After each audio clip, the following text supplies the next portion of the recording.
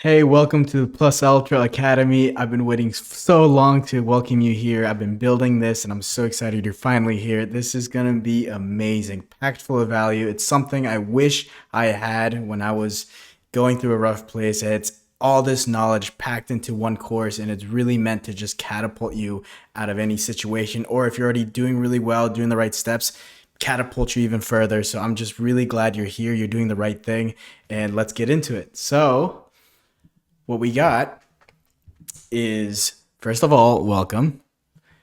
And we're going to cover the 7 areas of mastery. So, growing up, my father talked about the 6 areas of mastery, but I added one. And I think it's really important that we actually cover this one. And you're going to meet me, see my backstory. I see and really connect with why I put this course together in the first place. I think this is something that, again, the avatar I had in my mind was a younger me, but realistically, so many of my friends, so many of the people I met, I know could benefit from this. And I'm never going to say I'm an expert. I would never, because I'm not. But I've learned a lot. And I know that if I just sit with those lessons and not share what I know, it would do a huge disservice to people. So that just goes to show, share everything you know to people. It helps out even one person. It's going to be worth it. Then we're going to go over the expectations of the course, exactly what you can expect and not expect from a course like this. I've paid thousands of dollars for masterminds and online courses and online communities, and I have put together something that is truly unique. And I can say that full-heartedly. This is nothing like you've ever seen before. It is just tons of value, and I'm really, really proud of this. I don't like putting my name on things that I'm not proud of. This course is spectacular. Obviously, I'm biased, but I'm serious. Coming from experience is really cool. And to supplement the course, I have a ton of resources for you guys, some of which are free. So I'm actually making this welcome module free for people who are interested in the course. If that's you, I want you to walk away with some free resources. So in the latter half of this presentation, you can walk away with some free value as well. Then we're going to go into rules and how to actually respect others and get the most out of your peers without fear of judgment or any stuff like that. We are high value people, and high value people value other people. So we're going to get into the rules. Honestly, they're just 3. I'm not a hypocrite. I'm not going to just power trip over here. And then we're going to get into your homework. So at the end of each module, you're going to have homework and you're going to post it. I'll tell you all about that later on. So yeah, excited to have you here. This is going to be great. So the areas of mastery. So we're going to start with these 3 primary colors, these 3 primary areas: the mind, the body, and the soul: yellow, red, and blue.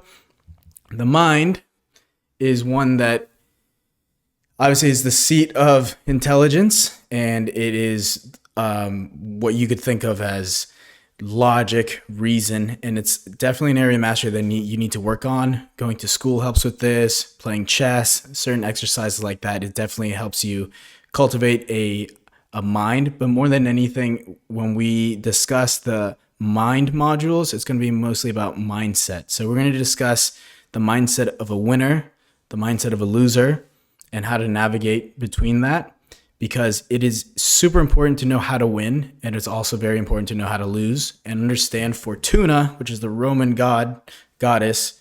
She favors the bold. Fortune favors the bold. And the Romans actually had her depicted with a wheel, like a wheel of fortune, and she would just rotate it. So you would be riding a high, and then you have to be stoic because you know that the low would be coming. And it's no fault of your own. It's just the way it works. So having and cultivating an iron mind in situations like this, and an abundance mindset, most of all, is going to help a lot with that. So I've learned some lessons, read some books, talked to some people. It's going to help you out a lot. Then we got the body. So I, again, threw a lot of money at different programs, trying to build my body in a certain way, to look a certain way, to do certain things. I taught myself how to handstand, taught myself some gymnastic skills. But more than anything, I grew up as a very skinny kid.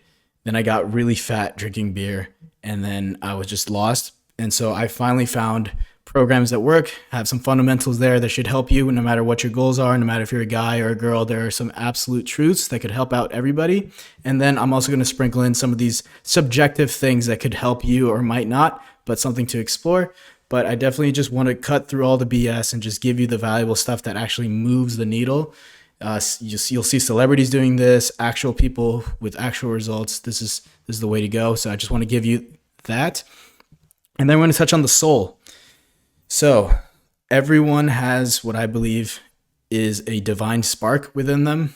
Some people call it providence. Some people call it the Holy Spirit, whatever you call it. I think this is something that needs to be cultivated. So the soul aspect and the soul modules are going to go more into self-actualization, finding your purpose. We're going to do some exercises so you guys don't live the same year on repeat and just find your purpose. That should be the absolute center of everything you do. It should be purpose driven. And I have some exercise to help you find that. This has been one of the most fulfilling parts of understanding who I am, is knowing what to do with my gifts, because we all have gifts and we're all unique. And that is your soul's fingerprint on you. And so we're going to talk about that. And then we got these two other areas. So the wealth area and the relationship area. And you'll notice that the wealth area is green and the relationship area is purple. And it's not just coincidence. So let me just put names to these areas real fast. Mind, we're going to call it intellectual mastery. The body is going to be physical mastery. The soul, spiritual mastery. What happened there? And then wealth is financial mastery. So let's talk about financial mastery real fast. I really want to emphasize this part in the modules in the course about making digital dollars, no matter who you are. And I'm a nature guy at heart. I love going to nature. I want to disconnect. David Thoreau, that's me, okay? But I resisted it and complained about the digitization of everything, but I knew I wasn't going to change it. But now I realize I don't have to change it. It's actually a tool, just like anything else, like the internet. It's just a tool, and I can use it to help myself and my tribe and my mission rather than just let it use me. So no matter how good your message or product or service is, if no one sees it, then it doesn't matter. And because impact is the name of the game and you want to sincerely help other people and change your world, one of the first lessons you have to learn is that your ego has to go. You have to swallow your pride, and you just got to have the impact you are on this earth to give. And so one of those things is to learn how to digitize yourself. And then one of the main points of resistance and reservations I keep hearing over and over is that people complain about the advent of VR, for instance. They say virtual reality is coming and I don't want to get involved with that. Let's have a real conversation. You are already in the metaverse. You are in the VR space already, except instead of having goggles over your head, it's in your hand. You are a screenhead most likely, because I was a screenhead too. I was on my phone. I was consuming more than I was creating, and I wasn't really living life. I was living the lives of other people. I was a consumer of media rather than a creator of media. And no, I'm not going to tell you to be a content creator.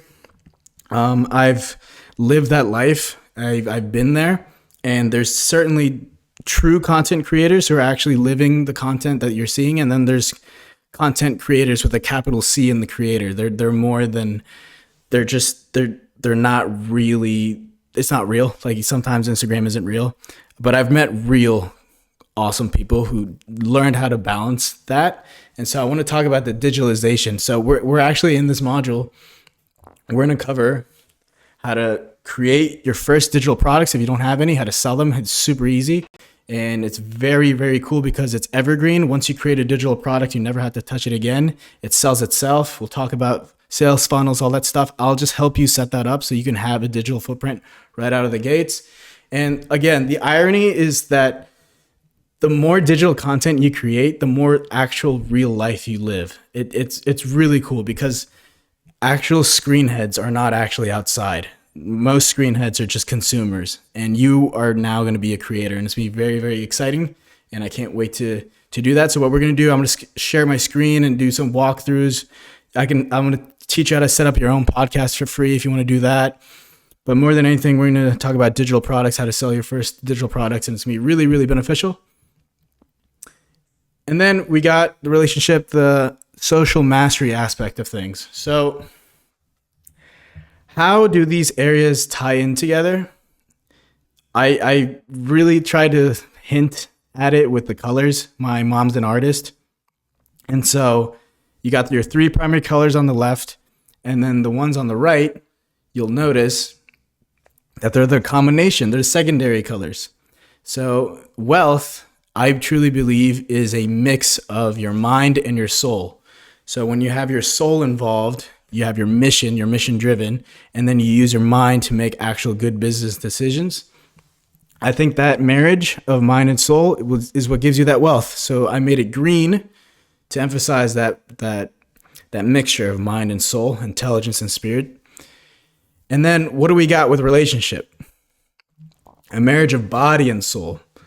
So this is a area where you got to, again, have your mission, but then you also have to align with your body. And we're going to talk about polarity, sexual polarity, erotic intelligence, all that, gender dynamics. A lot of very painfully earned lessons I learned with that. If you're not aware of my story, I was engaged. I was with a girl for 8 years, engaged for 2 of them, lost that through my fault of my own. And I learned a lot of lessons that I really just want to save you the pain from feeling that. So yeah, you want to align your body. You'll notice people who are back on the market, they take care of their body immediately. Why is that? They know the value of taking care of yourself. So that's one of the things I'm going to cover here.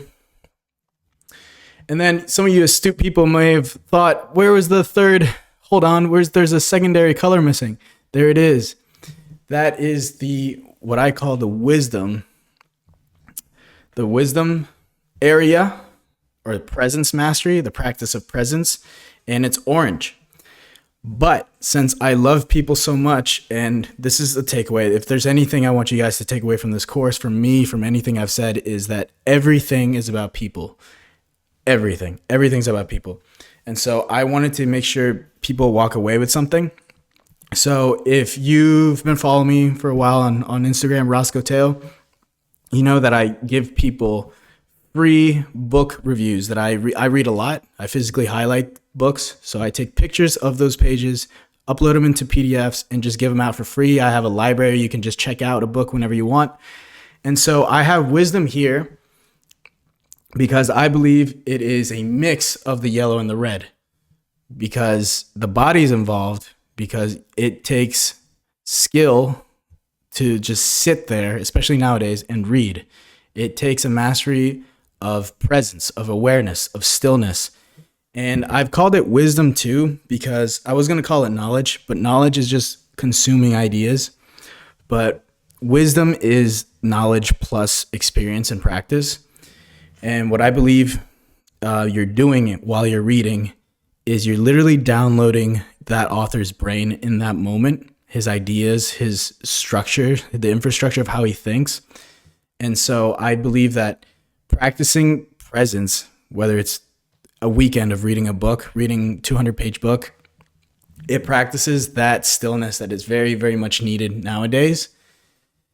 And then you master stillness, you master presence, and that's going to be a gift to everyone involved, especially your girl, especially your mate, whoever that is. Being able to tap into awareness whenever it calls on you to do so is very important. So that's why I believe it has a component of body in it. And then obviously it has a component of mind. You need to digest what the content is, understand the concepts, whether they're abstract content or whatever it is. You need to just be able to digest it. So it's a blend of mind and body of yellow and red. So I give it that orange hue.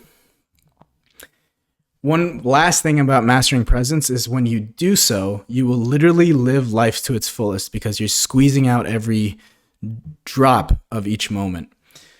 And I think that is one of the most important things that we could do as, I'm a millennial, but as a Gen Z person, as a Gen X person, as whoever you are, I believe that mastering presence is never a bad practice to start. And that's why I made it free. And it's free in my literary society. So I have links everywhere to join the literary society. That's where I have that library where we can just check out books. And there is a 7th area that is missing here. And if you are as astute as I think you are, you may have remembered I said there's a 7th area. But what is it? There's not much room on the screen. Where could it go? ¿Qué pasa? So this 7th area, I might argue is the most important area for many reasons. But the most obvious one is that it's the lifeblood of two areas. Whereas in these examples, the secondary areas are complements of two of the primary areas. This new seventh area is dependent on, it goes both ways. It's a two-way street. And this, again, I think this is one of the most important areas to master, and it is emotional mastery. Emotional mastery is the intersection of the divine and the worldly. It is what distinguishes man from beast. It is understanding the invisible yet powerful ether that animates the flesh. Again, if there's one takeaway I want you to have, anything Mateo ever says or does, is that everything is about people, okay? So the quality of your life is the quality of your emotions. That's from Tony Robbins. If you can master your emotions, when they surge, when they pass, that is going to make your life a hell of a lot easier. And I see emotional mastery as a combination of mastering your soul and your relationships, because the relationship is the relationship between you and other people, and the relationship with your soul is the relationship between you and God, or grace, or the universe, whatever substitute you want to use. Those two relationships are super important, and that's why I encompass it under the umbrella of emotional mastery. That is one of the masteries that I will focus on a lot. I think it's very important for us to cover. So this is the framework of the whole course. I hope that this is exciting for you as much as it is for me. There's a lot of meat in here, so let's move forward. But who am I to be giving such advice? Like, what's going on? Why would you listen to me? What have I accomplished? What do I even know? I initially did not want to dive into my life like I'm about to do in these next few slides, but I realized that as humans, we absorb information best in the form of stories. I've worn a lot of hats in my life and made some really costly mistakes, but I've also made some really profitable decisions.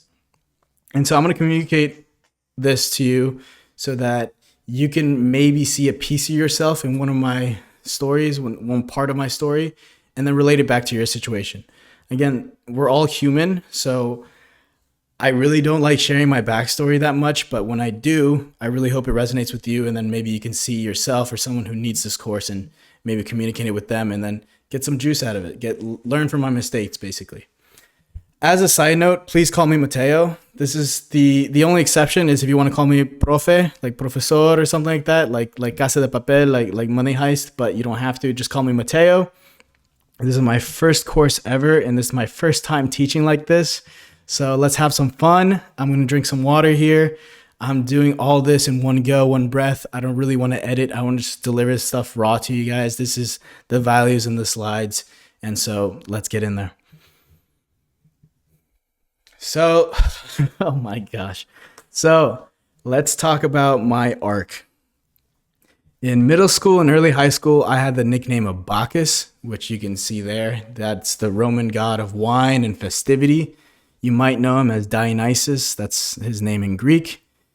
And I love this depiction of Bacchus because most of the time you'll see him as this like bearded guy just enjoying himself around girls and stuff. But this is more accurate because Bacchus is a baby. And to act in a hedonistic way where you're just more concerned about attaining pleasure than you are about avoiding pain, you are being a baby. And this is exactly what I was. I was being a baby. I was a huge man-child going into college.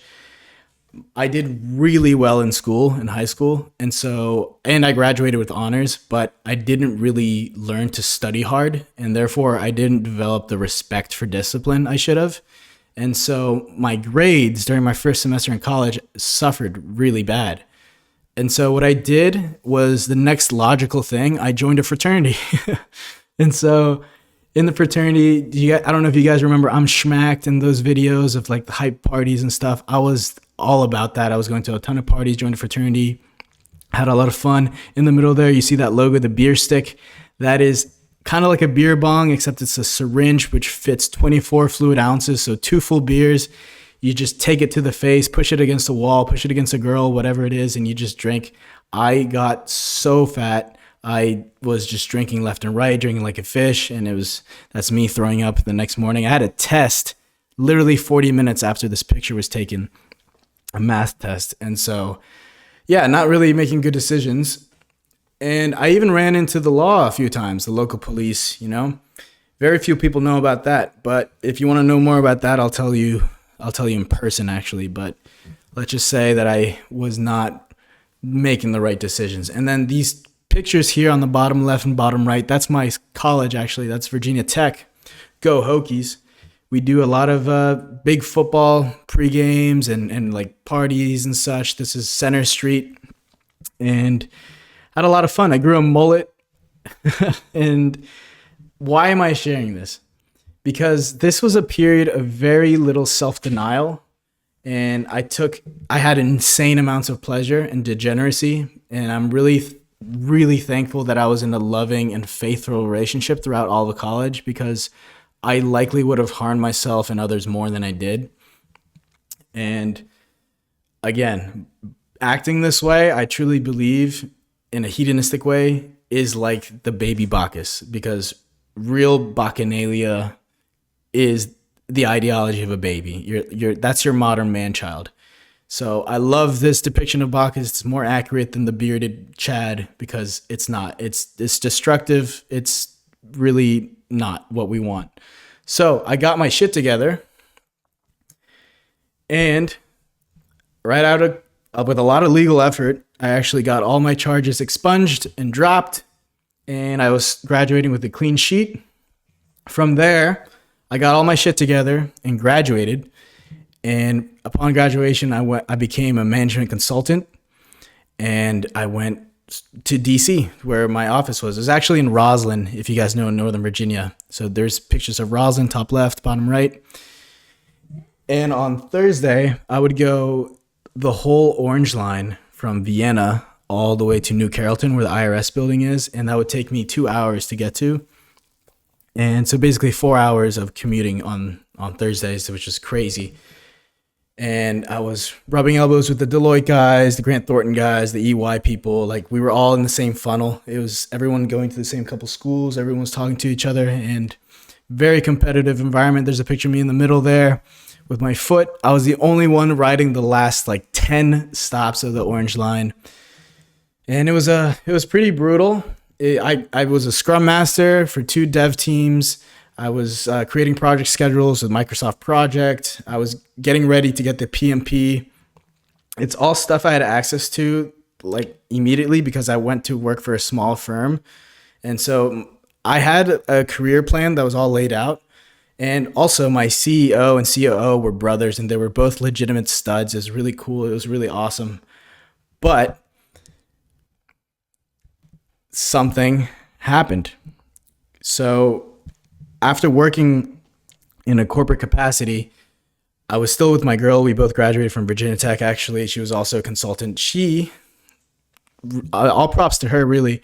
She checked out of the Matrix way before everyone was talking about it. She went up to me and she was like, "Hey, I'm destined for more. I can do a lot more." And I was still plugged in. I was like, "What are you talking about? You have such a great job. Everything's going really well." And she's like, "No, I need to get the fuck out of here." And so, me being supportive, I was like, "Okay, yeah, let me know what I could do. What are you thinking?" And so she started an Instagram account, a travel page, because she travels a lot. And this was January 2020. I had just proposed to her, and she was like, "Listen, we're going to ask our bosses to work remotely." And this is January. This is pre-COVID. And it was very nervous, very, very risky, because we were both new at our jobs. And so, who are we to ask for such a favor? But we were hard workers. So in that time, we did a lot. And luckily, our bosses said, "Yeah, you can work remote." So we literally asked to work remote on a Monday. And that Friday, we had packed all our stuff into a car and drove 25 hours to Denver, where we lived for a full year, all of 2020. And luckily enough, and funny enough, 2 months later into 2020, COVID happened. So everyone was working remote. So when we were in Denver, we explored all the Midwest, Wyoming, Utah. It was such a blast. I was engaged with this girl, and I have eternal love and respect for her. She, again, she helped me she showed me basically what was possible, what the limiting beliefs I had were. And we lived in Hawaii the next year, 2021, on the east shore in Kailua on Oahu. And then the same thing, like she was building her brand. I was still working remotely in a corporate capacity. She eventually quit her job. So she's a full content creator now. And what had happened was that she came up to me, and I was still working at a corporate job. I had a good like corporate plan like lined up. She goes, listen, our brand is growing so big, so much. We have deals with United Airlines and whatever. We need to do a world trip so we can like blow up the brand. And I agreed. And it was one of the best decisions ever. We went through all South America, did Patagonia, ended up in Bali. And then, you know what? We both looked at each other, our life paths, and we decided basically very painfully, but mutually, to go our separate ways. So we called off the engagement. We had a wedding planned for September that got called off. And yeah, so that leads us to where we are at now, which is post breakup. I was pretty lost, to be fair. Very, very out of sorts. This was my girl. I wanted everything with her. And you know what? I actually don't understand this. I don't understand how people like bitch about their exes or bitch about their current wives or like the ball and chain people, because my guy, you chose her, right? So you gotta deal with whatever happens. And again, all love and respect for her. I never say her name. I don't talk about her. But this actually was a period where I had to like find my identity, find myself, because I was involved with the corporate lifestyle for so long. That's all I knew. So I was thinking about joining the corporate job again. But I had met really cool people through this whole influencing lifestyle that I decided to leverage some of those relationships. But before then, I actually tried to explore some more unconventional things. I almost bought a laundromat with an SBA loan, Small Business Association loan. So on the top left, you see unconventional acquisitions. The people who run that, they're really cool. I got one of their ads and I was like, you know what? I have some cash. I can buy a laundromat and, you know, just like flip it. And I sat down with my friends. This is why it's key to have friends. My friends were like, Mateo, you're a fucking idiot. What are you talking about? Don't do that. But I was that desperate. So I, at this point, was still making decisions to try to win her back. But my friends and with reading and calming down, I actually realized, hey, this is a great opportunity to do something new. And so I cut the cord. I moved on. There's nothing she can say or do that could bring me back. There's nothing I could say or think that could bring me back. Like that, it's just done. And with that, I started exploring my mental health. I looked into YouTube with Dr. Tracy Marks, this brilliant person that was just talking about certain personality types and such. And I learned a lot about myself. I thought there was something wrong with me. Turns out there's nothing wrong with me mentally. It's just, you know, you got to be careful with that self-diagnosis stuff. But there's also a beauty to these breakups. And it's because now you can throw money at yourself, at your skill set, and you don't have to consult with anybody. It's faster alone, further together. So what I did is I was actually watching an Alex Hormozy video. And if you guys don't know Alex Hormozy, he's on the bottom left there. He's a decamillionaire, a centimillionaire actually. And so I was watching one of his videos and I got an ad for scaling with systems. So I saw Ravi Abuvala talking. He's the CEO. He's like, yeah, you guys can learn these skill sets, like, and get involved with my academy. I'll teach you how to like help business owners set up their CRMs, their processes, their systems, clean it up. I'll teach you integration software and you'll change people's lives because people's businesses are their babies. You'll change their lives. You'll make an impact.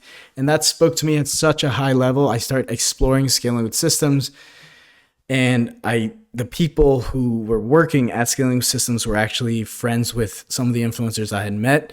And so there was an innate trust there. There's like synchronicities. And so, you know what? I bought the program. I bought Scaling with Systems, taught myself to be a remote integrator.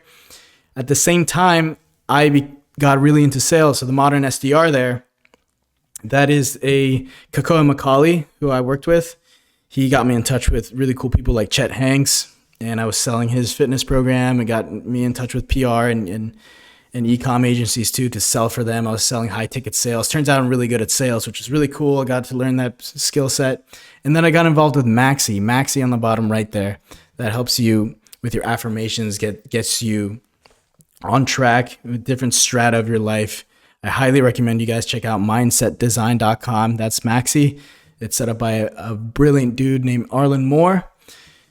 So basically, post-breakup, I was just investing in myself heavily, thousands of dollars, just courses, anything, reading, journaling, just getting into my head, figuring out, giving myself a plan.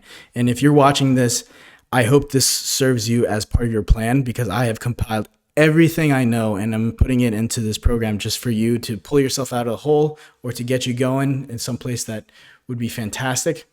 One thing to note though, I did not go into monk mode, and sometimes that could be good for you, but I personally did not. I actually called upon a lot of resources. I didn't go antisocial. Monk mode could help you, but also realize it's not a must to pull yourself out of a hole. Like, I got out of the hole without going to monk mode, but you gotta realize what you need to do. And that brings us to where we're at now. This is where we're at now. I started my business Veloxis. Velox is Latin for speed, Sys is for systems. That's where I'm helping business owners with their systems and integrations. I also revived this old podcast, Plus Ultra, which has been sitting collecting dust. And I started meeting really cool business owners, and I joined a men's group called Tribe, again run by Arlen, and everyone there is such a killer. And so I was meeting people, learning from them, and I started putting it into podcast form, and it started growing into its own thing. And then I got a lot of DMs asking me for the same thing. People thought I already had a coaching offer. I did not have a coaching offer. And I realized, you know what, I can have an impact on people's lives. I might as well create something. So that's where we're at now. And I really want to help you guys do that. So with this, I started getting paid remotely, helping out business owners, and I couldn't believe it. I was so happy. I moved to Spain. I just made the move, bought a one-way ticket. I got my passport and everything figured out. I did the Camino de Santiago, which is that conch shell there, which is a long pilgrimage walk on the northern Spain. I had to come back home, though, to deal with some tax stuff and paperwork and whatever. But the plan is to move back to Spain. And I found my purpose. That's the takeaway here. I found my purpose. I have a mission. I'm driven. There's nothing that can shake me from that. I have made awesome friends, and I have a very clear idea what my next year is going to look like, my next 2 years, and I'm building on top of it year by year. And that feeling is what I'm trying to communicate with you. I want you to have that. I have the Salesforce certification too. I just, again, you'll see the theme of investing in yourself, investing in your skills. That is one of the best things you can do. And again, that's who I am. I just want to get that out of the way. I don't really talk about my background that much, but here it is. I want you guys to understand that I have been in the shit too, and I pulled myself out of it, not by myself, but with the help of people.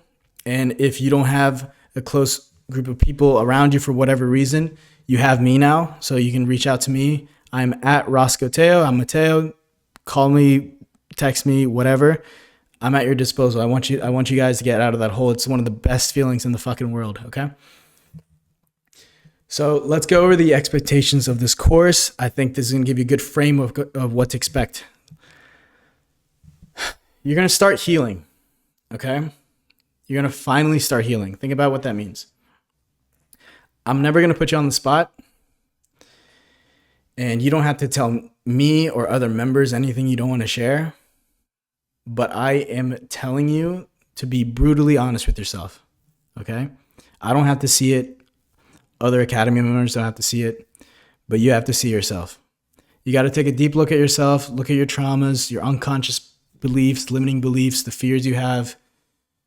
This is the time to do it. I don't know how old you are, but it took me well into my adulthood to finally look at myself and address the traumas I had. And I'm telling you, it's hard, okay? It's simple, but it's not easy. And I'm really emphasizing this point here because this program is supposed to get you out of that mindset. If nothing changes. So you got to start healing now. One of the biggest psychotherapy, psychoanalytical breakthroughs is the whole idea of healing the inner child you have. So I invite you to look into that. And I'm not going to go into my trauma at all, actually, but I want you to go and explore your own. So that is the first expectation to have this course, is you're going to have to look into yourself, and you're going to expect it of other members who have done the same. So do the hard work. Next expectation is, again, nothing changes if nothing changes, and that means your mindset. You can expect to have a view of life with a brand new mindset that you may have not entertained before. You may have heard of scarcity mindset and abundance mindset, but I'm telling you, once you adopt it, it is light and day. You can expect a lot more out of life, and in return, the universe doesn't like that imbalance. It's going to give you more of those expectations. Where your energy flows, where your focus goes, energy flows. So when you really adopt a abundance mindset, you're going to be more of a giver. And when you give and give and give, you never have to worry about receiving ever again. It's one of the most beautiful things about this. So again, I'm not telling you what to do. I'm not going to judge anybody. I just want you to do your homework. And if you look like a taker, that's going to be a very bad look. You're going to stand out because we are overtly givers over here. Okay. But we don't have to worry about that because you guys have already been screened for your character traits. A negative person can change. I know because I was one. I had a very negative mindset, a very scarce mindset, but that person can change. However, a deliberately negative person is a cancer on growth. And if they don't cure themselves, they will try to infect others. So we have no tolerance for that, but we won't worry about that because they're not going to even be let in. I'm not here for your money. I don't want your money. I really don't.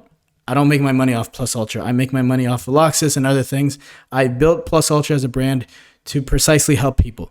And so one of the things that helps me safeguard that mission is that screening process. I'm going to screen people for the character traits, get to know them a bit, and we won't have that worry down the road, but I'm just addressing it here.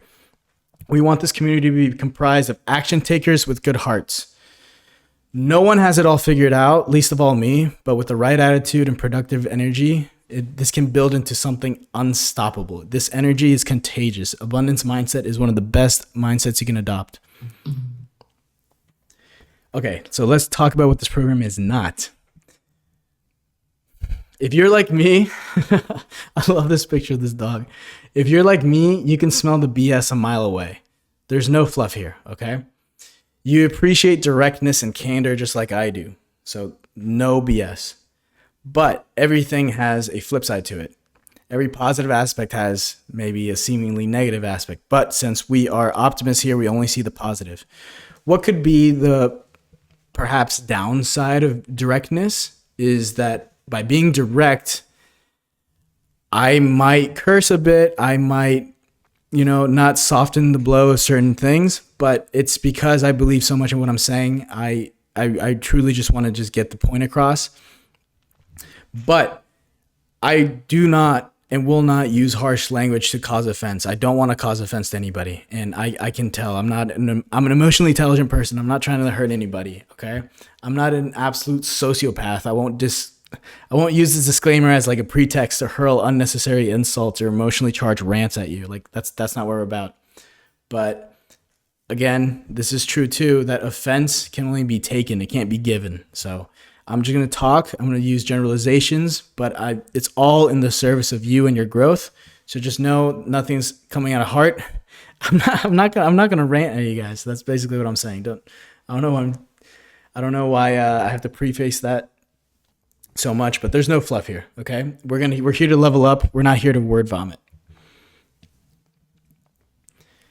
And this program is not to be consumed quickly.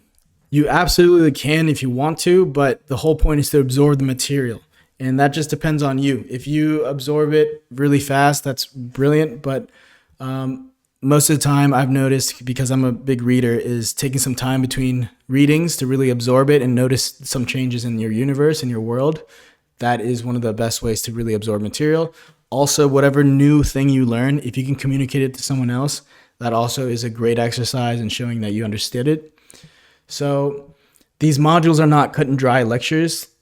Every single module has an action item, a homework assignment that your peers will expect from you. And this community is built on optimism, abundance, and altruism. Do not expect to receive anything without first having delivered value to others first. You keep hearing me say that.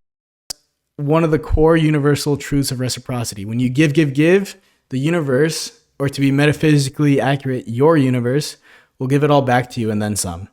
So don't bite more than you can chew here. You have lifetime access to this whole academy and future additional modules too. So just digest what you read, notice it in your world, and then take action. And then when you're done, do it again with the next module. So let's talk about your resources you're getting. I'm providing you with the necessary resources to navigate everything plus ultra, okay? Starting with our Discord. We have an accountability system here. You're going to upload your homework assignments in the Homework Academy homework channel. We're going to take full advantage of the hyper-specific resources your fellow Academy members and I provide for you. And again, this community is ultra selective. I've been watching all of you for a while now and can tell who's phony and who's real. We're going to be screening people before they get in. Academy members are those who are actually walking the walk. And if you're in my inner circle, this is also where we're going to discuss things. It's going to be in the Discord. This is where I'm offer the one-on-one coaching. And this is going to be our main communication channel. I know most of the people in the inner circle are going to be business owners. So we could have a Slack channel, but I know I don't want to inundate your workforce, your workspace. So we're going to keep things on Discord. And you can see all the channels here we have in the Discord for the Academy members. I'll post some biohack stuff. If you're doing cold plunges or anything like that that can benefit other members, put it in there. We're going to have a channel just for the business owners to share some business hacks for people can read. If you're a content creator, you can post some stuff there. Chess Club. I love chess. I believe chess has blown up recently. I'm not entirely sure why, but this is a place where we can go here and share some things. I'm actually going to think about one of my best friends is really good at chess. I think he's like an 1800 ELO, and do some modules about that. Post some Fizeek stuff. I'm going to give you free giveaways. I'm in touch with really cool business owners with really cool products and services. I really want to just give you guys either free access to certain tools or discounted rates. I think this is going to be a super cool community where we're all gifting each other things. So in the spirit of that, that's where that is.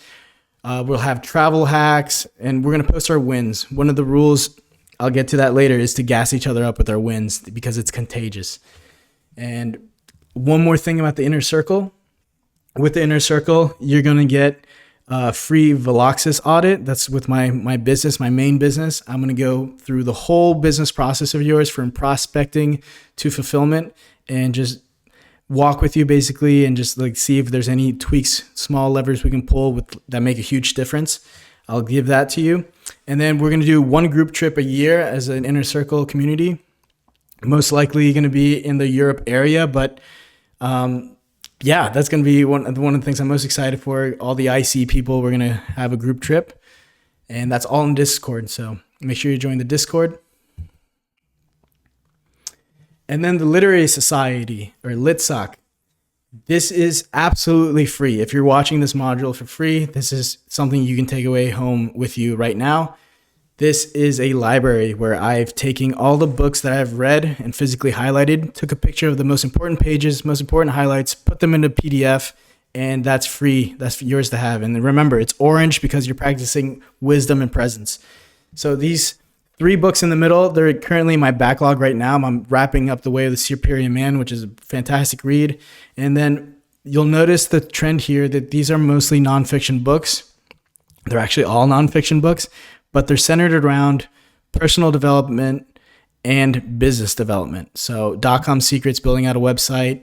I finished $100 Million Offers by Hormozy. That's already there. Meditations Aurelius, so these are all really powerful books from the past and the present. It's absolutely free to you.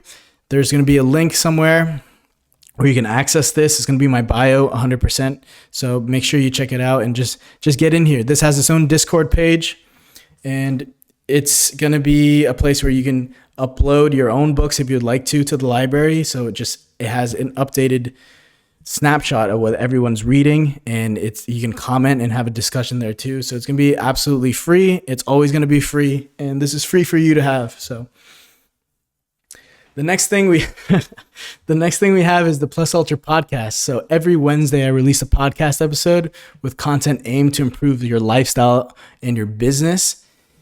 And I vet every guest to see if their business is legit, if they're legit, and more importantly, if they're able to deliver value. So I'm really excited how this grew over the years.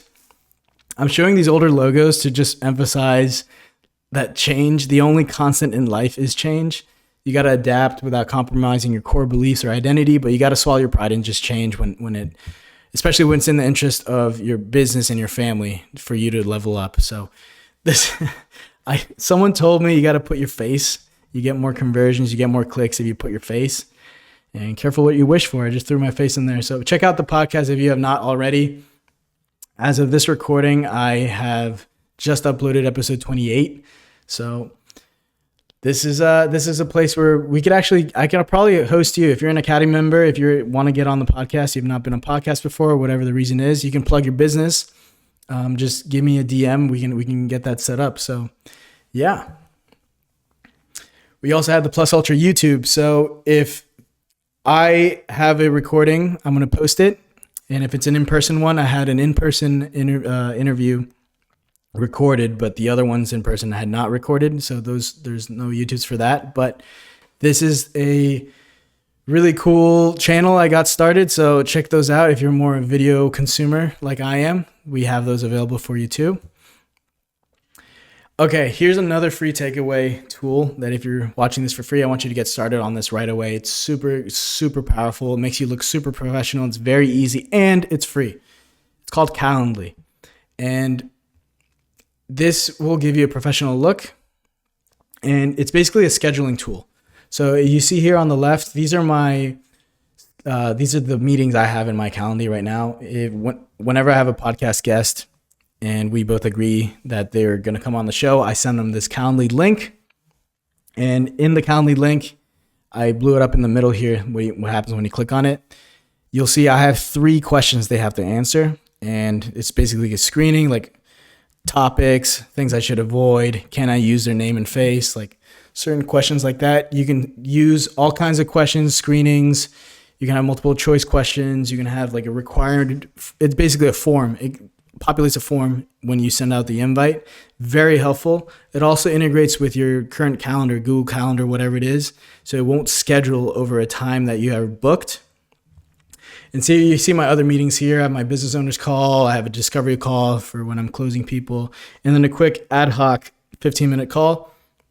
This is all for free. And then when you go into this is the site this is what the receiver will see on the right-hand side. They will only see, I set it up, they will only see the week that it's available, that they open the email, they open the link, they'll only see that coming week. And then I only have certain times here. See, 9 a.m. to 11:30 a.m. Then I'm going to eat.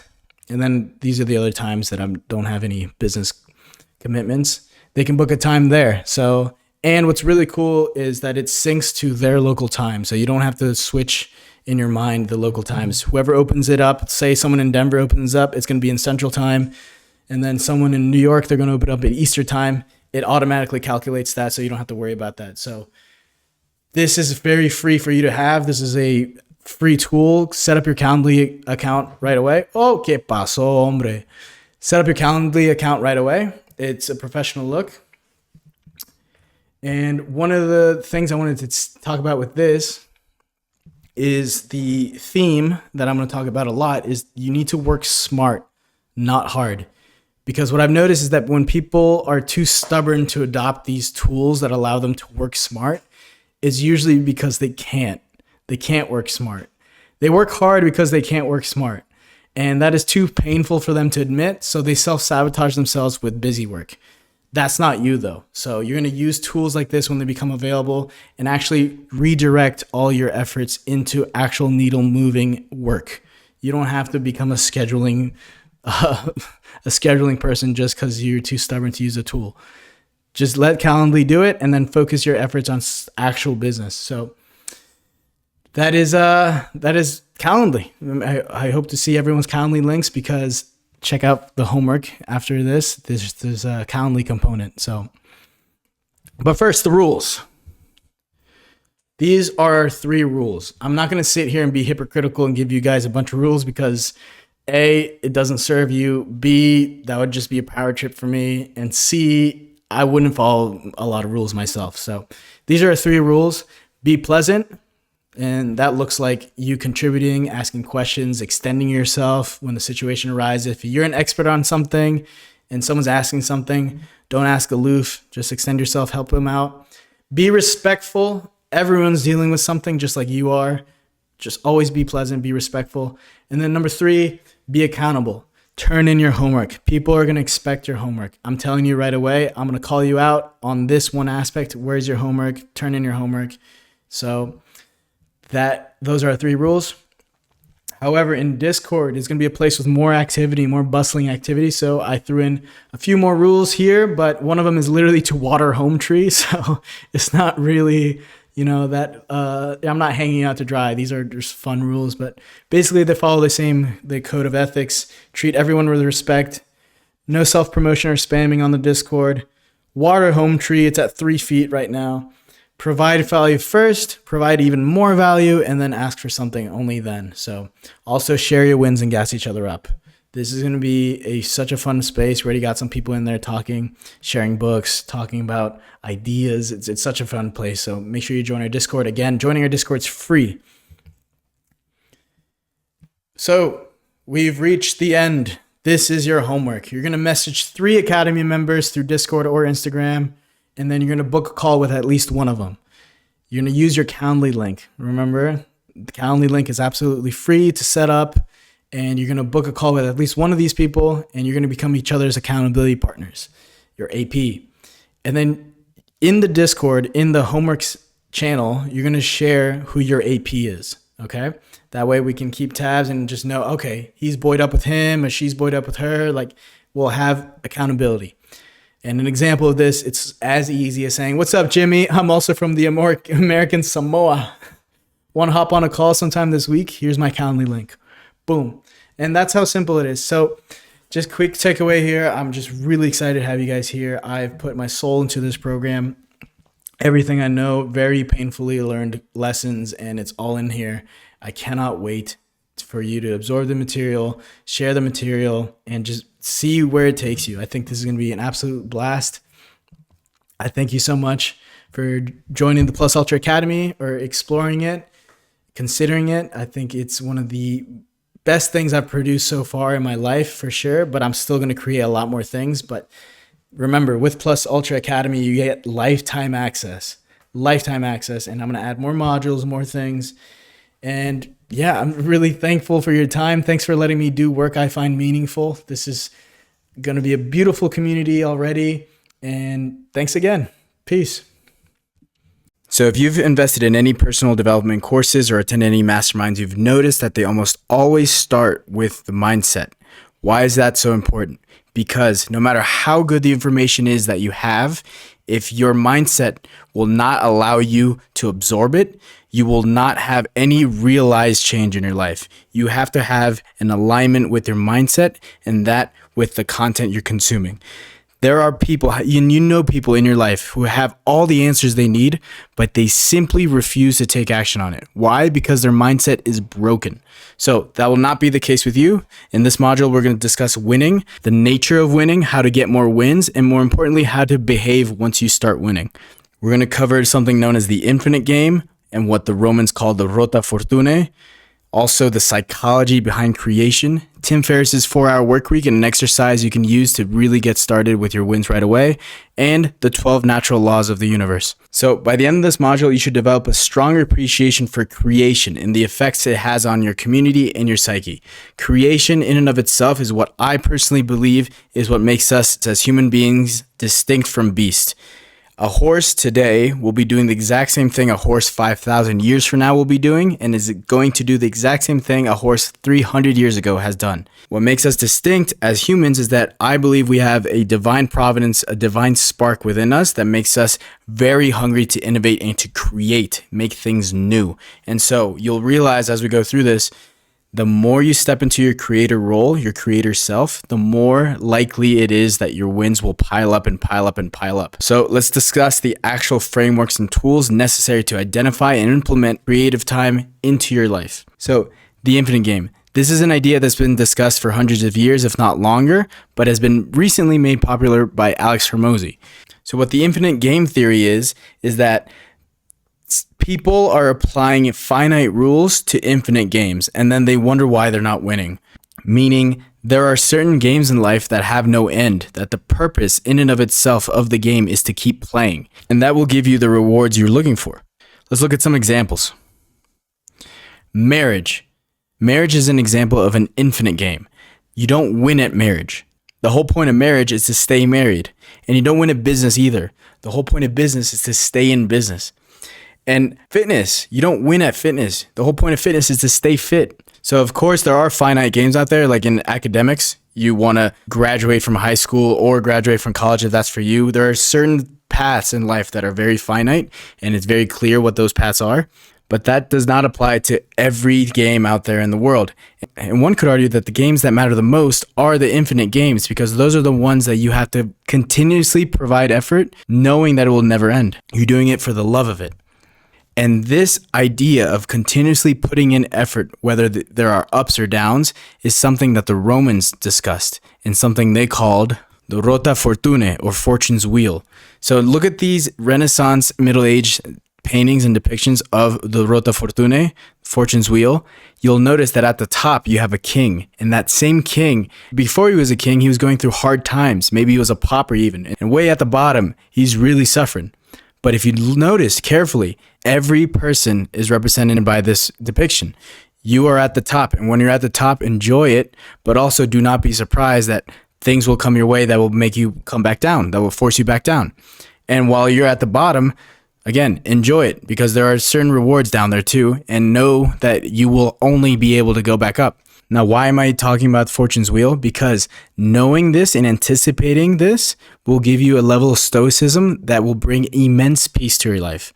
But do not abuse that peace. You don't want to be a hippie and sit there and let the years go by.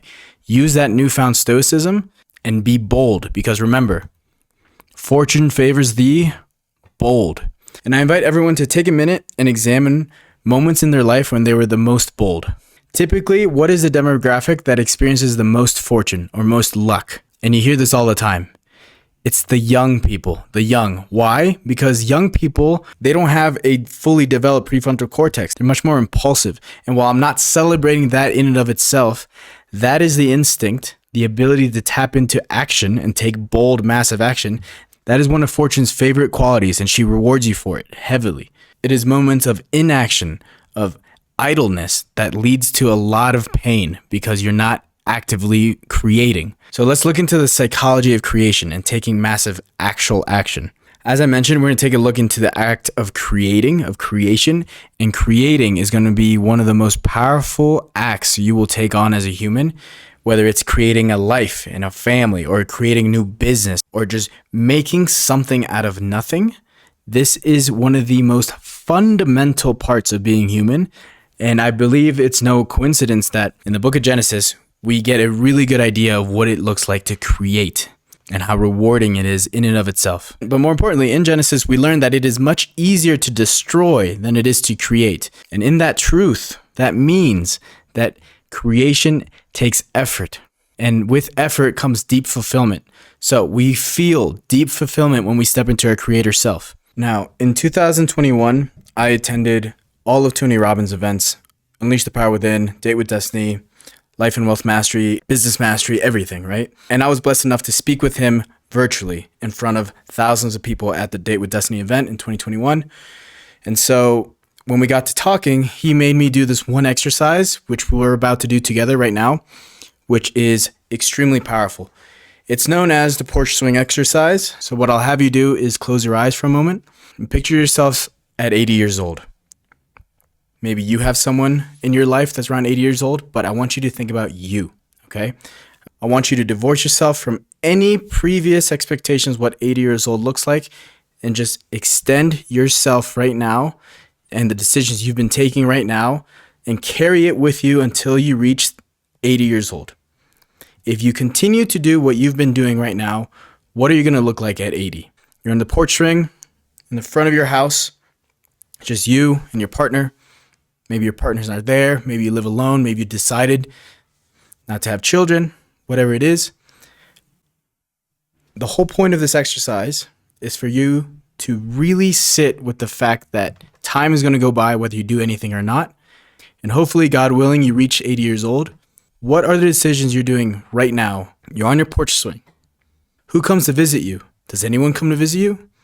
Do you have kids? Do you have grandkids? Do you have friends? Does your community care about you? Do you have a partner that cares about you? Do you care about your partner? Have you built anything? A business? A family? Now, this might seem like a silly exercise for you, but I'm 27 right now.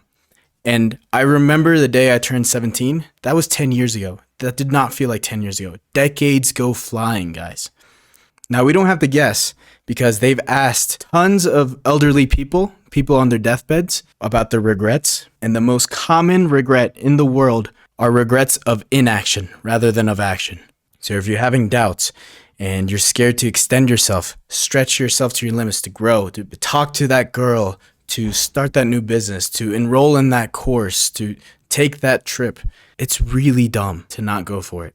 It's better to waste money than to waste time, because at least you can learn why wasting money and correct it with the time you have left than to try to win back time, because that's impossible. So I genuinely hope and I pray for everyone listening to this that when you reach 80 years old, God willing, and you're on that porch swing, that your heart is full because you took the action you wanted to take, and more importantly, that you needed to take. We each have a mission, and in the coming modules, we're going to discover what that mission is, and you're going to go for it. So let's discuss Tim Ferriss, 4-Hour Workweek. So this book came out in the 2000s, and it probably single-handedly led to the boom in digital nomads. A lot of people like busy work, feeling busy, but they're not actually putting in productive, valuable creation time in. But as we discussed, once you start actually being creative and being productive, a 4-hour work week is very much possible, and you can make tons of money on very intense dashes of work than pretending like you're actually working 40 hours a week on something that doesn't mean anything. So in the spirit of being productive and doing things that actually matters, Tim Ferriss has a system known as dreamlining that we're going to do that takes these abstract goals that you have in your life and it condenses it into a 3-step system known as dreamlining. I've been dreamlining my goals every 6 months since 2019. And this exercise right here has given me more return on investment than any other exercise highlighted in 4-Hour Workweek. And I know you're going to get the most out of it too. So I suggest you break down your goals into more immediate goals. What tends to happen and what I see happen is when people start planning for excess time in the future, the urgency gets lost. The hunger's not immediate. So breaking down into more immediate goals, quarterly goals, and 6-month goals, I believe is the best way to go. So let's look at it. Okay. So in the book, Tim Ferriss provides this hyperlink to this document. This is the dreamlining document. So let's do your quarterly goals real quick. So in 3 months, I dream of, and real quick, all your goals are going to be broken into 3 categories, into havings, beings, and doings. Then we're going to break down the cost. You'll see how achievable your far-fetched goals actually are. You'll sum up your cost. And then this is the most important. Each of these goals will have steps you will do right now, steps you'll do tomorrow, and steps you'll do the day after that. So let's look at an example right here. This is going to be part of your homework, by the way. So this document is going to be hyperlinked into your homework. So each of you will need to do this. So let's look at Tim Ferriss's example. So in 6 months, he would like to have a personal assistant. How much is that going to cost him? At $5 an hour for 80 hours a month, that's going to cost him around $400 a month. Okay. And things he would like to be, these don't have any costs. Be fluent in Greek. He'll have to have 15-minute conversations with natives. One of his goals in the doing category is to visit the Croatian coast. Now the cost for that is going to be a $514 round trip airfare plus a $420 rent. So you can sum up the real costs here, A plus B plus C, You break down your target monthly income with these expenses you've just calculated. And then this is the key part here, the steps now. So something he can do right now to get that personal assistant would be to post bullet point job descriptions on 3 major sites. And in the Croatian coast goal, he would visit virtual tourists and determine the best season and the top 5 things to do. Something you can do tomorrow would be assign a 1 to 2 hour task to the top 3 applicants. And then in Croatia, he can research tickets and housing. Then the day after that, he can choose the top applicant and have them work 20 hours per week, see how it goes. And then he can reserve the tickets he's found. So these far-fetched goals, going to Croatia and hiring personal assistant, he's actually taken 3 steps, very key, crucial steps, immediate steps towards the realization of those goals. So systemizing this is going to make your dreams an actual reality. There is no choice. You are giving your dreams zero choice but to be realized. They have no choice. That's what a system does. So with this mind module and the following 2 other ones, we're going to chip away at the marble of your mind. You're going to end up with an iron mind. And with the example of Fortune's wheel fresh in your mind, you will develop a sense of adaptability through life. You know that things will come, things will go, and you will not be fazed by it. But also, you'll be working on your awareness, the stillness. With that porch swing exercise, you will be very aware of the time slipping by and how deeply precious each day is. But also, now we're going to discuss the confidence aspect that really ties in your cognitive flexibility. Now, how do you build confidence? You build confidence by continually living in accordance with your mission by stacking evidence, undeniable evidence, as proof that you are who you say you are. Everyone who lies, they are deeply insecure because they know they don't have any living proof that they are who they say they are. This is why disciplined people are the most confident people out there, because discipline doesn't care about your motivation. When you show up consistently and you put in the work and you take votes with your actions every single day, you're going to be one of the most mentally resistant people on the planet because you know you are who you say you are. You've developed the confidence, the cognitive confidence that A, you will show up, and B, that you've done this before, and C, that no one can tell you otherwise. No one can knock you down a peg. So these 3 things, the confidence, the awareness, and the adaptability, is going to give you the cognitive flexibility you need to not only handle more wins, but to get more and get rewarded by life with more wins. I wanted to start with winning because of this reason, because once you develop this one personality trait, this one mental trait, you will stand out. I recently did an event in Lisbon, Portugal, and I was in an Airbnb with millionaires. One guy made $560,000 that month, and living with these guys for 5 days, I saw their cognitive flexibility at work. So I remember this one time we were leaving the Airbnb and we had to get to the event where we had a special guest speaker who worked close hand with Andrew Tate, actually. He was speaking and we had ordered an Uber to get to the event. But the Uber canceled on us last minute. We got another one canceled, another canceled. We decided to walk a little bit further. We finally got an Uber and it dropped us off at the wrong place. And the guest speaker was about to start speaking, right? None of these millionaire guys complained. Like, none of them complained. I know many people in my personal life who, when I've been in a similar situation and a logistical hiccup happens like this, a lot of people freak out. They start cursing, they bring negative, they complain. None of these guys complained. We all took action. I said, all right, let me order this Uber from here. And then the other guy ordered another Uber from his phone. We were like, all right, whoever gets here first, we'll cancel the other one, whatever. We started taking action. Others suggested to start walking because it was a little bit over a mile away. We immediately got into taking action because why? We were adapting. We were adaptable. We had the confidence we would get there, that everything would be fine, and we were aware of our situation, right? We don't complain. I want you to get that close to your mind. Successful people do not complain. And the other thing you'll notice is how financially, mentally, physically, socially, emotionally, spiritually healthy people talk about their abilities and what's possible. They all have incredible cognitive flexibility, and you will too. So let's discuss the laws of nature. Understanding these natural laws will help you position yourself to maximize the return on your efforts. There are 12 laws of nature. You may have heard the phrase, this is natural law, this is a law of nature, but maybe you've not seen all of them together like this. But in these next few slides, you will learn what natural laws really are and how you can use them to win at life. So these are the 12 natural laws of nature. The first is the law of vibration. Then we have the law of attraction, the law of divine oneness, the law of compensation, the law of polarity, the law of correspondence, the law of inspired action, the the law of cause and effect, the law of relativity, the law of gender, the law of perpetual transmutation of energy, and the law of rhythm.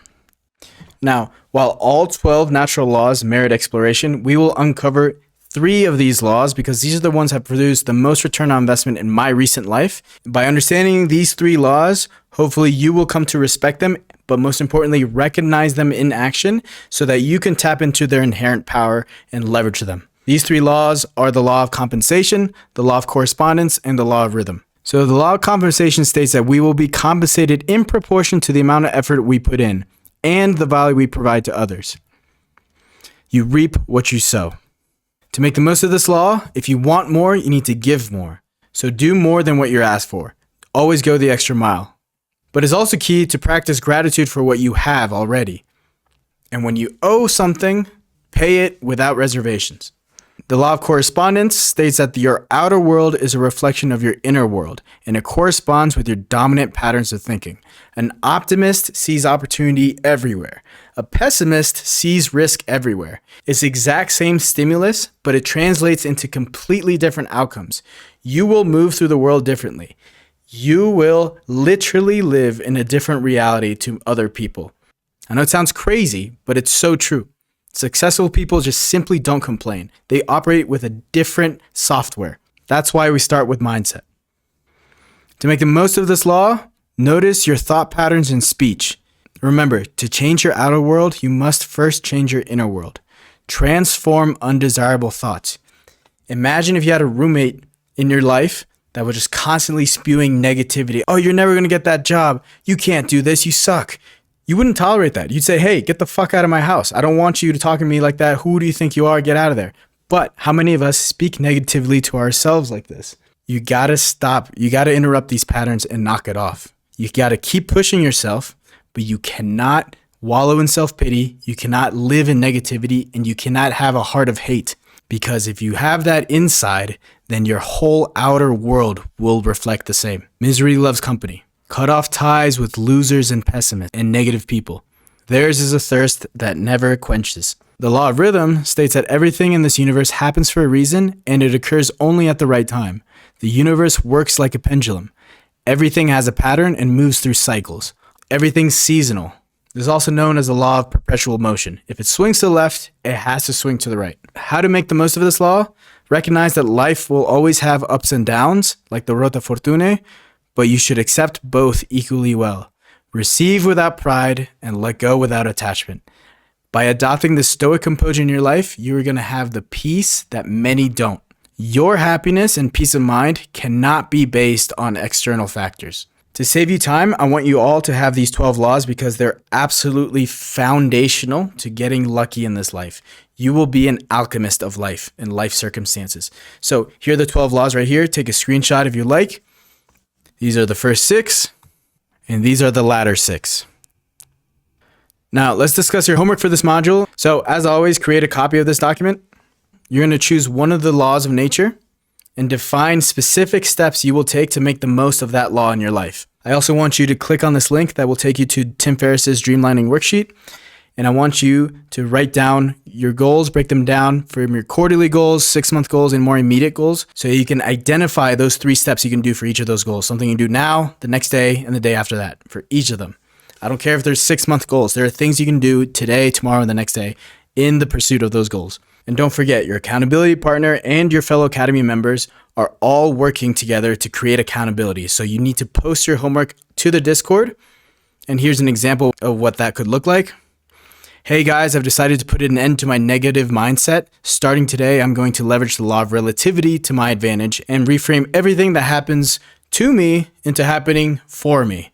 To further commit my mind to this, I will openly smile in the face of adversity because I know it's shaping me into who I'm supposed to become. You being here is a great step in the right direction.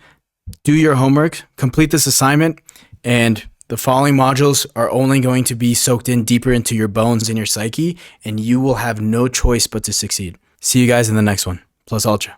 Now, we've discussed winning and how to win gracefully, which is great, but we also need to discuss are losses. Sometimes we take L's in this life, and that's coming from an optimist. We're not pessimists here, but there are many powerful lessons we can only really feel and utilize when we're in a position of loss. And that's what we're going to discuss here in this module, is how to use these moments to catapult ourselves from the bottom into higher highs. And really, nowadays, it's never been easier to win, because the typical Western person today completely lacks personal responsibility and self-accountability. And that trend, if you extend it, leads into a whole generation of absolute sore losers who don't know how to reframe loss, because losses will happen. We are going to learn how to capitalize on losing positions. We're going to discuss the practical effects of scarcity and abundance, the emotional stages of a breakup. We're going to get into psychology there. We're going to talk a little bit about chess theory and how that applies to your life. We're going to talk about the great reframe, the pull versus push forces. We're going to talk about monk mode and how that can sometimes be used as a cope. And we're going to talk about ritualistic death, because that is the greatest loss of all, or is it? Scarcity versus abundance mindset. The average brain weighs about 3 pounds, or 1.3 kilos. That's it. That little 3-pound ball of mass determines your entire reality. Take care of it. Be ruthlessly discriminatory of what enters into your brain. It's been almost 4 years since I've completely checked out of news. If you know anything about biochemistry and cortisol and adrenaline, you know how addictive those chemicals are. And if you understand advertisements and business models, you understand that the news is a business to keep you hooked and tuning in, right? Most of the news stories, I'd say close to 90% of the news stories being pushed at any time, is completely worthless to you. There is such useless information with low utility and functional practice in your life that is being given by the news. And more than anything, it is a form of hypnosis. It keeps you alert and scared and focused on things that are not in your control. Now, I'm going to stop picking on people who watch the news, but in general, the average person has that same mindset, a scarcity mindset. They see limited opportunities everywhere. When in, quote, reality / your new reality, the world is full of opportunities. And if you move through the world like this, your world will quite literally be full of opportunities. Now let's break down those thought patterns. These are the 3 scarcity thought patterns, and you have to be absolutely careful to avoid these. There's the zero-sum mentality, which is there's only so much of everything available in the world for everybody. If someone does well, it means that it has to be at the expense of someone else who's doing poorly. That mindset is going to absolutely crush you. Avoid this. The second scarcity thought pattern is depletion, which is an absolute fallacy. For instance, all the natural resources that support life on the planet are being depleted, and there's no way they can be replaced. Shortages are increasing everywhere. This is an absolute fallacy. We always have innovation. We'll figure it out. It's written. We'll always figure it out. Everything's fine. Everything's in control. Productive people, creative people, we always find a way. It's no biggie. Never has been. The third scarcity thought pattern is unfairness. Resources, capabilities, and opportunities are unfairly distributed among the global population. Radical change is needed to redistribute everything on a fair basis. Who told you life is fair? Having an expectation of fairness is going to cause you a great amount of pain in life. Guess what? We all have advantages in different arenas. I wish I had certain things, and I wish I was born with certain things, but I wasn't, right? But I do have certain skills in certain areas, things that I was born with, and also things that I've built on my own that have made me unique. And so when I move into the marketplace, when I move into any area of life, I have a unique value proposition, and that's how I operate. Understanding the world is not fair. Of course the world's not fair, and that's fine. I'll leave my mark. I'd make things happen based on what I have, and others do the same. That's life. Okay. But if you move through life expecting fairness, you're going to be broken. You're already mentally broken, but you're going to be crushed by the reality of life. And we don't want that for you. So I'm not one to complain. And if I do call attention to something, it's always followed by a solution, a potential solution. So let's look at the abundance thought patterns. Exponentials. Tools, systems, and networks create new areas of personal and general expansion in which the factors of growth continually multiply each other. So in terms of the economic pie, when you have a new inventor, an Elon Musk or someone come in, people don't just get a bigger slice of the pie. The entire pie grows massively. This is the thought pattern of exponentials. Life is only going to get better, way better. Ingenuity. There are increasing opportunities for more individuals to create new practical solutions and breakthroughs that become immediately useful for many others. There have been doomers since the beginning of time, naysayers. These people never get anywhere. The world depends on people who create and innovate and use their ingenuity for others. Let the losers complain and don't expect more from them. That's what people do, okay? That's what average people do, but you're not average. Expect ingenuity and new cool things to emerge, but also you should offer new and exciting solutions too. Opportunity. More and more individuals have the ability to combine their capabilities with others in ways that continually make their futures bigger than their pasts. I love this graphic here on the left. There's no point worrying about the past, doors that may have been closed in the past. That's frozen in time. That's done. There is so much more opportunity in the future. So much more. Always there's something you can build. There's always something that can happen. Focus on that. Now, in the spirit of loss, let's look at a real life example of a strong feeling of loss most of us have felt. Sometimes life gives us extremely difficult problems and situations, and we could feel like we're in a checkmate position. Like, this is it. I'm done. I've got nothing left. And you find yourself hopeless. Maybe you felt that feeling too. Let me turn your attention to this painting that once hung in the Louvre Museum in Paris. This painting is commonly known as Checkmate. The painting depicts two chess players. One is the devil, who appears arrogantly confident, and the other player is a man who looks completely lost. If Satan wins, he wins the man's soul. So this hung in the Louvre for years, right? Decades. And everyone who came by it could see, okay, this guy's in a checkmate position. He's going to lose his soul to the devil. But the story goes that a chess grandmaster visited Paris and saw this painting, and he was looking at it for a really long time in the Louvre Museum. While everyone was looking at the Mona Lisa, this chess grandmaster was analyzing this painting. And finally, someone asked him, "What do you see?" And the chess grandmaster said that even though the devil seems to be the obvious winner, he's in fact not winning. The man who thought he was losing was actually winning. And according to the arrangement of the pieces left on the chessboard, his king had one more move. And this fateful move would make him the winner of the game. See, everyone else had been passing that painting and just assumed this guy has lost. To the untrained eye, he was in a losing position, and the devil was very arrogantly cocky about it. But he had one move left. Not only that, it was a winning move. You can take away the same lesson to your own life. You might feel like you have their back against the wall, your chips are down, no one's in your corner, but I guarantee you've got one move left, if not more. I also find it key to note that the man is playing with the white pieces, meaning he moved first. Meaning he was probably the instigator of this game, so maybe he was trying to find the devil and get a Faustian bargain out of it, which we're going to get to more later in the spiritual modules, but do not go out looking for the devil, because he will happily play these short-term self-destructive games with you. Because if you want big earthly wins fast at the price of your soul, there are forces out there that will happily provide that for you at the cost of your soul. So avoid that at all costs. We're going to get more into the spiritual modules. But if you ever find yourself in a losing position, know you've got at least one move left. The next move is always yours. Now, repeatedly in scripture, God assures his people that there is always a way of escaping situations that seem hopeless at the time. Here you see a story from the Old Testament where Daniel was thrown to a den of hungry lions. It looked like checkmate, but Daniel himself, he had another move left. He remained safe.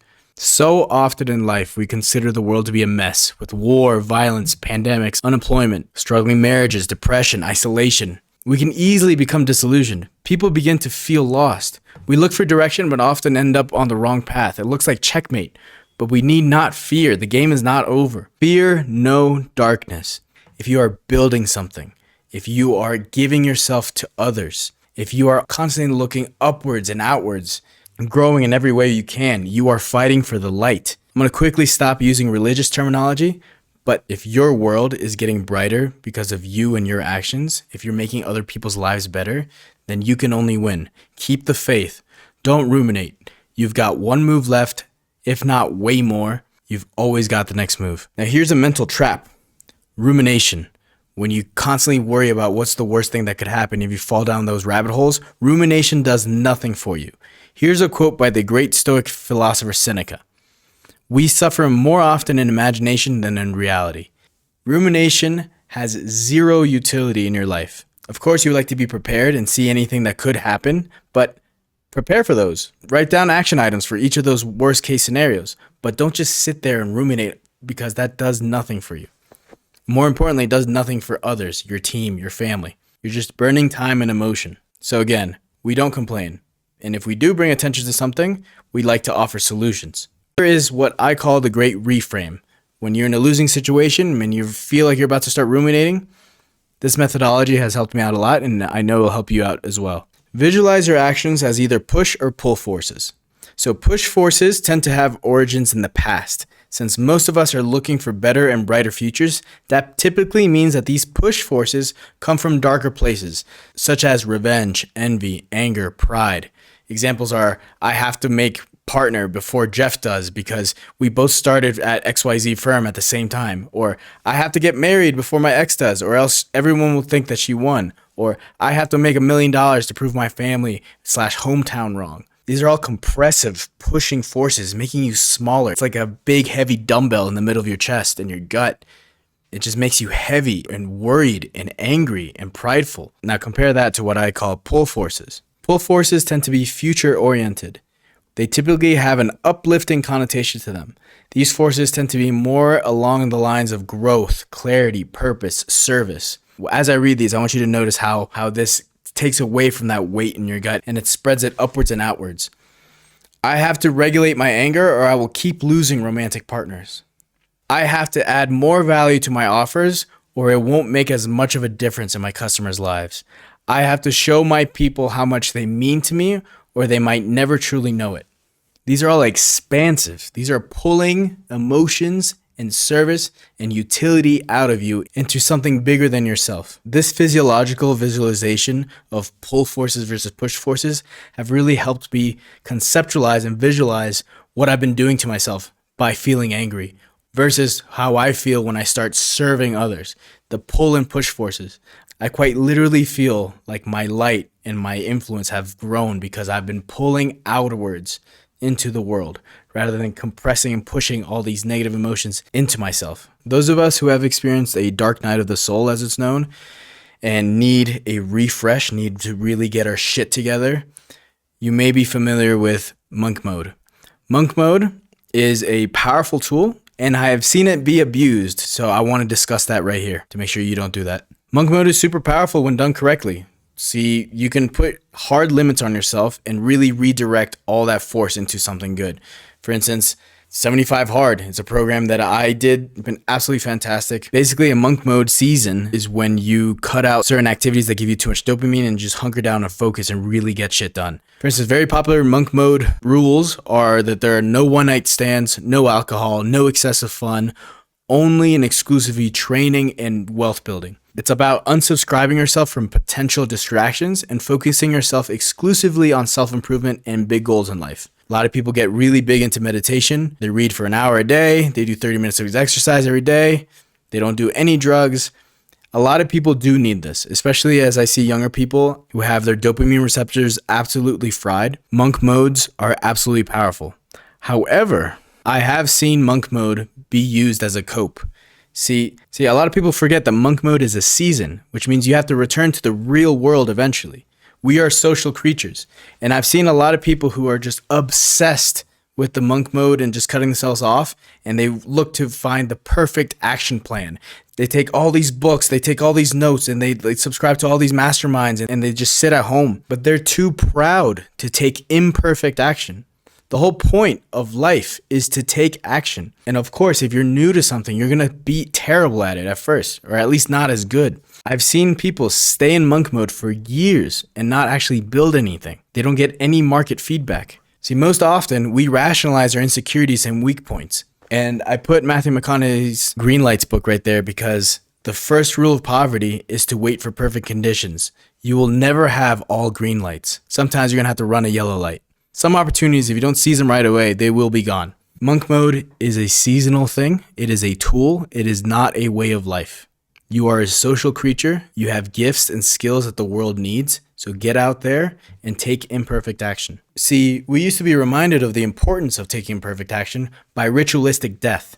You'll see what I mean in a second. Before I get into the ritualistic death practices that a lot of younger people have forgotten about, let me talk about death itself real fast. Death is quite literally the worst thing you can kick under the rug. Those who don't think about death are setting themselves and their dependents up for failure. Memento mori is a Latin phrase which means remember your death, remember you will die, is a reminder that you need to live life with urgency. See, some organizations, and I won't say who, but they use the symbol of the skull for this purpose. They would have a skull on their desks, or they would have a skull in their quarters, because it would remind them of the finality of everything. Everything ends. Life itself will end. And if you don't take imperfect action, if you don't put yourself out there, if you have an idea and you just sit on it, then it will die with you. You have an obligation as an intelligent person, as a person who wants to better themselves because you took this course. A lot of people depend on you. By procrastinating and taking the easy way out and wasting your life, you are insulting all the people who believe in you. So carpe vitam, seize life. So the main ritualistic death practice we used to have is sports.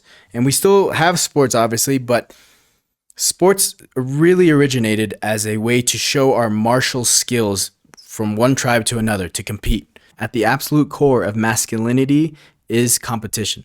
To prepare for war and war campaigns, tribes have been preparing their youth for combat by engaging in sports. And if you ever played a sport, you know how painful it is when you lose. It is a shitty feeling. And they've made studies on this. Just engaging in competition raises testosterone, but the team that wins, their testosterone gets raised by a lot.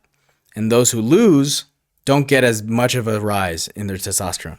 So we're chemically rewarded for engaging in competition. Now, if you played sports in the past and you've recently stopped, re-engaging in competition is one of the healthiest things you can do to rekindle that relationship with losing. Because at some point, you will lose, either within a match or the match itself. A loss in a match, a loss in a game, is evidence that you would lose in a war, in a real battle. So it was a very heavy hit, a very heavy loss. There's a lot of shame that comes with it, right? So if you've fallen out of touch with sports or martial arts or any competitive endeavor like this in your adulthood, I highly suggest you re-engage with that. That warrior spirit you have will not only foster a healthy relationship with positions of loss, but also will make you more resourceful in those positions to play that one extra move you have. So let's discuss your homework for this module. You are going to print out your Memento Mori calendar. Now what that is, you go into this link here. It's going to take you right here. This is your Memento Mori calendar. You're going to put in your birth date and it will automatically calculate how many weeks you've lived so far. So as you can see, I'm almost 28. And this gives you an average 80-year lifespan. You can see this calculates every box is a week. And you can see visually how much life you've lived and how much life you have left. Now, no one's guaranteed to see 80. I'm not even guaranteed to see 30, right? This is supposed to give you that urgency. If you get anxiety looking at this, good. Because again, death is literally the worst thing you kick under the rug. It's coming. So you might as well prepare for it and make the most out of your life. Something I like to do personally with mine, because I printed mine out years ago and I have it on the wall and I fill it in every Sunday. I have circled the most significant weeks of my life that I would like to remember, like milestones. So I've circled the week in which I graduated from college, and I've also circled the week where I made my first online sale and different things like that, because time flies. A lot of people who are, I personally know, they're almost 30 years old and they still have in their Instagram bio, high school class of 2014, for instance. Like, dude, that's almost 10 years ago. And I'm not judging anybody, but I genuinely can see how time flies in other people's minds when they think they've lived 10 years, but really they lived the same year 10 times, right? This calendar creates a sense of urgency that everyone who believes in the power of self-improvement can actually use to improve themselves. So this is a powerful tool. Definitely print it out. Then I would like you to remember a moment when you were in a losing position. And then also recall how you got out of that checkmate.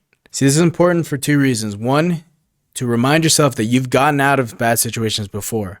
And two, so that you can have this story easily available for recall.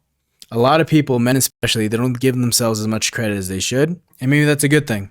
But having these stories easily accessible in your mind, and you have the devil on your shoulder whispering scarcity mindset bullshit into your mind, you can easily refer to these stories and remind yourself, hey, I've gotten out of this shit before. I'm fine. And I'll do it again. Add as much detail to that story as you can. If you have more stories of you getting out of the hole, include those as well. Of course, when you submit everything to the Discord, if you want to omit any details, please do so. But for your own sake, try to recall as much information as you can. Really write this down. A lot of people talk about self-improvement, They want to improve their lives. They buy all the books and the courses, but they just sit on their hands. They don't do anything. But look at you. You're taking action. You're submitting your homework. You're recalling moments that will help you out later in the future. This is what self-improvement looks like. Keep going. There's a bunch of golden nuggets in this course. And don't forget, by improving yourself and your life, you can have a much bigger influence than I ever could in your side of the world, in your corner, with your people. You owe it to the people who believe in you and the people who depend on you to improve yourself. And you're doing just that. So keep going. Keep fucking going. You got this. I'll see you guys in the next one. Peace. What's up, guys? It's Mateo. So this module is the one that's going to encapsulate and really solidify the mental mastery aspect, because once you start tapping into your wins, you start managing your losses, you will cultivate what's known as the iron mind, which is the ultimate goal. This module is packed with information. We're going to talk about the 3 types of discipline. There's a metaphor that is super visually helpful for maintaining that discipline. Talk about the Cinderella effect. There's an iPhone hack. I'm going to show you a quick automation, a quick shortcut you can use on your phone. We're going to talk about the most common mental crutch there is. You may have heard of Stoicism, but let's show you some examples of Stoicism in practice. Then, in my opinion, the greatest philosopher of all time, Friedrich Nietzsche, he has a concept known as the Übermensch, or the Superman. We're going to talk about how to become an Übermensch with an iron mind. And then we're going to talk about Teddy Roosevelt and how he organized his life to develop an iron mind. The Romans had a phrase, animus liberatus, which means a freed mind. Now, this is something that comes up a lot in Western civilization, where people mistake freedom in and of itself as a virtue.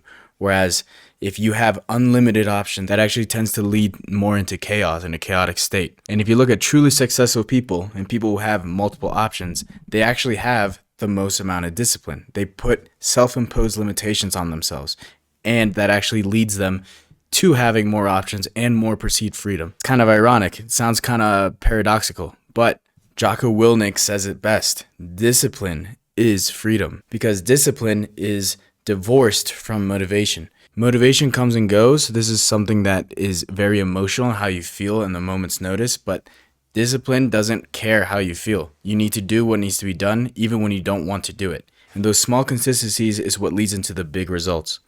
There's a book I'm reading right now called The Slight Edge, which takes this concept and actually systemizes it. We're going to discuss a little bit more about that later. So let's explore discipline. There are 3 types of discipline. Active discipline is doing what you need to in that very moment, such as eating a healthy meal, limiting your distractions while studying, and exercising. You were actively disciplined when you chose to eat healthy instead of unhealthy. You were disciplined when you took the time to study and turned your phone off. Another example happened when you decided to exercise instead of watch TV or surf the internet. These are examples of active discipline. Reactive discipline is controlling your thoughts or behaviors when dealing with unforeseen situations, such as getting a flat tire on your way to work, or dealing with a rude person, or locking your car keys in your car. Instead of complaining, you use these situations as opportunities to learn. When you got the flat tire, you got the tire fixed. In that moment, you chose to be grateful that it was just a flat tire and no one was hurt. When dealing with that rude person, you turned the other cheek. You realized that rudeness was their issue and not yours. You understood an eye for an eye leaves everyone blind, and you decided to treat that person with extra kindness because they needed it. You locked your car keys in your car. You said to yourself, okay, this happens. Mistakes happen. It's okay. And you realize the importance of forgiving yourself and moving on. You know that this is just one minor setback during your full 24-hour day. The 3rd type of discipline is proactive discipline. This is doing things in advance in an effort to better control a situation, such as bringing an umbrella on a rainy day, creating a to-do list, or going to bed on time. You opened your weather app and you saw that it was going to rain, so you prepared for the weather. You had goals that you needed to accomplish on a deadline and decided to create a to-do list and prioritize those goals. And instead of staying up late, you decided to go to bed early to wake up on time the next day. It is true that we have no control over what can happen, but we do have absolute control over how we react to what happens. We also have access and opportunity to practice techniques that enable us to exercise self-discipline and reach our vision. So I was on a hike a few months ago and I was thinking about discipline, and I saw it with my own eyes, the perfect metaphor, the perfect visual metaphor for discipline. I call it the flood control metaphor. So I was up high on my hike enjoying the alpine views, and I noticed a river. On either side of the river were levees. Levees protect land that is normally dry, but that may be flooded when rain comes or snow melts. Another visual aspect of this is a bowling alley, and you put up the lane guards. and you can throw in as many balls as you want and it will stay within the lane, right? So think about the levees real fast. The power of a river and its current and its flow. If it was a plane, it could have the power to go anywhere. It can go in all directions. But what happens when it goes in all directions? It loses momentum. It has so many options. It just sits there like a lake. It just sits there and it has no power. But if you direct that energy and that current using levees and self-imposed limits and restrictions, you have much more directed energy. You have purposeful direction. The same is true with ourselves and our energy. The more strategic you put those barriers, the more output you will have in your endeavors. Again, discipline equals freedom. So we're going to start uncovering specific tactics for creating and cultivating that iron mind. But as you'll see in the future modules, there's a general philosophy that I share, which is in life, I have seen the largest and most immediate ROI when I remove the bad, harmful, and negative things rather than only adding good, healthy, and positive ones. Ideally, we will do both, but to really feel and maintain a lasting effect, you want to start by removing the negative first.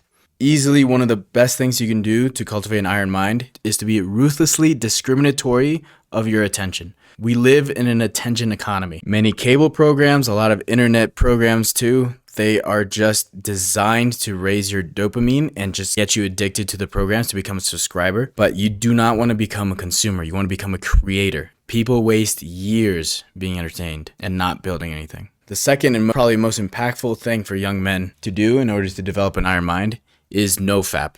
I've included a timeline here of typically what it feels like during the stages of NoFap, but you need to protect your dopamine receptors. Used to be rewarded with sex with a sexual partner after earning it, after developing yourself, after building yourself. And a lot of people, they don't want to do the work, so they get that quick dopamine rush with fapping. And it's crazy that some people do this even within a relationship. They have a relationship. And what happens when you fry your dopamine receptors, you get all this undeserved dopamine, is that you lose your fire. You lose your literal life force. The impetus that is supposed to fire you up to get things done, to create a business, to really build yourself and your family. And if you start shooting loads down the drain, you're quite literally shooting your future down the drain. And within your relationship too, I feel so bad for couples who do this because you become desensitized to romance. You become desensitized to the sensitive touch of holding hands, for instance. Like that becomes exciting again once you do NoFap. Also, you get this electricity from carrying a fat sack. Life becomes exciting again. You get dopamine hits from looking at the sun. You get dopamine hits from just the smallest things. And that's what makes life worth living. You don't have such a high dopamine threshold anymore. And if you can't control your hands, if you can't control your mind, then you will be controlled by someone else. NoFap is the absolute minimum. Now let's talk about adding the good. One of the best things we can do as humans is to engage in what I call life-affirming behavior. These are activities that celebrate life and living things. So being around animals, being in nature, being around children, and getting into adventure, this is what's going to fuel your life and give you healthy hits of dopamine. Just a quick tip for the guys out there. I have found that spiritually healthy girls have something that I call the Cinderella effect, which is when you observe them around animals and children, they naturally gravitate towards that girl. They have this like insane innate intuition, and when they're put out into nature, it just radiates that good aura of like, this is a good, solid person. They don't have their dopamine fried, and beautiful things are naturally drawn to her. Now, the great thing about girls, and a lot of dudes, I don't know why they complain about this, is that they are intuitively very astute. So girls, girls can identify a fapper. If you're the type of guy who's shooting loads down the drain, and you're walking around with bags under your eyes, and you're losing your hair because you're shooting all these minerals down the drain, girls will notice that. They might not know exactly that you're fapping, but they can tell this dude is depleted of his energy. He doesn't have whatever the equivalent of the Cinderella effect is for guys. He doesn't have that. So they will naturally be pushed away from you. Whereas you look at guys who've been doing NoFap for a while, they are highly energetic. And we know why. They have a fat sack. They get their dopamine rewards from their actions, from building things. And that attracts women naturally. And when you have healthy dopamine receptors and you're engaging in life-affirming activities like being social and going outside, you can actually have meaningful conversations with girls, and you will no longer be sexualizing every single encounter with girls. That's not healthy. The more digital sex you have, the less real sex you'll have. right? And at the end of the day, it's all about people and your relationships with people. And if you cannot cultivate a healthy relationship with girls, with women in general, then you will greatly suffer in life. So let's talk about an iPhone hack that I've used in my phone for about a year now that has completely changed the way I interact with social media and has kept my dopamine in check. This hack is an automation, and you're gonna download the free app OneSec, whose logo is right there. And don't worry, I'm gonna give you a step-by-step video, quick 30-second video on how to do this for yourself. But the OneSec automation, every single time you open a certain app, for me, it's Instagram. I used to spend a lot of my time on Instagram. Every single time you mindlessly click on the app to open it, this automation using OneSec is going to load this screen saying, you've tried to open this app 16 times within the last 24 hours. Are you sure you want to continue? And a lot of times we're on autopilot and we're like, oh, I don't even know why I tried to open Instagram. I was just waiting in line. Yeah, I'll just put this away. And then you notice, like at first, when I first used this, I opened Instagram maybe 20 something times in a day. And I was like, what? That's crazy. Now I only open Instagram about 6 to 8 times a day in 24 hours. And they're all to contact people, like to actually do business or to post something. I no longer use it to just mindlessly scroll on the Explore feed, for instance.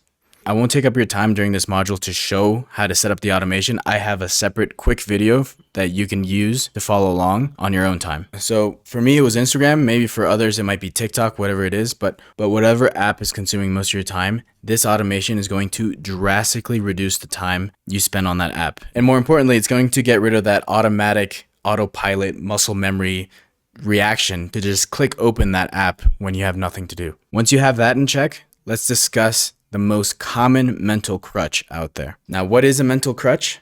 A mental crutch is whatever gets you through the nights. A mental crutch is a tool that you use to get out of a situation, and you are completely dependent on that tool to get out of it. Some are healthy and some are unhealthy, but let's discuss the most common unhealthy mental crutch out there. See if you can guess what it is by just observing these two images. Do you have an answer? It's disassociation. This is extremely dangerous. A lot of people check out mentally when they graduate from college. They wake up at 30 years old and they realize it's almost been 10 years since they graduated, and they've been nothing but a zombie. And remember, nothing changes if nothing changes. This is why you'll hear a lot of people speak on the importance of meditation and prayer, like being able to feel awareness and practice stillness. It literally squeezes the juice out of each moment. In my opinion, there's nothing more sad than seeing someone, a friend of mine, who was so full of life, and look into their eyes and you just realize, wow, this person's not here right now. They're checked out completely. So some tools to deal with dissociation is to splash some cold water in your face, practice those deep breathing techniques, grounding methods like exercising, going outside barefoot, getting some sense back into your body.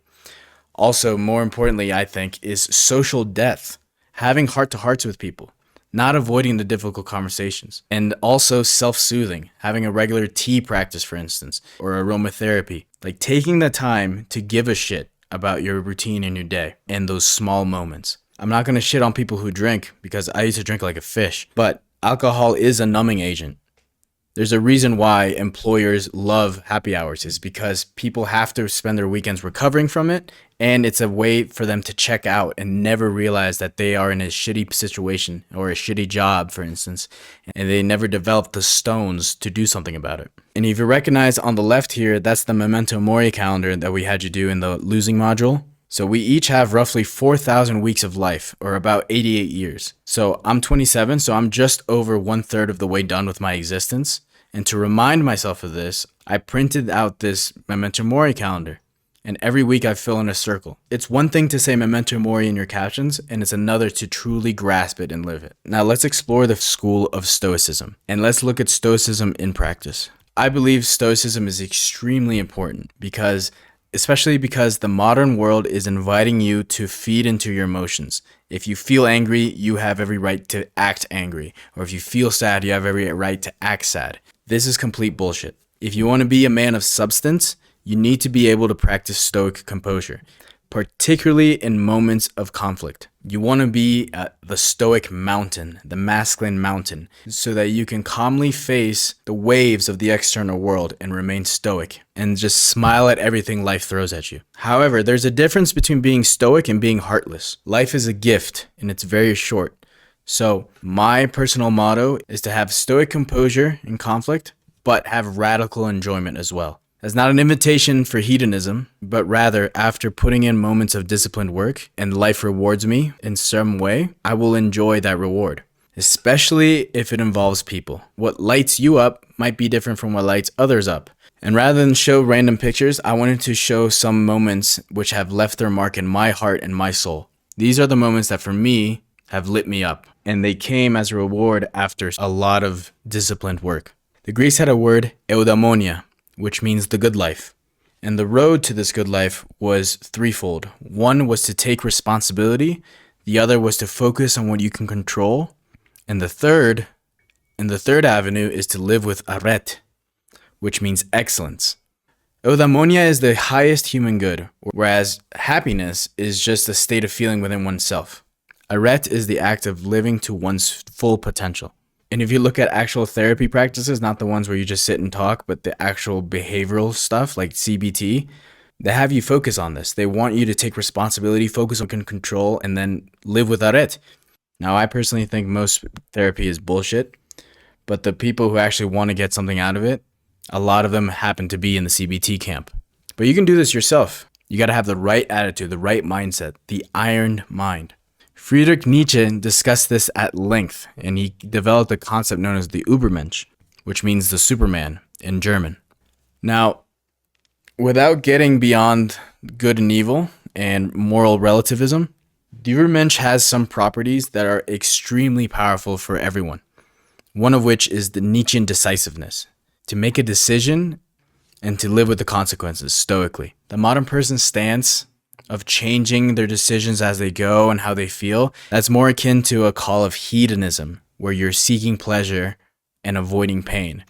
That road of hedonism leads to nihilism, where nothing matters. And that is what we're trying to avoid here. So let's explore 10 attributes of the Übermensch and how this can apply to you in your life. The first is self-determination. Then it's creativity. Then it's becoming something. Then it's overcoming an obstacle. An Übermensch has discontentment. There are things that he just will not accept and he is not happy with. But an Übermensch is also flexible. He knows how to maneuver between rigid lines. An Übermensch also has extreme self-mastery, which is what this whole course is about. The Übermensch also has high self-confidence, but that self-confidence comes from his abilities. It's not an ego thing. An Übermensch is also cheerful and life-affirming. And an Übermensch is courageous. Remember, courage is not acting in spite of fear, but rather because you're fearful, because you're scared, you do it anyway.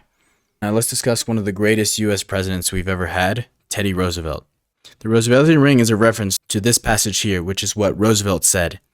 It is known as the man in the arena. It is not the critic who counts, not the man who points out how the strong man stumbles, or where the doer of deeds could have done them better. The credit belongs to the man who is actually in the arena, whose face is marred by dust and sweat and blood, who strives valiantly, who errs, who comes short again and again, because there is no effort without error and shortcoming.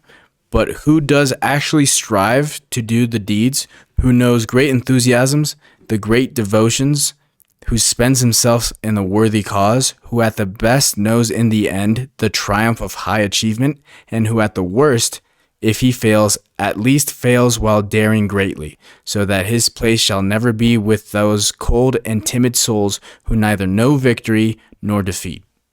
Teddy Roosevelt. Do not be scared of failing. The most successful people in the world have failed their way to success. You have to get in the arena. Take imperfect action. Dare greatly. That will develop your iron mind. We can learn a lot about Teddy Roosevelt. And when he was in college in Harvard, he was super social. He was involved in all kinds of sports and academic programs. He was a very social guy, but he was also earning very good grades, and his classmates were confused. They couldn't understand how he could be so productive until one day they asked him, and he came up with this system, which is now known as Roosevelt Dashes, which is he would block off sections of his calendar for his day, like 15-minute intervals, 30-minute intervals, 1-hour intervals, and have intense, focused dashes of work. And these would be dedicated to intense, deep work. And outside those ranges, he would just be himself, do whatever he wants because he knew he got a lot of deep work done. This is also known as Parkinson's Law, where if you give me 7 days to do a task, I will do it in 7 days. Whereas if you gave me the same task to do in 2 days, I will do it in 2 days, which basically means that deadlines drive results. So for me, I didn't have a phone with internet on it until I was like 15 or 14. So I had an internet-free childhood, really. So my dopamine receptors have not been that fried, but they have been more compromised in the last few years. So for me, getting to deep work sessions is not that hard, but it could be better. So for me, what I've done, I use Roosevelt dashes, but they're all in 15-minute intervals. I bought this hourglass you see right there on the right. I bought it from Amazon, and it's a 15-minute hourglass. So if I have a task that takes me an hour, I know to flip it 4 times. And when the sand is running, I am focused in deep work and nothing else. I also use tools such as Notion to really organize and use it as my second brain and really organize my day and my life and my tasks. There's a nice CRM feature in there too for internal purposes. And you can see in my calendar, I have everything listed in 30 and 15-minute intervals. This forces me to be productive within those ranges, like the levees in a river, and forcing me to direct my energy into purposeful, deep work. So let's discuss your homework for this module. You're going to submit a screenshot of your next calendar week using what we've learned so far. You're going to have dedicated deep work blocks. You're going to have scheduled hobbies. Rather than just doing your hobbies whenever you want, schedule them. So both your professional life and your personal life should be scheduled. You also want to have life-affirming activities in there. Remember, those involve animals, nature, things outside. It could be as easy as going outside as soon as you wake up and get some grounding in. You want to have somewhat of a routine in.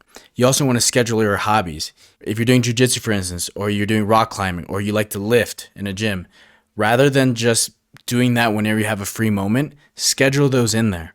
Make sure everything is scheduled in both your professional and personal life. It's going to make a world of difference. And ironically, it's going to make you more free. Also, be sure to include some life-affirming activities. Go outside. Say hi to the dogs that walk by you. Step outside early in the morning and take note of the local bird song. And be sure to submit this screenshot of your next calendar week into the Discord. And you can see from other people what they've scheduled.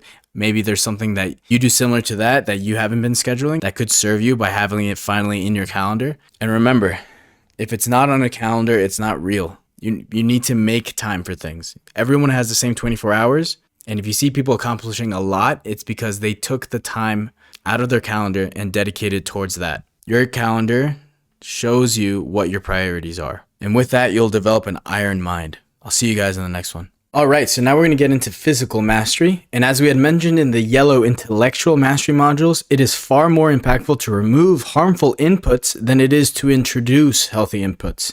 You have to plug the holes in the bottom of the boat if it's sinking. That's your first priority. So with that in mind, let's get into things you can cut out of your diet and lifestyle in order to achieve physical mastery. So in this module, we're going to discuss these items. And the reason is that these items, if you remove them and address them correctly, they will give you the highest ROI on your health and wellness. So now that we're going to discuss your health and wellness, here's a medical disclaimer. The content on these slides is for educational purposes only and does not substitute professional medical advice or consultations with healthcare professionals. The information provided is to be used by users at their own risk. Now, this is not just to protect me, it's to protect you. See, we are all different and may have different known or unknown underlying conditions, so move with caution. That said, let's get started with seed oils. You may have noticed people talking about this online and even in scientific circles with Dr. Andrew Huberman and Dr. Paul Saladino. See, you will identify common food and lifestyle habits that negatively affect your body. You've heard to avoid seed oils, but now you're going to finally understand why. You will also learn a powerful heavy metal detox later on. So what are seed oils? Seed oils are oils that are derived from seeds, and the most common ones are canola oil, soybean oil, and sunflower seed oil. And a lot of people use these as cooking oils, which is very dangerous because they are full of omega-6 fatty acids, which our body, and this is very common with a bunch of different compounds, there is a natural and preferred ratio between two compounds and two chemicals. So, for instance, for fats, you want to have a good ratio between your omega-3s and your omega-6s. You want more omega-3s. But seed oils are full of omega-6s and they're polyunsaturated fatty acids, which is extremely inflammatory. So I used to get insane breakouts and acne when I was cooking with seed oils. I wasn't even thinking about it. And then driving along Virginia in the United States, I always remember seeing the McDonald's trucks with this ridiculous campaign of this truck runs on biodiesel fuel that is recycled from our cooking oil. They proudly display that the cooking oil they use is vegetable oil that can also be used to lubricate engines and machinery. That is what you're putting in your body. It is horrendous. It comes out black and they have to bleach it. And that is something that people are consuming because it's much cheaper than using animal fats, which can actually, animal fats can actually tolerate heat. And then it not only tastes better, it's easier on your skin, it's easier on your system. It's not that harsh. So getting rid of seed oils is one of the best things you can do for your health. It is so simple to do. Just substitute these super toxic seed oils with animal fats. And if you do want to cook with oils, cook it with coconut oil or olive oil if you want. Olive oil, extra virgin olive oil is actually, I wouldn't recommend heating it up too much. I would just do it really fast. But avocado oil is pretty good, but it's a much more superior option to cook with animal fats like butter, ghee, you know. And speaking of the acne that was caused by seed oils, your skin is your largest organ. So your skin is actually super fascinating. Light, your skin actually takes in sunlight and it converts it into vitamin D. You synthesize light. You're eating light, basically. You're getting energy out of sunlight like a plant does, basically. That is fucking fascinating. Now, since we can accept that light is super powerful and has an effect on your health, there are certain ranges of light in the light spectrum that can cause different effects on your health. Now, some of you may be familiar with blue light, but let's discuss blue light in particular. See, blue light can disrupt your circadian rhythm because it comes out during the daytime when the sun is out and it communicates to your body through your eyes and your skin that it's daytime, it's time to be awake, time to be alert, that it's okay to release cortisol to keep you stressed and awake in the right times. But a lot of screens emit blue light. So if you're staying up late at night on your phone or on your laptop and you're just taking in blue light through your eyes, then you're effectively destroying your circadian rhythm. You're going to stay up way much longer. You're not going to get naturally sleepy. So if you're going to do this, companies like Raw Optics, which I'm not affiliated with, they've created blue light blocking glasses. You can also download blue light blocking filters on your laptop or on your phone that will naturally filter out the blue light so you can naturally get tired again when the sun goes down. See, we're supposed to rise and fall with the sun. That is what's natural for us. Something so simple like this has a massive effect on your sleep, which sleep is one of the cornerstones of health. A lot of people know the importance of nutrition and exercise, which is great, but I see true optimal health as a trifecta between nutrition, exercise, and sleep, because sleep is the ultimate recovery. That's when you actually build muscle. So you will not get restful sleep if you have blue light constantly getting pumped into your eyes. So I highly recommend you get blue light blocking glasses or you download a filter on your phone or your screen. Now let's discuss alcohol. So I'm recording this in the middle of calendar year 2023, and I actually stopped drinking since New Year's Eve of 2023. So it's been over 6 months of me not drinking a single drop of alcohol. And it's honestly been really easy. You just have to have a very clear why. I get my energy from others. I'm an extrovert at heart. And so just being out there, I realized I didn't need to drink as much. Alcohol is catabolic. It will break down muscle protein synthesis. You will not get much out of your workouts. You'll get something, but your gains are basically disrupted. They're sabotaged by booze. Also, you almost get no REM sleep when you drink booze. So if you want to really optimize and prioritize your health, really start taking a look at your alcohol consumption and bring it down. And if you need help with this, I'll happily walk you through what I did to completely stop drinking alcohol this year. So I don't go out as often as I used to, but I still go out to enjoy a friend's birthday, for instance. And I actually asked the bartender for milk. And I don't know what drink or cocktail calls for milk. I think it's a Moscow Mule or something, but they have cartons of milk in the clubs. So I'm in the middle of the dance floor with a carton of milk, just drinking it, and it's been a great icebreaker. I've had girls come up to me, they're like, "What are you doing?" And I'm like, "Oh, I'm just getting my protein, baby. You know how it is." Like it's just been a lot of fun. You can always get a soda water, so like sparkling water, just throw a lime in it. People have no idea. People are relaxed at ease. You don't want to do what I did at first. So all of January and February, when I would go out, which wasn't much, I would just stand there with nothing in my hands. I looked like a serial killer. It was just not comfortable for anybody. So just have something in your hands. People don't ask questions. Just enjoy yourself. That's a quick hack. But I can definitely give you more tips on this if you want. Now let's talk about the heavy metal detox, because if you're consuming a lot of fish, for instance, or if you're just living in a very industrial part of the city, for example, you highly likely have a lot of heavy metals in your blood and your system, and that leads to a less optimal functionality in your body. Your hormones and everything is a little bit out of whack. Heavy metals include things like manganese, lead, arsenic, chromium, and copper. It's important to note that some of these heavy metals are essential for healthy biochemical function. However, metals such as lead and chromium and arsenic can be toxic when ingested in small or large quantities. One of the biggest sources of these heavy metals happen to be large fish like swordfish and tuna, because our oceans in the last few centuries have been completely contaminated by heavy metals. So if you do want to get those omega-3s, a quick cheat code is to consume caviar, like the eggs of the fish, because they don't have the meat that is full of these heavy metals. Tony Robbins, who I admire greatly, he went through a diet where he was consuming only swordfish and tuna. He wasn't consuming any red meat, and he is currently suffering from heavy metal poisoning. He goes through some months where he drops a lot of weight. It's actually very scary. So I don't want that for you. So there's a heavy metal detox protocol that you can do.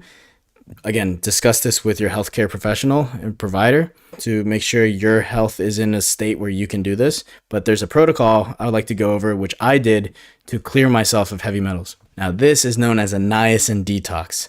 So niacin is also known as vitamin B3, and it's created naturally in your body.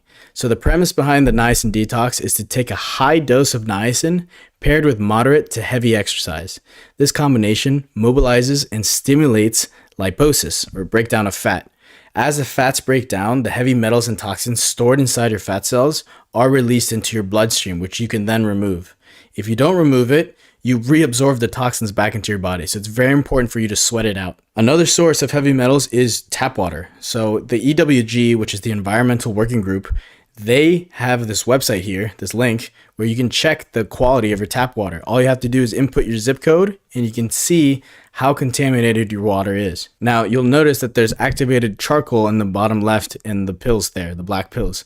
So when you take niacin, you're going to get this insane red flush in your face. It's going to release your histamines. It's going to activate your histamines, which is basically an allergic reaction. You're going to get all itchy. That's fine. You need to take activated charcoal later on, because that's what pulls the poison, the heavy metals, from your blood, and it forces it into your stool so you can then shit it out. It's very important for you to remove this. So sweat and shit it out. Again, I'm going to give you a step-by-step guide to the actual protocol, but this is what a niacin flush looks like. You get extremely red. It's known as a flush in like based circles, right? Again, it's going to activate your histamines. It's going to feel like an allergic reaction. So I'm not allergic to anything that I'm aware of, but I get extremely red, and I get the exact same reaction someone would if they were taking something they're allergic to. But again, it's perfectly safe. Make sure you check with your healthcare provider if it's right for you, but this is what you're going to look like. Now, if a child were to accidentally swallow some detergent or some kind of chemical in the house, when you call the fire department, the firefighters usually provide the child with niacin to get this exact reaction, and then they flush it out with activated charcoal. The US Army does this too during some gas practices. It's basically poison control.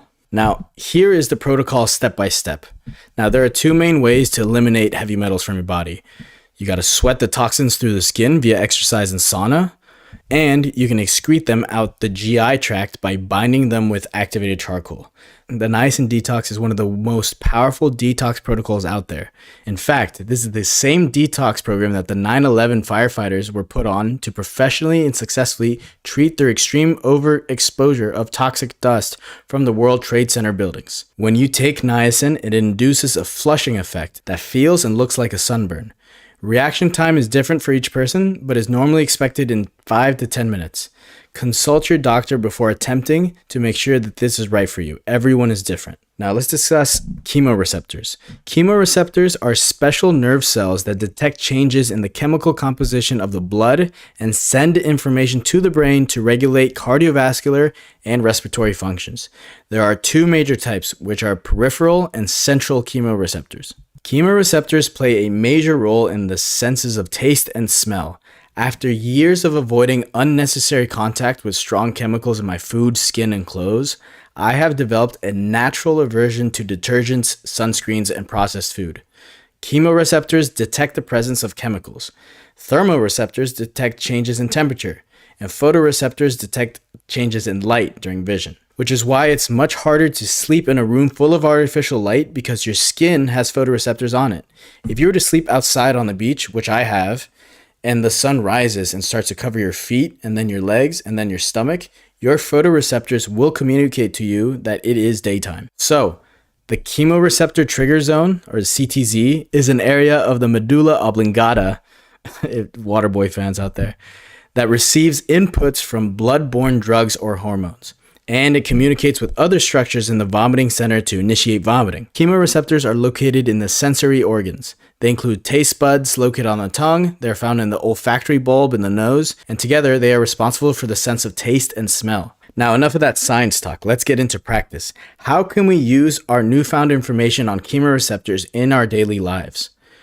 Through breath work. Again, these chemoreceptors are present in our lungs, in our respiratory system, and in our cardiovascular system, in our hearts. Now, different types of breath work have different benefits and effects. They all merit deep exploration, but for this module, I will only cover the two I have direct experience with. Let's start with the Wim Hof method, or Wim Hof breathing. So Wim Hof, also known as the Iceman, is a Dutch motivational speaker and extreme athlete. He's most famous for his ability to withstand low temperatures. He holds a Guinness World Record for swimming under ice and prolonged full-bodied contact with ice. And he holds a record for a barefoot half marathon in the ice and snow. He has popularized cold exposure, frequent cold exposure, and the breathing technique we're about to explore. He has been the subject of several medical assessments. In 2014, a paper published in PNAS, the Proceedings of National Academy of Sciences, published a case study with a randomized group of 24 healthy volunteers, 12 of whom were trained with the Wim Hof method. And here's a quote. In conclusion, we demonstrate that voluntary activation of the sympathetic nervous system results in epinephrine release and subsequent suppression of the innate immune response in humans in vivo. These results could have important implications for the treatment of conditions associated with excessive or persistent inflammation, such as autoimmune diseases.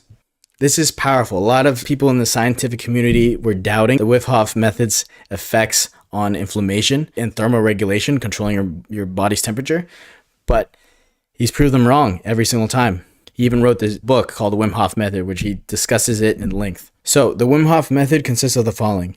You're going to take in a strong inhalation through the nose, and you're going to let out a relaxed exhalation through the mouth.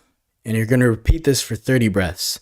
And on the 30th breath, exhale to 90% and hold for as long as you can.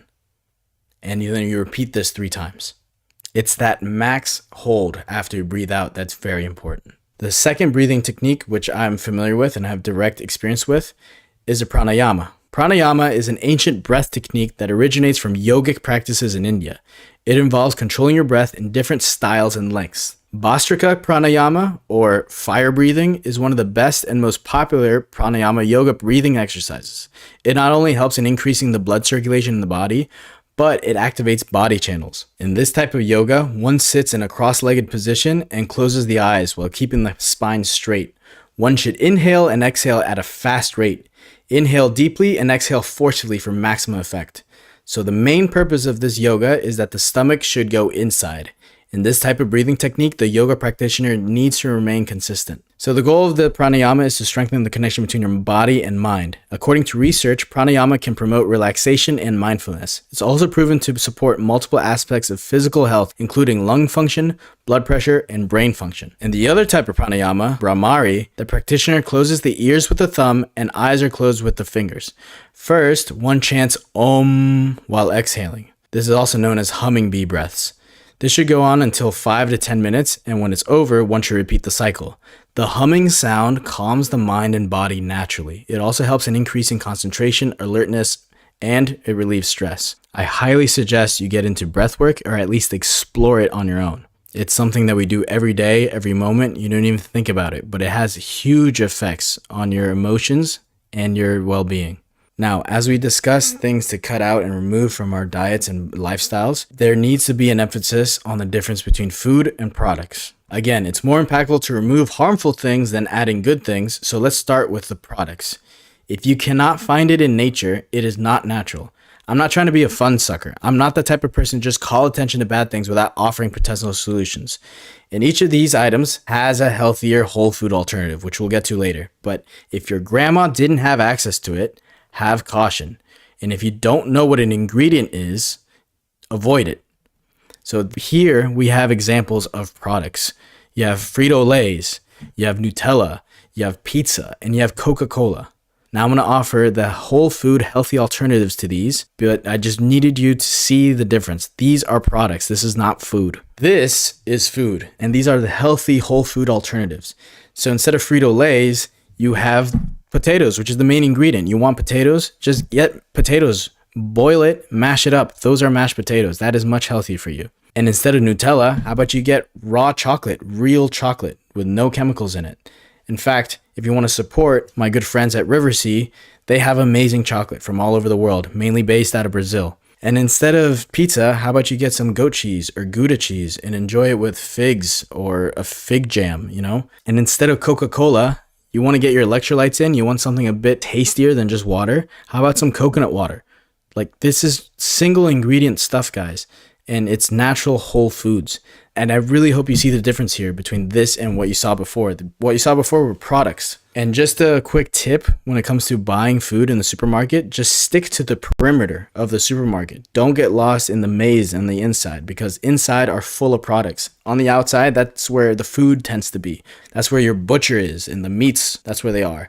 Your eggs, you know? And that's where the produce section is. So your vegetables and fruits, like, just stick to the outside. Now, speaking of vegetables, let's discuss the whole rise in the carnivore and animal-based diets. Now, Dr. Paul Saladino, he discusses this at length. His background is that he's a doctor in medicine, right? But he also suffered from a lot of autoimmune diseases, one of which was eczema. And he wanted to treat himself, basically, and he wanted to help others. So he started experimenting with his food.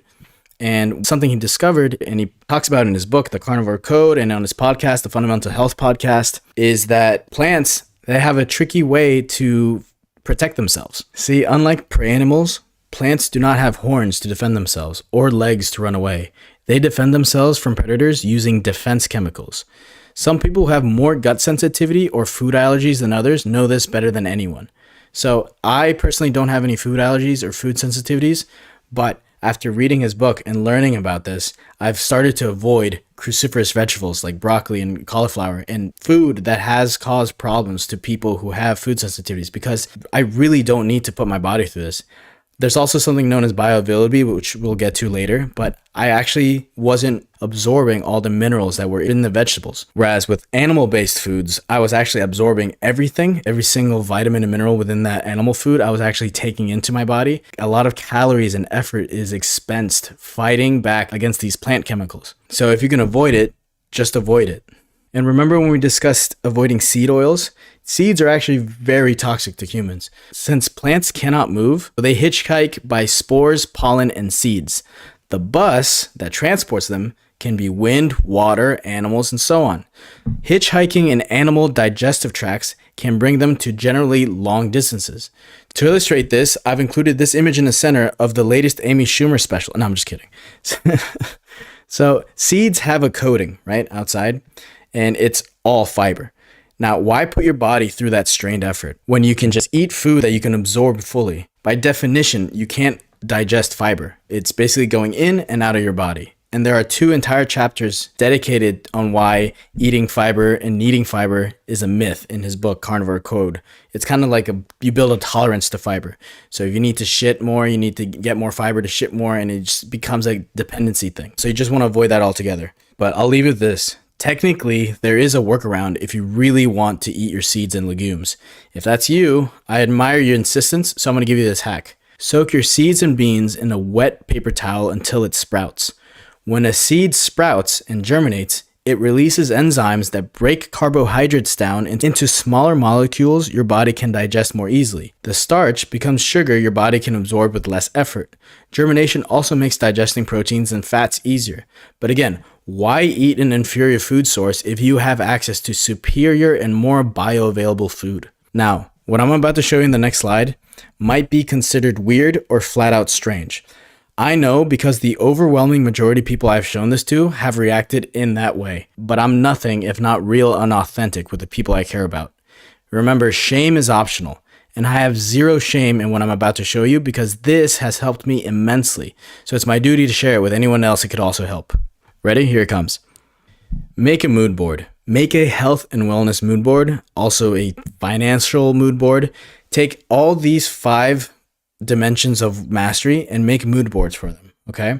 So this mood board in particular, I got from the Tribe Accelerator program from Arlen Moore. So in the middle there, I have the physique I want, and I took it from Frank Colombo, Greg O'Gallagher. I even have one of my friends in there, which is funny.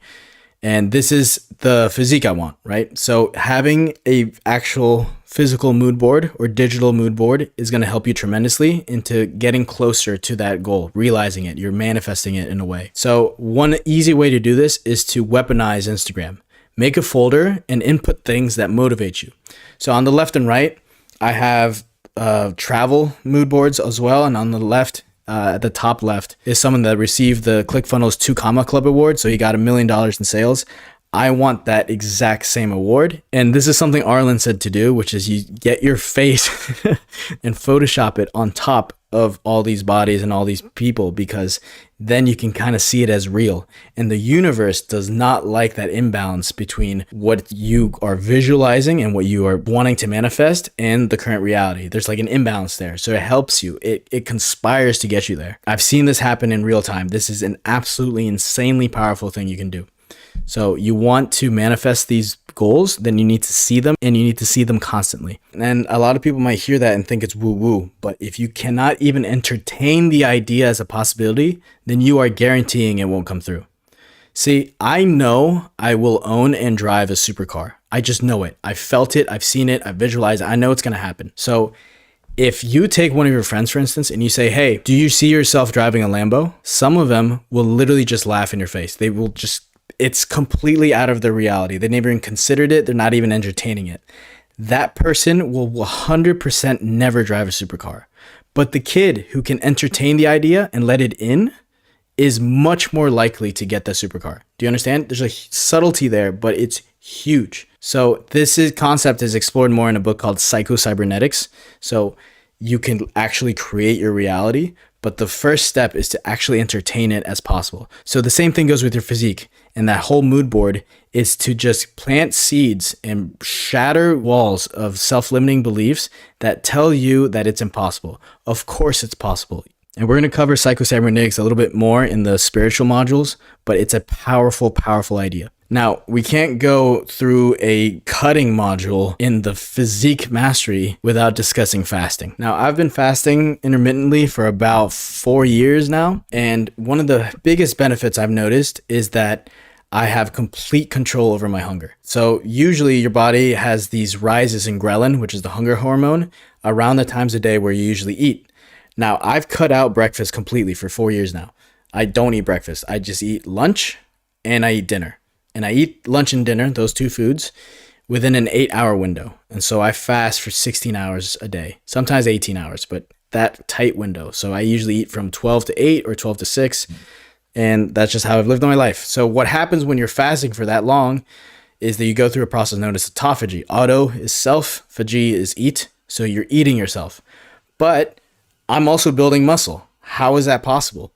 Well, autophagy is you're eating the garbage. You're eating the things that are broken. You're eating malignant cells, deformed cells, fat, things that are of no use to your body. Your body, now that it's not digesting anything, it can focus on cleaning up your body and things that it doesn't need.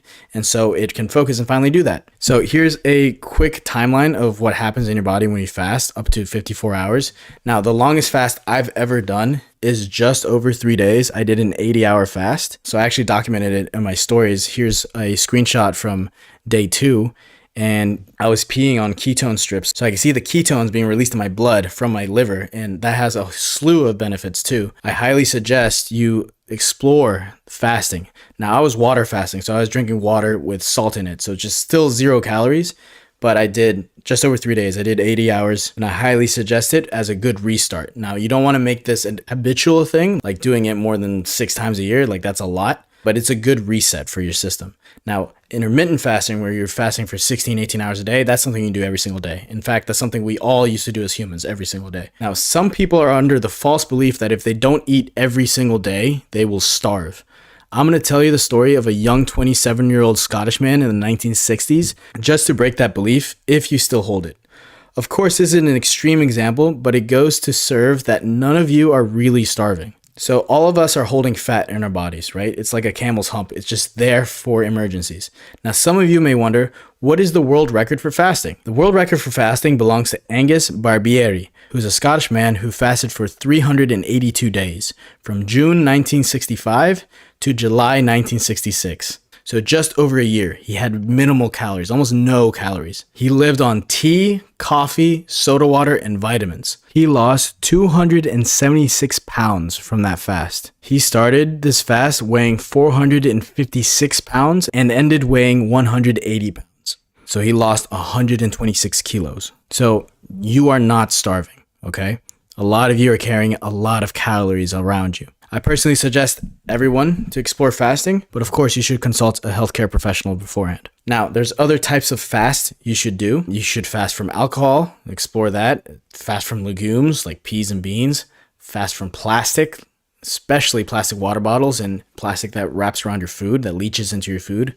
And even your skin. A lot of people wear a lot of polyester and polyester underwear, which is unbelievable because you're leaching plastic, microplastics into your skin, which is insane. Also, we want to fast from heavy metals and use water filters if you can, and fast from blue light after dark. Like use a red light filter and blue light blocking glasses.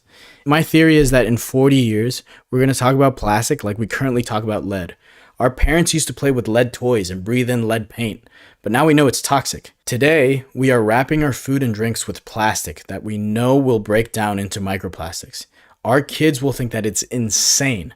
But you don't have to wait until it's mainstream to avoid plastic. You can just start now. All right, so let's discuss your homework for this module. So you're going to upload a picture to the Discord of at least one of the following. Your ancestral dinner plate. Make sure at the very minimum it's not cooked using seed oils. And it's very important to know how to feed yourself in general. So being able to cook for yourself is huge. But make sure for this one that it's animal-based, that it has animal-based products on it. Also, screenshot your proposed fast on your calendar. Are you going to do a 2-day fast? Or are you going to fast from a certain type of food that you've always been eating without thinking? Also, for the brave out there, send us a picture of your face during a niacin floosh when you're all red and you take niacin. Like that is going to incentivize a lot of people to detox themselves from these heavy metals. Your first niacin floosh is always a great experience, so I would love to see this. So an example submission would be someone saying, "Hey guys, look, I look like the Red Skull." Also, I'm fasting from booze for the month of April. Also, here's my plate. It's my first time ever trying beef liver. Let's fucking go. So let's make this fun. I hope you've learned something useful. And again, remember, it's much more impactful to remove harmful things than to just pile on good things. And with that, I'll see you in the next one. So now let's get into the juicy part. Let's talk about building. Let's build your physique out. So this is an extensive one. We're going to talk about your tracking system so you can remain accountable. We're going to talk about bodybuilding. We're talking about VO2 max and heart rate zones, how to maximize that. We're going to talk about esoteric and occult lifts. We're going to talk about hybrid training and hybrid athletes, endurance athletes, strength athletes, all that. We're also going to discuss the Soviet approach. Strap in. This is a good one. Now, again, we're going to discuss some very esoteric things, some things that are good for your health and wellness, but here's a medical disclaimer. Again, this is not just to protect me, it is to protect you. We are all different and may have different known or unknown underlying conditions. So the content on these slides is for educational purposes only and does not substitute professional medical advice. The information provided is to be used by users at their own risk. So the objective for this module is for you to learn how to efficiently track your lifts, how you will maximize each of the 3 mechanical phases of any exercise, and how to leverage the key differences between hypertrophy, strength, and mobility training. All this is covered in a free ebook I wrote in 2020. It's a beginner's guide to gymnastic strength training. If you see gymnasts, they're just absolutely jacked and they're very functional. So I actually enrolled in adult gymnastics classes in 2020 when I was living in Denver, Colorado. The gym was actually called 5280 Gymnastics because it's 5,280 feet above sea level, so a mile above sea level. And I learned how to backflip into a foam pit. I learned a bunch of really fun things for mobility, functionality, and strength. So I put all that into a 24-page ebook, which is absolutely available for free for you. And I wrote it in quarantine when I lived in Denver, and the principles therein helped me achieve my first ever handstand. And mastering your body through space is an essential life skill. See, I believe basic bodyweight mastery is a necessary prerequisite for efficient weight training. This is going to be a downloadable asset for you in this course, so be sure to download that and have that for your records. So any exercise can be broken down into these 3 phases. The concentric phase, which is when the muscle fibers contract. The shortening of muscle fibers increases the tension in the muscle. During a bicep curl, the concentric phase of the exercise is the curl itself. Then there's the eccentric phase, which is when the muscle fibers are lengthened. This phase is commonly referred to as the negative. Our muscles are strongest in the eccentric portion. If your objective is to build muscle, then you should focus more time on eccentrics. See, eccentric movements damage the muscle more than concentric movements. Then there's the isometric phase, which is when there's neither shortening nor lengthening of the muscle fibers, just a pause mid-movement. The tension that results from pausing mid-movement can increase your strength. Isometric holds are especially beneficial for your stabilizer muscles, which rarely get targeted. Now, a lot of us want to get just disrespectfully jacked, right? So if you want larger muscles more than anything, like bodybuilding, right? Then you will want to focus on lengthening the eccentric portion. So think of your muscle fibers as a rubber band. You will tear them more by lengthening the fibers rather than shortening them. Remember, these tears in the muscle fibers will be filled in when you consume protein, resulting in a larger muscle. During a bicep curl, the eccentric phase is when the weight is being lowered, that negative, right? That stretch is what you want. Spend more time in the stretch and then explode on the concentric and bring it in. And then squeeze it when it's in there for that isometric benefit too. Now, if you can't measure it, you can't improve it. So let's talk about your workout log. For the first, I'd say 2 years of my lifting, I would just wing it. I would just go into the gym or my friends' basements and just wing it. I would just hit what I want to hit. But in the beginning, you need to see consistent progress, especially if you want to grow and you're a newbie, you want those newbie gains. So let's talk about your workout log. Again, if you don't measure it, it won't improve. See, these are examples of the exact workout templates I used in the past. The one on the left is the program my college roommates and I used. This is literally it. We printed this and taped it on our fridge. We would cycle between the 3 of us and we would be in and out of the gym in about an hour. The one on the right is the workout routine I would do when I was traveling. I didn't limit myself to whether or not I had gym access. So these are all body weight exercises. And if you like this format, I have it linked to this module so you can plug in with your specific exercises, or you can do this exact program too if you want. It's free for you. Now, I discovered this app when I started working in consulting my first year. It has absolutely changed the game. It's called the Strong app, and the logo is on the bottom right there. It's the blue dumbbell. Fun fact, they follow me on Instagram, which is fun. I don't have an affiliate or anything with them, but the Strong app is fantastic. It tracks the history of what your prior lifts are. So in the free version of the Strong app, you can have up to 3 templates, right? So it's perfect for push-pull legs. So you have all your push workouts saved and your pull and legs. And then you can see on the left, you can create your sets like this with your weight and your reps, and you can check it as you go. It has included rest times built in. You can also determine if a set is a warm-up set or if it's a drop set. You can also create supersets in there too. And it has all kinds of workouts and it's divided by muscle group. So if you want to hit a chest exercise, you can hit chest and see all the options you have. You can also see it by equipment. If you only have dumbbells available, for instance, or if you want to do body weight stuff, this is an absolutely fantastic app. It does have some premium features if you want them, but the free version is absolutely comprehensive. It has everything I need. And if you have an Apple Watch like I used to, it has an integration with the Apple Watch, so you can just operate from your wrist too. What I really like about it is that you can put in rest times. So between sets, I want 2 minutes rest and it'll automatically alert you when it's time to jump back onto your set. What's really cool too, it has a graph so you can see how much you've progressed on each lift. It tells you your PRs. So that's what's really important in seeing results, is to progressively overload. Even if it's just 2.5 pounds a week, you want to get stronger on each lift. Now let's talk about the concepts that lead to hypertrophy or muscle growth. Contrary to popular belief, it's also possible to experience hypertrophy in body weight training, not just weight training. Many people lift weights for aesthetic purposes only, and that's fine. Some people make careers out of it. Arnold Schwarzenegger is a household name now. Although athletes can bodybuild with both calisthenics or weights, it's definitely easier to do so with weights, because it's far easier to progress by adding weights to the bar rather than it is to progress to more aggressive movements like the handstand push-up. Most bodybuilders, however, are not the strongest lifters out there. We're going to discuss strength later.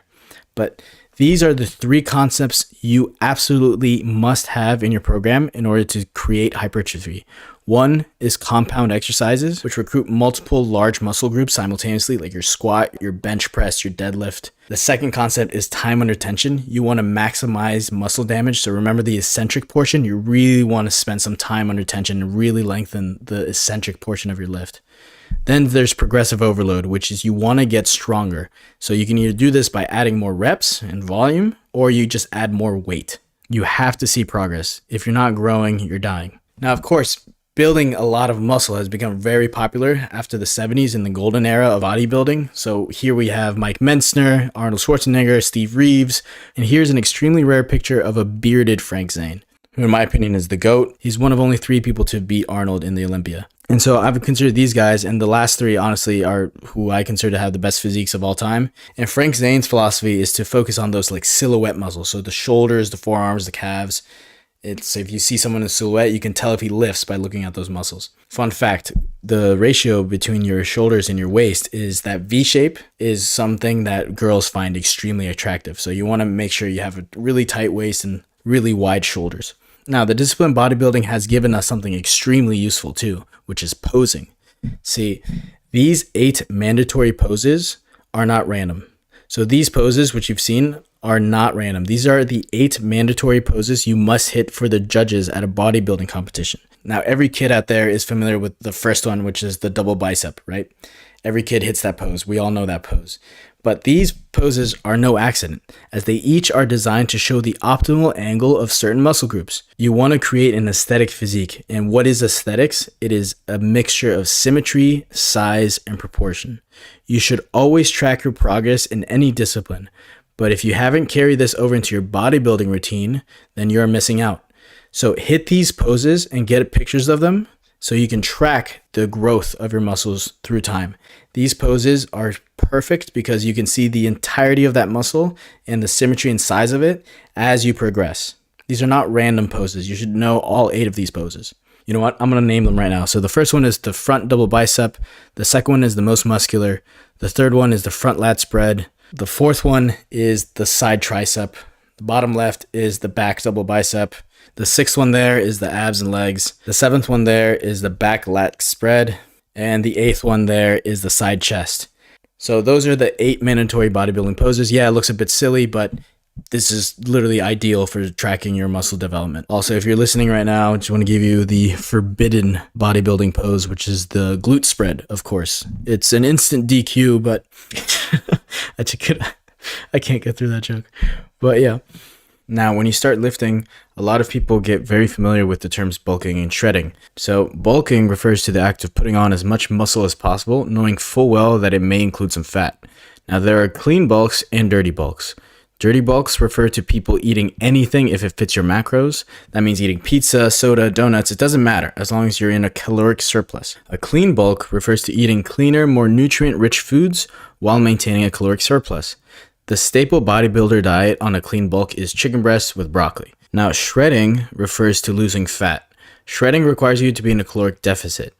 This can be met by either burning more calories or consuming less calories. It might seem impossible to both bulk and shred at the same time. That's why you'll constantly hear people talk about the bulking phase followed by a shredding phase. Like most people bulk up during the winter since their winter clothes do a good job of hiding the excess weight they put on, and then they shred during the summer just in time for the pools and beach. Now, there are myths and misconceptions about bulking and shredding. Jeff Cavaliere, athletex.com, on the right here, he's a leading figure in fitness and personal training. He was on the coaching staff for the New York Mets at one point, and he has trained many professional athletes, including Antonio Brown.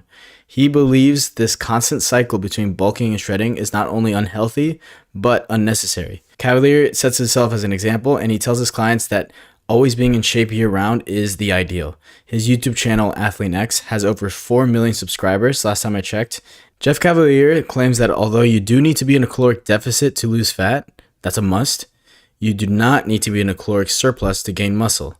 Yeah, you heard that right. Of course, it's far easier to be in a caloric surplus, feeding your muscles, but it's not necessary. Cavaliere states that all is needed for muscle growth is a positive nitrogen balance. Now, there are a few ways to achieve a positive nitrogen balance. The first is to consume a lot of protein, typically 1 to 1.5 grams per 1 pound of body weight. The other way is to just not get stressed.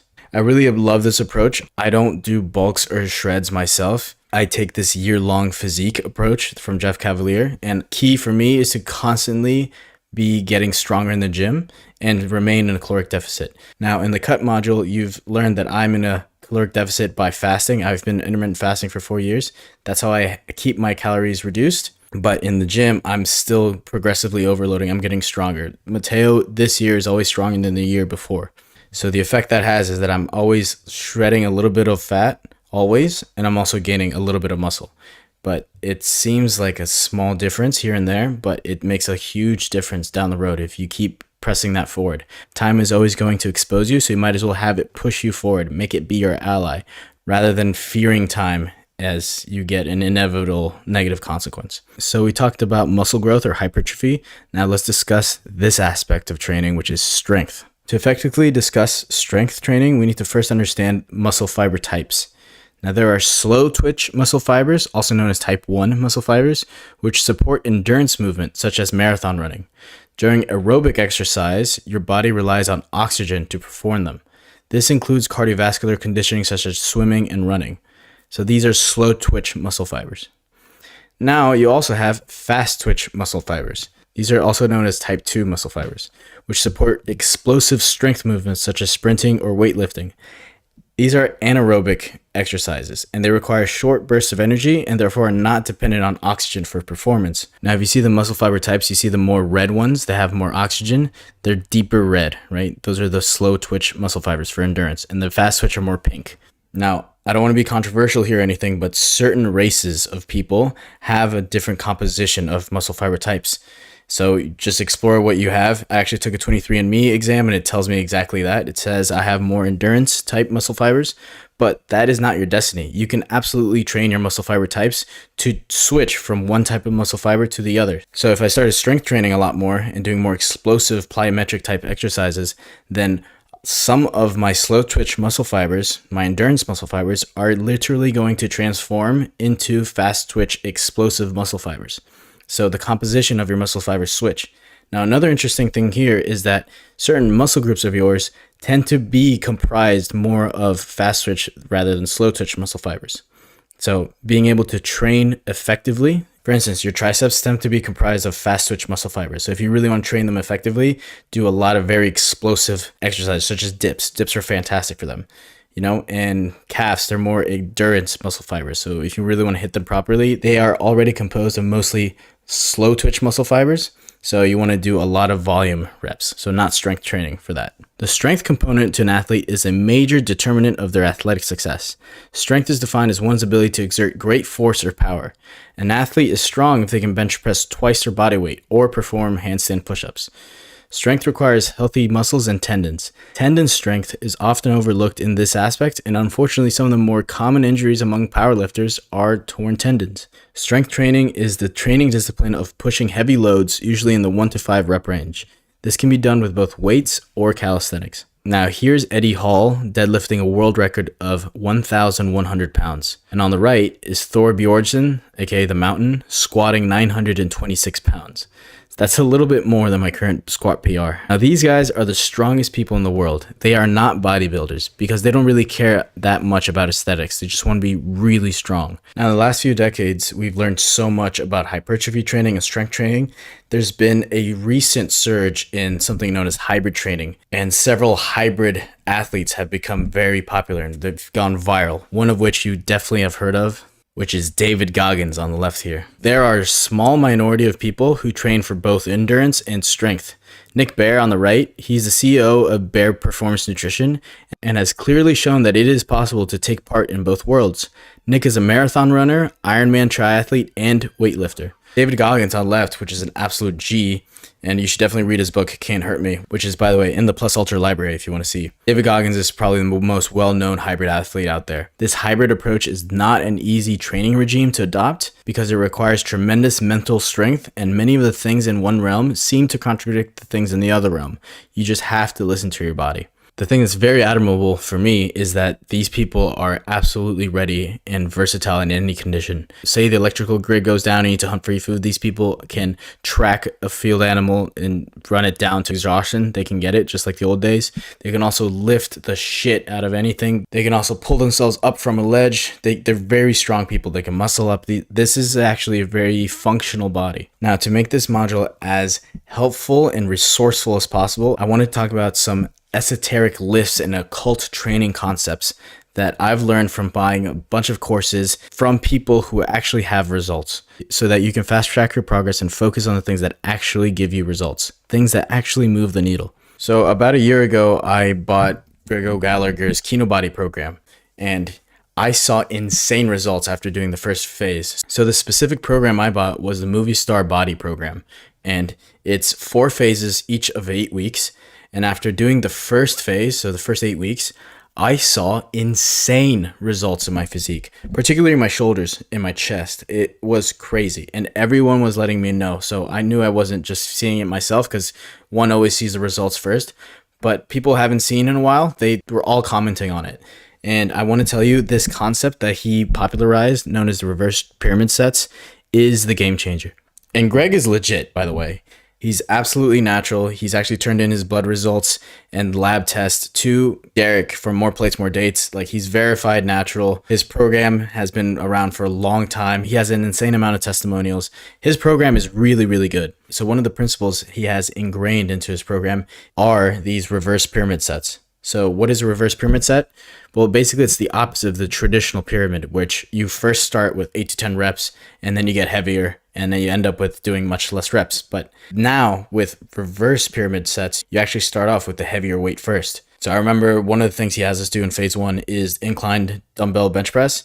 And so I immediately just go for the 80 pounds, and I go for my 4 to 6 reps, it seems insane, right? But you are blasting your muscles. You're really exhausting your muscles. You're getting all the heavy effort out of the way. And rather than do a straight set where you hit that weight again, you actually drop the weight a little bit, and then you hit the fibers that are just exhausted, but you can still squeeze more volume in. So you drop the weight and you get those in, and then you drop the weight one more time for the next set and you just hit those again. It hits your muscles at every single level. So you get some strength training in and you get some hypertrophy in. It is absolutely fantastic. This whole concept of reverse pyramid sets is fantastic. He also includes rest pause sets, which I've never heard of before, but we do these for the dumbbell lat raises for the shoulders. My shoulders, again, they just pop now. So the pros of this is that it increases muscle activation. You get a bigger pump and it's time efficient. But the cons is that it's not really for beginners. There's a lot of fatigue involved, and you do these till failure. Like, they're very hard. Now, typically these are done at the end of your workout. And again, we spam lat raises. So this rest pause sets, it looks like this. So in Greg's case, the rest pause set is you do 12 reps of the lat raises with a weight you can do 12 times. And then you rest for 15 seconds. And then you hit 4 reps again with the same weight without dropping it. Then you rest 15 seconds and then you do that again. So you do 4 additional sets of 4 reps. So you have 16 of those additional reps plus the 12. So you have 26 reps that you're doing with the weight without dropping it. And the pump you get is unreal. Oh, and by the way, you do that whole thing 5 times. Now, a concept that's probably familiar to most of you are drop sets and supersets, which are tools that are absolutely fantastic for really hitting your muscle in ways that a straight set wouldn't. So a drop set is you decrease the weight each time. For instance, something I would do with my roommates is we would do bicep curls with the cables, and we would have a drop set partner. So you would just rep out your bicep curls on the cable, and as soon as you can't get another rep in, your partner, he takes the pin and he drops the weight, and then you just hit it again. So there's no rest. So you do these drop sets with 0 rest. It's different from the reverse pyramid set because you're actually getting some rest in the reverse pyramid training. This is just an immediate one set. Within one set, these are drop sets. Now, supersets is a bit different. You do one exercise and then you immediately do another exercise without rest. Now, there's different ways to do supersets. There's different types of supersets. For instance, one of the most popular ones and the ones I like a lot are antagonistic muscles or opposite muscles supersets. So for instance, you hit bench press, for instance, and then you go ahead and do the T-bar row. So you hit your chest and then your back. So you can feel the blood flow between them, or you can do skull crushers followed by dumbbell bicep curls, right? So you can have the antagonistic muscle in your arm, your bicep and your tricep, they're antagonistic to each other. You can feel the blood flow go between. A different type of superset you could do are compound and isolation supersets. For instance, you can start off with the chin up, really pump your biceps in your back, and then you superset that with a strict dumbbell bicep curl for the isolation. You could also superset with upper and lower body. You can do squats followed by bench press, really get out of the muscle group you just trained, but you want your heart rate up, so you do the superset. Now let's get into the more esoteric lifts. Ben Patrick, aka the knees over toes guy, has really popularized the functionality movements and getting into specific movements that really target and lengthen your tendons and certain muscles, stabilize your muscles so that you can actually be super efficient and super safe when you're walking around the world. Because let's be honest, a lot of traditional lifts are very one-dimensional. They're very unilateral. There's not much explosiveness, rotation. So when in the real world, you get someone who's very jacked, but not really mobile or functional. Now, right in the middle there is the Jefferson curl, and it's amazing for lengthening the spine and the erectors and strengthening them too. It's not recommended for everybody. Train carefully, be smart. There's pistol squat. There on the bottom right, it's the knees over toes guy. You can do a Turkish get up with a kettlebell. Kettlebells are actually amazing for functional fitness. There's actually a guy from Soviet Russia. His name is Pavel Satsulin, and he has a bunch of content online about how the Soviets love to train with their kettlebells. And on the top left, you have the reverse hyperextension machine, which is really great for, again, strengthening the lower back, getting your glutes right. So these are more esoteric lifts, but it's very crucial to include this type of accessory work because, again, traditional lifting is very one-dimensional. Now let's talk about what the Soviets did, because the Soviets won a ton of gold medals during a short period of time. And during that time, the Americans were really struggling to understand how their training methods were so different. What were they doing? So the Soviet approach is this. They used a system known as periodization. They rarely tested their 1 rep max, and most of their training was in the 65 to 80% 1 rep range. And this book on the right, The Secrets of Soviet Sports Fitness and Training by Dr. Michael Yessis, he's an American who actually studied how the Soviets trained, and he popularized certain terms that we use today, like plyometric exercise, for instance. That entire book I read and is in the library too. If you want to check out Soviet lifting secrets, that is in the Plus Ultra library. Now let's talk about your heart and cardiovascular training. So these pictures are from my first and only Ironman triathlon event in October 2021 in Tempe, Arizona. Endurance athletes indulge in long distance events where the heart rate remains elevated for prolonged periods of time. Although it is a generalization, it is safe to say that most endurance athletes tend to have a harder time to build muscle than strength athletes. A marathon runner tends to be leaner than a sprinter. A triathlete tends to be leaner than a powerlifter. Now let's explore the reasons why. Well, one of the factors is that they're burning way more calories, right? They tend to be living in a state of extreme caloric deficit. But there's a bunch of benefits that do come with being an endurance athlete, one of which is the VO2 max. VO2 max measures the maximum amount of oxygen available to a person when performing exercise. Professional athletes naturally have a higher VO2 max than the average person. But is it possible to increase your VO2 max?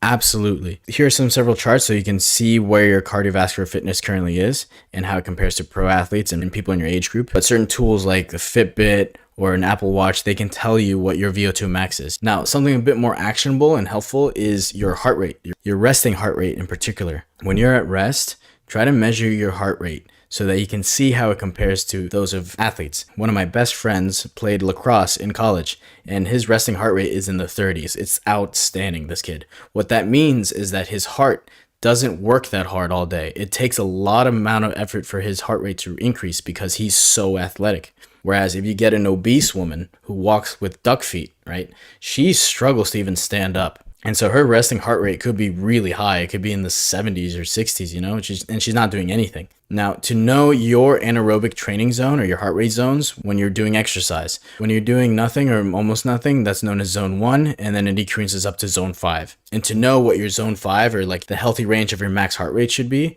take your age and subtract that from 220. So for instance, me, I'm 27. So 220 minus 27 is 193.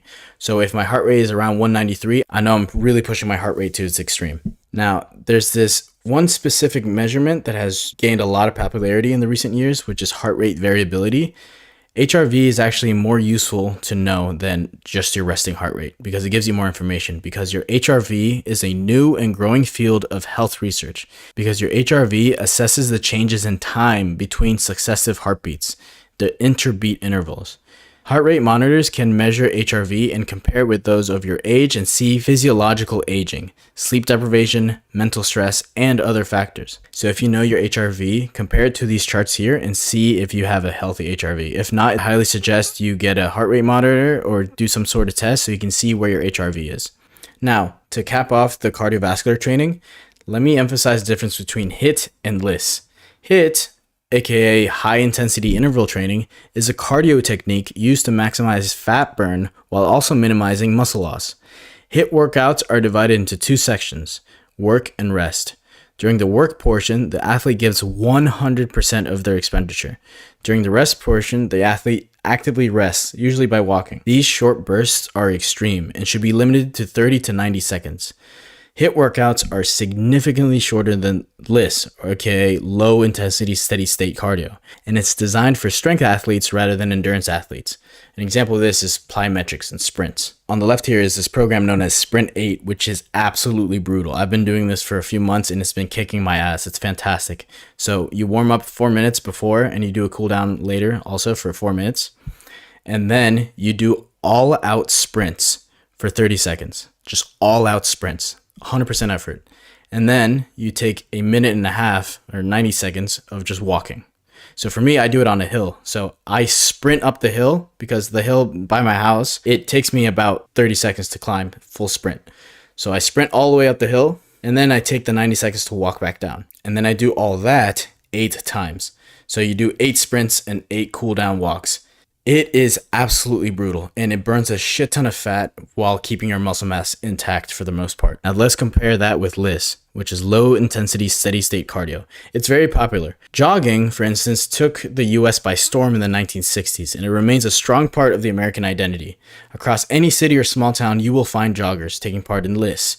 Walking is goated though. For the past 2 years, I walk every single day after eating. I always walk. Greg O'Gallagher has even incorporated into his program, and he says you have to have at least 10,000 steps per day.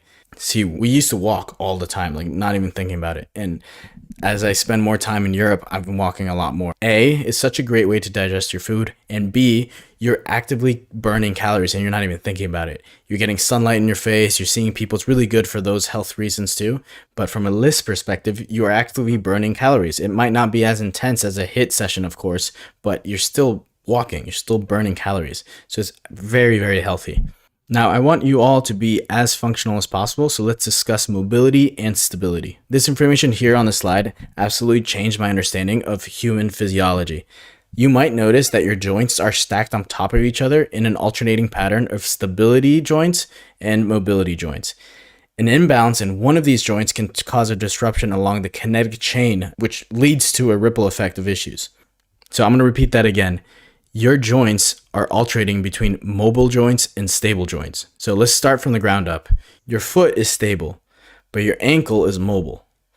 Then your knee is stable, but your hip is mobile, and so on and so forth. Mobility is the ability to move joints through their complete range of motion. Joints are the areas where two bones connect. There are joints designed to support mobility and others that better support stability. In 2020, I wrote a ebook on gymnastic strength training, which is a training regimen I did during quarantine. It taught me how to handstand, it taught me how to backflip. But these GST programs are designed to help athletes achieve a healthy balance of mobility and stability. Athletes must avoid staying in overstretched positions for too long, as this may compromise the joint by weakening the surrounding tendons and ligaments.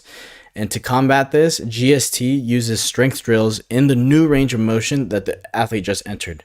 So I cover how to actually strengthen your joints and become more mobile in that GST ebook, which is free to all of you. Flexibility is something separate. Flexibility is the ability to lengthen muscles and connective tissue. As children, we were born with flexibility, but as we grow older and adopt more sedentary lives, we lose our flexibility. Flexibility is required to enter a variety of positions. One way to improve flexibility is via stretching and massaging.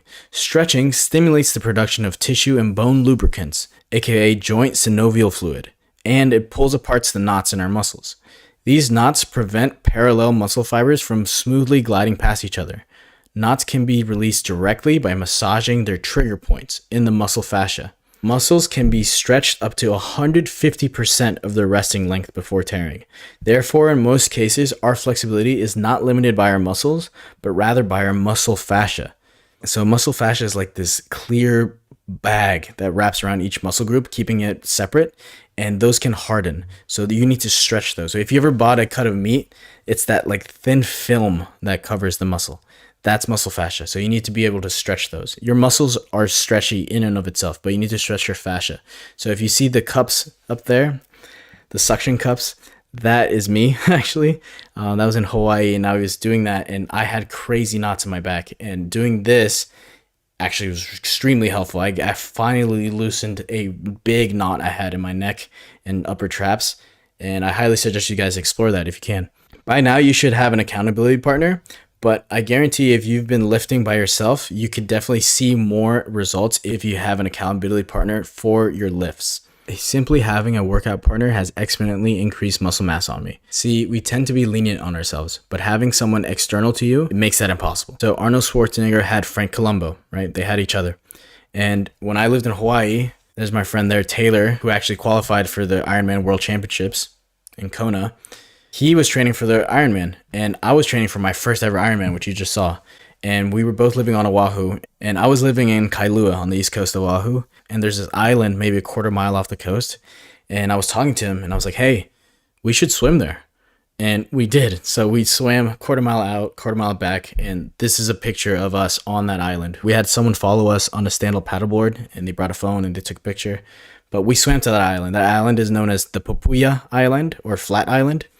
And if you actually want to hear more about this story and how you can prepare for a triathlon or a marathon and any one of your endurance events, check out episode 10 of the Plus Ultra podcast, where we go in depth on our time together in Oahu and what happened during Taylor's race day. That third picture there, that's my best friend Mikey. We just finished the Dewey Beach Triathlon. And the last picture there, that's my buddy Parsa. We both went to Virginia Tech together for college, and that's us at North Cascades National Park. Always important to get your posing in, right? Now listen, I know a lot of us like to chirp CrossFit and CrossFitters for many things, particularly those butterfly pull-ups. But what we have to concede is that they have an incredible sense of community in their gyms. Community and group classes, group fitness, it makes lifting fun and actually gives you a competitive edge rather than just working out by yourself or just one other person. Bouldering, BJJ, cycling, yoga, anything involved with a group, like a group fitness classes, makes you more likely to be consistent. See, we evolved in tribes, in groups, like we are social creatures. And if you're not getting your social reps in consistently, I highly suggest you to sign up for a group-oriented physical endeavor. You will all push each other. Now let's discuss your homework for this module. So you're going to upload a screenshot of your workout routine to the Discord. You get bonus points if you use the Strong app. That's it. It's really simple. Physical mastery is important. That's why you're listening to this. That's why you're here. So let's see what it is you do for your physique, for your physical health. What is it you do? Let the group know. And if you know what's actually cool, you probably might meet someone who does the same thing as you, someone with like physical interests. So if you like to do bouldering, you might meet someone who does bouldering. You might meet someone who does jujitsu. You might learn that someone else likes to do the same thing as you. So post what your workout routine is. Again, you have access to the workout template I had in college, the Excel template, and make sure to create a copy and you can put in your workout routine there too. Or bonus points if you use the Strong app. And I'll see you guys in the next one. All right, so let's get into blood work and what you can do to win in the hormonal battle over your health. Because don't get fooled, there is an invisible chemical battle going on inside our bloodstream every single day.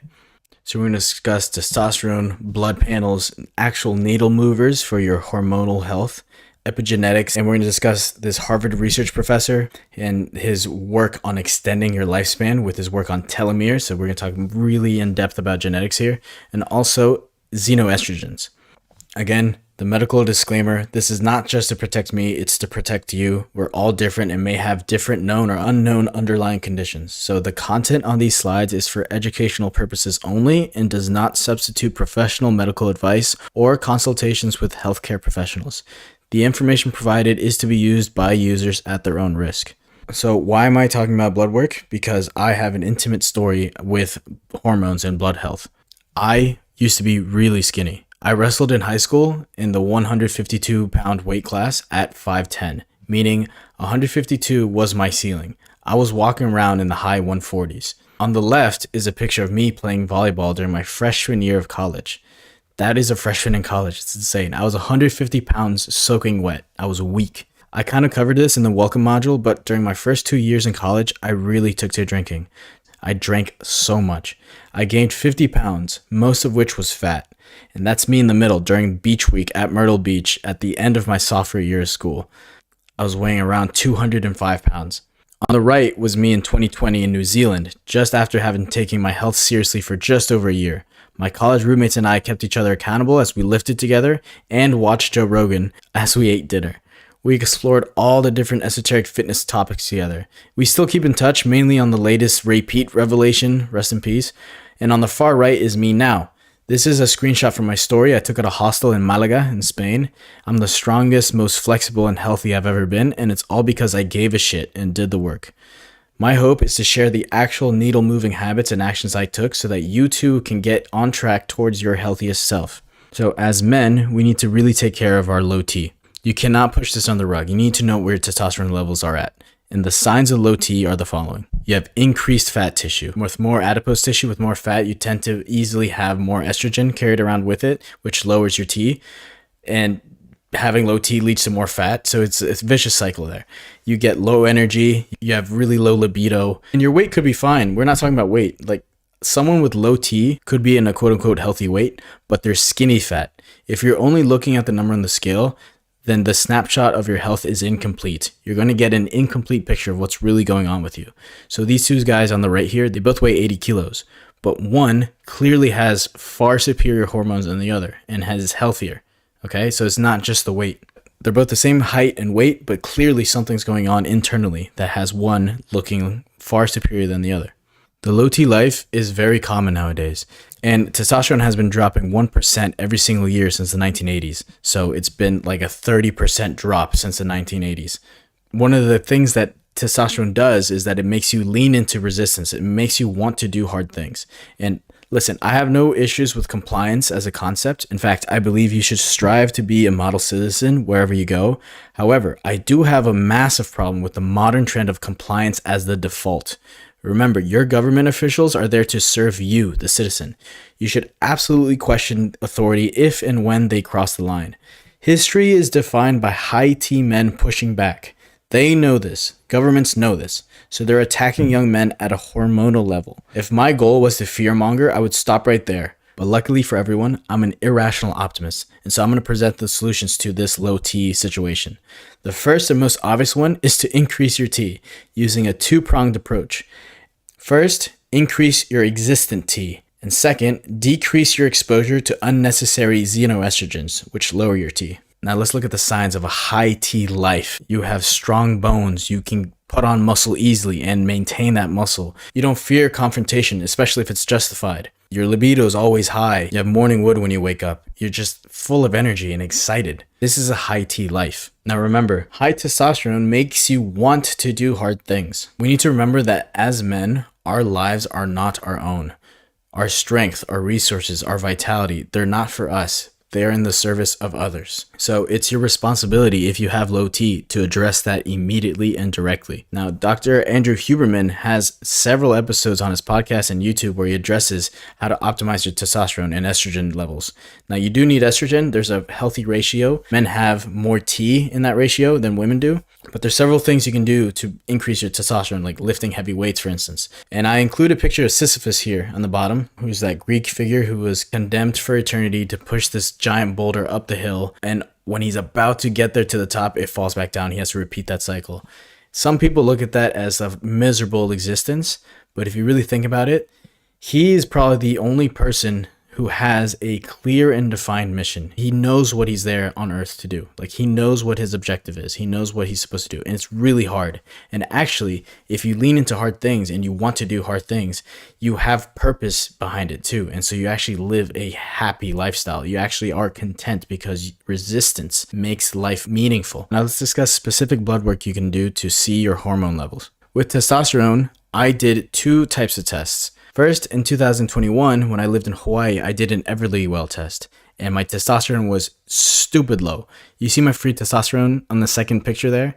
It's all the way on the left. It's 11 there. What was happening is that during 2021, I lived in Hawaii and I was working East Coast hours. So I was getting up every single day at 2:55 in the morning and working till 11 a.m. But my sleep was so off. My hormones suffered as a consequence and I started gaining a lot of weight. My testosterone was super low and it was just really bad, right? And so I ordered this blood test from Everlywell. They actually ship you the blood test to your home. You prick your finger, you get a few drops of blood in, you also spit into a tube and you mail it to Everlywell and they get back to you with some results. There's an Everlywell app that hosts all your tests, which makes it very helpful to review when you want to. Then, about a year later, I took another blood test, this time using Quest Diagnostics, and my testosterone catapulted. It's super high. See, I have 919 nanograms per deciliter of total testosterone. And my free testosterone, which is on the bottom there, is way above the normal range.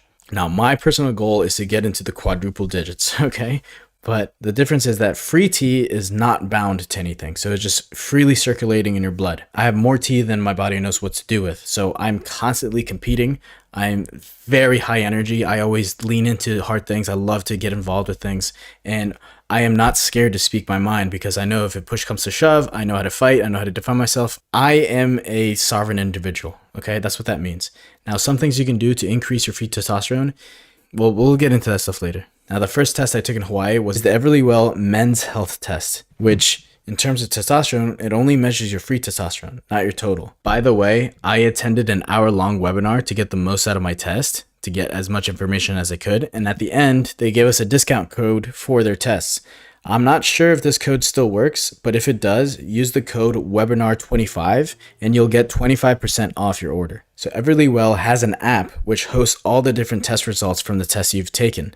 And I actually, aside from the male health test, I also took a thyroid test and a food sensitivity test.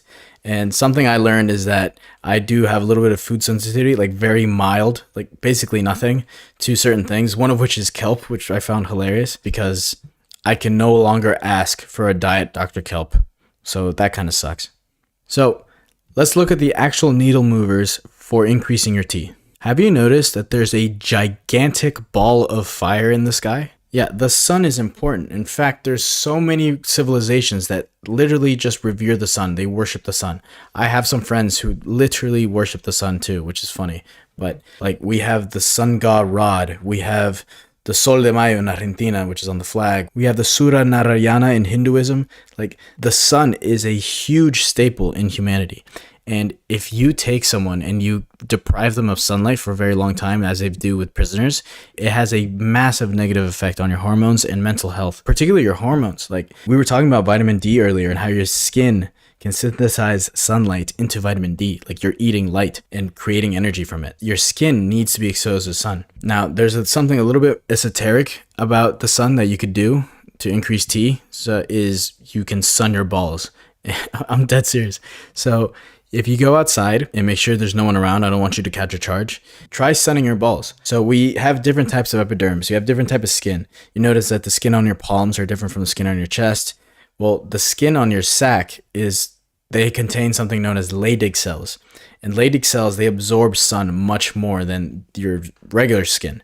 And so we used to walk around basically naked for millions of years, right? So our sac used to be out in the sun all the time.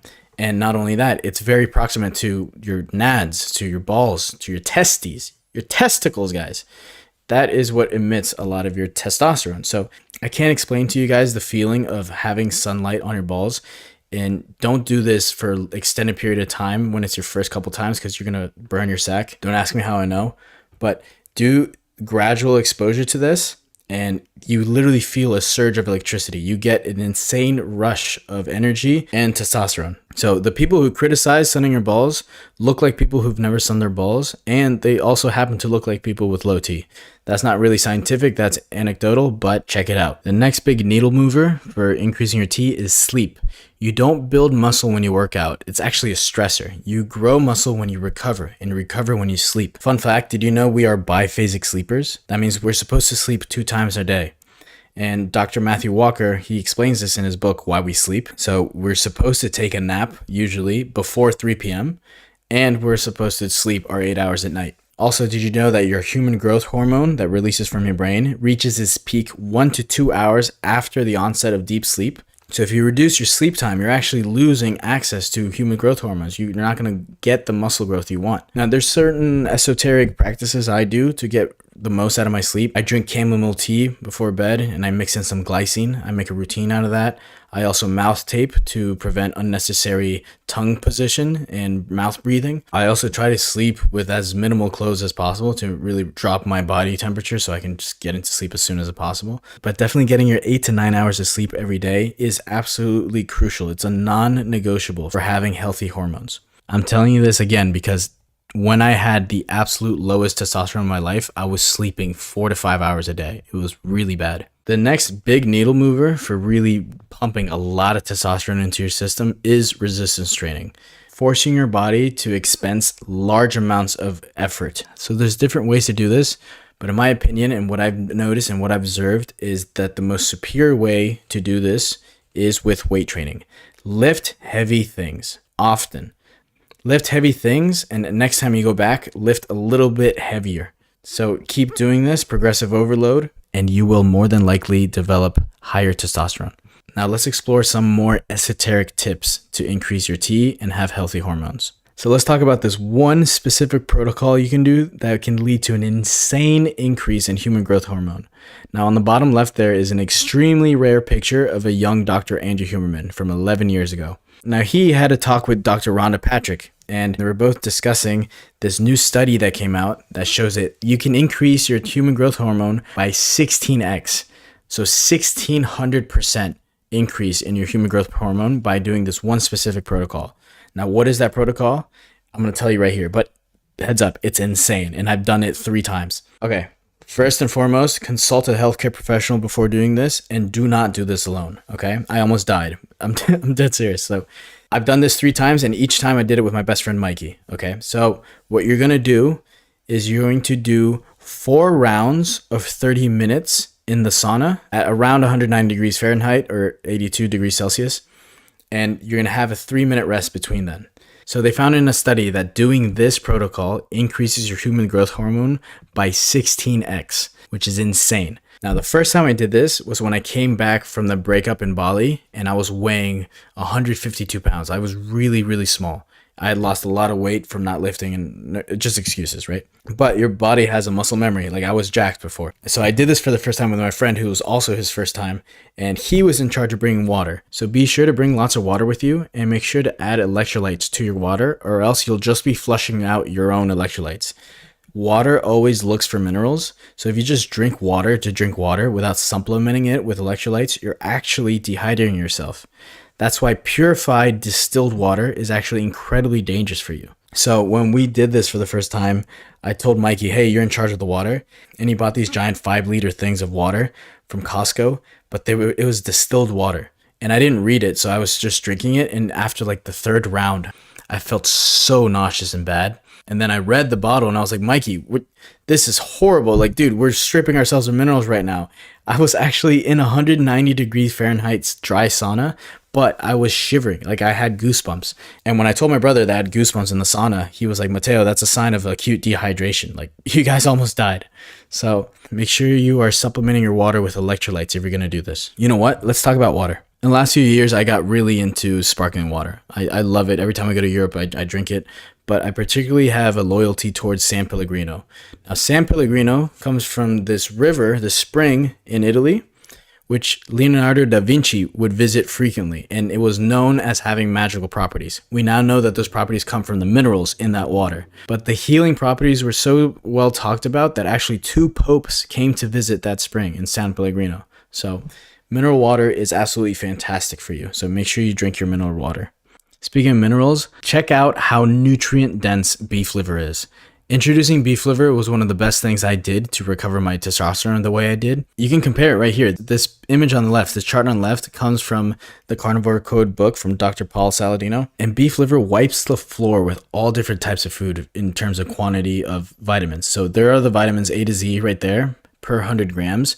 And you can just see beef liver is extremely nutrient dense, so make sure you're supplementing that. I knew I had to discuss the importance of beef liver because primals need to know. Now, we discussed the biggest needle movers in increasing your testosterone and getting healthy hormones, but there are a few tiny things you can do, like the cherry on top you can do to boost your testosterone. But the things that we're about to discuss right here are insignificant if your sleep is off, if you're not lifting heavy, and if you're not getting sun exposure. Like, you need to be able to deal with the big needle movers first, and then you can play with these things here. But I'm still going to talk about it here so you can have it. Did you know raw garlic and onions can increase your T? In fact, the very name garlic comes from the Anglo-Saxon meaning spear plant, a very appropriate name for the plant ruled by the god of war, Mars. Garlic is related botanically to the onion, which is traditionally ruled by Mars. If you guys are familiar with Nicholas Culpeper, he wrote a complete herbal guide, which became absolutely popular. A lot of people reference him, and he talks about the effects of garlic. He says in choleric men, which means irritable men, it will add fuel to the fire. In men oppressed with melancholy, or like depressed sad boys, it will attenuate or weaken the melancholic humor, and will send up strong fancies as many strange visions to the head. So interesting enough, speaking of free tea, not total tea, pure tobacco has been linked to increasing free testosterone. So pure tobacco, so pipe tobacco, or better yet, cigars, increase your free tea. Also, just sunning your balls is a cherry on top to increasing your T. I highly suggest it. Remember, sun exposure in general boosts T. So doing something like red light therapy during the winter months can actually help you increase your T2 when the sun is not there as often. Now let's discuss hygiene and how certain chemicals have been lowering your T and how you can combat that. Let's start with your hair and skin health. So you know about all the heavy metals and microplastics and xenoestrogens in your water. So you go through this entire process to filter your tap water for drinking, but you still end up drinking gallons of tap water through your skin when you shower. Doesn't make sense. We need to be consistent here. So on the right, there's a shower filter. This specific shower filter I have in my shower, which has carbon and all different types of filters within it to filter out these impurities that can affect your testosterone levels. When it comes to different types of cosmetic solutions, my good friends at Base Balm, they've provided me a code, which is just Mateo. You can get 10% off your account. But I really believe in this product. If you guys already follow me, you know I don't promote many products. I really don't need the money. I only promote things I believe in. Fun fact, the guys from Base Balm, they went to my high school. So there's an actual intimate connection there. And this product is absolutely insane. So the base of their product is beef tallow. And they include all these natural ingredients. They also have a sunscreen which they include a little bit of zinc. It's all natural and just minerals, and you can protect yourself. I love this brand. It's fantastic, and it actually makes my skin glow, and it's healthy, and it doesn't have all the parabens and pheromones that affect my hormones negatively. Also, for about 2 years, I have not used shampoo. I just rinse with cold water, and sometimes I use an egg mask. I literally take an egg, rinse it into my hair, and it gets in my hair, and I wear it as a mask for a few minutes, and then I rinse it out. And then if I want to condition it, I use a little bit of coconut oil. Really hot water depletes your scalp of oils, healthy oils, in your skin. It dries you up. You try to avoid using really hot water. Like, use cold water if you can. You not only get the benefits of your skin tightening and everything like that, but you also get a cold shower in, you know? It wakes you up. I also use this skin brush, this dry skin brush, to brush off any dead skin I have. And it helps with smelling better and helps having healthier skin. The key here is not to introduce harmful chemicals that reduce your testosterone and disrupt your other hormones. When it comes to oral health, I use fluoride-free toothpaste. I also do something first thing in the morning known as oil pulling. I take a spoonful of coconut oil and I rinse it around my mouth, and I do that for about 2 minutes, and that pulls all these bad toxins out of your mouth because it's oil. It's like thick, and it doesn't mix well with water. It like pushes it out, and so you end up, after spitting out that oil, that dirty oil full of dirty nonsense in it, you actually kill bad breath and detoxify your mouth. I do still floss. I think that's important, and you have healthy gums. But what I don't do is introduce harmful chemicals in my mouth. It's just completely unnecessary. One thing I will say about teeth real fast is that if you've ever looked at the cranium of any ancient humans, they all have straight teeth, okay? Like pre-agricultural revolution, before we started planting food in the ground, they all had straight teeth. And if you look at any dog or any animal, any lion, any horse, they all have straight teeth. Why? Because they eat species appropriate food. Now, what we started doing about 10,000 years ago, when we started planting foods, we started producing soft foods like rice and breads. Like, this made the muscles in our mouth and jaws not have to work as hard. Like, when you chew meat, you have to really strain the muscles in your jaw and your mouth. And as a consequence, your teeth have a direction in which to grow. They grow straight. In England, they eat a lot of porridge and mashed potatoes and really mushy, soft foods. And these people, they develop these horrific mouths. Like, they're famous for it, right? But you go to Africa today, or you go to people like in Bolivia, when I go back to Bolivia, there's certain communities, like, they don't have much, and they've been eating a lot of like meat, like species appropriate food. They have straight teeth, and even more so, they have white teeth. There's no such thing as a cavity. They try to avoid all these carbs, you know, like they have straight white teeth. In fact, there's a book I cracked open, I'm not finished, called Jaws, which is written by 2 mewing experts, and I believe they have a history in orthodontics or something, but they discuss this. There's just so many modern humans with just horrible teeth development, and it's facial development too, and it's because of eating soft foods. Now, something that I found really interesting, and it's been a huge change for me, and I've had to adapt, is letting go of synthetic fibers. I didn't understand that they were made from plastic. I literally didn't compute that polyester is made from plastic. I just never thought of the ingredient. I didn't know what it was. I just liked the stretchy shorts. I didn't understand. But plastic, by nature, by design, it breaks down and it has microplastics. And your skin will absorb these microplastics, particularly when you're sweating. And if you have a polyester undergarments, like, that's one of the worst things you can do for you, not only for leaching microplastics into your body, but also for the heat. That excess heat, particularly if you're a male, in your gonads, it's really bad for your sperm quality and quantity. It can lead to infertility, so be very careful. So what I started doing, if this is TMI, I'm sorry, but I've been going commando for the majority of the year for the past 4 years now. And I've also been donating my synthetic clothes so that other people can wear it if they don't have options. But if you do have options, then opt for natural fibers. Like, these are plant-based natural fibers, and these are animal-based natural fibers, like cotton, hemp, linen, silk, wool. You know, not only are they healthier for you, but they actually look much better. Now let's discuss xenoestrogens. Xeno means foreign or apart. Okay, so these are estrogens that are not from you. They are coming in from the outside source. You have to protect your hormones. And what xenoestrogens do is they come in from the outside and they send signals that confuse your body, and you start producing hormones that you shouldn't be producing otherwise. So what these xenoestrogens do is that they mimic estrogen. So when they enter into your body, they mimic estrogen, and so your body treats it as though it's an estrogen, so your estrogen rises. So an example of an xenoestrogen is BPAs, which are found in plastics. So avoid all plastics, particularly if they're wrapped around your food. So plastic water bottles, avoid that. Plastic food containers, avoid that. Soy is probably the worst, in my opinion. There is nothing more processed than soy-based food. Xenoestrogens are foreign estrogen substances that are able to bind to estrogen receptors, causing a hormonal imbalance. Phytoestrogens are xenoestrogens derived from plants.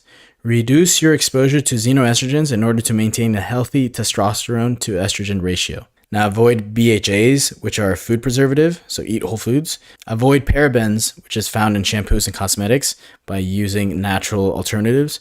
Avoid BPA by avoiding plastics. And avoid herbicides and pesticides by eating as local as possible. Also, receipts. Receipt paper is littered with BPAs and xenoestrogens. I do not touch receipts. I really suggest you to avoid touching receipts altogether. In fact, you might notice that some cashiers or people who operate with receipts frequently, they often wear gloves, like these plastic gloves, because it does leach into your skin quickly. Like, do not touch receipts. Now let's get into genetics. Why is it so important to take on these behavioral patterns? Because there's actually a genetic change you're doing when you do these behavioral changes. Your experiences affects the expression of your genes. So you have genes and then you have epigenes. So basically the nature versus nurture debate is over. We know now that it's a mix of both always. So I included the piano riff there because we all have these genes and epigenes, and what epigenetics does is that it determines which genes should be played. So for instance, me and my twin brother, which I don't have, let's say I have a twin brother, we both have the exact same genes, but if I start smoking and he does not, and I start drinking a lot of seed oils and he does not, and I just don't do any exercise and he takes an interest in health and just starts lifting heavy weights, and say we both happen for some reason to be with the same woman just to make things easier, right? Our children will have literally different gene expressions because of our behaviors. Your behavior does determine your future generation's epigenetic expression. My children and his children will have different gene expressions. That's insane. So what you do on this earth, it does matter. But let's say you were born to extremely unhealthy parents and they didn't take care of themselves. This also frees you up because you're not chained down to your epigenetics. You can actually do something about it. So for instance, I did a 23andMe test. And these are my results. On the left, you can see I'm from Iberia, Viva España. But I also found out that I have these two genes turned on that give me an 86% chance likelihood to develop type 2 diabetes. Now, I am controlling my situation. I didn't even know this until 2020, but I was already exercising a lot. I was taking care of myself. I've been fasting. But now I have a genetic interest to continue fasting so I don't develop insulin resistance, for example. And there's a bunch of things I am doing to control this. But the reason why I'm taking this so seriously is because I understand epigenetics. So now when I take care of myself, I'm going to have kids in the future, and their likelihood of having that gene turned on that I did is much lower. So that is the power of understanding epigenetics. Your behavior affects not just yourself, but your future progeny. Now let's discuss the fascinating work from Dr. David Sinclair at Harvard. He is exploring how to literally stretch your lifespan. So right there is a picture of Dr. David Sinclair. He's actually 87 years old, but look at him. He looks like he's 35. No, I'm just kidding. He's 53. Okay. He's 53. And by the way, I've been consuming his podcasts, his YouTubes, and I actually saw him on Dr. Andrew Huberman. And he says there's a few things we can all do to slow down the rate of aging. So these telomeres, it's kind of like the plastic ends at the end of your shoelaces. By the way, I just looked it up and those have a name. They're called aglets. So that's funny. So the telomeres are at the end of your DNA and they start off really hard and condense. And as you age, they get looser and looser and you get more damaged DNA and eventually you die, right? So his lab has found out ways for you to actually slow down the process of aging, and it correlates directly with your telomere strength. But Dr. Dave Sinclair says that there are a few things we can all do to slow down the rate of aging. One of which is fasting, by the way, and the other is something known as NAD+, which is at the bottom there. Everyone who can afford NAD+ is taking it. All these celebrities are taking it. But there's only a few with integrity that have spoken about taking it, like Tony Robbins and Ed Milet. But Kendall Jenner, Hailey Bieber, Olivia Culpo, all these people are taking NAD+. But guess what? Sardines are rich in NAD+. Eventually, I'm going to get a supplement of NAD+. I just don't see the urgency right now. It's pretty expensive too. But yeah, if you're interested in how to expand your lifespan and slow down the rate of aging, definitely check out his book, Lifespan, and more content from Dr. David Sinclair. So with that, let's discuss your homework. So for this module, you're going to do at least one of the following. It would be awesome if you can do all three.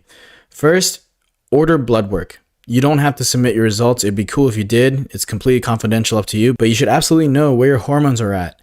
You don't want to wait until you get a car crash to put the seatbelt on, right? You want to figure things out beforehand so that you can proactively act on it and course correct if needed.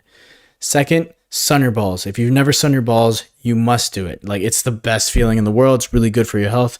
Do it within your house if you have a good angle so you're not showing anybody. If you have some land or you have a private area, you can do it outside. Just be careful, be respectful, be mindful of other people. Do not let them see your whole sack, your south mouth. That's not cool. And third, send a before and after transformation pic of yourself. This can motivate a lot of people. I have some really good friends who started off as fat kids. I have other people like me who started off as skinny kids. Get into your community. There's a lot of mindset similarities that people can share and help each other out with. So, and an example would be like, whoa, Jack's total T is over 900 nanograms per deciliter. That's insane. I'm sunning my balls right now. So this is a great module. I definitely had fun making it. I know it's going to transform a lot of lives. So I'll see you guys in the next one. All right, so while discussing spirit, one common theme here is that I don't have the hubris to say this is the truth. Of course, I believe in universal truths, but my main goal is to communicate my lived experiences, what I've seen work within myself and other people, and communicate that with you so that you can find what works for you. Now, spiritually, the beating heart of the spiritual modules is identifying your purpose. Now, there's many ways to do this, and we're going to cover them in this module, but it's so important that this is at the center of everything you do.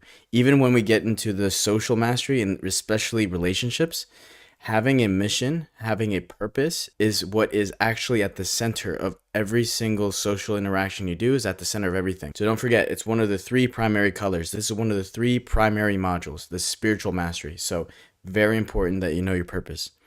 So to discover what your purpose is, we're going to uncover 2 Japanese ideas. One is known as your ikigai, and the other one's known as your misogi. We're going to figure out exactly how you can have an impact in this life and how that can fuel your purpose. But if you're wandering through life, you're not sure what you're here for, these next few slides should give you absolute clarity on that. Finally. So your ikigai, this is a Japanese term for your purpose, basically. And it's a beautifully visualized way to see it. Now, the term was popularized by this book on the left here. But as you can see, your ikigai is the convergence of what you love, what the world needs, what you could be paid for, and what you are good at. And so you can see the intersections here between 2 of these spheres, but like in the middle, in the absolute center, that is your ikigai. So let's figure it out using an example. So the first circle is what you love. And I really suggest you use verbs for this, not just I love people, but rather I love interacting with people, for instance, right? So in this case, let's explore what my ikigai could be. Let's list 10 things that I, Mateo, love to do. I love traveling. I love interacting with people. I love solving cognitive problems. I also love filming and editing videos. And I love watching films. I also love metaphysical exploration and philosophical debates. I also love adrenaline-raising activities. I love to swim. I love nature excursions, and I love making people laugh. So when you do this for yourself, try to find some pictures if you want to make a mood board, really visualize it, but also just list down the 10 items, that things you love, and make sure they're in verb format so you can emphasize exactly what it is you love to do. Now, the next circle is identifying what you're good at. So I'm really good at reading people. I'm good at pattern recognition. I'm good at persuading people. I'm good at networking. I'm also good at articulating abstract concepts. I'm good at math, and especially trigonometry and calculus. I got a 5 on the AP test and an A in the class. I'm also really good at oil painting. My mom's an artist, and I started really young.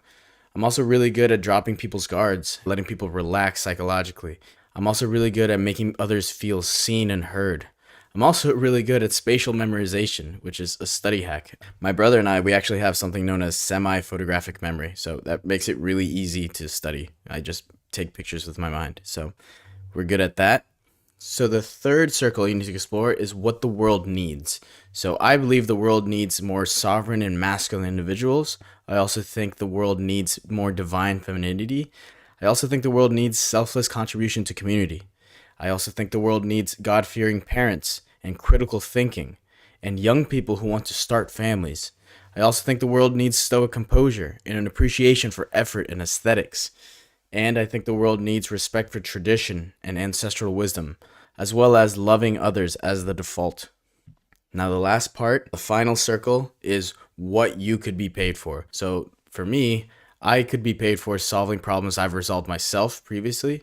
I could be paid for guiding people towards their goals. I can manage teams. I can network and connect people to the right people.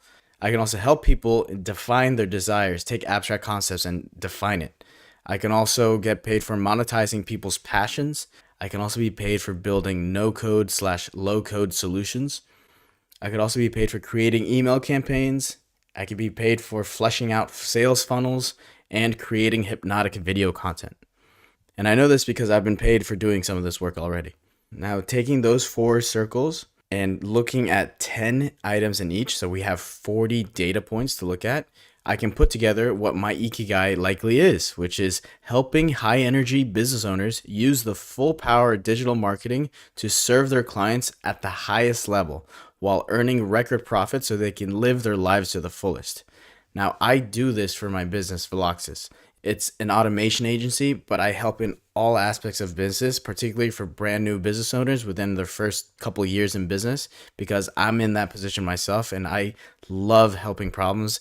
And a lot of these entrepreneurs I've found are people who are super high energy. They actually do the tasks that I lay out for them. They actually want to improve. So I found myself a niche, and it's actually really self-rewarding because it's exactly what I'm lined up to do. It's something I love, it's something I'm good at, it's something the world needs, and it's something I can get paid for. Now, if you need more help to be in tune with yourself and the universe and what it needs from you, having an actual gratitude practice helps in this regard so much. So gratitude journaling is amazing, but after doing it for a while, I noticed that I can feel like it has limited effect in my corner of the world. When I was young, my brother was upset about something. Me, being the older brother, I tried to do everything I could to cheer him up. I remember the moment clear as day. We were in his room, which looked out to the backyard, and there was the brightest red cardinal sitting on a branch just outside his window. I told him, "Look, Martin, a cardinal. You know, every time you see one, it brings good luck." Now, he was a kid, and he instantly cheered up. Sure, that was a white lie, but it's been over 15 years since I said that, and I don't know if he remembers that or not, or how long he looked out for cardinals. But for me, today, every time I see a cardinal, it has literally always brought with it positive and happy moments. It's become a good luck charm. So I use this for other critters too. If you live in the city, make an effort to spot pigeons or doggos and just be grateful for small little interactions with other life forms out there. Like, there's different gratitude dailies you could do. So you can express gratitude to a stranger. You can express gratitude to someone you know already. You can express gratitude to wildlife like I'm talking about. These daily gratitude practices, they ground you in your current blessings, and it forces you to become aware and present with what you already have. And when you keep doing that, you develop a muscle. You develop the presence muscle, the awareness muscle, and it makes it far easier to identify what you're good at, what you love to do, what can you be paid for, and what the world needs. It helps you develop the muscles necessary to pull out those data points to build those 4 areas so that you can finally identify your ikigai. Now, I'm so excited for this one. This is another Japanese concept. This is known as misogi. Now, what is a misogi? A misogi is a Japanese concept of a yearly challenge. So the first rule is that it has to be really hard, and the second one is that you can't die. Okay, so this idea was popularized in the West by Michael Easter's book, The Comfort Crisis. Now, I have been doing this without knowing that it's called a misogi, but every year I always try to do something difficult. In 2023, I chose to abstain from alcohol entirely. I've not had a single drop of alcohol at all. In 2022, I did the Camino de Santiago. I did the pilgrimage with my best friend in Spain. In 2021, I did my first ever half Ironman. But basically, a misogi is you force yourself to do something difficult every year. And what that does is that it forces you to have an interesting life. It forces you to do hard things. And by embracing discomfort, you reclaim your wild, happy, and healthy self. And these little moments of wildness, of really putting yourself out there, seeing what you're made of, it forces you also to really look at yourself in the mirror, see who you are. So I've already mentioned this, I'm pretty sure, in the past couple modules, but I plan on swimming the English Channel at some point.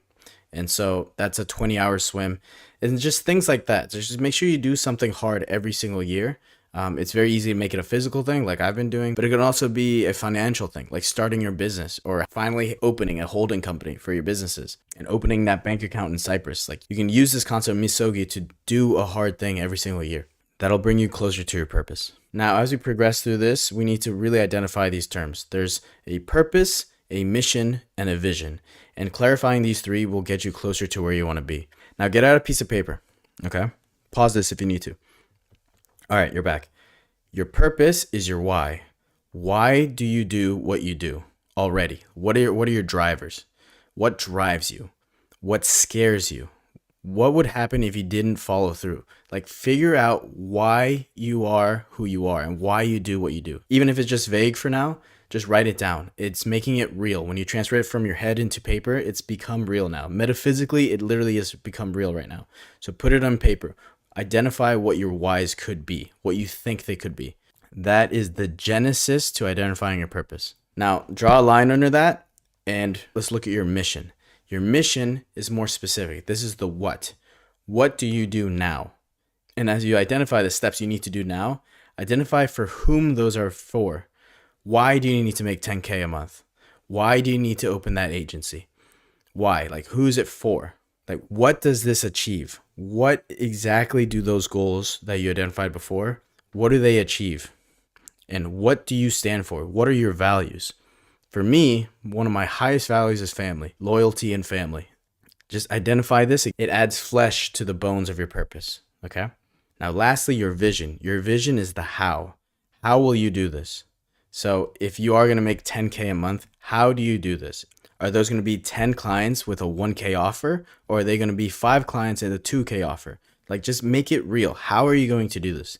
And using the 4-hour work week dreamlining exercise, what is something you could do today to get you on track? What is something you can do tomorrow? And what is something you can do the day after that? Where are you going? Like, identify the how here. And in the yellow intellectual mastery modules, we cover this. There's a printout for you to do in the dreamlining exercise. That's from Tim Ferriss's 4-hour work week. This helps exactly with this point. So make sure you do that and print it out. Now, already buying this course, I know you're not an average person. I know you want more out of your life. And as we discuss this and you finally are adding flesh to your purpose, you're identifying what it is, while it's fresh in your mind and while you're feeling motivated, I really feel a moral obligation to talk about the impact you're going to have in the world. Now, I've bought thousands of dollars of courses and I've attended so many masterminds. I don't really see a lot of people discuss this, what I'm about to say right now, but I guarantee you guys are going to have a massive impact on the world. You and I both know you're destined for great things, but there is a war going on, a spiritual war. There's different ways to do business. I've done business with different types of people, and I promise you, if you start with your purpose and you just plant in there a seed of altruism, you're going to get rewarded tenfold, okay? I really, really highly encourage you guys to think about others. Now, I'm no hippie, okay? I'm not a socialist or anything like that. I'm a proud capitalist. But I feel that's very important to clarify that that does not mean that it is mutually exclusive to caring about your neighbor. So as you amass more status, more money, more influence, I highly encourage you to look within and without. As you gain more power, you are on this planet to help other people. Like, you can help people who can't help themselves. And I really encourage you guys to really take care of each other, okay? Now, this module is much shorter than the rest because it is hyper-focused. We are laser-focused on identifying where your purpose is. We're going to get into your homework in a second, but just wanted to emphasize how this is your only mission for now, is identifying your purpose. Figure out where your Ikigai is, okay? So let's look at your homework. Your homework is to submit a picture of your Ikigai Venn diagram. Remember to have at least 10 bullet points for each of these 4 areas. This module is super short because this is super important. I really want you guys to laser focus and figure out what your Ikigai is. That exercise will give you so much clarity on why you're here and what you can do. So make sure you submit your homework. An example could be someone who says, well, I love to hike and be outdoors, and I'm good with spatial awareness, and the world needs leadership, and I can be paid for managing a team to achieve a common goal. So my Ikigai could likely be that I'm an elite special forces soldier. Like one of my best friends growing up, he's a ranger now, and I'm assuming this is how he would fill it out, but he's really skilled in these areas. And he ended up being a U.S. Army Ranger. So I'm looking forward to reading your Ikigai Venn diagrams, and I'm looking forward to you identifying your purpose and your Ikigai. See you guys in the next one. So we can't discuss spiritual mastery without discussing the giant elephant in the room, right? And that is the big G, the man upstairs. Now, I invite you to call it grace, the universe, God, however you want to understand it. And I have friends who are atheists. I have friends who are agnostic. I have really good friends who are Muslim. And if I have not stated it before, I am a Roman Catholic. But the whole purpose of this module is to hopefully spark metaphysical wonder and the divine purpose within you. Also to give you a detailed account on prehistoric, religious, and modern myths that serve to help us understand who we are and why we're here.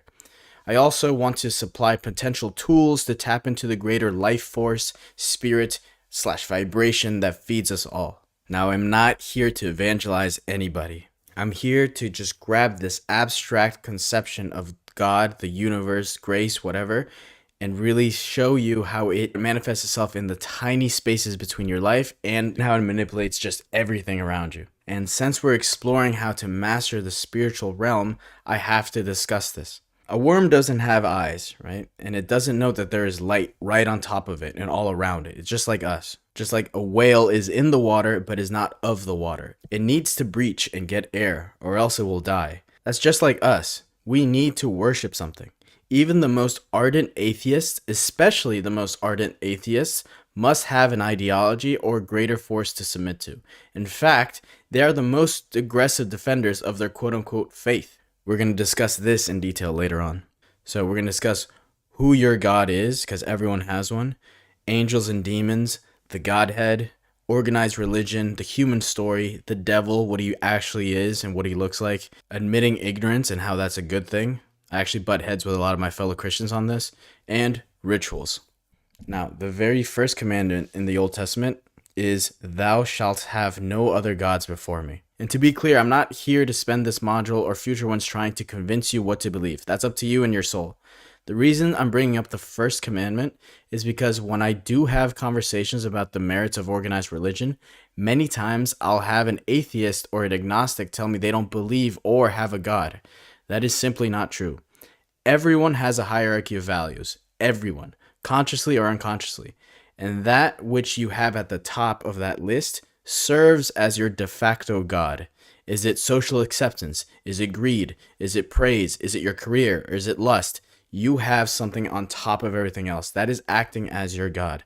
And so in God's wisdom, I believe he has the first commandment as, "Thou shalt have no other gods before me," because he knows this truth. We as humans are built to worship. Now here's a visual of your hierarchy of values.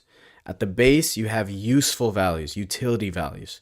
Then above that, you have sensual values. And as you move up, they become more transcendent. But you see how this is basically a utilitarian model. A lot of people do just go up and down on this. They don't have anything fixed in values. And that leads to a chaotic soul. Maybe in some circles, they are noble, and in other circles, they're just completely sensual. What is more important to them is avoiding pain and seeking pleasure, very hedonistic.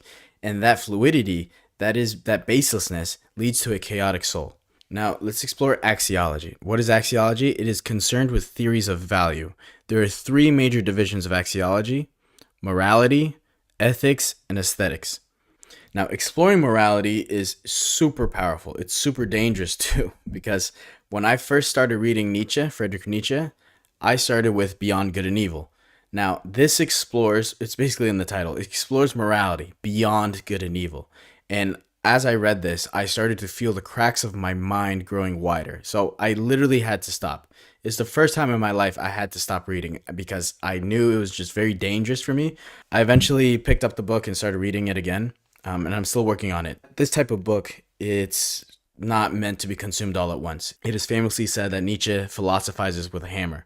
Like every single big idea you think you had, he shatters it into smaller pieces. And so it's really hard to digest. But when I first read about the ethereal nature of morality, I was not spiritually healthy enough to digest it without abusing it.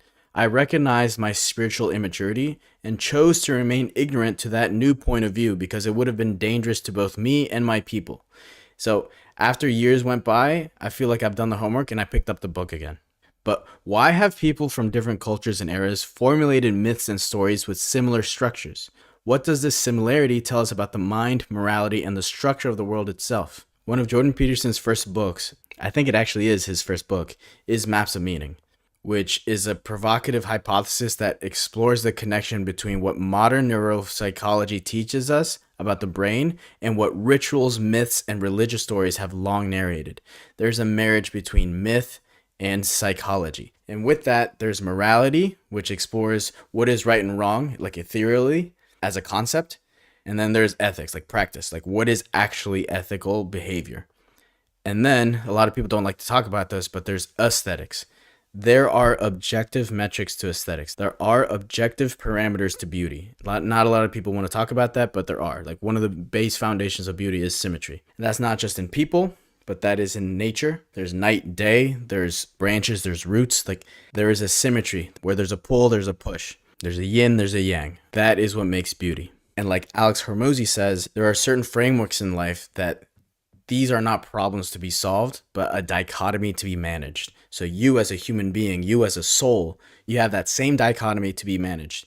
There is a good and an evil, and you are supposed to manage those. You may have heard people say the following, that prayer is when you speak to God, and meditation is when you listen to God. In reality, that meditative aspect was originally part of prayer.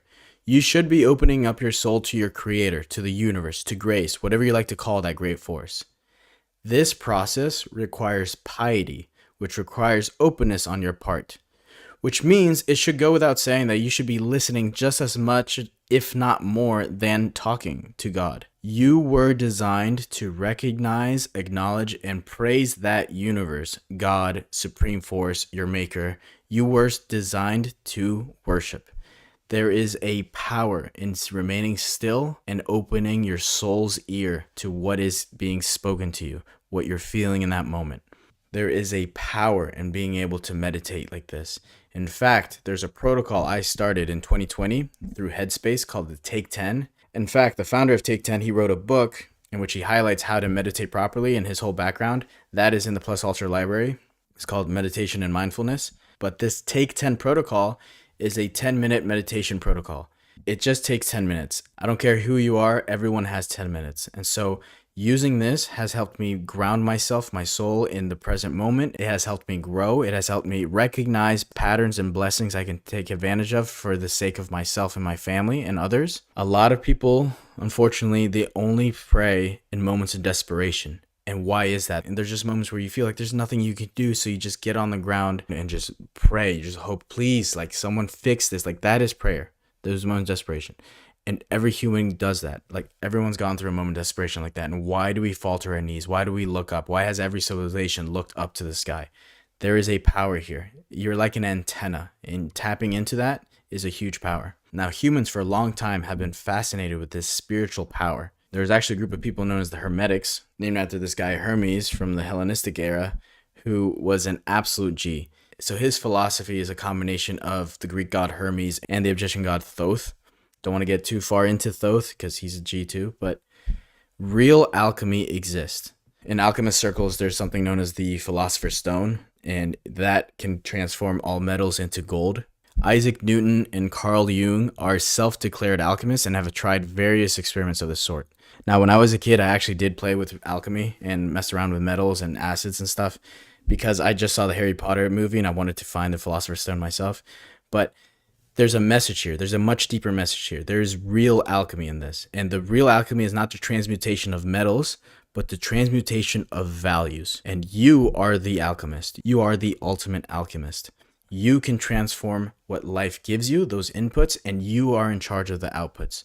You can create gold every day. And since you can create gold from nothing, there are forces at play. This is also known as angels and demons in Abrahamic circles, but larger than that, these are forces of good and evil. Now, throughout history, it's been described that your soul is precious. Because how valuable must your soul be if angels and demons are locked in celestial battle over it? Throughout your life, there are so many temptations to have you fall through darkness, but why are they constant? Why is it so hard to resist? Because there's a price for your soul. And you and I both know many people who have sold their soul, figuratively or literally, in order to gain short-term gains in this life. We're going to discuss the devil at length later on in this module, but I wanted to reemphasize the point right here that your soul has a price. It is incredibly valuable, so guard it. Now let's explore the forces of good. Did you know that Northwestern University discovered that there are zinc fireworks at conception when the sperm meets the egg? That's on the bottom left there. There is literally light. Yeah, you heard that right. When the sperm meets the egg, it emits light. One could even argue that this is a micro big bang, a mini bang. In fact, in the Bible it says, God is light, and in him there is no darkness at all. The Apostle John wrote this about Jesus. In him was life, and that life was the light of all mankind. So forces of good are uplifting. They go upwards and outwards towards others and the greater universe. And I believe the closer you are to God, the more pure you are. That's why I believe babies and children are pure. Cultivating family is huge. These are forces of good. Now contrast that with forces of evil, violence, gluttony, laziness, ugliness, jealousy. These forces are selfish, they're evil, they're backstabbing. And the common theme with these forces is that they are very comfortable in the moment, but they're uncomfortable later on. Whereas good forces, they might be a bit uncomfortable in the moment, but they become comfortable later on. Just like in the other dimensions of life, spiritually, if you can cultivate a strong sense of delayed gratification, you can win in the spiritual realm. Now let's explore how humans, particularly the Catholics, have tried to take this concept of God and the Godhead and made it digestible for people. So we have God the Father. He is the great architect. He's the one who's depicted as the old man with the white beard. In Roman circles, if you omit the Titans, Zeus is seen as like the father figure, right? And in Indian circles, there are different stories where you have a fatherhead. Psychologically, having a Godhead is very reassuring for humans. What this does is it psychologically gives you a breath of ease because you have a fatherhead who has to answer to things. I believe it was Freud who said that a man doesn't become a man until his father dies. And having God as the father figure gives us that cushion, that insulation from responsibilities. And I believe in the God the Father, I really do. But I can understand that visually having it explained like this gives us a lot of ease psychologically as humans. Now, I believe also in God the Son. Now, God the Son is we take God and we can see his presence as man. I believe in the Lord Jesus Christ, but in different religions, to make it more digestible, we have certain gods become embodied into a human flesh so that we can see and understand their emotions, their actions. It makes it more real for us if we can see them in human form. I'm not judging whether it's right or wrong. I'm just explaining how we have taken the Godhead and made it more digestible for us so that we can understand it. We also have the concept of God, the Holy Ghost, or the Holy Spirit. You might have heard like, I'm on fire. I got the Holy Ghost fire in me. And you and I have experienced this. Like when people are just full of just energy and fire and holiness, like they move differently, they speak differently. And throughout history, people have different ways to communicate this. They might say someone's speaking tongues, someone's possessed, someone's not being themselves, there's spirits in that person. There's different ways to communicate this spiritual phenomena, but when you're feeling inspired, beyond inspired, when you start moving differently, act differently, like you feel like you have some fire in your chest. In Catholic circles, we talked about the Holy Ghost, like it moves through you and in you. And it's symbolically represented by the dove, but also fire and light. Now, these are just 3 ways to visualize the Godhead in recent history, okay, particularly in Catholicism. But before that, as more humans came into the world and we had more people asking questions about the universe, why are we here, what are we made of, what's going on, there was a need, there's a demand to have a fountain of information, a centralized hub that could answer all these questions. And so came the birth of organized religion. And there are 2 main silos of organized religion. The first is polytheism, many gods. And it's actually very useful to visualize it this way too. When you're feeling anger, you can say, oh, I was overcome by Mars, the god of war. And when you have incredible wisdom or you're seeking wisdom, you can go to Thoth. And if you want courage, you can go to Thor. Like there are different ways to communicate the diverse human experience. And so polytheism answered many questions. And with that, there were many gods and there were many stories. Through stories and fables, you can plug in your personal accounts to those greater stories and you can feel heard. It's kind of like songs and books. Like you can just plug yourself, your situation into their stories and it makes it more real. So polytheism was first, it came first, and it was super, super useful for humans. It answered a lot of their questions and it stood the test of time. Then came monotheism. There was Zoroastrianism, Judaism, Christianity, Islam, and this took a much harder effort to adopt in the human psychology, but it took a lot of people like St. Patrick to really explain the Trinity to the Celts, for instance, using a 3-leaf clover. But the idea of monotheism started to change the average human psychologically and spiritually. People's relationship to the universe, to God, started shifting. Before it was a multitude of options, many people you could go to and understand the world through.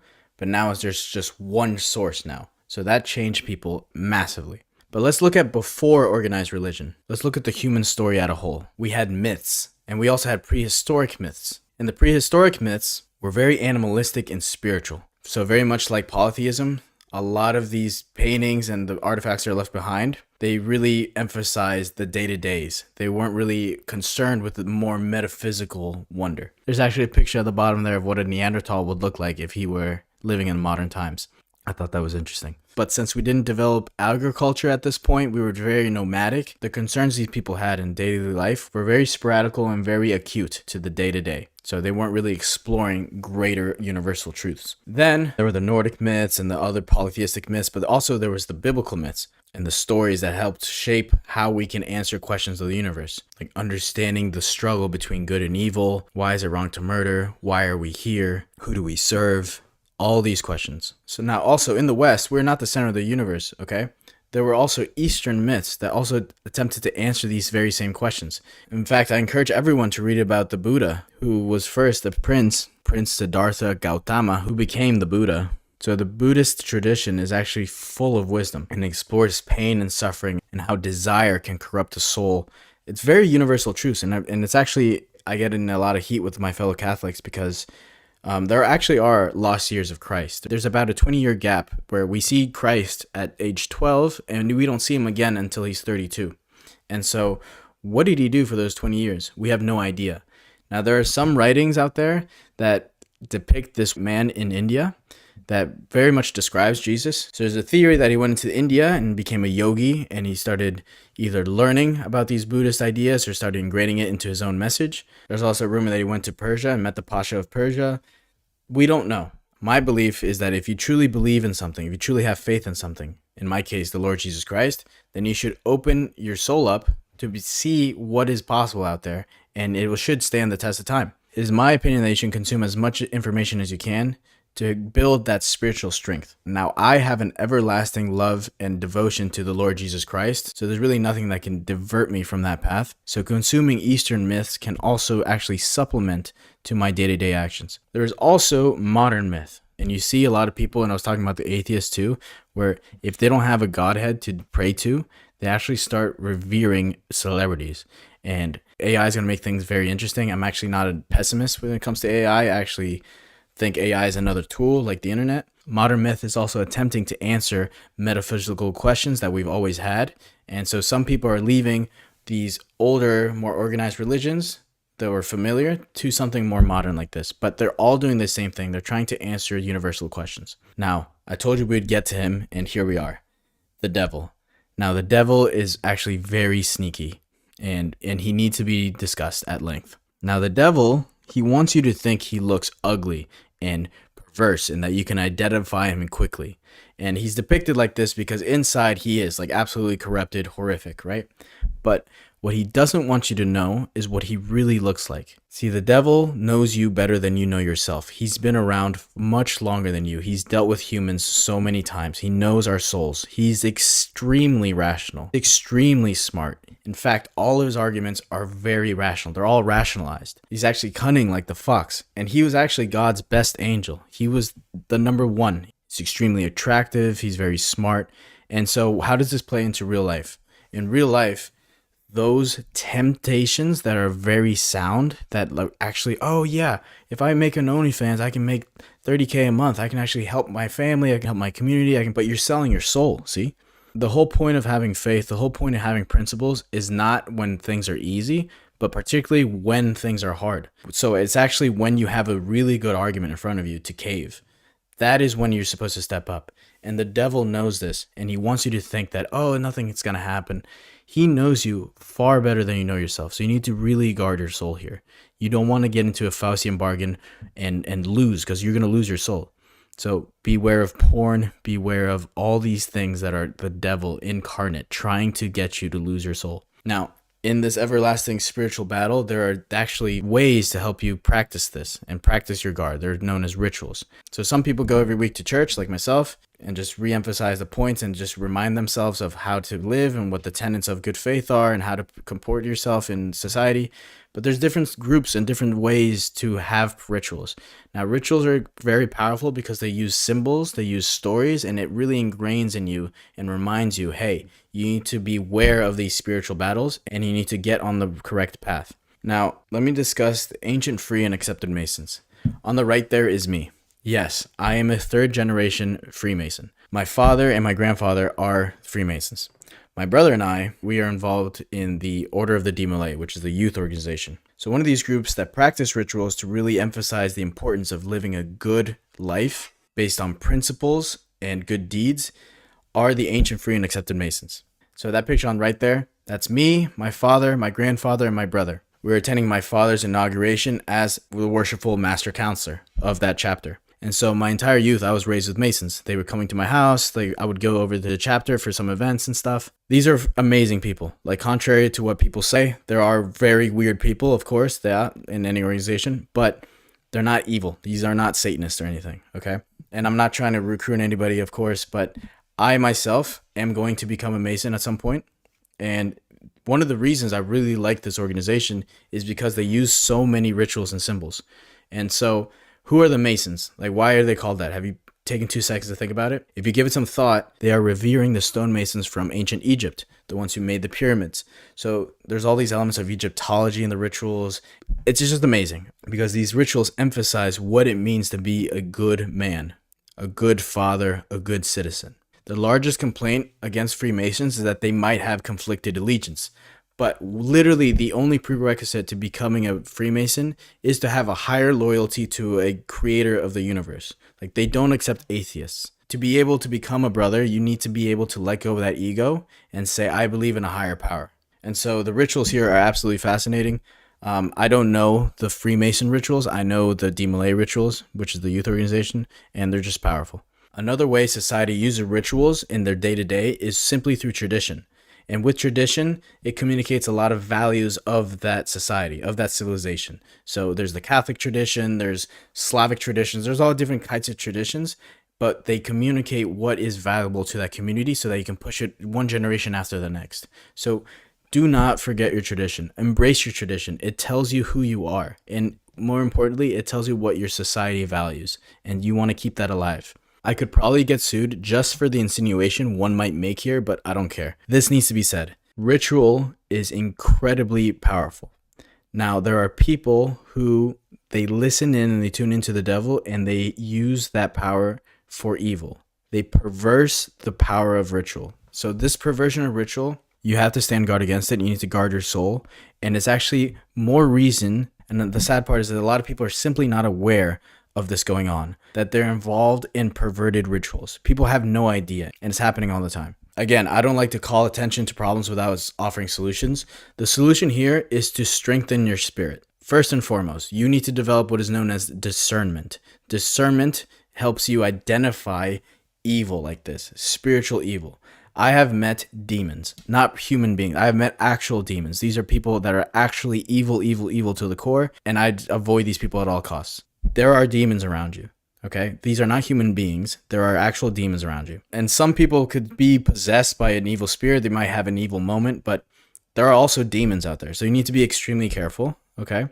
And one of the ways you can protect yourself, and I might lose some of you by saying this, but I don't care. This is real. You need to protect yourself. Guard your soul. I suggest you read as much as you can about the light. Darkness hates light, hates truth. Fear no evil, just be aware of it. Protect yourselves. So where are we today? I actually love science because science is the only discipline that starts from a place of ignorance. They are the only ones who admit ignorance. They say, we don't know everything, but these are observations and we'll build from here. It's building blocks from ignorance. And to be able to swallow your pride and start from ignorance has given us so much discovery. So contrary to what most of my fellow Christians believe, I love science, and this discipline merits massive respect.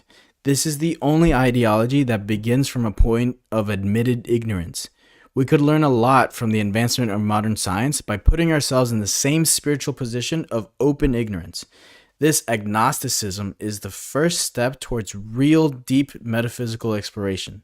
I have no fear of science because I know God. So most people, they take on the religion of their parents and they just don't question it. Most people just accept things.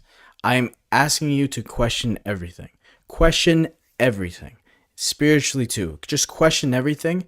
Be careful though of what you take in, But this is a very healthy exercise for you to just see the truth, like real light and love and truth in messages. And you can develop spiritual discernment to protect yourselves from evil. We have a lot to learn from science. Now, this is a more personal thing, but there is something I call the taboo of all taboos, which is as you get into this spiritual exploration, you might come into the idea that we are the universe experiencing itself, which is true, but there is a fine line between saying, okay, I am the cosmos incarnate, and saying I am God. I really do hesitate with that because I believe that's probably one of the most arrogant things in the world. Because if you are your own God, then you are your own judge. And if you're your own judge, you're going to be lenient with your actions, you know?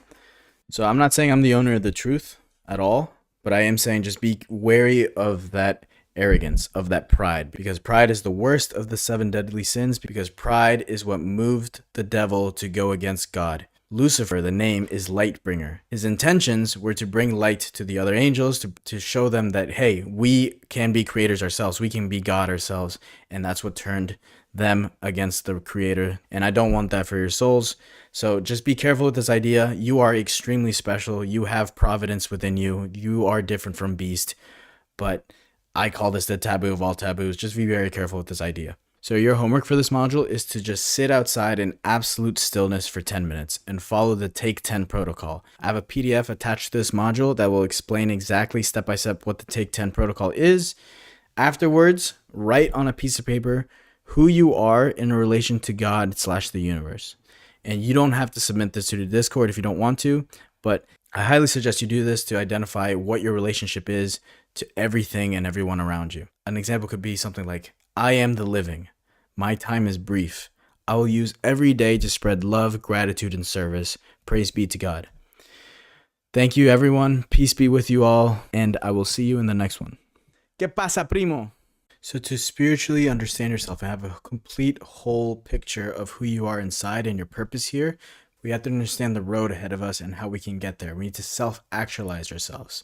So we're going to discuss exactly that and how to do that in this module. In fact, this is going to be a really fat module. We're going to discuss Maslow's hierarchy of needs, the levels of consciousness, the 5 love languages, Eastern and Western philosophy, vision quest. So we're going to tap into wisdom from the Native Americans. We're going to look at shadow work with Carl Jung, look at more occult concepts, the 16 personalities in the world that you're going to come across. They're all just 16 people, and your enneagram. So by delving into these concepts, we're going to figure out exactly who you are. And more importantly, we're going to use that information to get you to where you want to go.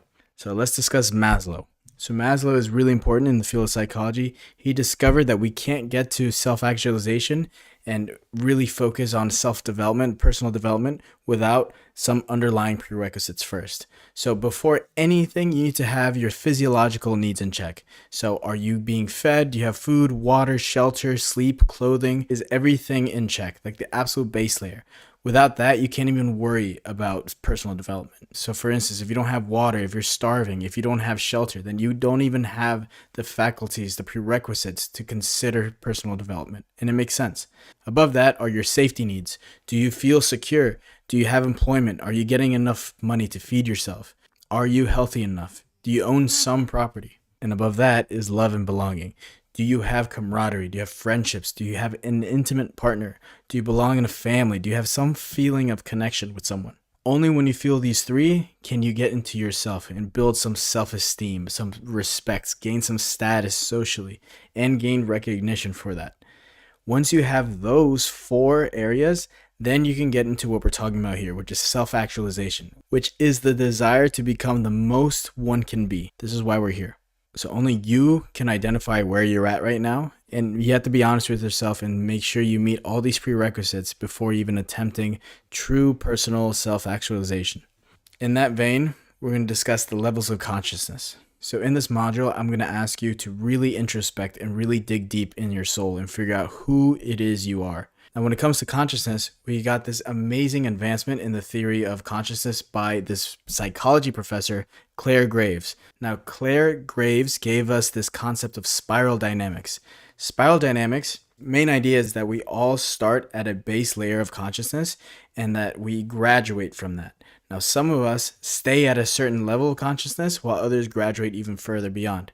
Now, this is fascinating. I'm going to read through these levels of consciousness. There are 8. Now, the first 3 are egocentric layers, meaning you're more focused on yourself as a person.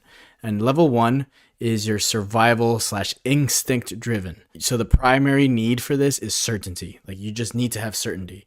And an example of this, there's a newborn baby. Like, they just need certainty that they're going to be fed, that like they don't have more aspirational, more higher conscious needs. And of course, like, it's a baby, right? So it's the first layer. The next layer is tribal order. And again, their primary need is certainty. And the focus for this group is rituals, taboos, superstition. It's very important for them to be part of the group. An example of this are gangs or sports teams. Now, level 3 is the power god. So the primary need for this is significance and certainty, but mostly significance. Their focus is to exploit others. They are unwilling to submit, and they're very impulsive. Examples of this are warlords, rock stars, and superheroes. Now, those first 3 are egocentric levels of consciousness. Now, these next 2 are ethnocentric levels of consciousness, where you're more focused on others. Now, level 4 is order and the absolute. Now, the primary need here is significance and certainty again, but the focus is on an authority to enforce absolute principles. Examples of this are the Catholic Church, Marines, or vegans. These people have a higher order to an absolute, like absolute ideals. The next level of consciousness, where you graduate from that, is still an ethnocentric level of consciousness, is level 5, which is the striver driver. So the primary need here is significance, certainty, but now growth. So their focus is the power of hierarchy, status, and growth. Their number 1 drivers is to grow and become something bigger. Examples of this are Wall Street guys, the middle class, and corporations. Now, you might notice in my notes there on the right that I have an asterisk next to level 4. And it's because when I was doing this exercise in 2021, at that point, I was a level 4 consciousness. Now, I can truly say that I feel like I'm at a level 5. Beyond that, you get to level 6, which is the first and only world-centric level of consciousness. So level 6 is socially conscious. So the primary driving need is connection and contribution. Their focus is egalitarian and a sense of community and consensus. Examples of this are hippies, like actual hippies, not the ones you see today. Now we're going to get into the spirit-centric levels of consciousness. So level 7, and these are very rare to find in real life, but you've definitely met these people. Level 7 is integrated / flex flow. So their primary driving need is connection and contribution. So their focus is very flexible. They love to integrate differences. They understand that hierarchy is natural and that you just need to align values based on who you're seeing and who you're coming across. Now, level 8, the highest level of consciousness out there, is known as an awakened soul. Their primary driving need is connection, contribution, and their focus is more holistic. They understand the idea of collective individualism, and they're sensitive to harmonies. They understand that we need level 4s, level 3s, level 2s, level 6s. They understand that, and they don't judge. So examples of these are literally the Buddha and Jesus Christ. There are very little level 8s out there. There's another way to look at the levels of consciousness. It's no longer the spiral dynamics, but you can still see the same concept of the ego being at the bottom, at the base, and then your tribe, and then you can graduate into seeing life as you see these collective individualism. You need individualism, you recognize individual and their importance, but you also do things for the collective. Now, to really understand yourself and your spiritual needs, we're going to look into attachment styles. Now, attachment theory is a psychological, evolutionary, and ethological theory concerning relationships between humans. The most important tenet is that young children need to develop a relationship with at least one primary caregiver for normal social and emotional development. One's bond with their primary caregivers during childhood has an overarching influence on their future social and intimate relationships.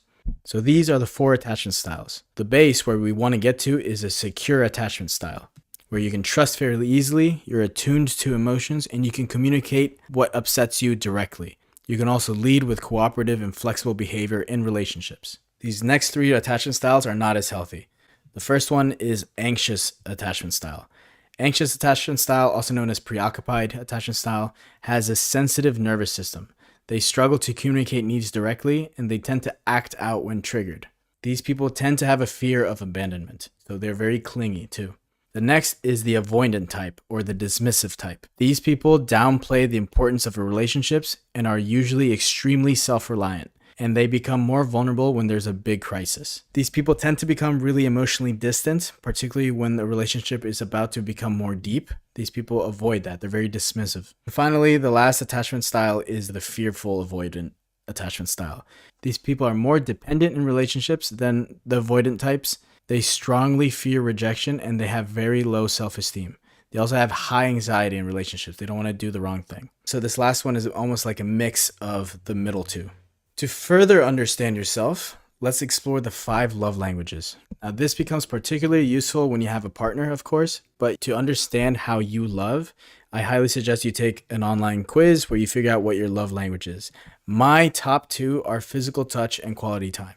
So when you get this information, you can learn how you can effectively communicate with both yourself and how others can communicate with you, but more importantly, how you can communicate with others based on their love languages. You can also figure out the actions you need to take to communicate with these people and the things to avoid. So this is extremely useful to know. Eastern philosophy also has a very unique way to look at our spiritual needs. So let's explore those. In the East, they have something known as the 5 elemental archetypes. So they explain that every person represents one of these 5 elements, and more importantly, your relationship between other people is like those relationships between those elements. So a person who's more wood, for example, they are more likely to be go-getters. They're always in motion. They tend to be leaders, and their strengths are speed, freedom, and speed, Their challenges, though, is that they tend to be very impatient and pushy, and their most common trait when they're stressed is that they're prone to anger.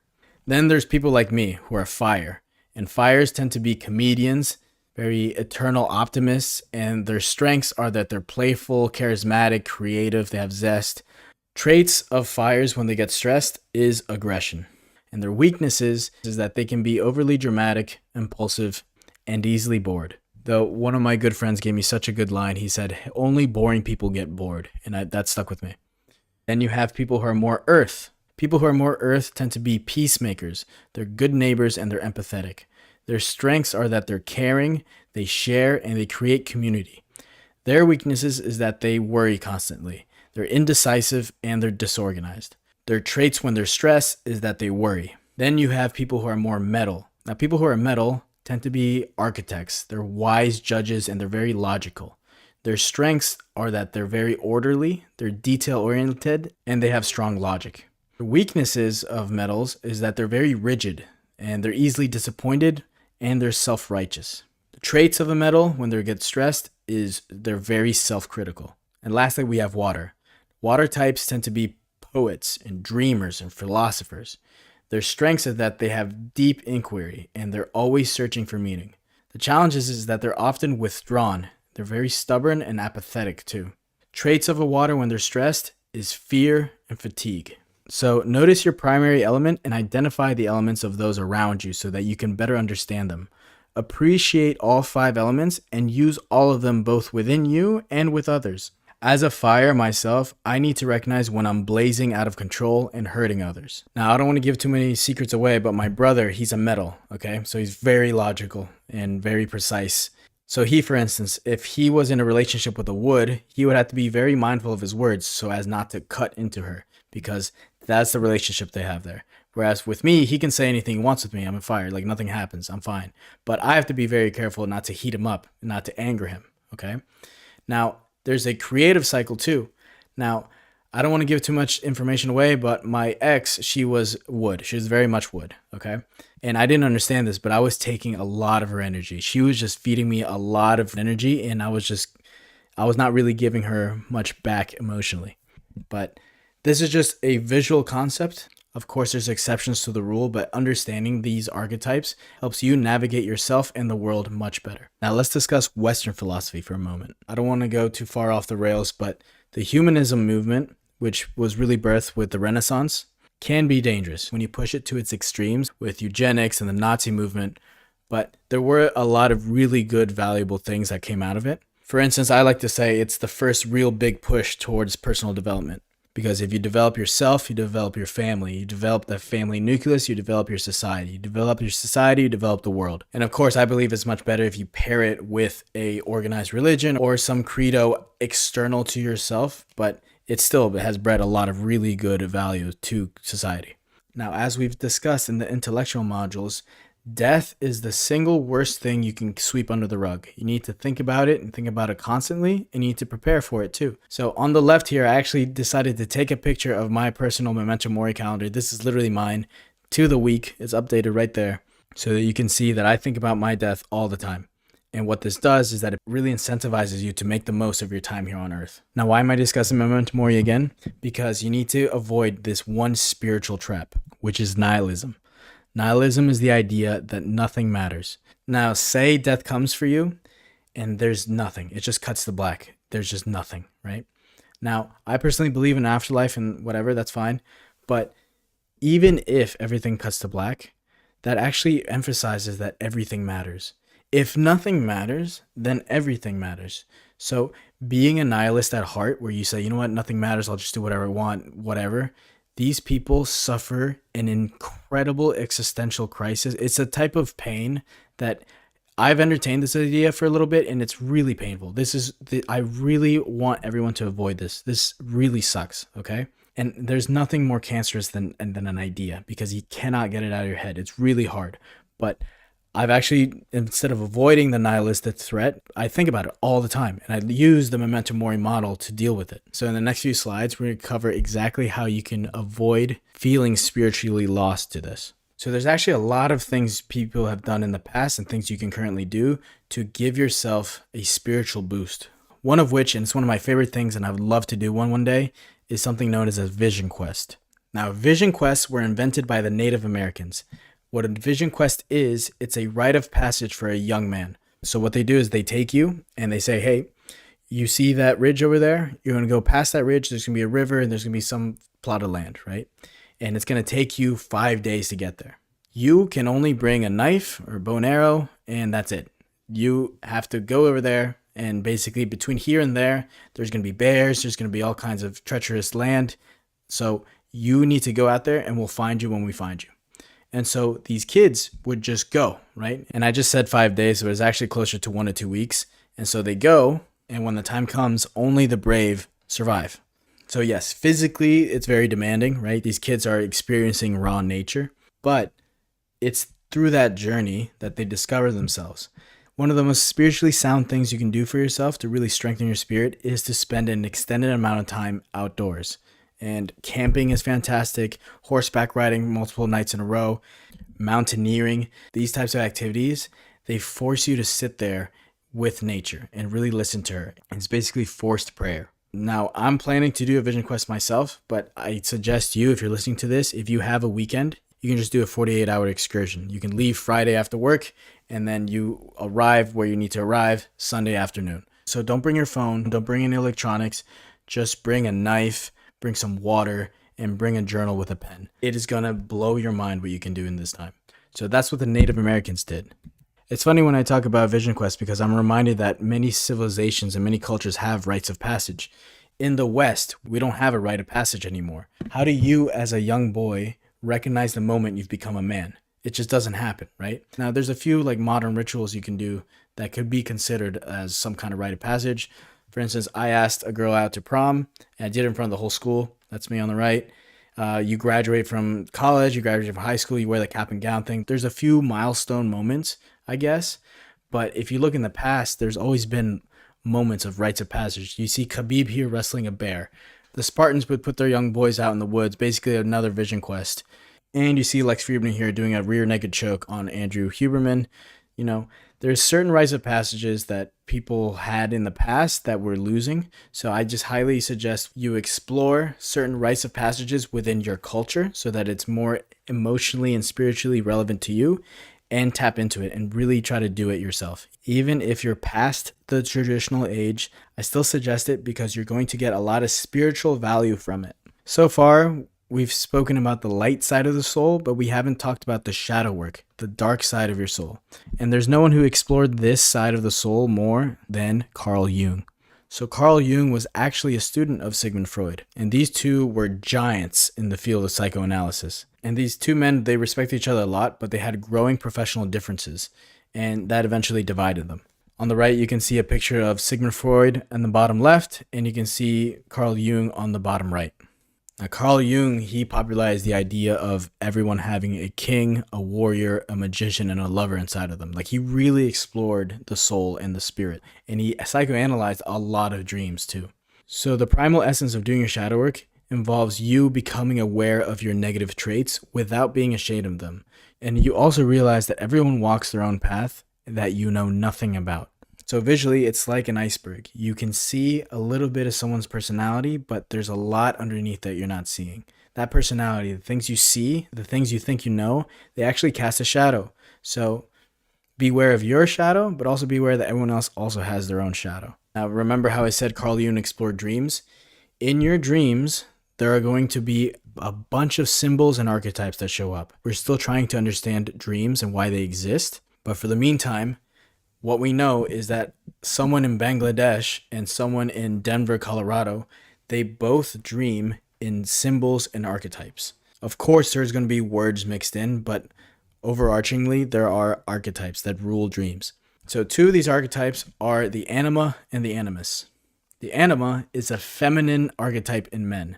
This is the woman within, and she appears in dreams and visions and fantasies. And she's basically a personified version of your fantasies. There's also the animus, which is the masculine archetype in women. So more often than not, men dream of their anima and women dream of their animus. Now, it's very important that you do not fuck your anima, okay? It sounds silly, but you can do some psychological damage here. Now, for a very long period of time, I used to fuck my anima. That is the number one thing you should not do. Now, over time, I've stopped doing that. I have not done that, but just understand for now, I'm not going to get too deep into this, but if you want to explore deeper into that rabbit hole, here is the rabbit hole. I'm just telling you right now, please do not fuck your anima. It's gonna mess you up. Now, let's explore other more occult concepts of the spiritual realm. Here we have hypnotherapy. Now, I've personally been studying hypnotherapy for about 2 years, and I've been reading Dave Ellman's book on hypnotherapy. Dave Ellman was a former stage hypnotist, radio personality, and he worked at the OSS, which is the predecessor of the CIA during World War II. So he was approached by members of the medical and dental profession who had an interest in hypnosis, but they were dissatisfied from what they had learned about hypnosis beforehand. While many in the hypnotherapy arena regularly shun any association with stage hypnosis, looking at why hypnosis as entertainment works and how it can be applied to clinical and performance-related applications is a worthy study. Now, fun fact, Ellman was a close associate of Sigmund Freud's son, and Ellman was very much influenced by Freud's psychoanalytic theories. His core concepts have even more relevance when studied and practiced in light of many more recent neurological discoveries. For instance, Dave Ellman's 3-minute technique is a starting point in understanding the elegance of his thoughts, and it must be mastered by anyone who claims to practice hypnotherapy. Hypnosis is not bullshit. Like, it's real. Now, what's interesting about it is that some people are hypnotizable and others are not. It's actually binary. It's not how hypnotizable are you or not. It's actually very clear cut. And it's pretty interesting. There's certain things you can do to test if someone's hypnotizable or not. And something interesting I learned in this book is that the cadence of speech, like how someone talks to you, it basically triggers hypnosis. And guess who talks in that cadence? News. The way news anchors and the way they're set up, they literally are hypnotizing you. You're putting yourself in a state of hypnosis. And what happens when one is in a state of hypnosis? They're more open to suggestibility. This is not a schizo rant or anything like that. Like, when you are in hypnosis, it doesn't mean you're going to go across the street and start killing people in the name of Russia. Like, that's not going to happen. But what is happening and does happen is that people are tuning into TV and they're opening their minds into a state of hyper-suggestibility. Now, what happens when you're in a state of hyper-suggestibility? You can easily plant seeds of ideas in their infancy into people's brains. So what happens? These people are basically like sleeper agents. And when they pull the alarm, like COVID, for instance, everyone's on the same side. No one is questioning anything. Now, it's really scary to see, but it's really important to understand that the subconscious mind is 90% of the mind. And what's actually scary is that a surprisingly large number of people are hypnotizable. So protect yourself, be ruthlessly discriminatory into what you let into your mind, and just be aware of this. Also, in winning the spiritual war is semen retention and nofap. Do you really want to be the dad who sneaks off into the bathroom to shoot a load into the toilet? That is loser shit. Imagine if you found out your dad or any man you admired did that. That's just straight up pathetic. And I'm mentioning this again. I know we talked about this in the previous modules, but it's that important. You are shooting your actual life force into the drain, and you're not going to win in the spiritual realm if you cannot control yourself. Now let's discuss something a little bit more concrete. There are 16 personalities that you're going to come across in your life. Just 16. And if you can understand these 16 personalities, you can navigate the world with so much ease. But also you can understand who you are too. What I'm talking about is the Myers-Briggs test. Now you may have heard about this, but this test is one of the world's most popular personality tools because it works. It's used by more than 88% of Fortune 500 companies, and it's become the go-to framework for personal development globally. So these are the 16 personality types based on the Myers-Briggs test. So think of these 16 personality types as left or right-handedness, where people are either born with or develop a certain preferred way of writing. They're either left or right-handed, right? The Myers-Briggs test sort of assumes these psychological differences into 4 opposite pairs or dichotomies, and those result in these 16 possible psychological types. None of these are considered better or worse. However, the Myers-Briggs test theorizes that people innately prefer one personality over the combination of these different types. In the same way that writing with the left hand is difficult for a right-hander, so people tend to find using their opposite psychological preferences more difficult, though they can become more proficient with practice and development. So what that means is you tend to prefer one type of personality. So in the Myers-Briggs test, you're going to get 4 letters, and these 4 letters are set up in this way. So the first letter is going to be either an E or an I. So you're either going to be an extrovert or an introvert. Then you're going to be either an S or an N. You're either going to be more sensitive or intuitive. S types are realistic people who like to focus on the facts and details, whereas intuitive types are energized by people and enjoy a variety of tasks. The third letter is either going to be a T or an F. You're either going to be a thinker who tends to make decisions using logical analysis, or a feeler who tends to be sensitive and cooperative and decides based on personal values. The last letter is going to either be a J or a P. Judges tend to be organized and prepared and like to make and stick to plans. Or you're going to be a perceiver who prefers to keep their options open and like to be able to act spontaneously. Based on this, try to guess who you are. So take the test online and figure out what your Myers-Briggs personality is. It's super worth it. It gives a really in-depth analysis of what it looks like, your strengths and weaknesses. Of course, that is not your destiny. You can always wiggle around it, but I've taken this while I was in college and I took it just now and it's the exact same. So this is very much accurate. It tends to pass the test of time. And so I'll let you guess real quick what my personality type is. Yep, I am an ENTP. I love to debate people. It's one of my favorite things. So what that means is I'm an extrovert. I love people. I get my energy from people. I'm intuitive. I prefer thinking rather than feeling. And I prefer perceiving rather than judging. Basically, that means I have my own moral compass in a way. But also in the spiritual realm, I am very much thankful that I do have a higher power to answer to because that keeps me and my soul in check. So it's very helpful to understand yourself in this way. Lastly, in terms of personality, there's something known as an enneagram. So the enneagram is a system of personality typing that describes patterns in how people interpret the world and manage their emotions. The enneagram describes 9 personality types and matches each of these types on a 9-pointed diagram, which helps to illustrate how the types relate to one another. So I personally am a 7, so I'm an optimist, and I tend to stress out overthinkers, and I tend to relax reformers. So I encourage you to take the test online, it's free, and then see how you can relate to other people based on their personality types.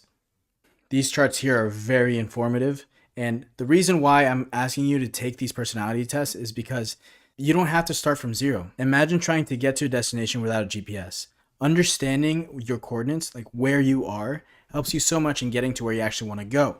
So understanding your personality type, understanding your current state of consciousness, it forces you to kind of kill your ego, because you have to recognize that these are my strengths, these are my weaknesses, and more than anything, it forces you to understand where you fall into society and where others fall in society as well. Meaning, you're not the only person on earth. By understanding your personality types, you are also understanding other personality types. And what that means is that we're going to get closer to a world where we can understand each other much better. So that's why I highly encourage you to do the spiritual homework and figure out who you are. So with that, let's look at your homework. So you're not going to turn this into the Discord unless you really want to, but you're going to reflect and identify your level of consciousness, your preferred love language, your elemental archetype, your Myers-Briggs personality type, and your Enneagram number. So I answered with my information here, but again, it's super important you figure out who you are, because this, paired with your purpose and paired with your understanding of the universe, is going to solidify your spiritual strength. And hopefully you can use that newfound power to enlighten other people spiritually as well. And with that, we've come to the end of the first 3 areas of mastery, the primary areas of mastery, the mind, the body, and the spirit. And now we're going to get into the secondary areas of mastery, wealth mastery and social mastery. And notice that both of these require very strong spiritual mastery. And with that, I'll see you there. All right, I'm really excited for this one, because this is going to offer a framework that actually will print money for you, because you will understand how to make money in the digital economy. Right now, the world is digitized. As I said earlier, a lot of people don't like to think that they're in the metaverse already, but you are. Instead of having a Oculus on your face, you're just carrying it in your hand, your phone. Everyone is somewhat of an android. You cannot really function in society without connections to the internet. So you are, by extension, a digital person. So you have to be able to recognize that and tap into it if you want to excel in the digital economy, because that's the world we're living in right now. So we're going to discuss what your one-liner is, what the subscription model is, media kits, your lead magnets, traffic sources. We're going to really emphasize how to maximize the moment we're in, which is a digitalized economy. So a financial disclaimer is that the content of these slides is for educational purposes only and does not substitute professional financial advice or consultations with financial professionals. I'm saying this not just to protect me, but to protect you as well. So think about your story, right? Every compelling piece of marketing, sales, offers, everything in business starts around a story. The meaning of life is to give life meaning. And the same is true with your digital value, your digital self, your avatar. So your story starts with a character with a problem who meets a guide who gives them a plan and calls them to action. That results in success. So that is the framework for a winning offer. A lot of people think that in their marketing they should come across as a hero, but that's not the case. People don't want a hero. People want a guide. People want a Yoda to their Luke Skywalker. So if you can really flesh out and structure your language and your marketing as that of a guide than that of a hero, then you're going to connect with them much more. And so let's expand on that. To communicate this, we're going to create what's known as a one-liner. This is a little bit more detailed than an elevator pitch. Your one-liner should communicate exactly who you are, what you offer, and it makes things so much more clear. You have to have this. So it's very short. It's about 30 to 40 seconds to say. It's personalized and catered to what is most important to the audience. It's interesting, it's storytelling, it's emotion, it's compelling, and it's confident, but not arrogant. So these are the 3 components of the one-liner. The first is the problem, the second is the solution, and the third is the reward. So an example could be, young entrepreneurs feel lost in their lives, directionless and unable to thrive. We share the exact strategies Matteo used to create a purpose-driven and location-independent lifestyle, which results in an unlocked mission and higher earnings. So those are the 3 sections right there, and you have a one-liner. So you can just really easily explain what it is you do and what they get out of it. So take a moment right here and pause and write in your own one-liner. Describe the problem, the solution, and the reward they get out of it. Now, of course, when people show interest, you have to expand on it. So in my past life as a travel influencer, we had to create something known as a media kit. And media kits are so powerful. They're basically like your digital CV or resume. So this is mine right now. It describes who you are, what you offer, describes who your audience is, and it's actually really customizable. So if you go to Canva, they have all sorts of media kit templates. In the middle here, I don't know who this person is, but that's just one of the templates offered by Canva. You can see there's over 200 templates offered by Canva. And so you can customize it, really make it clear who it is you are, who your audience is made up of. and all the relevant statistics and data that will compel a brand to want to work with you. So what I do also is I download this into a PDF format and I hyperlink everything that's important. So I hyperlink my Instagram, I hyperlink certain projects I've done. And the cool thing about doing this and having a media kit is that you can monetize your lifestyle. So here's the exact pitch I send to brands. And I've changed this multiple times along the way, but this is the current version, which almost always gets a response. You always want to communicate what it is you can do for them and be authentic. Are you actually familiar with the brand and their product? Would you actually use it? And make it as easy as possible for them to say yes. So this is the exact pitch I use. Hey, so-and-so team, I hope this email finds you well. My name is Mateo, and then I hyperlink my Instagram. And I've built an international network of biohackers and online entrepreneurs. I'm writing to you because I would love to collaborate with you since I truly believe in the transformational benefits that your brand provides to people's health and wellness. The aim is to showcase your brand and ancestral message to our dedicated audience of biohackers and entrepreneurs. A little bit about myself: I'm a 27-year-old business owner and digital nomad who preaches self-optimization by returning to nature's guiding principles. Since this is potentially our first collaboration, I propose a product exchange where I promote your product around the world in exchange for the product. If you're open to collaborate, I've attached my media kit with more information on the services I can provide for you. I look forward to hearing back from you. Thank you, Mateo. So that is the basic framework. I'll have it attached to this module here, but you should make it your own, really add in some personal flavor, and be sure you're authentic. Make sure this is a product you actually use. We'll get more into monetizing your lifestyle later on in this module, but this is a pitch that actually communicates what it is you can do for them. Now, what can you do for your current audience though? For your current audience, you should have something known as a lead magnet. So what is a lead? A lead is a person you can contact, basically. And there's different types of leads, but the type of lead we want is an engaged lead, someone who's interested in what you have. So there are certain pieces of content you can create, usually free, that really magnetizes and pulls these leads towards you and your offer. So let's talk about those. So your lead magnet is a rainmaker. If you have a really good lead magnet, you get these people at the top of your funnel and you can really convert them into a paying customer. So there's a lot of similarities between the sales funnel and sales pipeline, whereas one is just a linear graduation and the other one, you should visualize it as really capturing as many people as you can. And then you shrink them down through a qualification process and you get really hot leads that are interested in what you want. So the picture on the left here, this is a lead magnet funnel. So you have your lead magnet, you capture their email, you send it to them for free most of the time, and then you can warm them up with an email campaign. This is basically, in a nutshell, how you can generate leads. So for my automation business, I use Apollo, I use LinkedIn Sales Navigator. There's different ways to do this, but basically visually, I would want you to picture, you capture a lot of leads at the top of funnel, and then you qualify them. And then you get qualified engaged leads who become paying customers. So let me tell you about a powerful realization I had last month. Instagram is a CRM, basically. You have all your followers who you can contact, so they're technically leads. And then you can basically create posts on your stories and polls and really create engaged leads. So you can find the people who vote on your polls, people who watch your stories, people who reply to your stories, and you can actually find who is engaged, who is interested. So the old school way of doing it is that you would post on Instagram, post on Meta, post somewhere, and you would then transfer that into an email list, which is important. You should build your email list and then contact them through an email campaign. But what a lot of people don't realize is that Instagram is basically a CRM. If someone expresses interest on Instagram, you can literally call them. There's a calling feature on Instagram. You can just get on the phone with them immediately. You can send a voice memo. This is incredibly powerful. You can just contact people right away.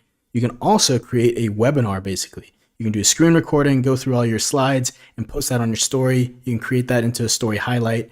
You basically have a webinar free right away. You don't have to push them to email anymore. You can just do it all in one platform. Now, to facilitate that, you can automate your DMs. So I use ManyChat. So you can create a keyword or a certain phrase that people respond to your stories or your posts where they comment or DM, and you can trigger an automation where you can just warm them up. Say, hey, thanks for responding. Here is your lead magnet, or you can ask them qualifying questions and then give them access to some kind of content. So here you can see in the bio of the Plus Ultra Instagram page that if people DM me the word growth, this is the sequence that happens. I highly suggest you get ManyChat. It's free, it's super powerful, and it's one of the best tools you can use to automate your DMs and really get those qualified leads in. So speaking of traffic, there's 3 types of traffic. There's organic traffic, there's paid traffic, and then there's traffic you own. So The difference is that you haven't paid for organic traffic. This takes some time to build. It's customer relationship based, whereas paid traffic, you can reach a huge audience. But the thing with paid traffic is that traffic stops as soon as you stop paying. So organic traffic is best for the long term. It's really good to start building and creating a brand where people create brand loyalty and people recognize you and you have an organic fan base. But it's also really important to leverage paid traffic. You should have ads running. So paid traffic is very important as well, especially if you want to blow up and grow really fast. However, you want to make sure that you have the fulfillment side figured out so that if a lot of traffic is coming in, you can actually fulfill those orders. So it's really powerful to recognize that there's these two main sources of traffic, organic traffic and then paid traffic. Then it's the most important type of traffic you own. So you want to build an email list. If Meta ever crashes, if Russia ever gets to our electrical grid and Instagram crashes, Facebook crashes, you want to be able to have ownership of your followers, of your list. So one of the best ways to do that is to capture their emails. Your email list is one of the most powerful things you can create because you can always contact them. So email is the great equalizer. An email from Tony Robbins, from Dean Graziosi, from Alex Hormozi, and mine are all going to populate into a prospect's inbox the same. So my name can be sandwiched in between Tony Robbins and Alex Hormozi's. That's crazy. Just because someone gave me their email, I can contact them the exact same way. So it's the great equalizer. So you want to be able to build your email list.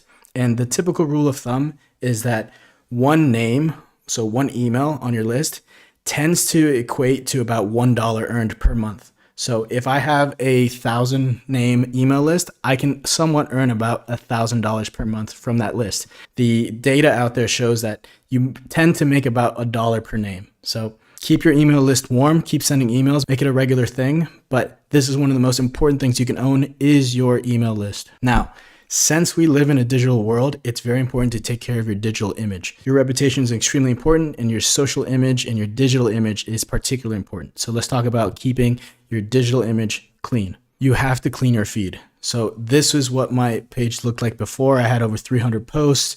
It was just not clear what I did, who I am, what I do. So you can either pay someone to do an Instagram audit and consult for you, or you can just listen to what I'm saying right now and just clean your feed. So the archive function on Instagram is going to be your best friend. Archive anything that's not clean.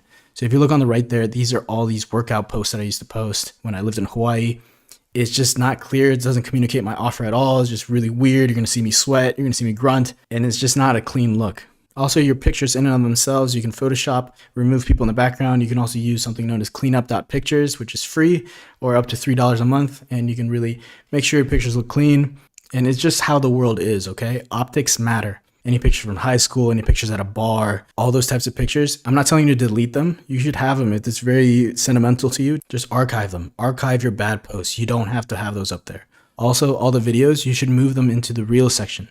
So you can post a lot of Reels and be consistent and it won't cover up your feed. So your grid, when people open up your profile, they'll see mostly pictures. So that's what you want. I will say though, if your operation demands more from you, then you should seriously consider delegating this to an SMMA, a social media marketing agency. They can really fast track your growth on social media. They know all the trends. They know everything that the market wants. So that's just something to consider. Now let's talk about creating content. These are some of the tools I've used to create powerful content. InShot, I use almost all the time to create reels. You can screen record a song and you can upload the audio there and you clip all your videos to match the drops. I use the Captions app, which Alex Hormozi made really popular, to add captions. You can use it in different languages. My friends at Patchwork, they can take your long form content and really clip it up into reels, TikToks, whatever you need. And CapCut is a super powerful app as well. But these are really essential for you to use if you want to create powerful content. And just being transparent, this is what I use. So when it comes to building a personal brand, you can't just be shit posting anymore. No more being careless with your content. You need to post with purpose. So there's 3 main filters you should pass all your content through. Is this an educational piece of content? Is it inspirational, or is it entertainment? So these are the categories here. An entertaining piece of content could be like a behind the scenes or some kind of like video podcast, just like something entertaining for your content. Or is it inspirational? Is it like a workout motivational thing in the morning you've posted? Or is it an educational thing? Is this a how-to piece of content? This is really important because if you're just posting just a shit post, people lose traction, people lose attention, people don't want to just waste their time, and you're going to lose authority too. Also, with your content, you want to drive them down into a decision. So you start with awareness. This is when you use your story highlights and you tell them about your offer. You do the little free webinars thing. You give them some online polls, some quizzes. You just do that to capture awareness of who you are and what your offer is. Then for consideration, if you want to expand on what those offers are, you can have a podcast, you have a webinar more in depth, and you have templates they can download so you get them more into considering your offer. And then for decisions, you should have a demo, a free trial, some kind of consultation, make it much more in-depth and have that ready for them if they want it. Now let's monetize your knowledge. So the world changed in the last 3 years. No longer are people following celebrities. We are now introduced into a new type of business model, the subscription model, the influencer subscription model. So goodbye celebrity era. People want direct access to people now. Like, think about it. What has Leonardo DiCaprio done for you? People want a connection to these people. And that actually generates more money because month on month, these people get immediate feedback from their audience. They see what they want, what they're interested in, and they can push more offers. They can fine tune their offers. So the market actually gets better. You get a subscription model and you can actually improve both the offer and you as an audience, you can actually request better things. So there's a whole book that describes this shift called Subscribed by Tien Tzu. And so what this actually does, it actually improves the market for everybody.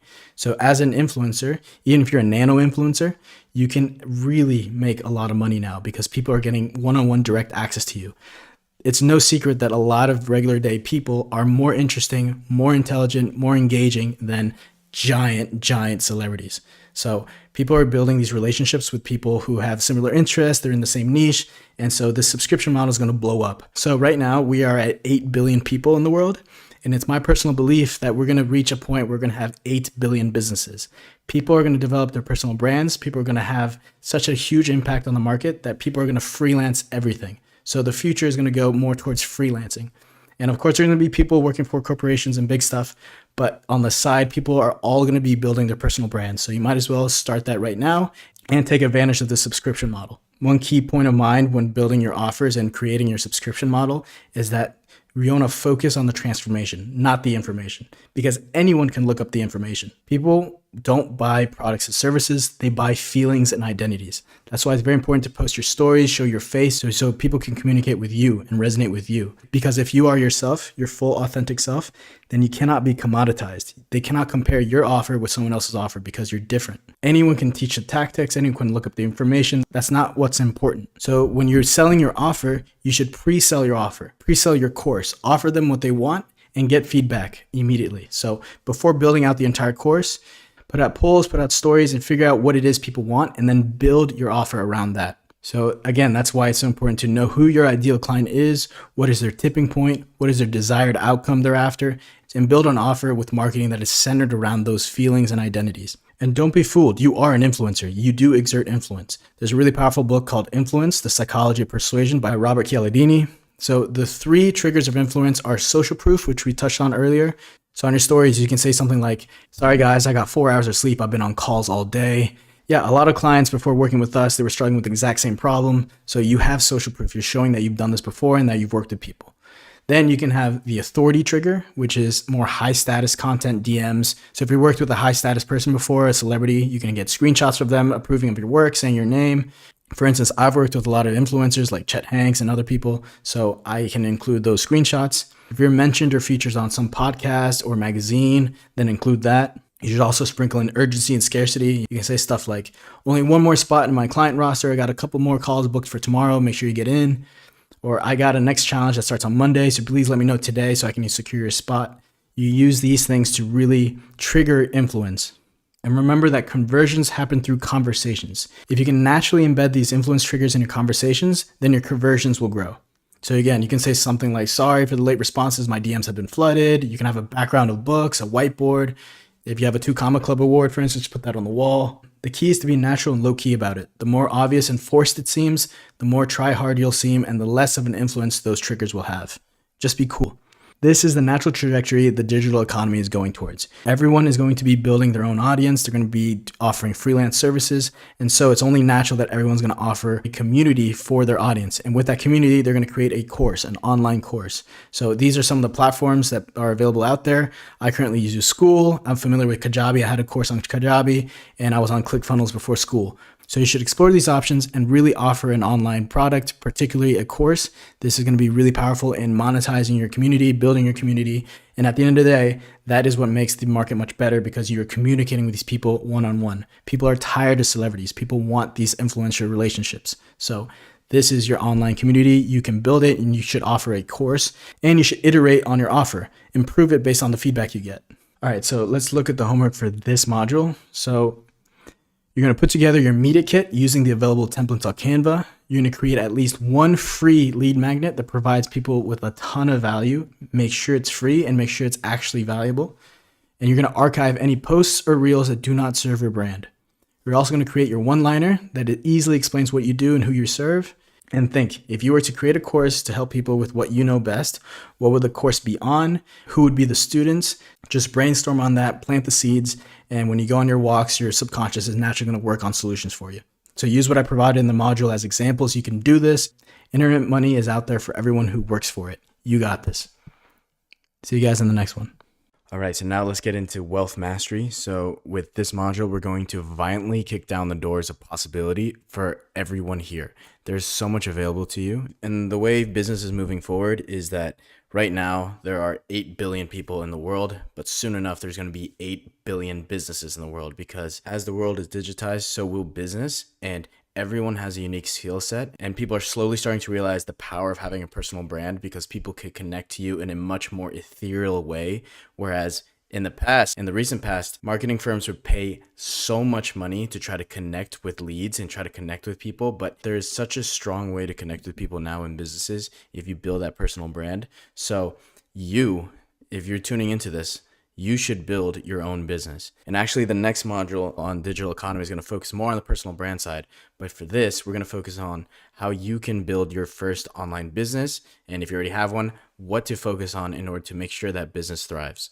So we're going to look at starting a business, your ideal clients, your value ladder, business psychology, business growth, your first hire, your first clients, and the life cycle of a business. But first, a financial disclaimer. The content on these slides is for educational purposes only. It does not substitute professional financial advice or consultations with financial professionals.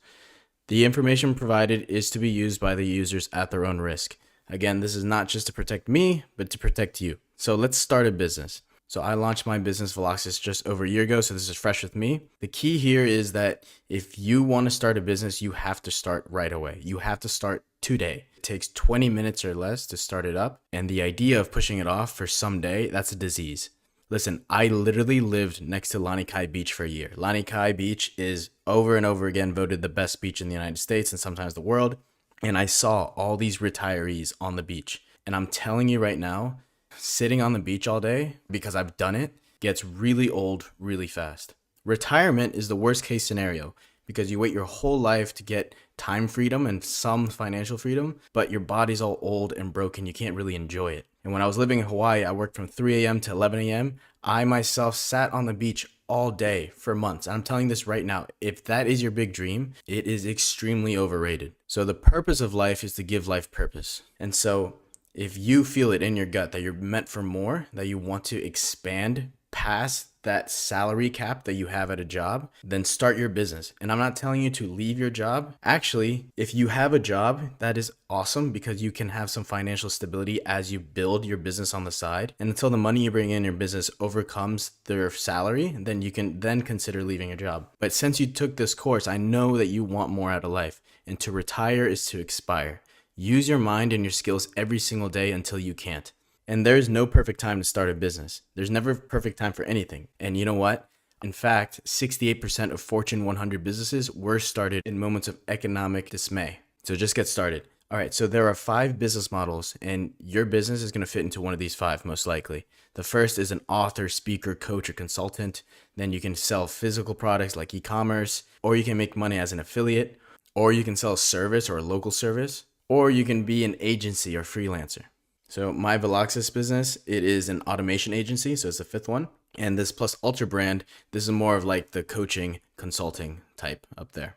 So be very clear on who you are, because you don't want to wear multiple hats for multiple things. If I were to try to combine Veloxis and Plus Ultra, it would be an absolute mess. So as you'll see, the theme of this module is to give you clarity. So the first and most important thing is to identify who your ideal client is. So I've read Alex Hormozy's $100 million offers and now $100 million leads. And the reason why he starts with this offer is because that is what makes a business. You need to have something to offer to people. But in order to build the right offer, you need to know who you're selling to. Think of your ideal client as a fish, right? We're going to use the fishing analogy. When you find your people, you will find your purpose. Nobody cares how much you know until they know how much you care. When you identify all the traits and you get really specific on the traits of who your ideal client is, then that will come through in your marketing. People will feel heard. They will know, holy shit, this offer is for me. It's meant for people like me. And then it will connect so much more. It makes your sales efforts so much better, so much more efficient, and you build a better product. And as you focus on your product and your offer, then that will eventually sell itself. You're going to get sales on referrals. And so all that happens from identifying your ideal client. And the beauty is that your ideal clients are already congregated together. They're always hanging out together already. So you don't have to create traffic. You just need to plug into existent traffic. So you should niche down and get clear on who your ideal client is, what the niche is you're serving. And I'll give you a helpful tip right here. Usually your ideal customer is you 5 years ago. You only succeed if you actually care about your customers, and you want to carve a niche so tight that only you can fit inside of it. When you commit to your niche, they'll commit to you. And so for some businesses like my Plus Ultra business, my ideal client, my ideal customer is me 5 years ago, in this case 2 years ago, because I know the pain points a lot of these people are feeling. I know how to connect with them. I know some of the struggles they're going through. And so it comes through in my marketing and my sales. And so that is a helpful tip for you to identify who your ideal client should be. One thing you'll notice is that most mediocre businesses don't have a business. They just have one offer, a singular offer. And people will go elsewhere to buy the products and services they need to advance their journey. So a lot of people's problems, they are not solved by just buying one thing. So you need to provide others offers on both the front end and the back end of that main offer to give them a place to go. You will create an ecosystem in your business that solves all their problems for them. And this is what's known as your value ladder. This is a concept made popular by ClickFunnels CEO Russell Brunson. The framework of a value ladder is you're going to take, let's say you have a 5-step system. You're going to take that and you're going to put it into a 5-week program. You're going to separate it. You're going to force people to advance on their journey. So you give people the next step on their yellow brick road on their way to their Oz. And so as you see in the base, you get them in with a lead funnel. You're going to have your free offers, your lead magnets, things that bring them in for free. You get their names, you get their emails, and you give them free value. So for that, you create lead magnets and capture these leads. This is top of funnel stuff. Then you can have more unboxing funnels. So this is more of like books, challenges, and it's going to cost a little bit more. And as they progress and they get more value, you should provide the next step. And so the next step is more of a presentation funnel. So these are your webinars, your VSLs, your video sales letters, and your product launches. This is going to cost a little bit more, but it's progressing in giving them more value. And then finally, you have phone funnels. So you want to have an application funnel. You get on the phone with them. This is more high ticket stuff. And typically, if a product or service costs more than $2,000, then a lot of times people aren't comfortable closing online. You have to get on the phone with these prospects and close them on the phone. So this is an example value ladder for a coaching business model, for instance. So let's look at Plus Ultra here for a second. Right now, my free lead magnets is the podcast and the YouTube and all that content. That's out there for free. And then I always include a CTA, a call to action, leading them into my website and leading them to this course. And this course is the next step on the value ladder, and it's going to cost a little bit more. So the course right here is going to solve a lot of the problems. They're actually going to see this slide eventually, so it's very meta. And then I'm going to lead them to the next event. I'm going to have a Plus Ultra live event where I travel with a lot of really cool people and we elevate each other's lives. That's going to cost a little bit more money. So that's a live event. And then I can even charge even more and deliver even more value, which is more important, to the Plus Ultra Mastermind. So this is going to be only killers. This is going to be a very select group of people, and we're going to connect and conquer the world. So this is the value ladder. Now with that, you need to supplement with your value ladder mission statement. So this is what it looks like. We help ideal client to get to their desired result through your opportunity. If you learn to do more for others than anybody else in your industry and you do that consistently, then you will grow. You will build a brand and you will become wealthy. There's no choice. Like, this is one of the most linear things out there. And having a mission statement like this and having a value ladder makes it so much more easy to fulfill on your promises. Now let's look at the business psychology needed to have success in business. Important to know that the chokehold on growth on any business is the psychology and skills of the leader. The most important investment you can make is in yourself. So a lot of people out there are not business owners. They're business operators. They're so plugged into the business. They're operating everything. They're very stressed. They don't actually see the big picture. They don't use teams. They don't delegate anything. That is not where you want to be. You want to become a business owner. So as a business owner, you need to plug the profit drains, maximize cash flow, all these things here, because one of the most painful lessons in business is that complexity is the enemy of execution. You need to simplify, both for yourself and for your clients. Because as a business operator, if your psychology is not right, if you're too in the weeds, then you are going to create a lot of bottlenecks, a lot of inefficiencies. So the key is to take imperfect action. You need to grab opportunities by the hair. And when you're in state and have a good idea, take immediate action that will commit you to that plan. So when you're feeling motivated, if you're watching a lot of reels, if you just came out of a mastermind event, if you're feeling on fire, then you need to take immediate action while you're feeling this way to something that will commit you on that plan. So buy that course or invest in that new software bundle. Like, take immediate action that's going to commit you to that plan, because motivation fades away. Always build your business as if you will sell it. A lot of people don't have an exit plan. What's the whole point of business? You should build it as though you're building up for an exit. Whether you're going to give it to your kids, whether you're going to actually exit and give it to someone else, build your business as though you will sell it. And taking imperfect action is more important than inaction every single time.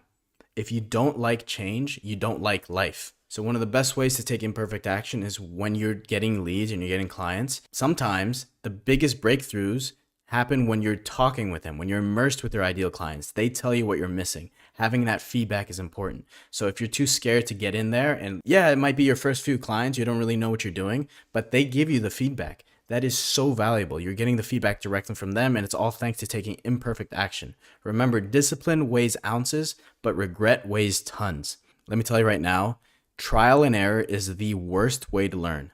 Remember that success leaves clues. If someone else did it, then you can do it yourself. Even if you don't have product market fit right now, someone else does. And you can build a business using effective and proven methods that convert. Find someone successful doing what you want to do, enter into their website, enter into their funnels, buy their product, look at what they're doing, and then write out a blueprint and build your own. And one of the best ways to do that is through mentorship.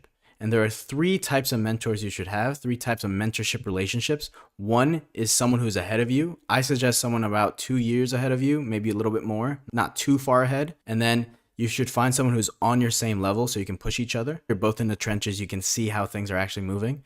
And then you should find someone who is where you used to be. So you are going to be their mentor. And as you learn, so do they, and they grow. And it's such a fulfilling feeling. So having these 3 relationships in business is fundamental to growth. Speaking of business growth, let me give you this 5-step plan to getting clients right away. So the first is you're going to create a list of companies that need your product or service. Then you're going to send the following. Hey, I know that you don't know me and you don't know what your product is, but I want to build one for you under 2 conditions. First, just get X and Y software, X and Y, whatever you need them to have, and then I'll build it all. And B, if it works, then let's talk about me getting paid. You're making it so easy for them to say yes and really hard for them to say no. And then with that, you're going to close them. Someone is going to accept this offer because they're losing no money and you're giving them value. And then when you have the opportunity closed, you should over deliver. Create a massive win for them. And then you can talk about getting paid. And then you can do that month over month. So many times I've had to work for free, but then I get a testimonial and then I get a client and it's always worth it. And now I don't have to work free anymore. I have built this list of testimonials. So that is the 5-step plan. So let's give you an example of the 5-step plan using funnel building. So in this example, you're going to find a list of companies that need a sales funnel. Then you're going to send them the offer. Hey, I know you don't know me. You don't know what a sales funnel is, but I want to build one for you under these 2 conditions. First, you get the software, maybe it's ClickFunnels, maybe it's something else, and I will build it all. Second, if it works, let's talk about me getting paid. Then you close them, you over deliver, maybe you create 2 or more winning funnels for them, and then you get paid. Let's be very clear here. There are only 2 ways to make money in business. The first is through marketing, and the second is through innovation. So let's dissect both of these. Marketing is making people want to do business with you. It's everything before fulfillment. So to do this, you need to understand your buyer's pain points. You need to create great content. You need to record online videos and connect with ideal clients right now. You can do something known as newsjacking and get in front of trends. And then you need to be very passionate when you talk. All this is going to create fire marketing. Now, there are some helpful rules to keep in mind when you're doing your marketing. It might sound obvious, but people only buy products after they read or hear words that make them want to buy the product. That is huge. It is never build it and they will come. You need to associate your products and services with the survival of your ideal client.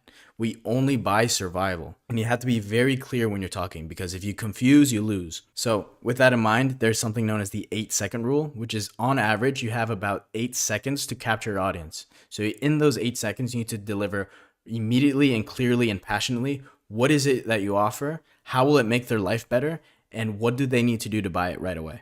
Make it extremely clear. There's also something known as the 16x rule. So today, it takes about 16 exposures before someone considers buying something. Some people say it's around 6 hours of content. So they need to come across your ad and your marketing about 16 times before they even consider buying it. We are not in the information age anymore. We're in the attention age. So you need to be very colorful with your content. You need to post it frequently and you need to talk about your offer over and over and over again, because after 16 times, then people's suggestibility opens up to buying. So on the innovation side, it's all about product market fit. So there's a feedback loop. You get a client, you deliver for them, you get feedback, and then you fix your product based on that feedback, and then you iterate. And then here are 5 steps to get that feedback. The first is you get new voices. You get brand new people that you haven't heard from before, or you ask new questions, you have new conversations, you get new perspectives, you get new passion, you find ways to reignite that passion in different ways, or you can get new experiments done. And here are the 3 stages of innovation. This actually came from Arthur Schopenhauer, philosopher. First, your idea, your offer is going to be ridiculed. Then it's going to be violently opposed. And then it's going to be accepted and seen as self-evident. So you just need to put your head down. As long as you know that your ideal clients like it and you're getting feedback that it works and it helps them with their problems, then you know you have a winning offer. Now, a lot of entrepreneurs, including myself, are a one-man show. So Plus Ultra right now is just me. Veloxis right now is just me. But let's talk about your first hire. Remember that the right who can solve the how faster than you can. So hiring the right person can solve your problems much faster and much more efficiently than just figuring out how to do it. Remember the 10,000 hour rule. It takes 10,000 hours to become a master of something. So delegate to people who know more than you. Delegate your weaknesses. And there are 2 requirements in all partnerships: trust and respect. So your first hire, I highly suggest, is a VA, a virtual assistant. So once you have an idea about the areas and tasks you need a VA for, then you can define a clear role for them. And before you go hiring a VA, you need to know what they'll be required to do, any training they'll need, any processes or SOPs they'll need to read beforehand, when you require them to be available, and your budget. Having all this information in hand before you begin the hiring process means that you'll attract candidates who meet these requirements. I suggest you look on Fiverr or Upwork and you'll find amazing talent. But you're not off the hook either. Now that you hired someone, you need to look within and look at yourself through a leadership lens. You don't want to be a seagull manager. Seagull management is like this. You fly in, you squawk, you make all kinds of noise, and you shit all over the place, and then you leave, right? We don't want that. You want to be an effective manager. And effective management uses results-based initiatives for your employees. We're not one personality. We're multiple personalities with one dominant personality. And that one personality can be encompassed in your mission. So it's actually very important that you communicate what your mission is. So with great skills, great attitude, and a belief in the mission, then you can find the best people out there. You find the best people, and then you train them. The quality of the expectations of your peer group has the biggest impact on your life. So this person, this VA, is going to be part of your life now. So you need to make sure they have a cultural fit too. And culture eats strategy for breakfast. And so if you have a good cultural fit with this hire, then things can run in the back end when you're not there. Now let's look at getting your first clients. Your first clients should be your warm market. And this is exactly what I did for my automation agency, Veloxis. I reached out to people who are friends of mine or acquaintances, people who know me, and they are what's known as my warm market. So this could be your Instagram followers, this could be family members, this could be colleagues, this could be ex-classmates. These are people who know who you are, they know your character, and maybe they don't know your offer yet, but they're already warm to who you are. They're more receptive. So compare that to your cold market, which is people who don't even know who you are. They don't even know what your offer is. And then compare that to hot leads or hot market. So these people want your things. They know exactly who you are. They know exactly what your offer is. You don't have to pitch them. They already want it. So these are hot leads. Now, warm market, warm leads, that is the lowest hanging fruit. I suggest you go there because it is more than likely they're going to say yes. And more importantly, they're probably going to be more forgiving with you.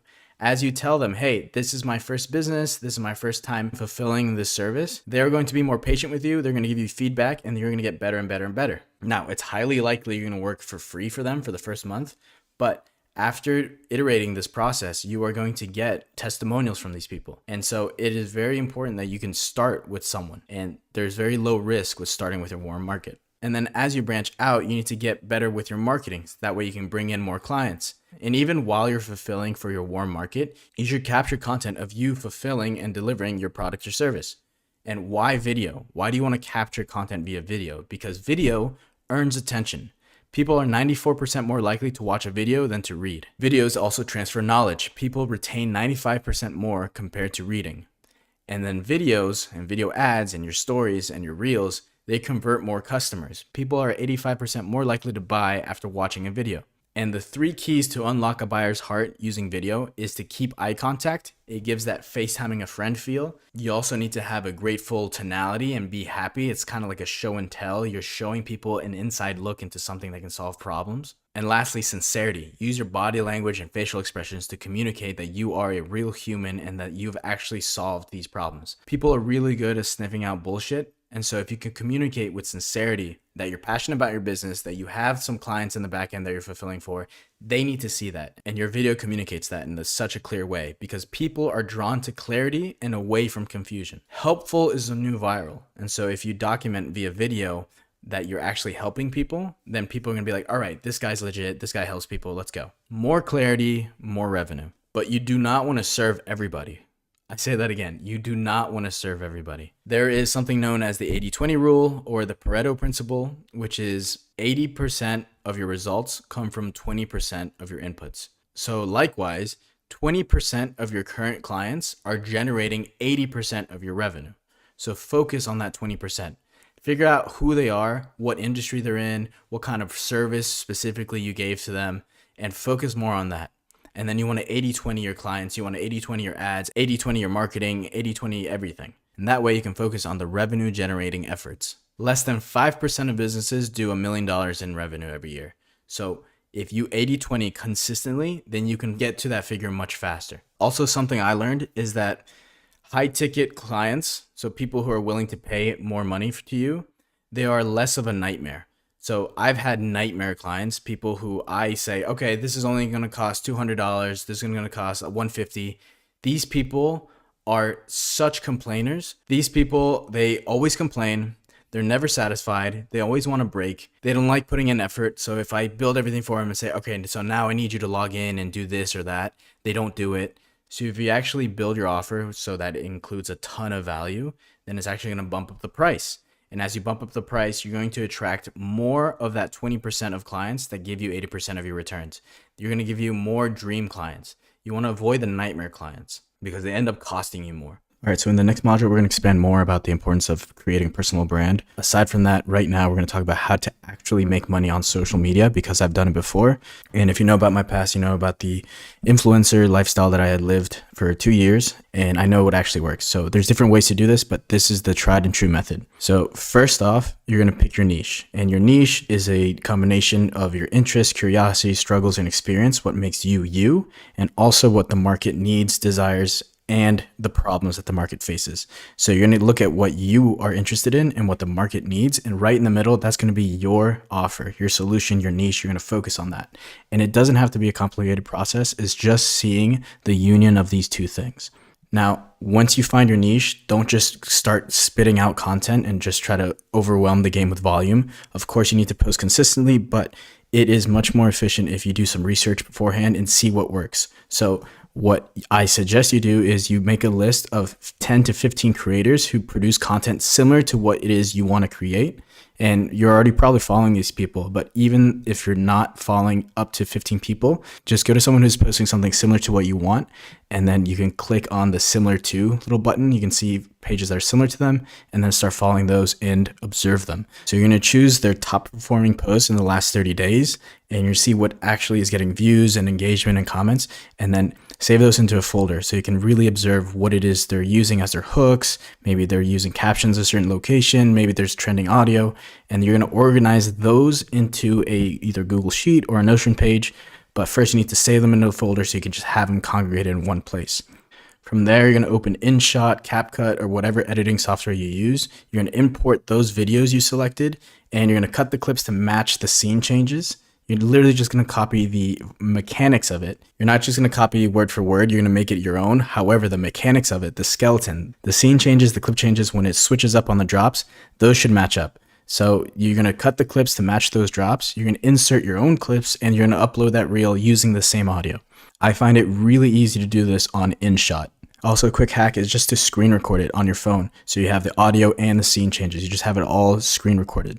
Now, the last step is to monetize this. So creators of all sizes have the opportunity to generate income with their content. So you can either offer sponsored posts to companies so they can host their products onto your feed, and you can charge up to like $300, $500 per post for this, even if you have a small following, because if you can show you have high engagement, then that's going to be phenomenal. For instance, like 12, 15% engagement rate is really good. I have 30, and this is publicly available information. You can also provide consulting and coaching based on your niche, and you can charge up to $200 for an hour. And you can also become a UGC creator. So this is something I personally do. I love to create video reels. It's one of my favorite. I loved combining the music and visuals. Like, I love video editing. So UGC is user generated content. So UGC creator is a content creator who specifically creates content, but it's actually been paid for. So unlike influencers who need to grow their community before they start working with brands, UGC creators don't need tons of followers, nor do they need to show their face. So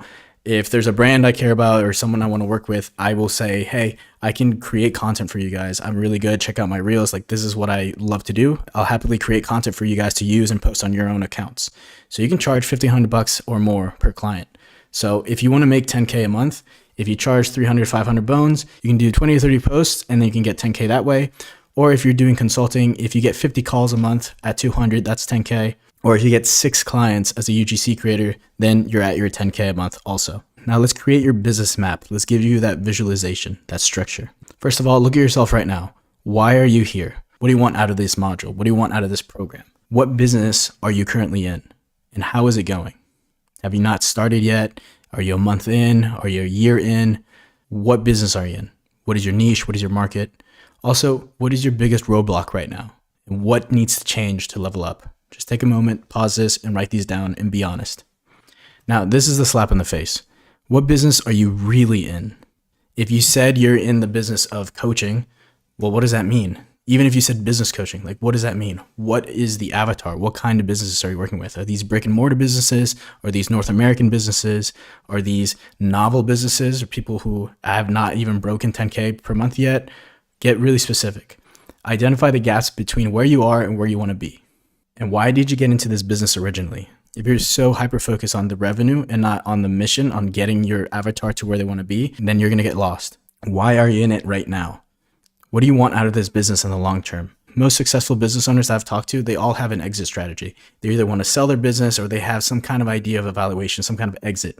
And if not, they're building their business as though they will exit. So they're just putting a lot of value into it.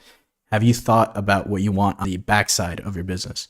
And I say this because there's a natural maturity process in a business. These are the 10 stages of business. So right now, identify what stage your business is currently in. What's your industry? What's the market like right now? Then what's next? Create a compelling plan to reach the next stage of your business. What is something exciting you can make happen in the next 3 years? Think about your goals for the next 3 years for your business. To get there, what would you need to do this year to get there? And even more short term, what is something you can do right now? What are 2 actions you can take right now? Can you reach out to a successful business owner, contact you have, and ask them, hey, we've been friends for a while, I have a question?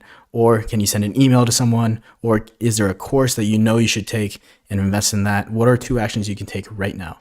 And if you're feeling imposter syndrome, know that's a good thing. That is a natural thing because obviously you are new at something, you're going to be really bad at it, and you can only get better. It's only delusional people who go in thinking they're going to make money right away, that they're going to be really good at what they do. It's okay. It's natural. Confidence comes from a stack of evidence of having proven it to yourself and to others. If you've never done something before, obviously you're not going to be good at it. No one has it all figured out. As long as you are continually improving, then you are going to be the best version of yourself. You're doing the right things. Walk tall and keep working. One thing that I've had to work on recently is shiny object syndrome. When I'm working really hard in one direction, there's going to be a lot of new opportunities that shine really bright that are going to distract you from the original goal. I've had to say no to really lucrative opportunities because I'm focused on one thing. I'm creating an automation business. I have an automation agency and I need to focus on that. And even this Plus Ultra, this is a community. I've had multiple opportunities to really blow up the podcast, really do a bunch of things for this side. But I need to recognize within myself that my main goal is that AI agency. And so I've had to say no to a bunch of different opportunities, but that's okay because I have a main goal. If I were to be distracted in multiple places, remember the mindset modules, it would be like that flood. I would be a lake. I wouldn't be directed. I wouldn't have my energy channeled in one direction. So you have to be able to learn to say no to multiple things, and that's okay. Don't get shiny object syndrome. Now, to break into a business, sometimes you need to work for free. And when you work for free, your main goal is to get testimonials and to get real in-depth market research on who your target audience is and what their actual pain points are. It's really hard to get that without working within that niche first. So sometimes especially if you're brand new in a business, you're not going to get access to your dream clients. So the only way to really break into that sometimes is to reach out to the dream clients and say, hey, I'll work for you for free. And so like we said earlier, you should reach out to your warm audience, people who already trust you. And you work for them for free, maybe 30 days, and say, hey, all I want out of this is a testimonial. I just want to learn what the market wants. I would like to serve your niche, so let me know how I can help you out. And then you can get those testimonials. And those testimonials are super powerful because that builds your social proof.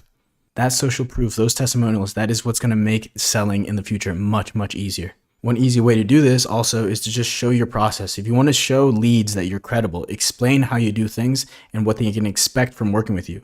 Have an over-the-shoulder type experience in your stories and your posts, and then also supplement that with social proof. Have voice notes, screenshots, videos from the clients you've served saying, hey, this person is the best at what they do. I really liked my experience working with them, etc. And just to end this module real quick, once you start making a lot of money, because you will, you are going to be likely tempted to inflate your lifestyle to match your new income. And so this is something known as lifestyle inflation. And you see a lot of kids who come into internet money fall for this. So these are 6 ways to avoid lifestyle inflation. First, track your spending. Know how much you're spending in which areas, create a budget for those areas, and then pay yourself first. Automate this with your bank. So if you've read The Richest Man in Babylon, the rule of thumb is to always pay yourself 10%. So 10% of whatever you earn, always put that away, either in a savings account or put that directly into the S&P 500 or investments, something that you get to pay yourself first. So before you touch any of your money, 10% is automatically put to the side. Then you should dedicate a percentage for splurging because it's natural to want to spend a little bit more, but just have that budgeted. And even if you don't spend anything in a month on splurging, you at least have a percentage broken down. Also, you want to save for big purchases and reach out to a financial mentor who has done this before and can give you an accurate sense of how to manage money. Remember, when you're doing lifestyle inflation, you're stealing from yourself. Remember that your business will always consume whatever resources you give it. In the Plus Ultra library, we have this book, The Richest Man in Babylon. It's one of those age-old tested rules that you should always pay yourself first. The rule of thumb is to always pay yourself at least 10% of your earnings. So with that, hopefully you can avoid lifestyle inflation because everyone can tell if you're just renting a Lamborghini for the weekend and posting with pictures, it's not sustainable. You want to be wealthy. You don't want to just be rich. You want to be wealthy. All right, so with that, let's discuss the homework for this module. You're going to go into school and you're going to identify who your ideal client is, your ideal customer profile, who they are, what they do, what age they are, what are their day-to-day like, what are their pain points, really flesh this out. Also, you're going to use the $100 million framework and put together your Grand Slam offer. and identify the front end and back end offers of your value ladder for that Grand Slam offer. So free lead magnets, things in the front end that you can really get people into your top funnel, and then things at the back end that you can escalate them more. So give them the next steps on their journey, provide that for them, because otherwise they will find it elsewhere. And then establish your mission statement, really flesh it out. What is your mission? So this is an example right here. So for me, my ideal client is an online business owner earning over 20K per month who is overwhelmed by manual, redundant tasks.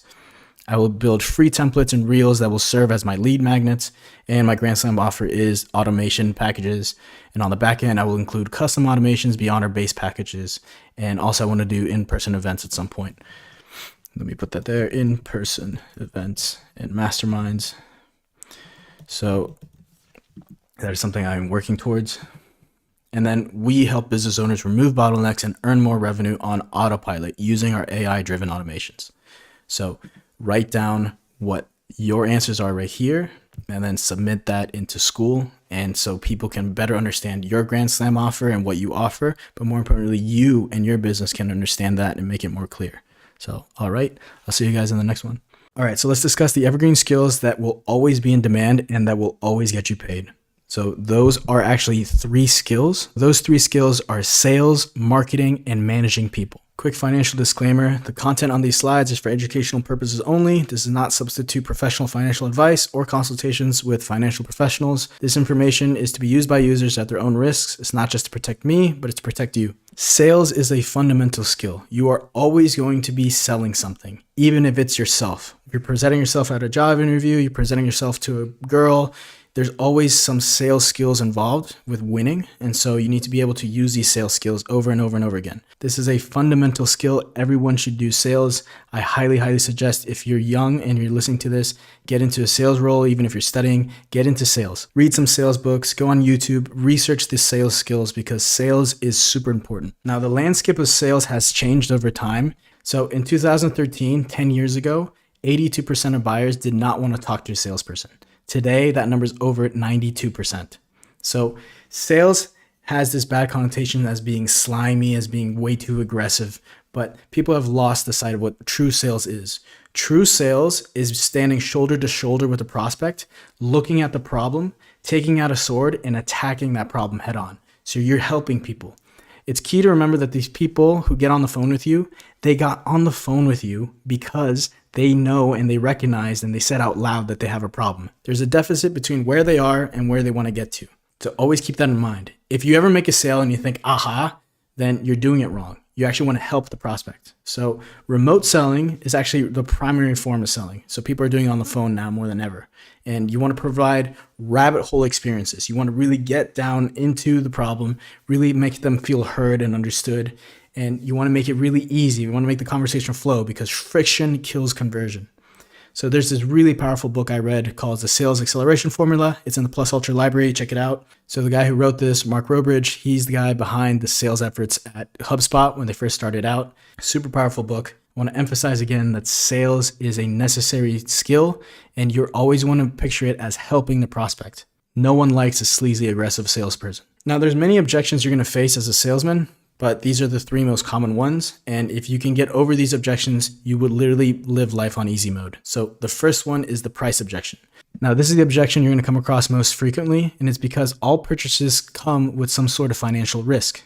So if the prospect is really hung up on the price, they say something like, that's more expensive than what we hoped, then you need to recognize that you didn't do a really good job of explaining the value behind the product. So for instance, you see the picture of the Bugatti Chiron in the bottom there? That is a car that's priced at $3 to $4 million.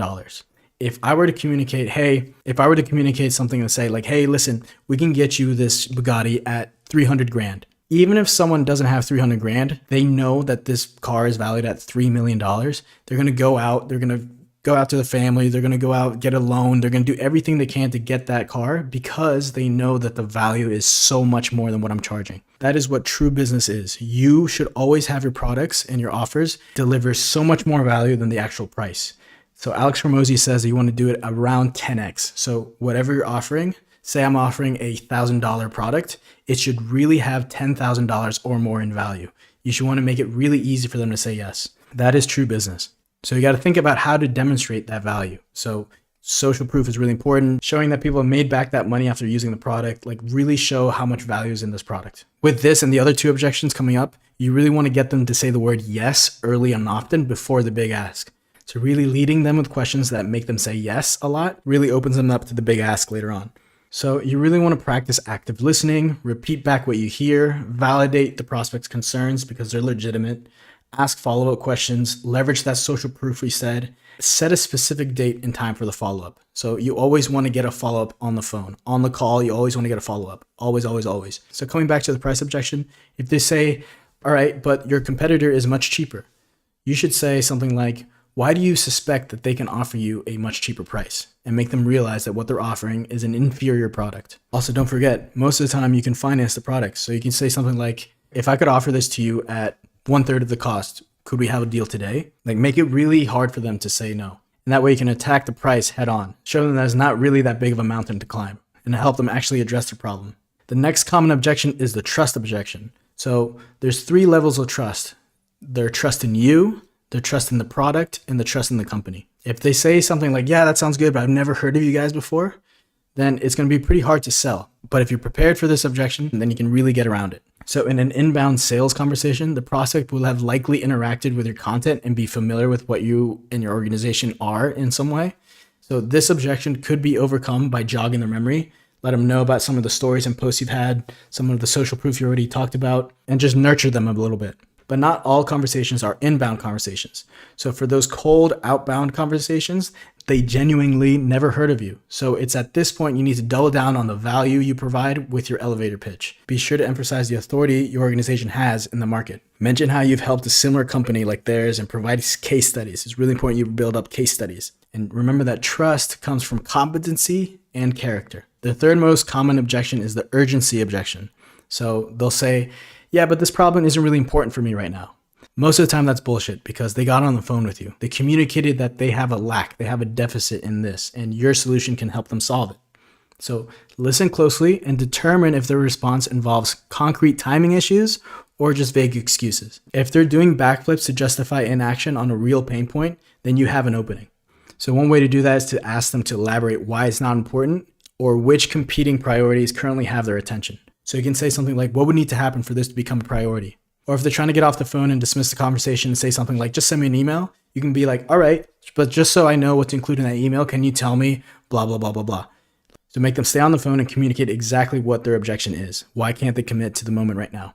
And actually, Alex Hormozi has a really good comeback for this. When the prospect says, yeah, I just need more time to think about it, he always responds with, well, really, you don't need more time. You just need more information, right? And I'm your only source of information. So just tell me what it is you need more information on and I'll be happy to provide it. So they have no more workaround. They have to get through you. So these are the 3 common sales objections and how you can handle those.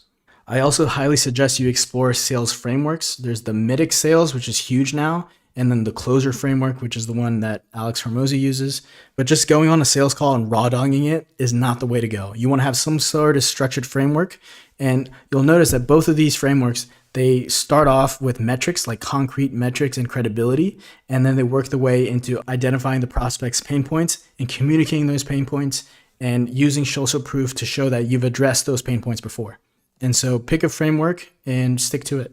Sometimes it's really good to start off with a sales script if you've never done this before, but the sales script and the sales frameworks, they're used as a framework. There's always wiggle room in between them. So you don't want to sound robotic, but it's absolutely crucial that you start with some sort of structure.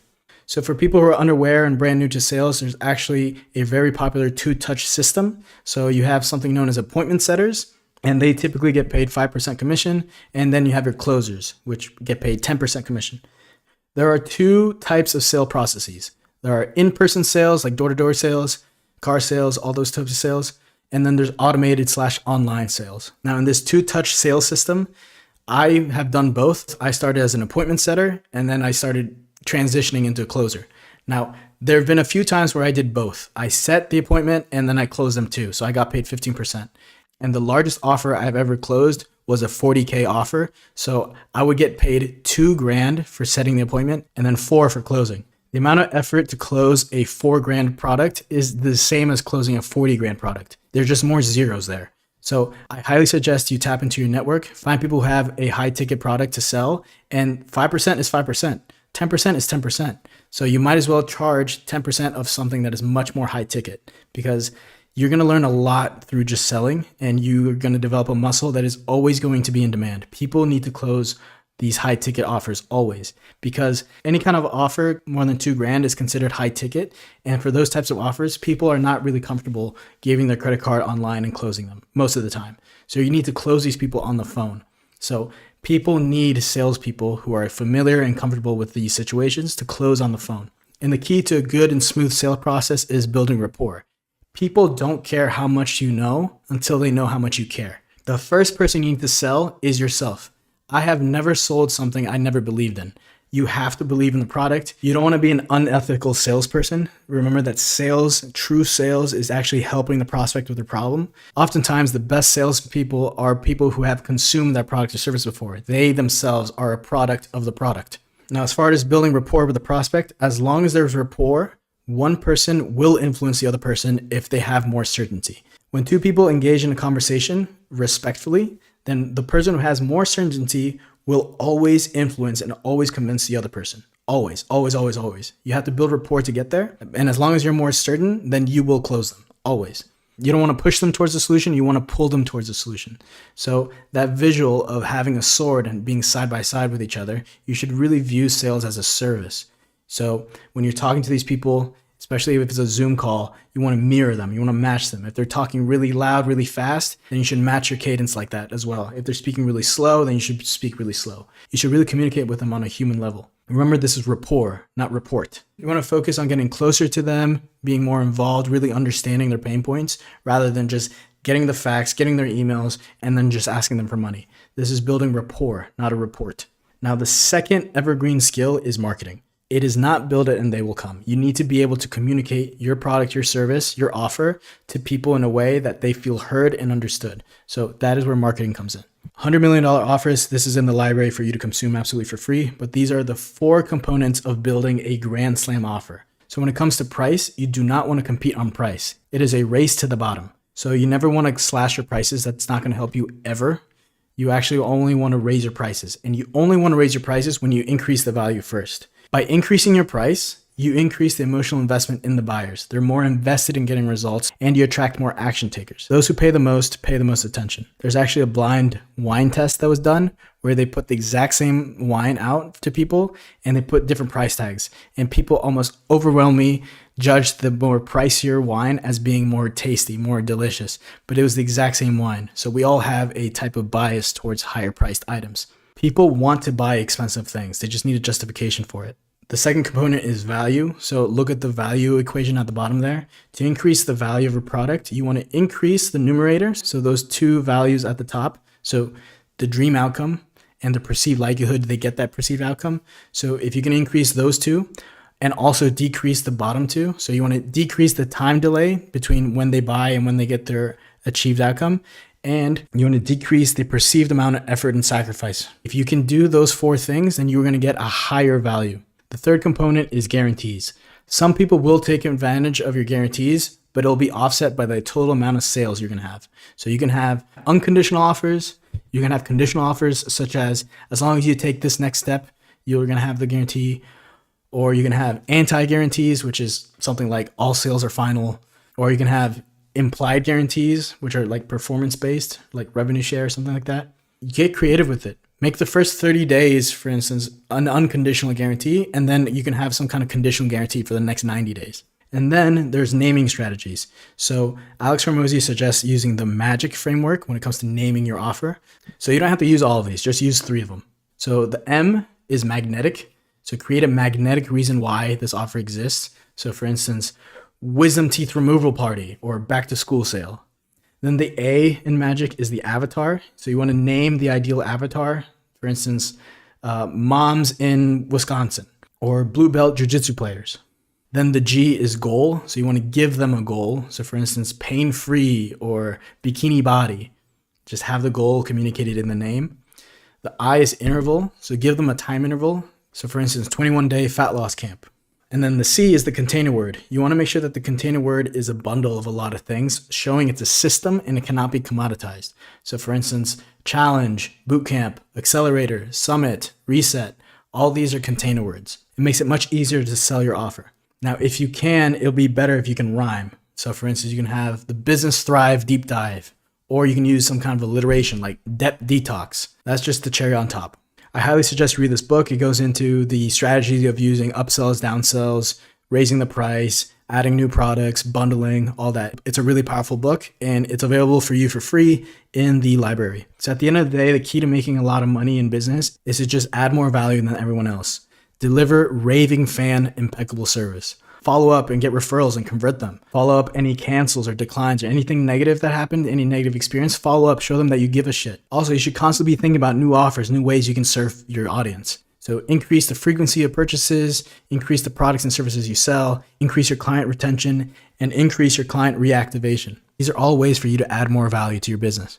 Also, when it comes to marketing, you can get paid for exercising that marketing muscle. Become an affiliate for your favorite products and services. For instance, I'm an Amazon affiliate. If someone buys anything on Amazon using my link, I get a percentage of that. I'm an affiliate for Spartan Gum, the Mastic Gum. I'm an affiliate for my really good friends at Based Balm, which is the beef tallow balm.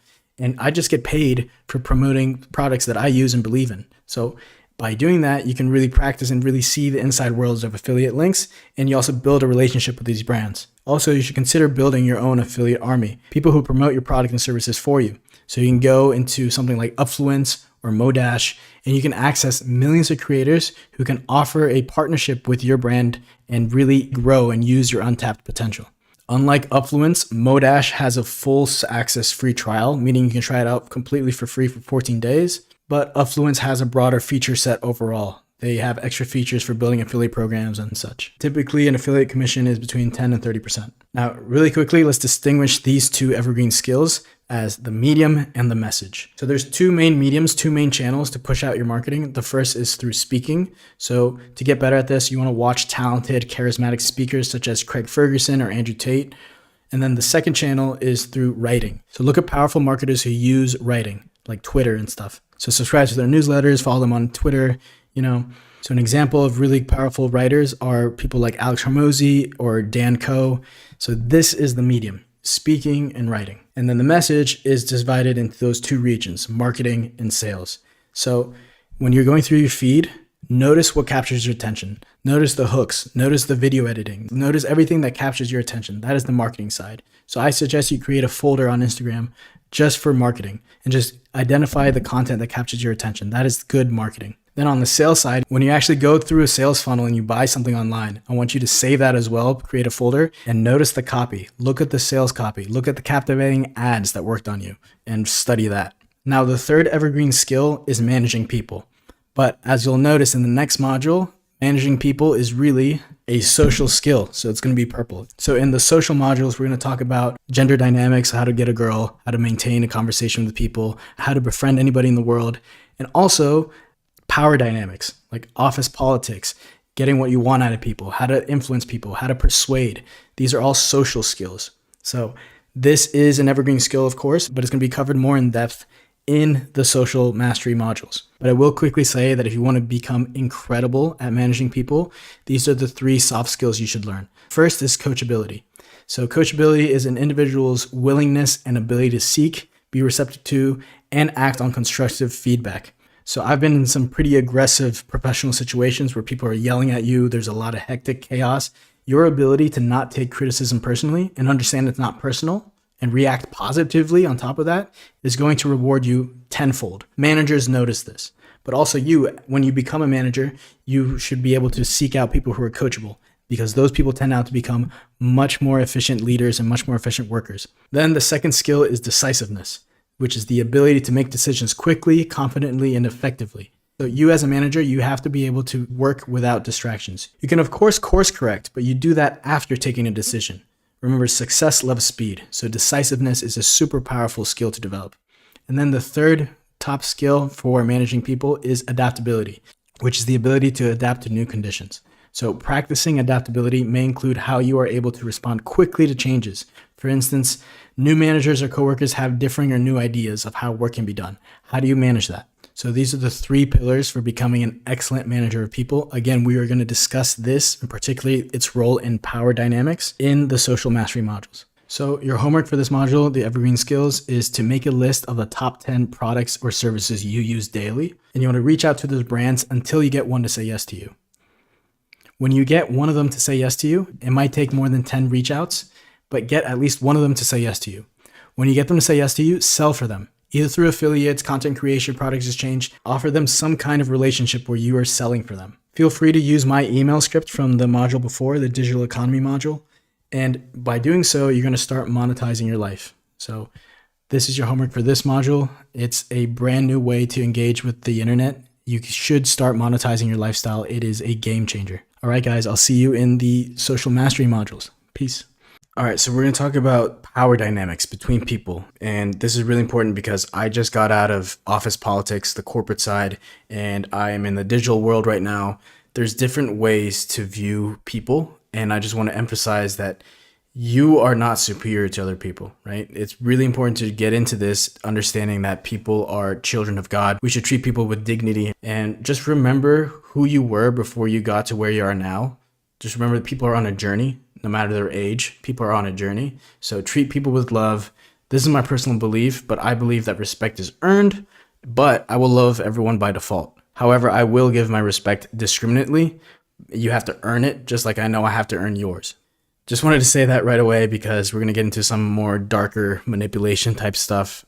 It's mostly to identify it so you can protect yourself from it, but it's also pretty fucking helpful too. But these are power dynamics with people.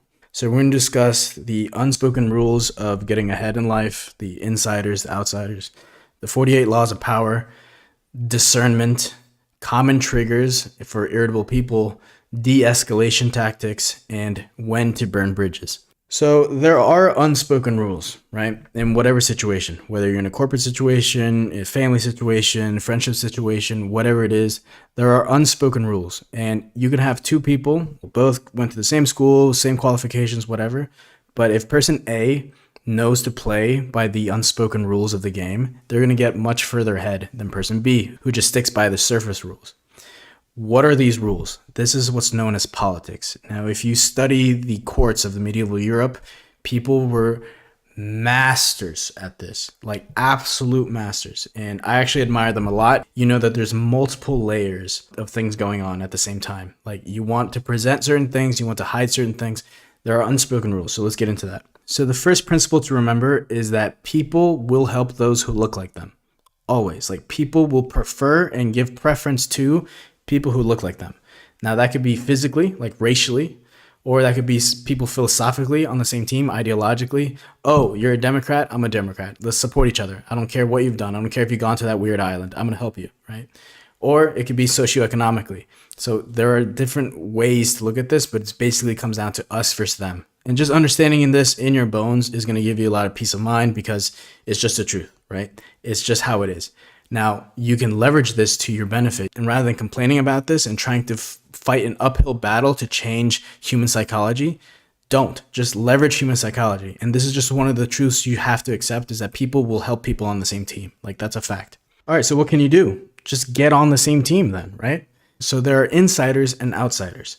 Insiders have access to information. So you need to get close to the decision makers. You need to get, maybe not gossip directly, may have some distance, but you should identify the gossipers, identify the people who are social climbers, and get information. Always have information, because when it comes to decision time, when it comes to promote, it's much better, much easier to promote someone who knows more. Not from a blackmailing perspective, where like they can't fire you because you know something you shouldn't, but from a more operational standpoint. For instance, I've seen this a lot in the corporate world. We have analysts who only do their job, their tasks, and then you have other analysts who got to know the client. They know that client A hates client B and that we're competing for certain contracts. And last year they underbid us by like $3 million. Like knowing the politics behind the scenes makes that other analyst much more favorable than the other one who literally just put his head down and did the work. So you have to collect information. Now there's different ways and ethical ways to collect information. I don't care how you do it personally, but you have to get information on people. Personally, I don't like to gossip. I don't like to be seen in the area gossiping, but just identify people who are gossipers, who are social climbers, and get information from them. So there's at least 1 degree of separation. So that is the lowest hanging fruit, because as you get information, you can then leverage that information and gain more influence in decision making. So say there's a meeting and people want to do business with a certain company or a certain person, you can say like, hey, actually, I'm friends with someone who went to business with that person, and that person's pretty sketchy. So I would caution you guys into going to business with the person.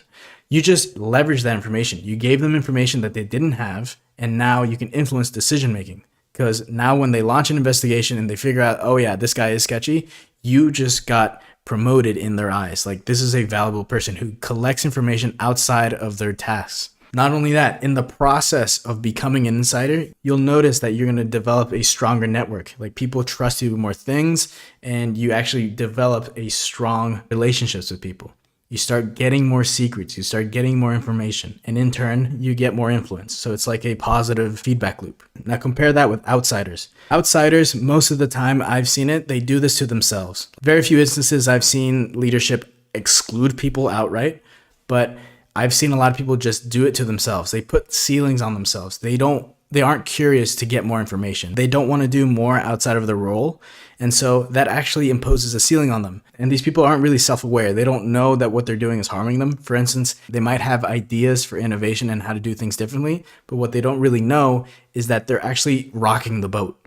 And of course, every company wants to innovate and do things better, but there's a certain way of introducing ideas. There's a certain way of wanting to innovate. Because if you just show up and rock the boat and really put your ego out there, be like, hey, how you're doing things is wrong, you're going to piss a lot of people off.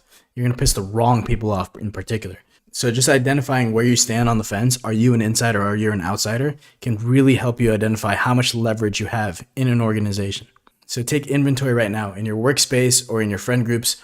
Are you an insider or are you an outsider? So I kind of touched on this before, but you need to learn the chain of command, like who reports to whom. And that is one of the most important things you can do when you're new to a team. Your primary goal is to map out this unofficial organization chart. So this unofficial org chart is going to be your primary tool. Once you're done identifying formal powers, you need to uncover the informal powers. These are the influencers. Influencers are the people who may not have authority to make decisions, but they have the leverage to influence decisions. So these are the 5 types of influencers. There are gatekeepers. These are the people who have access to top decision makers, but they decide who gets to talk to them and who doesn't. In my estimation, these are the most important type of influencers. These are the people who have access, right? Then you have veterans, people who have been in the organization the longest.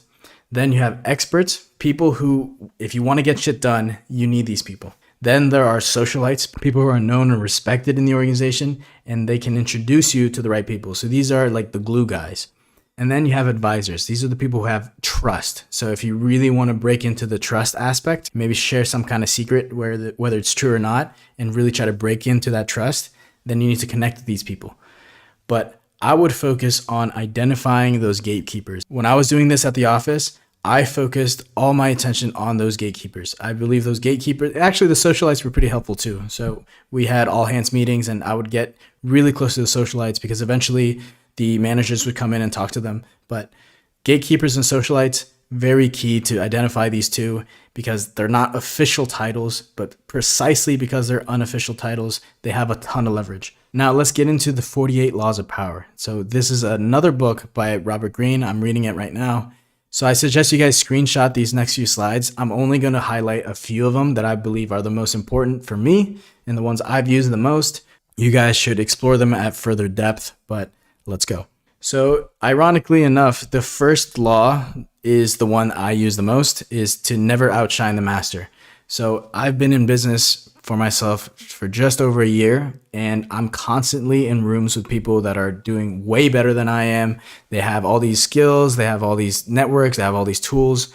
And so I am by definition a newbie. And so by definition, as someone who's new at something, I'm terrible at stuff. Like when I first started, I didn't even know what a CRM was, right? And so as I got better and I would reconnect with certain people, I had to play dumb. I had to not outshine the master. Particularly when I got onboarded for like a new team, for instance, I could not say, hey, the way you guys are doing this now is obsolete. Like, you guys don't even have a funnel. You guys just have a website. Like, I cannot say that type of stuff, because if I outshine the master, then I'm going to get kicked out. I'm going to lose access to all the tools. I'm going to lose access to the platforms.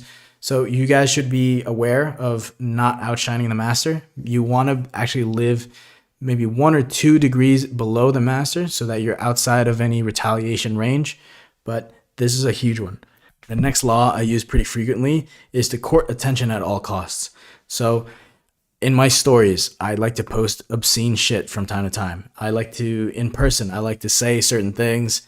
I don't peacock that often when I dress, but like, just like call attention. I can grow a mustache in 2 weeks, pretty thick one. Like, I call attention to myself, and not in a clown type of way, but being able to recognize that bad attention is better than no attention. So being able to leverage attention, because we're in an attention economy, is very important. So this one is something I learned in the last 3 years, is to avoid the unlucky. Like, there are people, and I didn't believe this at first, but now having lived life, like, there are very negative people out there. There are people who just do not want to help themselves, and they're just consistently negative. And so all of life is energy and frequency. And so you have to avoid these type of people, because their negativity is contagious. So that is a hard lesson I've had to learn, but this is very key. Like, if there's someone who's absolutely negative and toxic, cut them off. And there's different ways of burning bridges. Like, I try to avoid burning bridges at all costs, but like, if you have to, I just ghost. You don't have to send them a goodbye message. You don't have to make it official or anything. That actually makes it worse.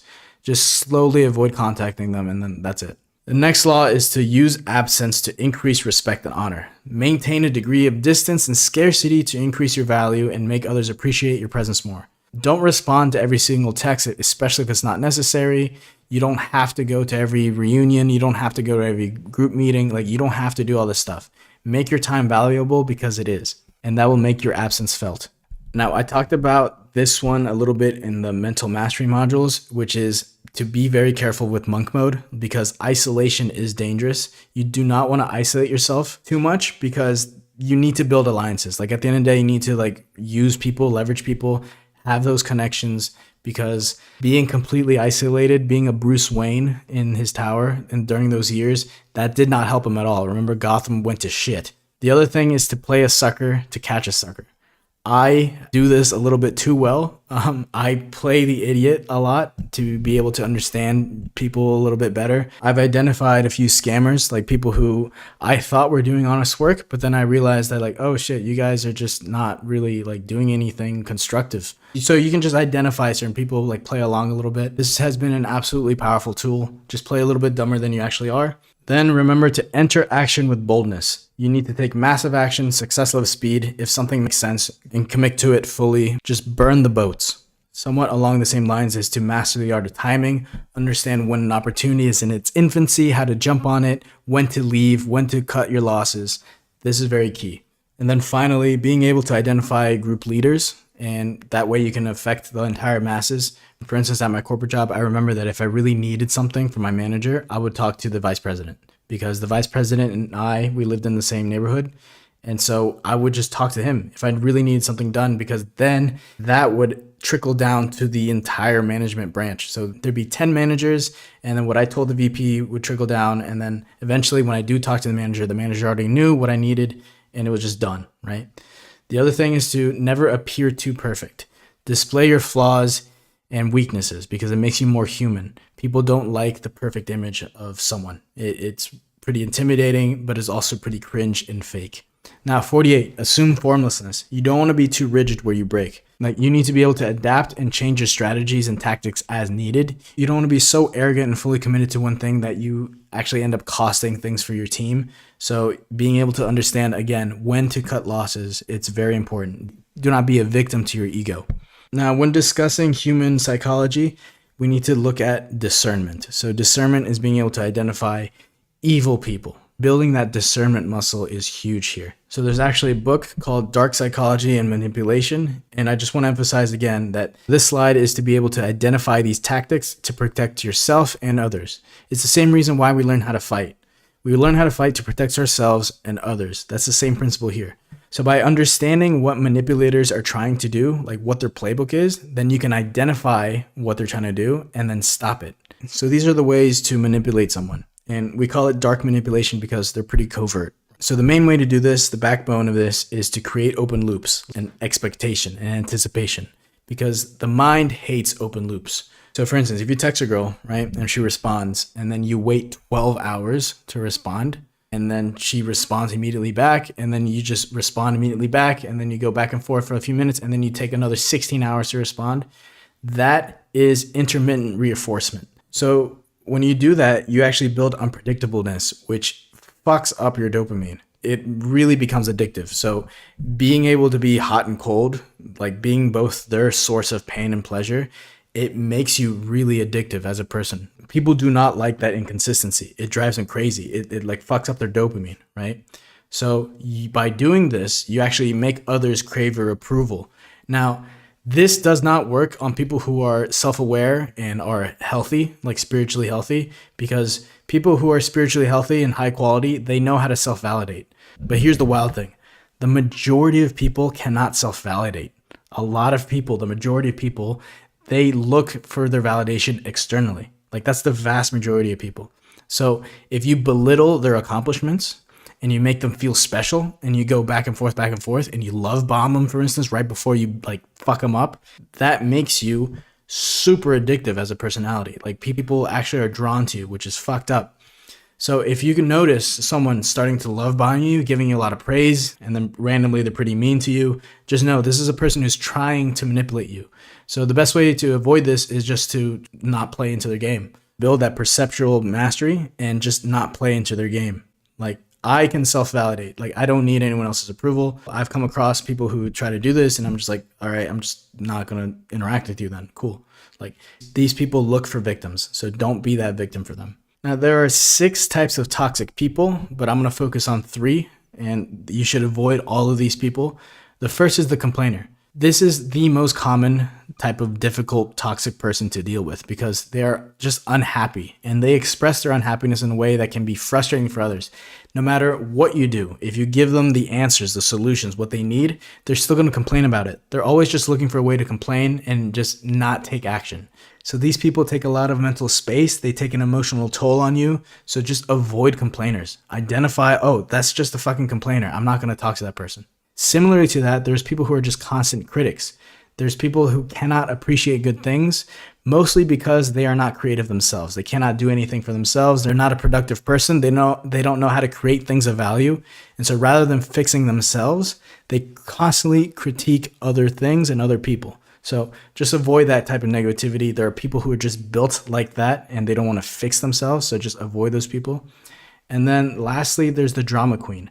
There are people who love to cause drama and tension, even if nothing's wrong, particularly if there's nothing wrong, because they don't have the ability to create anything from themselves. So they just love to stir in drama and play people against each other. So these people are sociopathic. They know people's triggers, they identify people's triggers, and they weaponize them. So I avoid all these toxic people, but these 3 in particular, if I identify these traits in someone, I'm not talking to them. Now, what if you can't escape these type of people? What if they're your boss? What if they're your mother? What if how do you de-escalate these moments of high tension? Well, first is that you identify why they're irritable in the first place. Like there's different types of stress, and these are the types of steps right there. There's triggering events where people experience verbal abuse or trauma and they immediately lash out if they think the type of behavior is directed towards them. These types of triggers just immediately lead to an outburst. So just identify their triggers, for instance, in that case. The first step is to understand why it is that they're irritable. And that way you can identify those situations. And if you can't avoid that person, say it's your mom, then you can avoid those triggers or do your best to avoid those triggers. Now, these are the 8 tactics to de-escalate these types of situations. The first is to just not give them what they want. Don't react. You don't have to engage. The second is to develop a rapport with them, maybe based on something they like, maybe on something they want. Practice empathy. Remember, don't put yourself in their shoes, put the emotion in their shoes. The next is to stand up for yourself. Sometimes these people just need a slap of reality. Just stand up for yourself. Next is to focus on what you can control. The next is to practice self-examination. Are you consciously or unconsciously touching their triggers? Of course, they shouldn't react that way, but is there something you're doing that could make things a bit easier? The next is to treat the person with kindness and respect. It's a slow burn, but kindness does kill. And then 8, it's really important. Just Q-tip. Don't take things personally. Quit taking things personally. And then this is my favorite one, is to picture their asshole. So when people scream, when they yell, you'll notice that if you yell, your asshole actually pulses like a dog. If you would notice a dog, when it barks, it like pulses, right? So when someone's yelling at you, their asshole is going fucking haywire. It's going crazy. So that brings some levity to my mind when I'm in a situation like that. I don't take things personally ever, but that is another step that really helps with that situation. So now, when you're going to engage with these people, there's 2 rules of thumb. The first is to use I statements, because this avoids shifting the blame on them. They don't want the spotlight of the aggressor. So if you focus on how what they're doing makes you feel and use I statements, it makes it much more easier to communicate with these type of people. The next is the 1 to 3 rule. Like, if you have to engage the person, if you have to confront them, do it only 1 out of 3 times. Like, you don't have to react every single time, obviously, but maybe have a 1 out of 3 so that you can say, hey, you're being fucking crazy. I let time A and time B slide, but what the fuck's going on? So I have a personal belief. It's not really common, but I don't believe in burning bridges. Like, I try to avoid doing that at all costs, because there's a reason why that person's in your life. I would just slowly stop talking to them, but like, completely cutting someone off cold turkey is pretty aggressive. But if you do need to do it, of course, go ahead and do it. But there's only one type of person that I've cut off completely, burnt bridge, and those type of people are actual psychopaths. So I have met and have been friends with actual psychopaths, and some of them I actually know how to manage it pretty well, so I'm still friends with them. But you need to identify which of your friends are psychopaths. And there's actually, it's not that many. I think it's like 1% of people or something, but it's still millions of people. And in particular social circles in certain industries, they're going to be a higher percentage of them. So I know a lot of psychopaths, and there's a way to identify them. So one thing these people do, you'll notice, is that when they talk, they show their sclera. So it's like the white part of the eye, especially the area on top of the iris. These people, when they talk, they show the top of their eye. That is one of the identifiers. Another thing is that these people get off on outwitting people, particularly people who are out to get them. They love to outwit other people. So one thing you need to be careful of is when you do open up to these people and you share an insecurity, these people almost always leverage that insecurity against you. And that is one way they deflect. Whenever they fuck up and they get caught, they will never, ever, ever take accountability. These people just never take accountability. They always have a reason why they did what they did. And one way that they do this too is weaponizing competence. So it's actually playing into the 48 laws of power. They pretend that they're dumber than they actually are. They pretend that they can't do something just to avoid doing it altogether.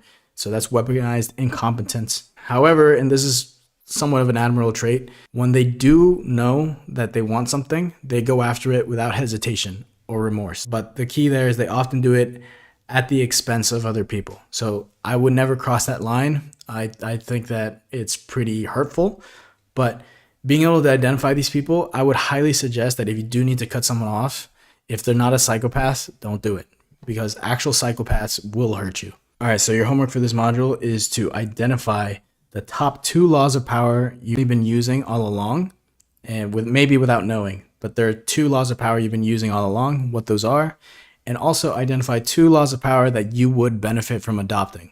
Oh, this is interesting. I could actually use that in X and Y situation. Like, what are 2 laws of power you could start using right away? And also identify, are you an insider or outsider in most of your social circles? Go through the breakdown. See if you actually have influence in the group. See if you are always missing out on information or not. Just see if you're an insider or outsider. Also identify who are the influencers in your social groups and connect with them. And then finally, next time a toxic person engages with you, identify which manipulation tactics they're trying to use on you. That way you can identify it and you can respond and do something about it. So that is your homework for this. So that has been the social mastery modules. I'm excited now because now you know how to weaponize charm. You guys can talk to girls. You know how to open conversations with people, and you know how to leverage power dynamics. So this is without a doubt one of the most compact modules I've ever put together. It's full of really actionable information here, and it's stuff I wish I knew as recently as a year ago, because having known this would have changed a lot for me. So we're going to cover warm opens for how to rizz up a girl, how to really do it properly, and we're going to discuss the dynamic between an inferior man and a superior man, because that framework changes your relationship with girls forever. Very important to know how to speak to them, how to have emotional intelligence, also erotic intelligence to know what they actually want and what men actually want, so you can know where the dynamic switches there. And then all of life is paradoxes. There's paradoxes everywhere. Everything about life is gray zones. So understanding the paradoxes, particularly between men and women, really helpful here. And then the soft spots. So we have different vulnerabilities as men and women. And so I'm going to discuss those at length, show exactly what not to touch on, and what happens when you accidentally do. And then at the end, because we're going to do this in order, once you get through all this, how to establish and create a long-term foundation for those long-term relationships. So as I said, we're going to start with the approach, because with this, you're going to learn how to talk to girls, and then we're going to look at the seduction, gender dynamics, and psychological similarities and differences. And then we're going to end it all with how to keep the right girl. Okay, so key to note here is that for all your warm opens and for every single time you relate to any girl, honestly any guy too, when you're going to talk to people in general, you want to have unwavering eye contact.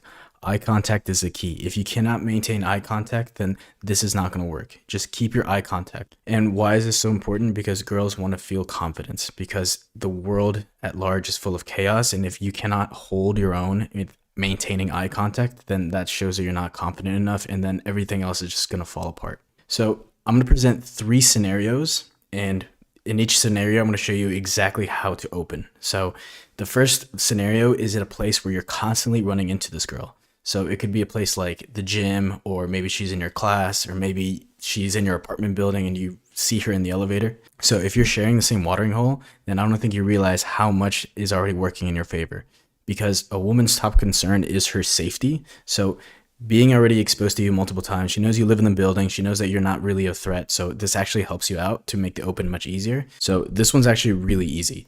All you need to do is to employ what I call the 3-punch combo. This is almost undefeated. Every single time I do this, it's really easy to just initiate a conversation and make it last and make it wholesome. So the 3-punch combo is you're going to keep that eye contact, make it light. Like if she's looking at you, don't look away, just keep the eye contact, and then do a quick head nod and then say what's up. So let me actually show you what that looks like. So this is funny. First time I'm ever going to be on the camera. So what you're going to do, you're going to maintain eye contact, make it really nice and casual. You don't want to just stare at her, right? Nice, easy, light eye contact, and then you just do one of these. Very subtle, just a little head nod like that, little smile if you can. So that is key. That's the first 2, and then you can just do your open. So especially if you see each other often, so you just do this, you go, what's up? Smile, make it casual, don't make it weird, and then that is your open. And then in the Making Friends modules, I'm going to talk about how you can actually use different dynamics to bring the conversation further along. For instance, like the elephant in the room. If something just happened and some waiter just broke a bunch of dishes, like call attention to the elephant in the room, like the big thing. The other type of tactics is to be like an accomplice, like you guys are both working towards something like a secret mission. So we're going to get into those later, but this is your open. So you're going to do little eye contact, head nod, and then say, what's up? Literally just say, hey, what's up? Just have that memorized deep down in your system. Just, hey, what's up? You can always just go further along, but you need to have this like muscle memory. Just, hey, what's up? And then once you get in there, you want to use open-ended questions and make comments about her tone and subtleties, because these girls love comments about their energy and vibe. If you talk about their eyes, you talk about their hair, they've heard this stuff all before. But if you talk about subtle things, they love it. So the next scenario is a now or never scenario. So this is like the girl walking by you in the street. This is a girl that you're never going to see again. So for this, you're going to use what's known as the 3-second rule, because 5 seconds is way too long. So again, we're going to do the 3-punch combo. It's undefeated. So light eye contact, head nod, and then you're going to count down from 3, 2, 1, and then you're going to go. You're just going to go. And then you just say, hey, what's up? That's it. That's literally it. And so I included a quick little line you can put in here like, hey, just wanted to come over and meet you real quick. How's your day going? Just make it super natural. This is another human being. That's it. And after doing this for a while, doing that 3-punch combo over and over and over again, it becomes instinctual. I honestly feel that after doing this over 20 times, like after your 21st girl, it becomes a habit. It's kind of like the 21 days for something to become a habit. I genuinely believe that after 21 girls, this becomes super easy. This is just a habit, and it's nothing crazy. You're just saying hi. And by the way, that's what they want anyways. They want you to be comfortable with initiating conversations. Once you get the initial nervousness out of the way, especially in the first few seconds after talking to a girl, you can actually start talking to them like a human being.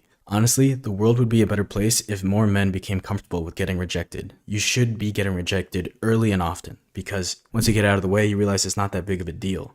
And you can actually be confident in yourself, because sometimes you hit, sometimes you don't, but it doesn't matter. They want you to build that confidence that comes from talking to them. Nice guys are actually super dangerous, because nice guys, they don't have the muscle to do this. And so they do all these weird, sneaky weasel ways to get with girls. They form these weird friendships, and they try to sabotage the friendships. And guys, being nice is the absolute bare minimum. That's it.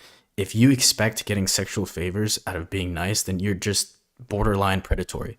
And I don't know if you've ever seen these guys get rejected when they finally do shoot their shot, but they're some of the most insecure guys out there. They lash out. They're super violent. These are your school shooters. Like, these guys are weird. So get your rejections in. Do it respectfully, but get your reps in. Your country and your women will thank you.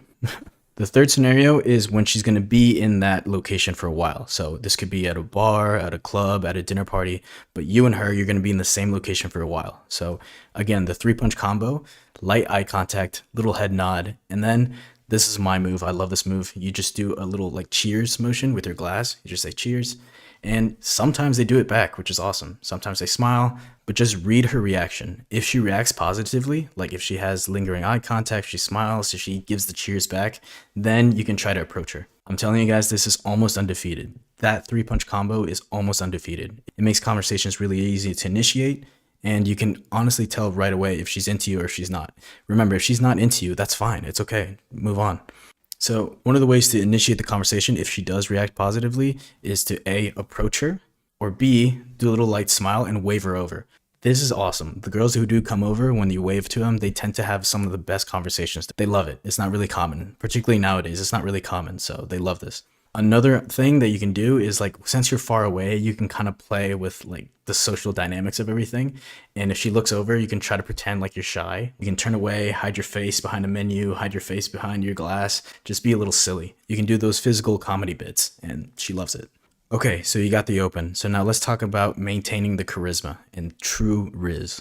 This method is the tried and true method of keeping conversations going with a girl and increasing your Riz factor. This is known as the push-pull method. So push-pull, you're basically going to inflate her ego and then deflate her ego. You're going to compliment her and then you're going to tease her. And you're going to do this back and forth, back and forth. So you don't want to be super dramatic with it. You want to be somewhat light. And what this avoids is the interview style questions that she's always getting. Like, what's your name? Where are you from? Like, that gets tiresome, right? You can get that same information out of doing this push-pull method. One of the easiest ways to tease her is to playfully disagree. So whatever she says, just disagree playfully, and she's going to laugh. She's going to play along. It's going to be great. Because as long as you stay enthusiastic and keep the vibe high, then the conversation just flows. But when you disagree, be careful to avoid stoic debate. Like, don't be an asshole. Be a playful asshole.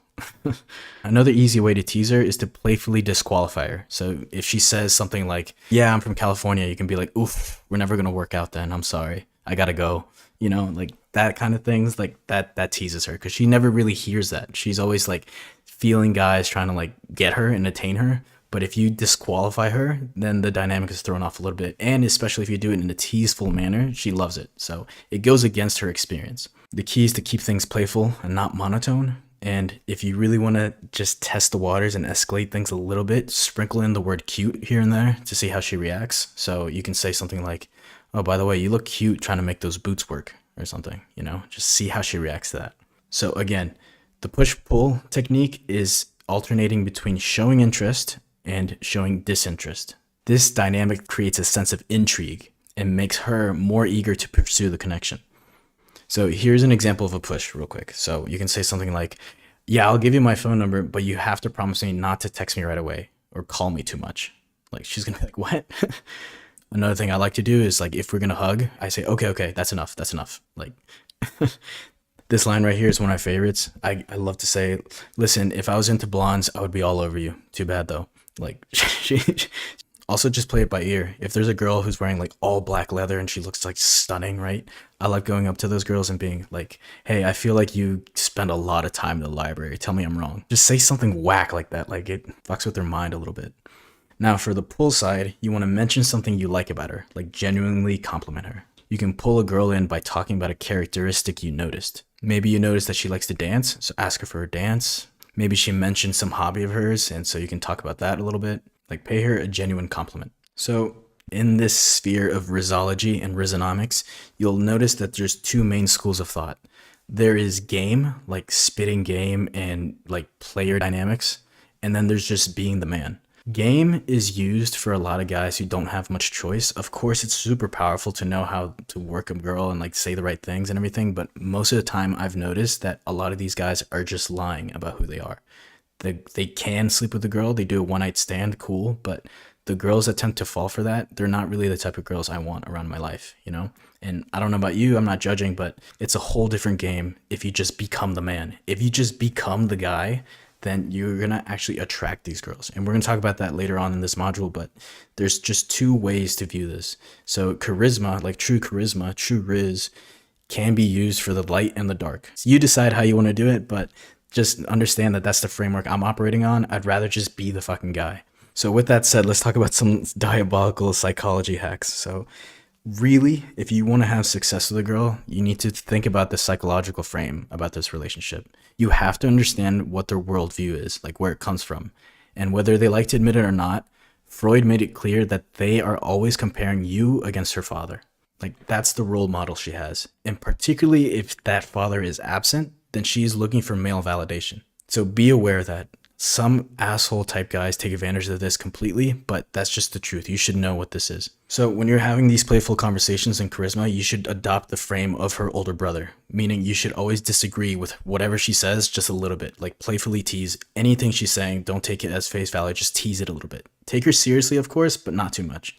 On a personal note, this is why I love rich girls. Not because of their money, because I believe a woman's money is her money and my money is our money, but I love the life attitudes that come with her having a wealthy father, because her wealthy father has most of the time given her certain worldviews, certain values, and it's really hard to impress a rich girl. You have to actually be a man of character, and so they're not impressed by the bare minimum. So I personally love rich girls, in my opinion.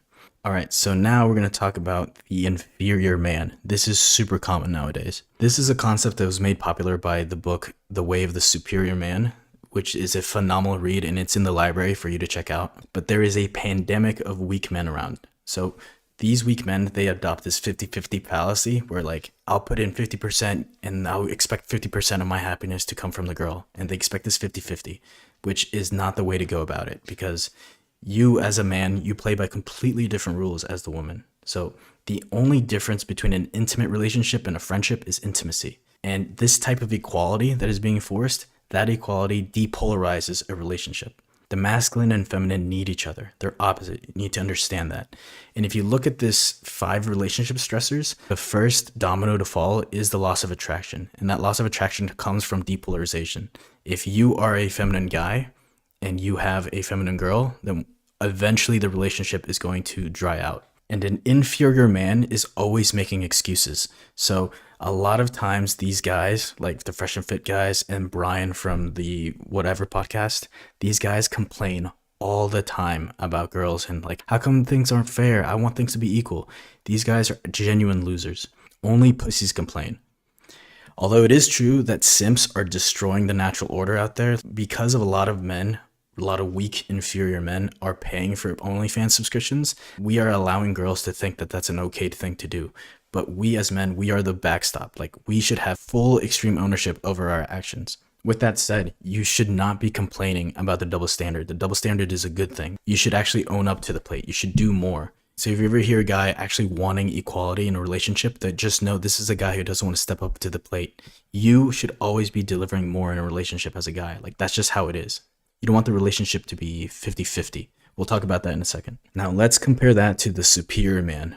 The superior man framework is discussed in the book at length, so I highly suggest you check out the book.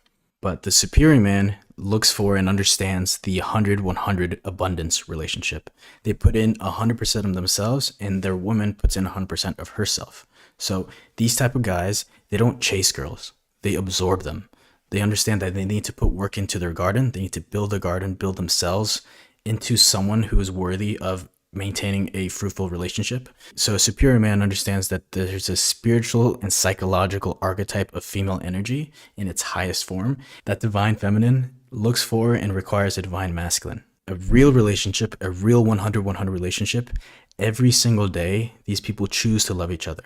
Is not set on easy mode. Every day they choose to be together. The guy puts in 100% of himself and the girl puts in 100% of herself. And again, be careful of depolarization. True female energy is expression. It's dance, it's song, it's praise. Feminine energy is like the ocean. A woman can self-impose a frame on herself. She's absolutely capable of doing that. But when she does that, she loses her female energy. It's like putting walls up against the ocean. You create a pool. Like she lost all that energy. She lost all that glow, that bounce. And on the other side, freedom is the essence of aliveness for men. A true masculine man can hide his soul for a masculine female by wearing a feminine mask, but eventually his masculine core will break through. You can't take a man's soul. He has to give it to you. So visually, a masculine man is a mountain. And it's a mountain the feminine wave can crash into, and he remains stoic. A woman will never relax into her full feminine if you cannot demonstrate you're in your full masculine. That's why I don't like when men complain about this. If you can't handle a girl, you can't handle the world, because women are chaotic, they're expressive, they're natural, like they just do things. And then you should be a stoic masculine mountain. You should just understand that's how they are, understand their nature, and then you provide the frame. That's it. So when I hear red pill guys on the Fresh and Fit podcast, for instance, talk about wanting their girls to be masculine, I know that they don't have the EQ, the emotional intelligence to understand the language they speak. So it's true. Men and women speak two completely different languages, and that's actually a good thing because now we have to do a little homework and understand each other. Like if you actually want to thrive in society, then you should do a little investment in yourself and learn how to speak to these people. If you want to actually have effective communication in a relationship with men and women, then you should know each other's language. So for men, we look for logical solutions. We cut to the chase and we demand accountability. That's just how our brains operate. Women, on the other hand, they're looking for sympathy. When something goes wrong, they look for sympathy. They want to understand the emotional reasons behind actions because they have a higher loyalty to the emotional realm. And that's not a bad thing. We should not shame them for being this way. We should understand their nature. We should offer them grace, and this allows them to remain playful and give her space to vent, but you should have the masculine frame to be able to handle it. That's it. So I was in a relationship for 8 years, and I used to think I was smart by shortcutting and asking right off the bat, hey, are you looking for a solution, or are you just looking for support and sympathy? Because I knew this dynamic. I knew that she was looking for sympathy. In reality, by doing this and having her most of the time basically admit that she wasn't looking for a solution, I was actually invalidating / stonewalling these moments to connect. So what I'm saying is just give her sympathy. Don't tell her you psychoanalyzed her. Every girl wants to feel unique and understood, so just let her think that. In a very real way, by understanding her psychology and treating her right, she is going to be grateful. If you tell her you hacked her psychology, she is going to resent that. So this is a concept that was communicated to me by Arlen Moore, and it was mind-blowing. It's so useful. So the secret to understanding each gender is in the anatomy. So the analogy is in the anatomy. What do I mean? So men, we have a phallus, right? So our nature and how we interact with the world is very much like that. What do I mean?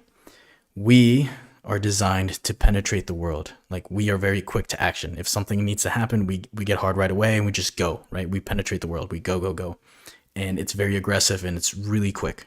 So contrast that with a female nature. So female nature, it takes a little while to warm her up, like to open up to the world. And also they consume things. They consume time, they consume resources, they consume attention. Again, this is not a bad thing. We need to understand each other's nature. This is just how it is. Okay. So you do not want to fault a man for being a man. You do not want to fault a girl for being a girl. Like this is just how our natures are. So in the realm of Rizzology, if you know that she wants to consume all of her man's time and all of her man's attention, then the worst thing you can do is actually give her 100% of your time, 100% of your attention, because she's going to be like, what the fuck? Because that is insatiable for her. She's always going to want more. So you should not give her 100% of your attention. You should not give her 100% of your time. That's why in the spiritual modules, it's so important to have a purpose, have a mission. You should be working on that and make your mission the center of your life, not your relationship. Your purpose is the center of your life. And she actually is going to respect you for it. There's nothing worse for a woman to see that she can completely manipulate her man. That's actually revolting to her. She doesn't want to take care of you. She doesn't want to be your mom. And of course, she's likely going to tell you the opposite. She's going to tell you, no, I need to be the center of your world. I need to be the center of your life. But if you actually give it to her, she's going to resent you. So be careful with that trap. So in the realm of emotional intelligence, you need to understand each other's soft spots. This is where we're most vulnerable, and be careful with this area. So these are the 3 U's that hurt women. So the first is unseen. If she feels unseen, then she's going to feel really vulnerable and might look to leave. So this is actually one of the main reasons why women cheat, because they feel unseen. So to help her feel seen, you should regularly express what you appreciate about her and take time to notice what usually goes unnoticed. The other one is to feel misunderstood. So to make her feel understood, you should let her vent to you, validate her feelings, and just shut up and listen. And the third is unsafe. So women love guys who can make decisions. Be a decisive person. Be able to make a decision and stick to it. Also, you should be reliable. You should be a protector and a provider. If you can't do those things, then she's going to leave. Remember, women will not love you unconditionally. Only your mom is going to love you unconditionally. And that's a good thing. That's fine, because you should step up to the plate and deliver on those conditions. Would you really respect a woman who would love you unconditionally no matter what you do? Like, just let you step all over her? No. Like, that's not a good mother for your children. So you should be proud that she has conditions on your love. That's fine. Just accept it. That's the way of her nature, and it actually helps you and society. On the other hand, the 3 C's that hurt men are criticized. So a woman can tear down a guy by just constantly criticizing him. So she should take a moment to sincerely thank him for what he brings to the table and boast about him to others. This is going to make him feel like $1,000,000. Also, guys resent when they feel closed. They love when a girl can open up to them. Like, a girl who can be warm, open, and affectionate, that's going to make him feel like a man. And then feeling controlled drives men crazy. So as a woman, you should give ownership to your man. You should not micromanage him. Ask him for his input, show that you value his opinion, and encourage him to do things that he loves. You should say things like, what makes you happy makes me happy. And then you should say the same thing to your girl. You should let her express herself. Remember, full femininity is expression. And now we're going to talk more about erotic intelligence. So this is how to maintain that polarity throughout the relationship. So a concept that absolutely blew my mind and I learned for the first time in the last few years is the concept of the female gaze. So the female gaze is the way in which women view the world and men at large, and it's actually very different to how us guys think women view the world. So on the right there, if you see C-Bum, we think that's the ideal male physique. He just won his 5th Mr. Olympia, which is insane. So we think if we get super jacked and we get a Lambo, that girls are going to just fly to us. That's not really the case. If you look on the right, that very lean Brad Pitt physique, that's actually what brings in a lot of girls. And so understanding the female gaze is really important. So women, by large, are seduced by what they hear. They love mystery. Remember that they are consumers. If you give her everything, you give her your whole backstory, what you do, what your kinks are, then you're going to lose the whole mystery. And she's going to just not be that into you. Whatever they fantasize about is more interesting than what you tell them. So keep the mystery alive. And the book on the left, Seduction by Robert Greene, we're going to talk more in depth about that in the next few slides, but there are key differences to how women and men fantasize. And actually, the big secret of female sexuality is that it is massively narcissistic. And again, no judgment. That's fine. That's their nature. What do I mean by that though? She needs to want herself. Ask a woman if she would make love to herself. She needs to first like herself. If she can't like herself, then she's not going to allow you to fuck her. What turns her on is to be the turn on. The only way you guys are going to fuck is if she wants to. That's the big secret of female sexuality. It's massively narcissistic. And again, that's fine. And that's the main subject of these like female erotica books, is like these girls want to be fucked. They don't want to be made love to. They want to get fucked. Now compare that to how men fantasize. Men tend to fantasize by what they see. They love novelty, new things. So playing around with different scenarios, playing around with different girls, if you think about it that way. But if you're in a committed relationship, you should think about, honestly, how to introduce novelty in there. So that's a real conversation you have to have with your girl. And something really key is exclusive access. If everyone has access to that girl, then guys simply just don't want her. And the key to keep novelty alive in a committed relationship is to switch between objectification and admiration. So you got to keep things novel there. So stop fucking on the bed each time. Take her out back and split her in half, you know? Just do things that spice things up, but also make sure to keep the communication open and express these are your wants and needs. All right, so that book, The Art of Seduction by Robert Greene, I'm still working on it. It's an audiobook for me right now, But in there, he talks about certain seductive archetypes. So we're going to cover 6 of them. And in this book, Robert Greene outlines various archetypes or personas that individuals can adopt to enhance their seductive abilities. Each archetype represents a different approach to seduction and can be utilized in different contexts. So the first archetype is the siren. So this is someone who's alluring and captivating, and they use their charm to enchant and mesmerize their target. So these are people like Cleopatra. So she famously had massive sensuality. She seduced Julius Caesar. The next archetype is the rake. This is a seductive individual who's known for their boldness and unapologetic pursuit of pleasure. So people like this exude confidence, and James Bond comes to mind.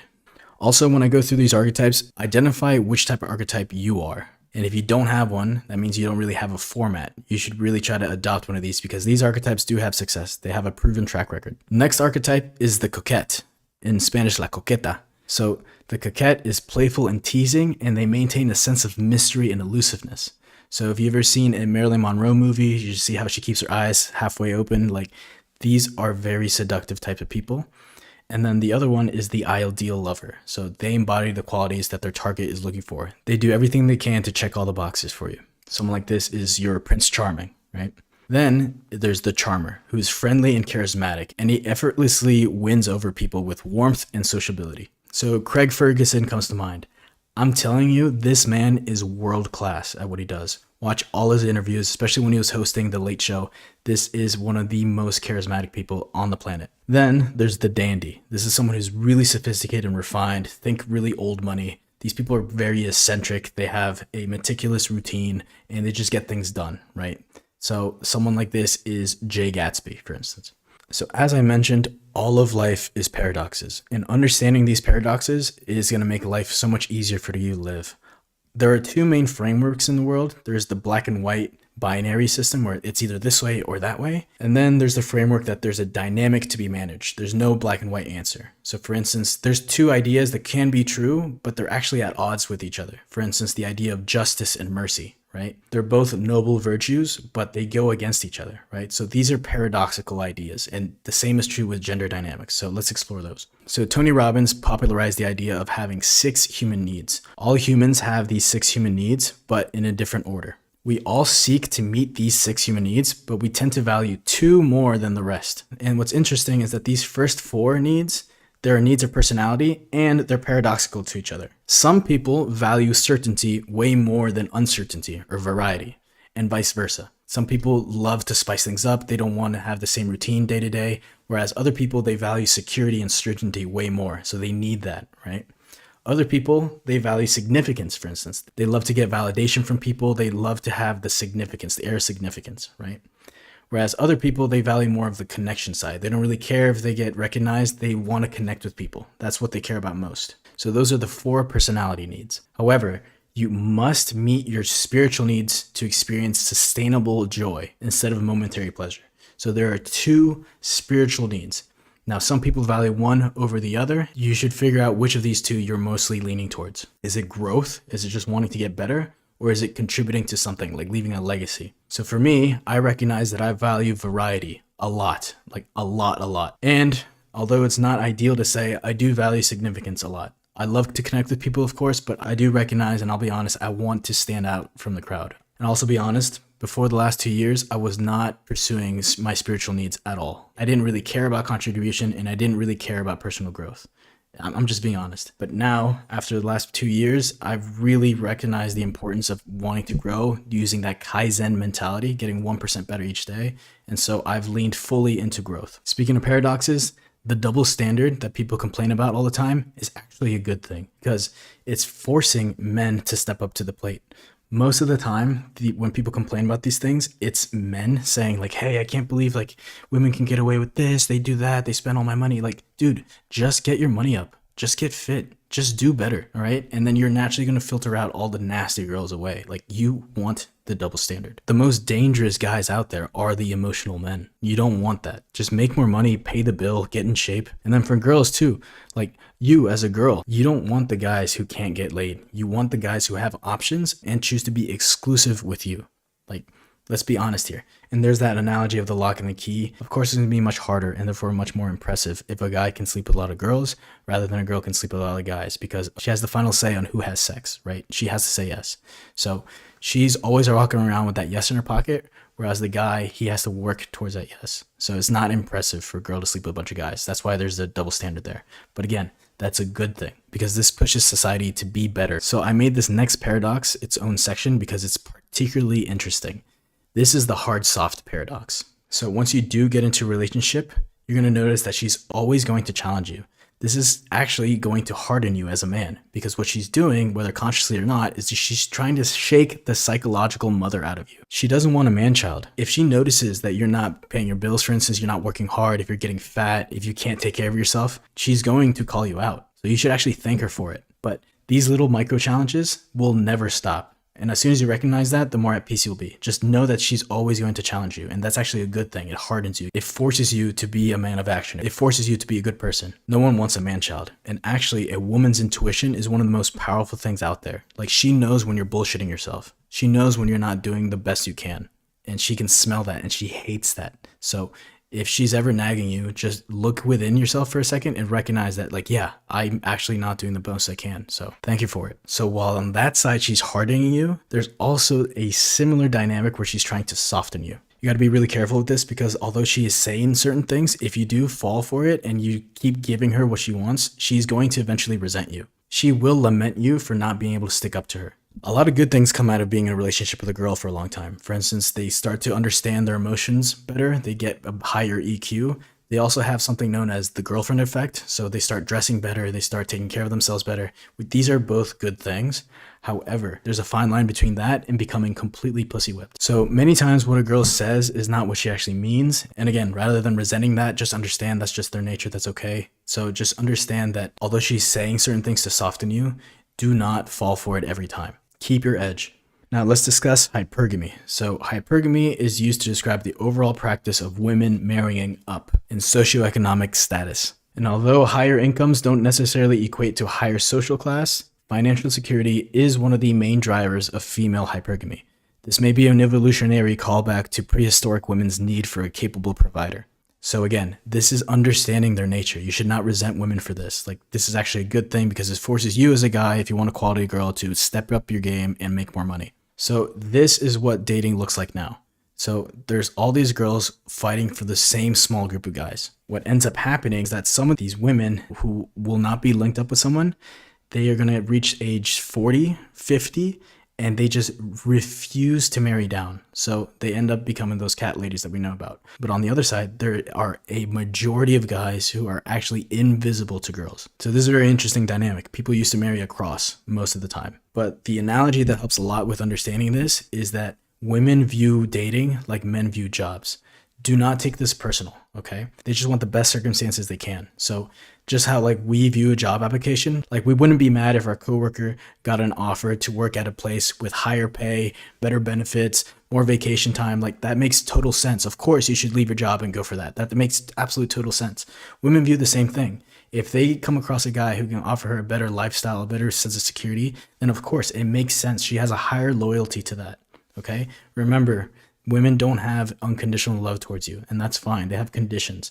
You should just try to step up and meet those conditions. That's just how they think. That's how they are. So just understand this is a screenshot of how the world is operating. This is reality. Look at it. This is reality. And rather than lamenting it, you should do something about it and put yourself in a better situation. One thing inferior men do is complain about the friend zone.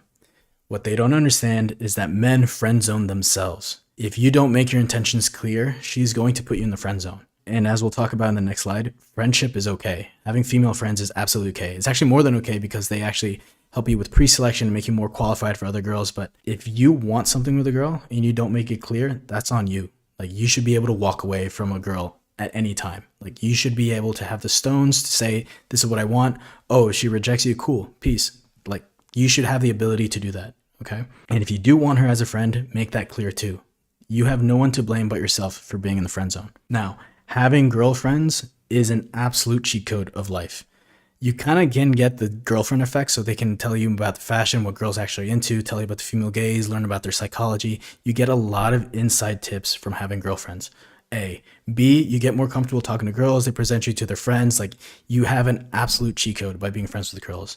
And again, you should impose the frame though. Like, you should say, hey, we are friends. This is what I want. I want a friendship with you, and make things clear. An interesting thing happens when you start hanging around with girls, which is this phenomenon known as pre-selection. Girls tend to desire in groups. So if they see you with a bunch of girls, then that communicates to them that guy is not a weirdo. He's already been vetted and checked out by other girls, and he's cool. He's not a serial killer. He's cool. He can understand girls. He can talk to girls. Like, that makes you so much more attractive in their eyes. So just having friendship with girls is one of the best things you can do. So we finally arrived here.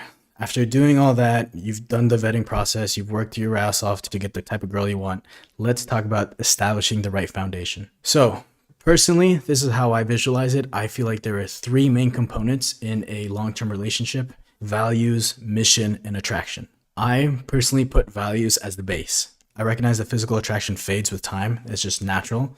But if you have your values in place, because the plan is you're going to spend decades with this person and build a family with them, you should have similar values, and you should have those values as the base of your relationship.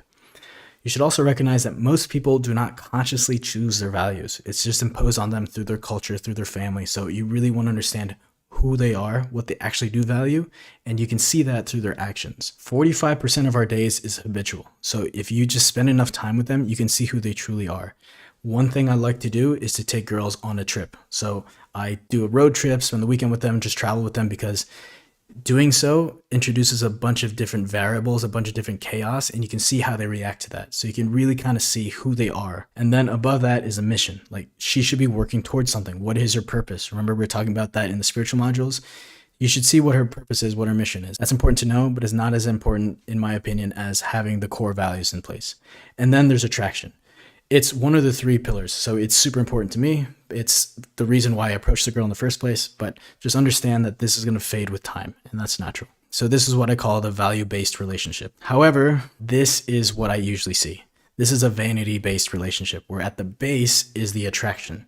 And you can see how wobbly this is, because if their base is attraction, that's going to naturally fade with time. And since their base is attraction, a vanity metric, then it's really easy to fall into lust and start cheating and doing all sorts of things. So this is not really sustainable. This has a faulty base. It has a faulty foundation, and it's the most common. All right, so we covered a lot. So let's look at the homework for this module. All right, for this module, you're going to use that 3-punch combo. Remember, the light eye contact, the little head nod, and then the what's up. You're going to use that 3-punch combo to at least one lady in each of these 3 circumstances. So you're going to do this 3 times, 3 girls, 3 scenarios. So the first scenario, remember, it's a girl you're constantly running into. This is someone at the coffee shop, the gym, the school hallway. This is a girl you're constantly running into. Remember, light eye contact, head nod, what's up? Get the conversation started. The second scenario is someone you're never going to see again. So that really hot girl who walks by you. So you're going to do the 3-second rule, 3, 2, 1, head nod, eye contact, hey, what's up? Okay. Then the third scenario is someone who's going to be in the same place as you for a while. So this is someone at the bar, club, dinner party, like someone who's going to be in the same location as you for a while. Do the little cheers motion from across the room. Bonus points if you wave her over. And then again, 3-punch combo, undefeated. After you do that, you should identify your top 2 human needs. Remember, it's certainty versus variety, significance versus connection, and then growth and connection for those spiritual needs. All right, and that's your homework for this module. Key takeaway, guys, is you should not resent girls for being who they are. That's their nature. You should love them. It's also another harsh truth, but we love to speak in truths here, that only women, children, and dogs are loved unconditionally. Us as men, we need to provide something to the table to get love. And rather than resenting that like a bitch, you should appreciate it, understand it, and do something about it. So see you guys in the next module. Peace. One could argue that this module is the most impactful of all of them, because if you really think about it, all of life is about people, your relationships with people, what people think about your reputation. So when you're physically there and when you're not physically there, this all has a massive impact on your ability to impose what you want onto the world and how to make it better. So the whole reason why we're doing this 6D program is to self-improve, to self-develop. And so if you cannot master your relationship with other people and building your social circle and expanding into other ones, then life is going to get pretty hard. So you can tell a lot about someone's real identity by the company they keep. And a lot of people already know that. People know that you're the average of the 5 people closest to you. But even still, they choose to hang out with people who take away from them, people who don't amplify their lives. And there's a psychoanalysis you could do there about why they do that. Maybe they don't want to grow because growth is painful by nature. But it's pretty important to be able to tap into new friends, amplify your social circle, and take care of your existence friends if they are good for you. So let's explore how to do that. So we're going to diagnose what your social circle is like right now, what your ideal social circle is, and then the 5 stages of friendship so you can identify how it's progressing, where you are right now, and if you need to graduate, the dynamics of friendship, choosing your watering hole, the social watering holes, how to tap into conversations and really take control of conversations and know how to manage the flow of convo, the laws of human nature, and reading body language. So let's take a look at your current social circle. One quick note is that a lot of people say that your network is your net worth, which is absolutely true. But also a lot of people say that it's all about who you know. Now that idea is incomplete because it's not about who you know, but rather who knows you. Like you could know a lot of people, you can have a lot of contacts on your phone, but if they don't know you, then how strong is that relationship really?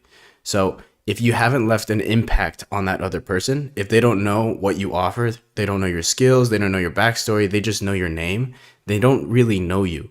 So there's no way you can leverage that relationship. So they don't really count as a strong contact. So it's not about who you know, it's who knows you. So knowing that, you have to have a strong impact when you meet people. So right now, let's take inventory on your current circle. What do you guys mainly talk about? What do you laugh about? What kind of humor is fueling that friendship? Are your conversations more oriented towards the past or the future? Are you guys building something together? Do you guys talk more about people or ideas? And let's look at leverage. Do you know more about their secrets than they know about yours? Can you trust each other based on that too? Like these are all important questions because of course there are surface level friends, there are fair weather friends, there's different types of friends you can have and you should take care of them if need be. But just being able to identify who your main social circle is, the main group of guys you talk to day in, day out, what they're currently like and what the dynamics of that is very important to diagnose that because that way you can see, okay, my main circle, oh, they're growth oriented, they're future oriented, or my main circle is stagnant. And so that can reflect a lot on you. So being able to identify that is the first step. It's also very helpful to categorize your friendships. There's different types of friendships. So there's people you are given, so your family of origin. You cannot choose that, obviously. Then there's those you choose to love and those who love you. So these are your significant others. These are like really close best friends. So these are people you choose to love. And then there's people that you share a part of your life with. So these are people who maybe your ex-girlfriends, maybe these are friends from high school, friends from middle school, maybe these are friends from a camp you did, but it was just a moment in life. Then there are those people that you meet while living life. So if you move into a new city and you get into an apartment, your neighbors, for instance, those are the people who are around you during that time while you're living life. Maybe it's people in your jiu-jitsu class.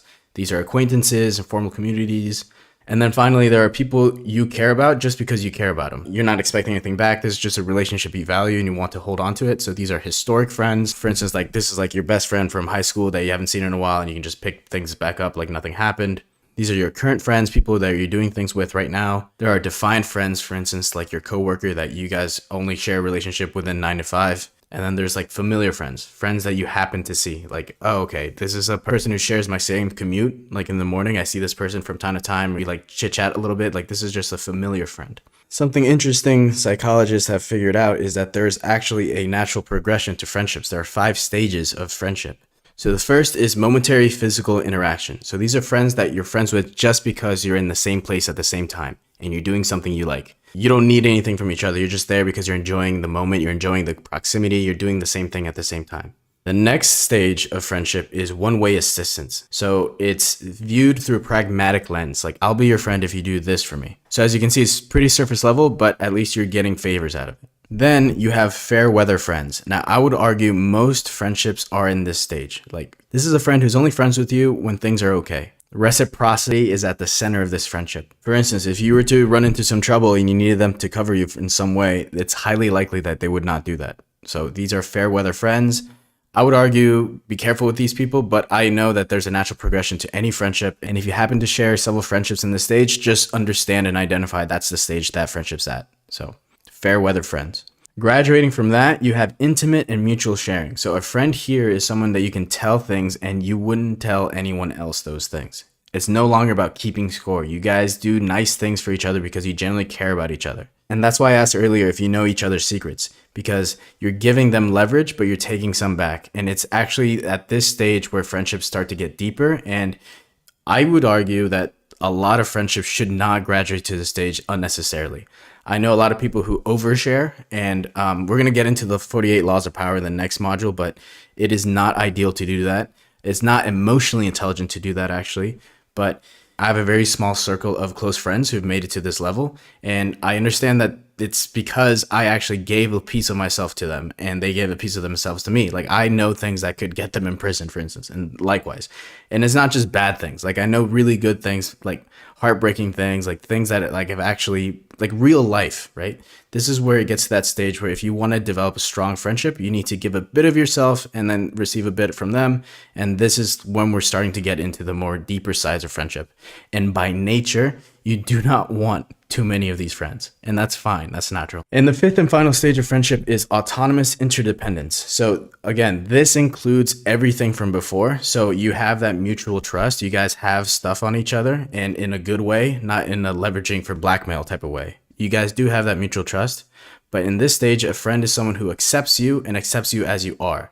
They are able to appreciate the differences between you guys. So there are a lot of things that my very close friends do that I don't like, and there's a ton of stuff that I do that my friends don't like. But we understand and we accept each other as people, and we have our friendship grow from there. I have had friendships for over 20 years, right? And so I know these people very intimately, but I know that they're living their own life. They have their own problems, they have their own challenges, they have their own life. I can help as much as I want, but also I have my own problems. I have my own stages of life I need to do, and they know that I need to figure that out on my own, and we're all on different paths. But when we come together, we do have support and trust and true friendship. So this is the fifth stage where you accept each other as you are. You guys can let each other go. There's no possessiveness. For instance, if you want to move to another country, there's no like, oh, but you got to stay here. What the fuck? You got to keep drinking with me, bro. Like you can't leave. Like there's none of that. There's like, oh, dude, that's awesome. That's good. This is your journey. Go for it, you know? Now let's look at the dynamics of friendships. So there's actually a very helpful graph. So there's two main components when it comes to friendships. The first is how much you actually enjoy the friendship. And then the second component is how healthy that friendship is. I've had a ton of fun with people who are absolutely destructive. Like I understand this is a toxic friendship, but I'm having a blast doing it. But I understand that it's going to be very short term. But just so you can picture this in your mind, a lot of people just breeze by life. They don't categorize their people. Just understand like where this friendship is on this graph. So this is a very helpful graph to identify it. I would suggest not hanging out with super toxic people too frequently. I think it's pretty good to understand what the real person is like. There are psychopaths out there. There are sociopaths out there. And if you happen to share some interest, then okay, this is like a 2-week thing. This is like a friend that I need in this circumstance. This is a coworker. Like just being able to identify that like, okay, this is not a long-term friend because it's not healthy, but I'm having a blast doing this. And just being able to identify this, having this graph in your mind, it helps out a lot. This also helps you identify where your current friends fail. So if you're hanging out with a lot of people who are not really healthy for a friendship and you're not enjoying it at all, then this friendship makes no sense, right? Jordan Peterson actually has a really good take on this. He says that a true friend is someone who you can share your bad news with and they will listen. Like they're not going to make it about them or blame you or tell you something worse that happened to them. And there's someone that you can tell good news with and they will truly celebrate with you. They won't diminish your wins and make it about them. So a true good friend, I would say level 4 to level 5, is someone who you can share good news with and bad news with, and they won't make it about them. Now, you've definitely heard about this book, How to Win Friends and Influence People by Dale Carnegie. This book is very popular for a reason because it's basically a playbook on how to make friends. And so there's some principles that came out of this book that have become very popular. But before this was published, it wasn't really put into words as well. So the main ideas out of this book is that there is a power of listening. People who make friends really well and connect with people are those who listen. So they offer the spotlight onto those people. Being able to listen actively is one of the most powerful ways to make friends. Another key principle here is that if someone does mess up, criticize them in private. So I worked as a corporate consultant and I was running some teams, and I did have a few devs or developers who would mess up. And rather than criticizing them on the scrum call, I would call them separately and be like, hey man, you told me this story would only take 2 weeks. And I would just criticize them in private, and they would actually respect me for it because I had the chance to just put them on the spotlight in front of the big boss, and I didn't do that. And they can actually soak in the criticism and do something about it. This book also emphasizes the value of cooperation and collaboration. So one key thing I started doing is, instead of telling people how to do something or what I believe they should do, I asked them questions to make them feel like they got to the conclusion on their own. I was so annoyed by doing this. I thought, this is bullshit. Like, I should just tell them how it is, how I want things. But only after leading them on with questions, I realized it's actually more impactful if they feel like they got to that conclusion on their own. So how do you get there? You ask them questions. You plant questions. You lead them. You ask them leading questions that get them to where you want them to go. You actually make it a back and forth conversation. So this book is highly powerful. I highly suggest you guys check it out. And there's timeless principles in here. So like we mentioned earlier, a real friendship is one that adds to each other. You're not taken away from each other. If someone shares good news or bad news with you, you won't make it about yourself. And there's a hack to making friends as an adult, because it's really easy to make friends as a kid because you guys are in school, you guys are in the same proximity, you guys are spending hours a day, multiple months a year. And so to make friends as an adult, you have to be way more intentional. So what I found to be the best way to make friends as an adult is to enroll in a class or certification program. And what I did for my online friendships is Instagram, basically. So there are online communities and there are paid communities. So you can just pay to find your like-minded friends and then just engage with them over and over and over again. So I found that to be the best way to make friends as an adult, because the people who also paid and bought into that program, they have the same beliefs, they have the same goals. And so you're naturally filtering out all these people that are not like-minded, and you're finding your people, you're finding your tribe. But make sure it's something you actually enjoy doing. For instance, if you've heard of Luke Belmar, he's got the Capital Club, right? I think it's 10K to join. And I would love to get into that room. I would love to get into that club. There's a wait list, but I know that right now I wouldn't have much to contribute to those guys. I need to figure out how to make more money. I need to figure out more of the business side of things. And once I get that really squared away, then I can contribute to that group. And so I know that there are certain groups that I need to learn from. I need to build certain things. And once I get there and I can contribute value to the group, then I can join, right? Because technically, yeah, I could put down 10 grand right now and join, but then I would just be a leech. Like, I wouldn't feel like I'm contributing. So you got to make sure it's something you enjoy. You got to make sure it's something that is real to you. You don't want to be a poser and say and pretend to be something you're not. And so the takeaway here is that you want your friendships to be constructive. Okay, you don't want to take away from each other. So you got to be really smart when choosing your watering hole. So a watering hole is a naturally occurring phenomenon both in the animal and human world, which shows that when united by a common desire interest, people who are like-minded will come together and form trusting relationships. So these are physical places or digital places where people can meet, and they tend to be like-minded. So on the left, there's an actual watering hole in Africa. So it's like a base, it's neutral grounds. This is where animals can go and drink water. This is a watering hole, right? Now, digitally, there are Instagram pages, there's similar people, similar accounts. There's the school communities. You guys are here in school. There's certain cities that attract certain people. There's certain personalities. I would never live in Barcelona. I consider Barcelona to be the LA of Spain. It attracts a certain type of person, and no judging a lot of people, but I don't really see myself living in that environment. Whereas Madrid, it's more traditional. There's more certain type of people that it attracts. So each city is its own type of watering hole.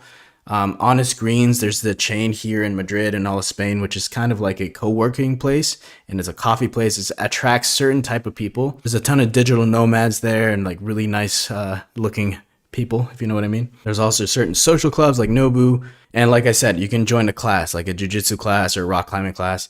These are social watering holes, and it attracts certain people. So rather than trying to create your own traffic, tap into existent traffic. There's already these people who are congregating together. So just tap into those, and it's going to accelerate your friendship building process. So charisma is not just for getting girls. It's actually for building lasting friendships. So let's talk about true charm.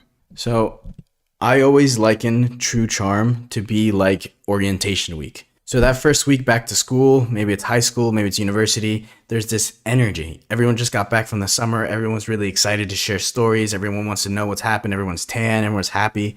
You get the same type of orientation week energy in hostels. Like when you get into a hostel, people are all there to travel. This is probably their first time in that city. There's a high energy there and people are excited. In this environment, it's really easy to make friends. So what I do to make friends is that I maintain this O week energy every single time I meet people. So how do I do that?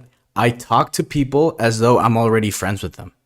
Remember that most people do everything they can to avoid resistance. So if you impose this reality, this vibe that you're already friends with them, then they will most likely go along with it. So how do I do that? I don't ask them the interview type questions. Like, where are you from? What do you do for work? Like, I save those for later. The first interaction I always have with brand new people is about what they're currently doing right now, some kind of call to attention to something in the room. We'll talk about this more later on, but I do not ask the interview style questions first. I always talk to them as though I would talk to a friend. If you were with your friend in a room, would you ask them, hey man, like, tell me about your job, tell me about your work? Like, no, you talk about whatever comes to mind. You talk about something in the moment. So that is always what I do with first time meeting people. That is the first thing I do because that keeps that like orientation week energy. I treat people as though they're already my friends and people just go along with it. So there's this YouTube channel called Charisma on Command, and it's really good. And he offers these frameworks when starting out conversation starters. I have my own after this slide, but these are his. So the first is human Google. So just ask people around you certain questions. So you just ask them any type of questions. I would avoid the interview style questions, the typical questions people ask, but it's really good idea to just ask questions because it forces a vacuum in the environment. You can't just ask a question and people not answer it. That's kind of rude. It's uncomfortable. So people will answer your questions and you kind of force them into a dialogue. Just start asking questions. So the second framework is the human Twitter, where you just make statements. So you just throw out some statements. For instance, you could be at a hostel in Lisbon, for instance, and you'd be like, hey, I heard the streets here are very slippery. Just throw stuff out there so people can attach themselves to it if they want to. So just start shitposting, basically. That's human Twitter. Now, two good things to keep in mind when you're talking to people in general is that you want to drive the conversation about how they feel. So say someone's talking about fishing, right? One of their hobbies, they like to fish. So you just ask them, do you ever get bored standing there for hours? Like just reorient the conversation towards how they feel. Because people can expand on their feelings and they feel heard. One easy way to do that is to just talk about their likes and dislikes. People love that. And then this last one, if you're in a brand new crowd of people, you don't know anybody, just say, hey, I don't think I met you yet. I'm Mateo, right? People always say, yeah, my name is whatever. It's like, if you don't know what to say to break into people, I try to avoid this because I like to do the friendship thing. But this is a really good one. You just say, hey, I don't think I met you yet, and just say your name. Because people are starving to get pulled into conversation. So if you're the guy who initiates conversations, you're going to make things a lot easier for you and people are actually going to be attracted to you, like magnetically attracted to, oh, this is the guy who gets shit started. Very key to remember, always shift the attention towards them. People don't remember what you say. Like most of the time people forget what you said, but they do remember how you made them feel. For instance, a lot of you guys follow me on Instagram. I post some wild shit on my stories from time to time, right? Because I want an air of unpredictability. I want some humor in there. I want people to feel like this is a guy who does what he wants and says what he wants. So over time, people forget exactly what my story said, but they remember how it made them feel. And that translates into my brand. So people know, okay, this is a kid who does what he wants. So when you're talking to people, you want to shift the attention towards them, make them feel heard, make them feel understood, and they're going to remember that because that, believe it or not, it's actually really rare for people to just shut up and listen. All right, so now this is my favorite. These are the icebreakers I've come up with that I love to use because, again, I treat people like they're my friends already. And I've found certain ways to do that, to break conversation and keep the conversation flowing, that have been absolutely helpful everywhere around the world. So here they are. So the first is the elephant in the room format. So if a waiter just like crashed all these champagne glasses, or if there's a furry sitting in the corner of the room, like if there's something strange, call attention to that obvious strange thing, because that is the easiest way to break into conversation. Call attention to the elephant in the room. I would say the overwhelming majority of the times I've broken conversations with strangers has been doing this format. So call attention to the elephant in the room. So for instance, there's like a group of girls and one is wearing a hat, has a bunch of balloons and it says birthday girl and like fluorescent lights. Like just play the idiot and go up to the group and be like, oh, is it your birthday? Like just call attention to the elephant in the room. It makes it really easy. People laugh. It's really easy to connect with because it's just so glaringly obvious. So the next framework I use with brand new people is what I call the accomplice framework. I mentioned this in the previous module, but it's basically inviting strangers to be your partner in crime. So for instance, at weddings, I like to get people involved and help me swipe a bottle of wine, a bottle of champagne, and it just makes it fun. And it's nothing bad because it's already been paid for. Like it's part of that all-inclusive open bar at wedding. So I'll just be like, hey, let's sneak this bottle, right? And it brings people into you. And so you're inviting people to do something quote unquote bad with you, but it makes it fun. You feel like a kid again. Also, when I'm at a resort or a hotel and there's a beach nearby, I always tell people, hey, have you guys ever been swimming in black water? And we just go to the beach, right? So that is something that's like, it gives an air of like, oh shit, we're doing something we shouldn't. It's fun, right? At a serious event, for instance, I always like to crack some kind of insane comment, like something you shouldn't say. I just say it and people are like, holy shit, I shouldn't be laughing at this, haha. But you like kind of force them to be your accomplice in that moment. And you know what? The odds of you having the same viewpoints and the same experience as someone else are pretty high. So just be honest. People would be like, oh, this is actually would be a lot of fun. Because you think it's fun, they probably think it's a little bit fun too. So now that you cracked the ice, these are some hacks to keep the conversation flowing. The first is the ping pong method. So you want to visualize the flow of conversation. Again, you want to keep the emphasis on them, the spotlight on them, but you want to make it flow like ping pong. You don't want it to die when it gets to you, nor do you want it to die when it gets to them.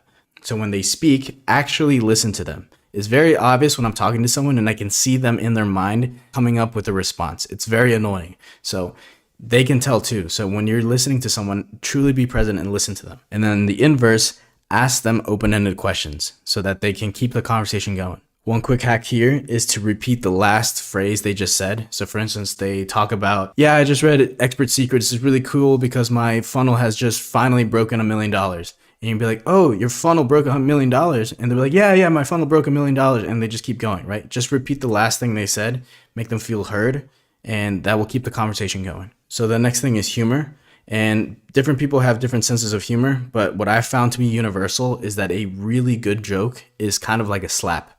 It's quick, it's sudden, it's disorienting, it hurts a little bit, but it has a little lingering effect, and it's just fast, right? So what I found to be really, really funny in most multicultural settings is just blatant misunderstandings. Like, play yourself off to be a little bit of an idiot, not at your expense, but just like take what they said incorrectly on purpose, like just so blatantly, obviously wrong. And people love that, right? Another thing people really love, I don't really understand why, but people really love this, is something called callback humor. Callback humor is when you call attention to the punchline from a few moments earlier, and people are like, holy shit, ha ha ha ha ha. That was another joke. That was really funny. You incorporated it to this moment. Like, people love that, right? So if you keep doing that, people would be like, holy shit, I feel like included. I feel like there's like inside jokes now. Like, people love that. And when people do give you those interviews type questions, they're like, oh yeah, I'm an accountant, for instance, right?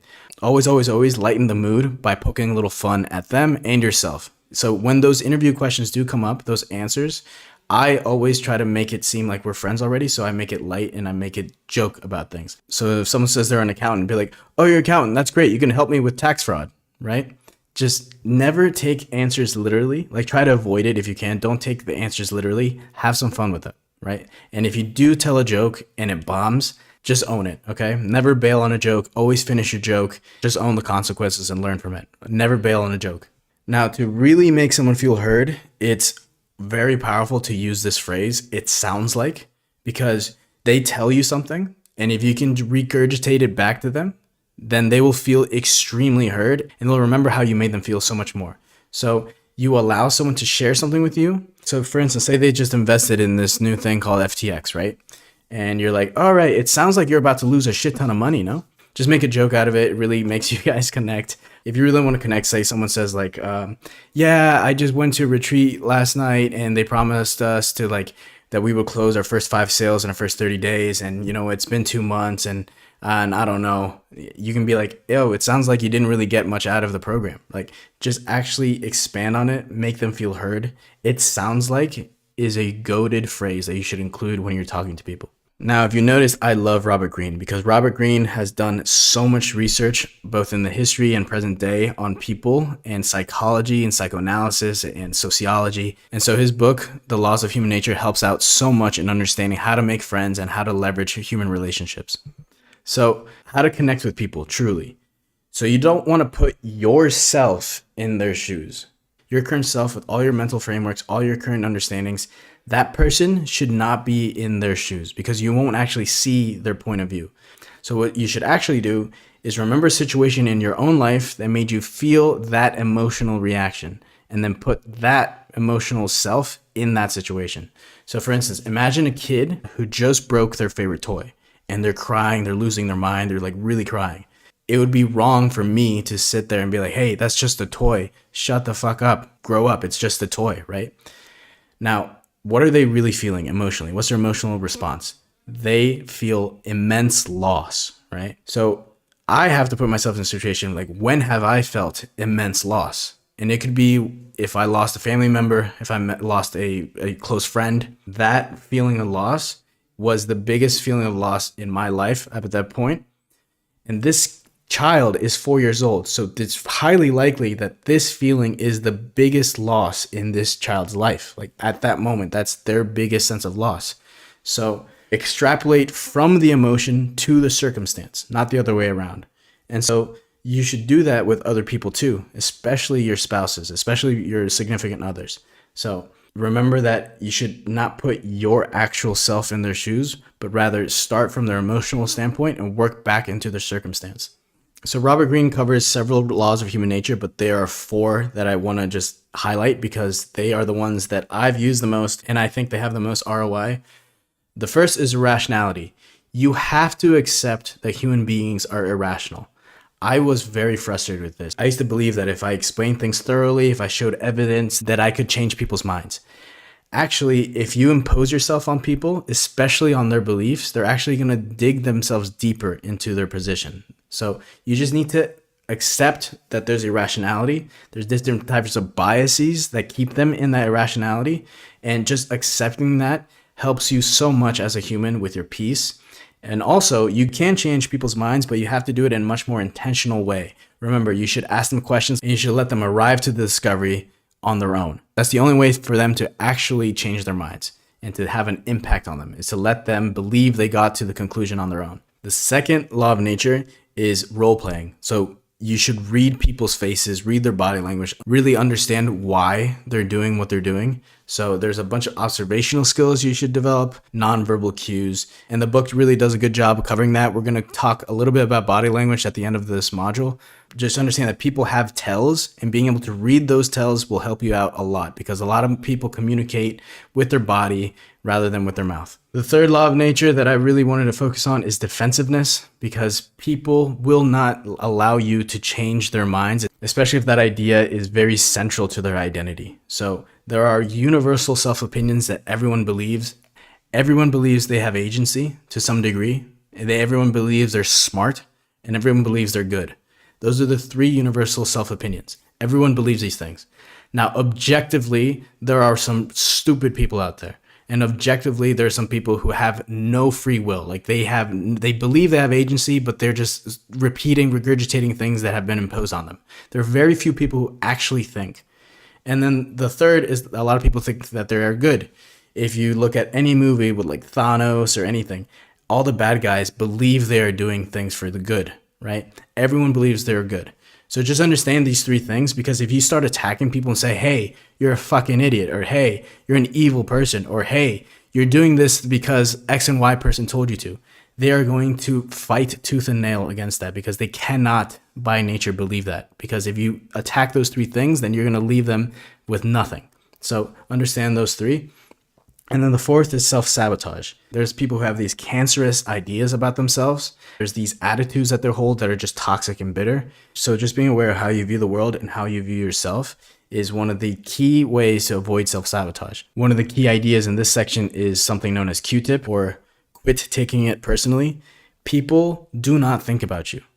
Like, you're not that important. So people just act on their own self-interest, and people are just trying to make the best of their day. Just think about how you interact with the world. That's how other people interact with you. Like the last person that pissed me off, I've not thought about them since. Like I have my own stuff to do. Like I don't care.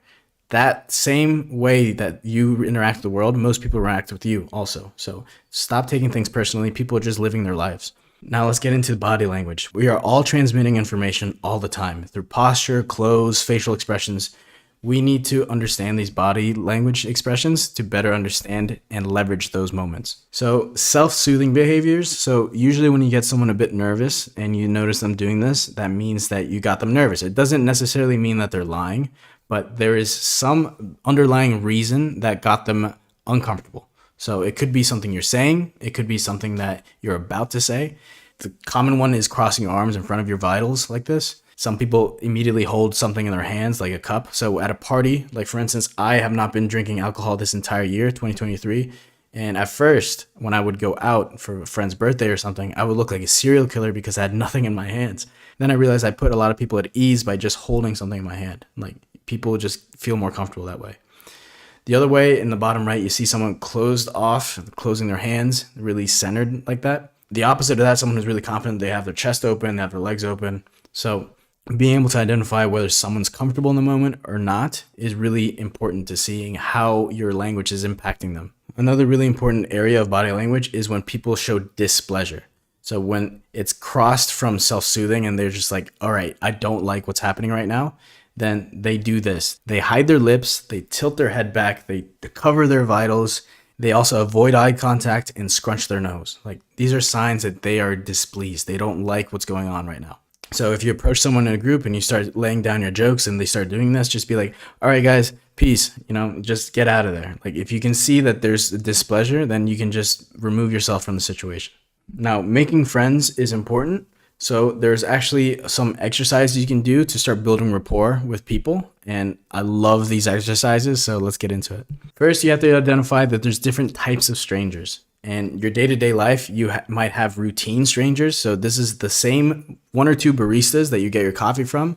This could be the cashier at your most common stores that you always go, or this could be your neighbors, right? Instead of identifying them as the barista or the cashier, make them yours. Like these are my baristas. And so that psychologically brings you closer to them.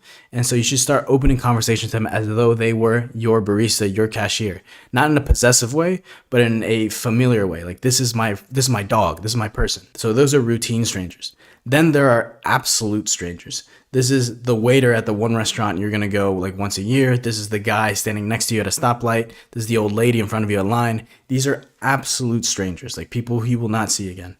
And then there are digital strangers, people that you just come across online. Maybe it's a public figure, maybe someone you want to be close with, maybe it's someone that's similar to you. These are just digital strangers, right? So what I would like you guys to do is to just break the ice with all these people using those icebreakers I had mentioned earlier. These are all different types of strangers. And the first step is breaking them down and identifying what type of stranger they are.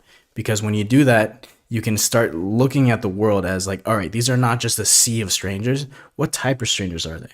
And that really helps like bring them closer to you. Now there's people watching exercises you can do that really shows you how to read body language, how to like see certain things that most people just don't observe. So one thing that I love to do is just look at a group of people and identifying who's crushing on who, right? Oh, she keeps touching her hair every time he talks. Her feet are pointed towards him. Like she's really into this guy. The other thing I like to observe are power dynamics. Like who's sitting at the head of the table, who has their chest out open, who has their shoulders back, who's everyone listening to. Okay, that's the leader, right? So there's certain things you can observe in people by people watching. So that's a really good skill to develop. Now there's also 2 games that you can play with people. So when you go out as a group with friends, there's something that I love to play called horse. So basically you guys pick one person and you go up to that one person and you ask them the exact same question. And the person who refuses to do that loses. So it could be a group of 5 of you guys and you find some dude standing on the corner there and you go up to him and be like, hey, do you know where the Pilates class is? And they'd be like, what the fuck? I don't know. A few minutes later, your other buddy goes up, hey man, do you know where the Pilates class is? And be like, what the fuck? And then after like the third or fourth one, they get a bit annoyed, but it's really good to break the ice. It's horse, and whoever gets to spell out horse loses, right? So that's a horse game. The other game that's a bit lighter but a lot of fun is like the Where's Waldo. So you guys, when you're sitting out there like eating or something in some outdoor place, you guys say, all right, whoever can find a girl in a red dress first wins, or whoever can find a guy in a wife beater wins. You're like, and you guys actively try to look for these people. So these are just some fun games to do while people watching. All right, so now let's get into your coursework. So you're going to identify 3 social watering holes, 2 physical ones and 1 digital one. So these could be online communities. These could be like a local gym, like some kind of course that you're interested in. Find 2 physical watering holes and 1 digital watering hole. Then you're going to identify your main social group. You're going to self-diagnose what stage of friendship that main social circle you're in is in. Identify which level they're in. Maybe they're level 1, level 2, It's really important to be honest and see where your friendship is at, because understand that these bottom 2, this is when you start opening trust, and that's where friendships start really blossoming. It's important to understand that all friendships go through this graduation. Some of them stop short of level 3, level 4, but understand that your main circle is what makes you you. And so just understand what level that main social circle is in is very key. Then you're going to try one of these conversation starters with your next conversation. Try to do the elephant in the room, like call attention to the elephant in the room, or use the accomplice framework. I want to make this optional, but you guys, when you go out, try to play the horse game. So the horse game, remember, you guys choose a target and you just go up to them and you say the same thing over and over. So this is your coursework for this module, and I really urge you guys to focus on friendships as a place for giving rather than taking, and you're going to see that your life is going to just open up because everything's about people. And if you can manage your social interactions, your social building, then life just gets so much easier. So see you guys in the next one. Peace. So welcome to the 6th and final area of mastery. This is Perceptual Mastery. Orange is a mixture of yellow and red. The Perceptual Mastery is a mixture of mental mastery and physical mastery, meaning you have to have a understanding of certain mental models, but also you have to have the physical discipline to sit and reflect, and you'll see that that is reflected in practices such as meditation and stuff we're going to talk about here. All right, so the first concept in Perceptual Mastery is understanding what I call the in-between. The in-between is this area of life which actually makes up all of life, which is something known as the present, the now. So there's a book, I bought it, but I have not yet read it. It's called The Power of Now by Eckhart Tolle. But basically, all of life is a compilation of nows. It's a compilation of moments, right? There is technically no tomorrow, and there was technically no past. It is just nows. And ironically, if you remember your past, your most cherished memory, the memory you keep bringing back forward and forward, that is actually your most altered memory, because every time you bring things back in recall, you lose a bit of it. So there's technically no past, no future. There's only moments of now, right? But if you operate from that standpoint too much, you can actually just destroy your life. You can really head into hedonism and just focus on pleasure and avoiding pain. So you do have to operate using things such as time, which is abstract, and focus on simple terms, which for this module, we're going to focus on the moments between point A and point B. So let's get into it. So these concepts are pretty philosophical. They get into metaphysics a bit, but I wanted to make them a bit short, but they're very intense. So we're going to talk about something I call the point B syndrome, shared delusions, hypnosis, synchronicity exercises, and how to identify an NPC. So quick disclaimer is that the content on these slides is for entertainment purposes only. It is not cool nor morally correct to ambush somebody who's not perceptually mature enough to digest these ideas. Ignorance is bliss. What is useful is more important than what is true. Allow people the grace and the space to live in ignorance, to live in peace. You do not want to be abusive and just start overwhelming people with certain ideas. It's not cool, okay? Because what is an idea? An idea, it's actually one of the most cancerous things in existence because you can't remove an idea. When you plant the seed of an idea to someone's mind and they're not ready, it can do tremendous damage to people. So most people actually don't even think. Like, most people are incapable of actually thinking. Because if you introduce an idea that's a bit novel, like very radical and particularly damaging to someone's identity, they don't even consider it. They don't analyze it, not even 2%. So it's not a big deal for most people, but if there's someone who's a bit perceptually or spiritually weak and you start telling them what I'm about to tell you, then you can do some psychological damage to people. So don't do that. Reason is a gift. Don't abuse it. So what am I talking about when I say the in-between? In-between what? If you truly want to discuss an issue, you have to start by defining the terms. So in-between what? What are we talking about? So what I mean is people that are just transient. And you'll notice that the vast majority of people, they're just focused on point B. They're in point A right now, and they're like, all right, I am in my car, right? And then they're just focusing on the office. They're just focusing on things they need to do. And when they get to the office, they're just focusing on lunch. And when they get to lunch, they're just focusing on the work. And when they get back to the office, they're just focusing on their commute. They're never, ever living in the present moment. So I've called this point B syndrome. They're just consistently living away from themselves. They remember in the intellectual modules, we talked about the biggest mental crutch, which is disassociation. To be able to dissociate from moment to moment, that's fine. Okay, it's actually pretty powerful if you really need to just do it. But it's actually much more powerful to focus and be fully present. So most people live in the zombie state. They're consistently not present because if they were present, then they would have to feel fully. And maybe they're not happy with where they are with their job, with their family, with their choices. So a lot of these people, they disassociate. And one of the most common and socially acceptable ways to disassociate is through alcohol, right?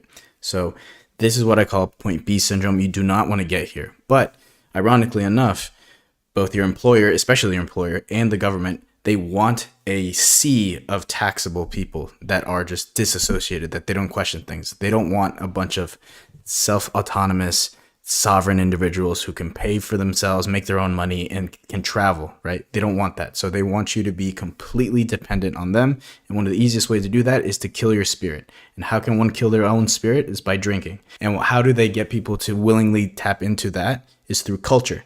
They make it seem cool to get absolutely fucked up all the time and to do stuff that you don't care about. People are so focused on what's next, they don't actually live in the now, which is technically the only thing that exists. This is the worst way to live because you're robbing yourself of actually living life because your present is too painful for you to feel. So what happens when everyone is a bit checked out? What happens when everyone's constantly choosing to disassociate? What's going on?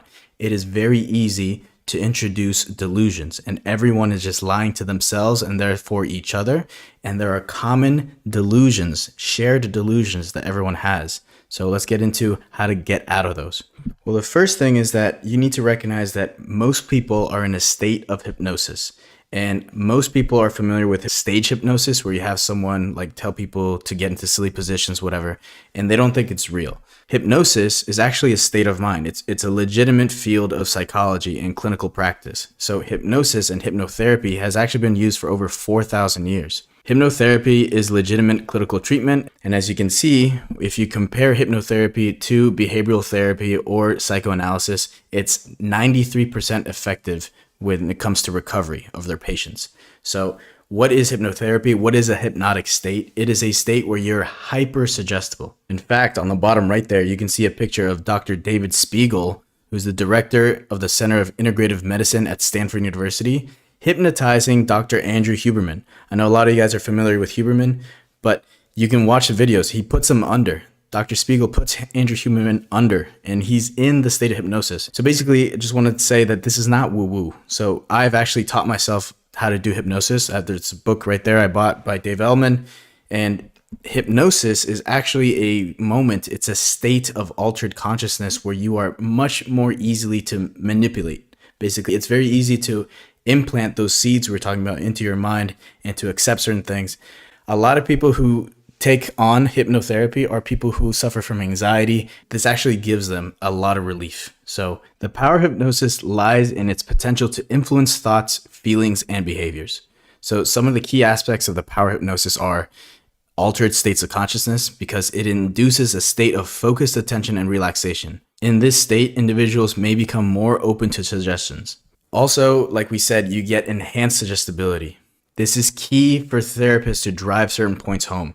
It's also used for pain management, behavioral changes, memory recall, and psychological explorations to get really deep into childhood trauma and stuff like that. but it's a legitimate field of medicine. And technically, I should not have been putting people under, but I taught myself and I got consent from my friends. And so if you're interested in doing this, you should go to a board certified person who has a license to do this, but it's legit. And the most important thing I want you guys to take away from this is that it is an actual state of consciousness and you need to be aware of that. Why should one be aware of it? Because now that you know that when people are under hypnosis, they can be very suggestible. It's very easy to plant ideas into their minds. And so you'll see there's a certain cadence. Like when I read the book of hypnotherapy, they talk about this cadence in your voice, a certain way you speak. And guess who speaks in that cadence?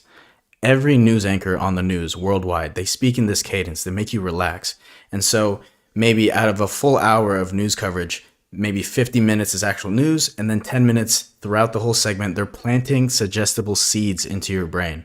So you're sitting there as 2 generations, 3 generations of family consuming network television, network marketing, network messaging that is literally putting generations under mass hypnosis. And so you'll see ridiculous things like a man by himself in a car, windows down with a mask on, right? Like you've seen insane things that go against science, but because people have been so open to suggestibility, they do not question things. Now, many powerful people have studied how to weaponize hypnosis, how to capture people. And really, like if you could own the psychological power of an entire nation, you can mobilize them without much effort.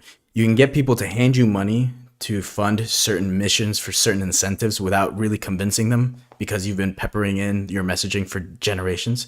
So a lot of organizations have studied how to use hypnosis, one of which is the Black Sun on the bottom right there, the CIA. Different types of people and organizations have learned how to manipulate and use hypnosis. So the main message with the slide is to remind people that a lot of your friends and family have been hypnotized.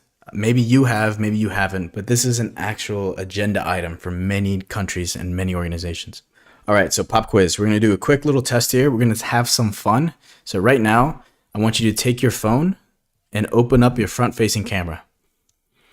Once you have that set up, make sure it's facing directly in front of your face. So it's the front camera for your video and have it set up right in front of your face and start recording. Now, while it's recording, hold your head looking straight forward at the camera. And while you're holding your head in that position, look upward towards your eyebrows. Now, without moving your face, just your eyes. Look up towards your eyebrows and now look up towards your head. While continuing to look up, at the same time, close your eyelids slowly.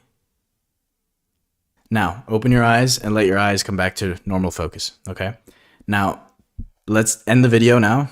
And let's take a look at that video.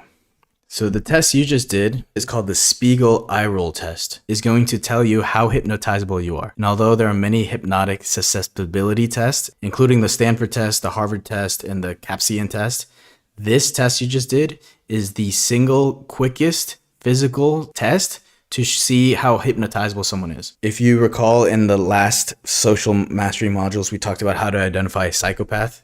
One of the key factors is how much sclera they're showing in their eyes, so the whites of their eyes on top of the iris. So this kind of looks for that also. It is set up on a scale. So we're actually going to look at the amount of sclera visible between the lower eyelid and the lower edge of your cornea. This test correlates highly with hypnotic's trance capacity. 74% likelihood to accurately judge whether you're hypnotizable or not. So 74%. So it's kind of like an internal trust thing. I am not hypnotizable. I've done this many times and you can still see my iris. No matter who's talking to me, no matter what it is, my deep inner psyche, and I didn't even know how to do this, right? Someone had it done to me and they were like, okay, let me show you this quick test. There's no way to fake this, right? So my iris, the brown of my eyes, is always visible. So it's like in the left side there. And so I could not be hypnotizable. So when they have people come up on a stage and they do this test to see how hypnotizable you are, those that are hypnotizable are more on the right. Their eye actually rolls back to the head a little bit. So it's just whites. It's just sclera. So most people are actually hypnotizable. There's a lot of people that are hypnotizable. And I'm going to go into the NPC theory later, but I believe a lot of these people are just not humans, right? Like it's a pretty dangerous idea. We're going to get into the NPC thing, but there are a large quantity of people who are just not real.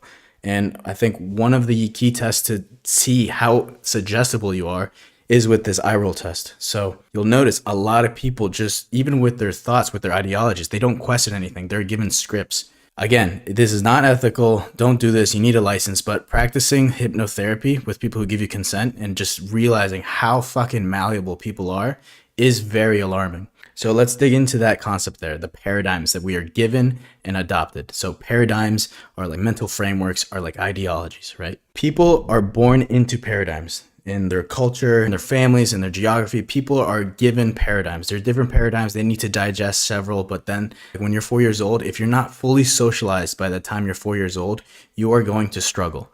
And so a lot of people psychologically do not graduate from their childhood paradigms. A lot of people don't question anything. So what happens when you hypnotize an entire generation of people? You get billions of people with unquestionable ideas. There's certain things that one should just not question. For instance, that's why I love the flat earth thing so much. Now, I personally believe the earth is round. I think it's spherical. But why? I actually loved the whole moment when the internet was talking about this, because for the first time in a long time, people had to actually sit outside and observe shadows, for instance. Oh, I believe the earth is round because if I take this stick in my backyard and I look at a tree, for instance, I can see the shadow move around it, right? And people were talking about stars. People are actually they're actually getting inductive reasoning done and deductive reasoning. They were doing both. For the first time in a long time, many people were starting to question things. That's why, like, the time from Columbus, like, people weren't questioning this for almost 500 years. Are you kidding me? Like, we need to start questioning things. And you'll notice that the great majority of people, they are given their paradigms and they don't question it ever. And I think that's a sickness, because if we don't question the flat earth thing, which I think is healthy to do, you should question it, because if you truly believe the earth is round, then you should happily accept the challenge and prove why it's round. You should do the same thing with everything else. Everything is open to debate. Everything is open to questioning. That is what a healthy world should look like. But again, when you start questioning things, you can sometimes reveal that certain trusted paradigms are wrong, and that is too uncomfortable for most people, and so they just don't engage. They don't do it. So now, how can one develop into a person who is capable of asking such questions in a healthy way and becoming someone who has perceptual mastery? Well, the first step is to develop presence or awareness. So let's talk about how to build that presence. The first thing we need to recognize is that our brains are deeply flawed. Your entire reality is based on this 3-pound organ that is in the middle of your head. If there's any like chemical alterations, physical alterations, you will literally start seeing a dragon in a room and things that aren't there. Like, your entire reality is based on this little mushy organ in the middle of your head. It weighs like 3 pounds, right? So there's certain things that our brain does to protect us, and it tricks us. One of which is called the reticular activating system. A lot of people, they simply do not see the same things you see. People live in completely different realities at the same time. They're just stacked on each other. What do I mean by that? Say you are a young couple, right? And you are looking to have kids, and you finally get your girl pregnant. Then you'll slowly start to recognize, oh, our neighbor was pregnant this whole time? What? Oh, she's pregnant there. You go to a cafe, you go to a restaurant, you see like 5 pregnant people there. You start noticing all these pregnant people all over the place. The question is, were they always there? Maybe yes, maybe no. Now, the reticular activating system, the theory goes, and they tested this, is that all that stuff was always there, but it only became apparent to you, visible to you, because it became important to you. So your reality is determined by your paradigms, what is important to you, because if it's not important to you, it will literally cease to exist. You will not see it. So when you start developing a awareness practice such as meditation, which is incredibly powerful, you start to notice the little things.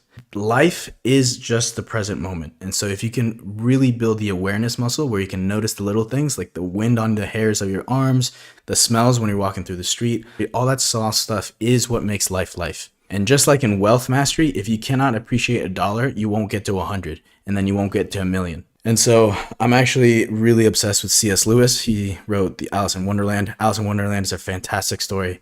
Now, this is actually from The Looking Glass. It's a separate book, but Alice speaks to the live flowers. So the live flowers are these flowers that talk, right? When they see Alice, they mistake her for some type of flower that can move. And instead of recognizing that she is wearing a dress, the flowers think that her petals are fading and falling down around her ankles. So this misidentification reminds us of the narrowness of our perspectives as humans and the ways in which they limit how we see the world. Different paradigms different worlds. People literally can have the two exact same stimuli and see two completely different things.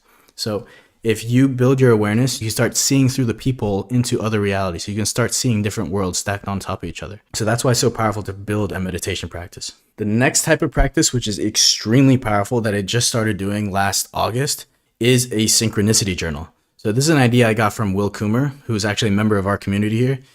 And the more you notice synchronicities or deja vus or, synchronicities. And synchronicity is defined as an occurrence of meaningful coincidences that seem to have no cause, but the underlying idea is that there's a unity in all this diversity.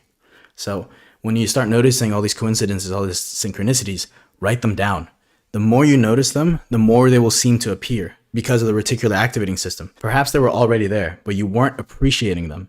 God or the universe, whatever you want to call it, only allows you to graduate to bigger and better things once you've appreciated the smaller things. If you don't learn your smaller lessons, you're doomed to repeat them until you do.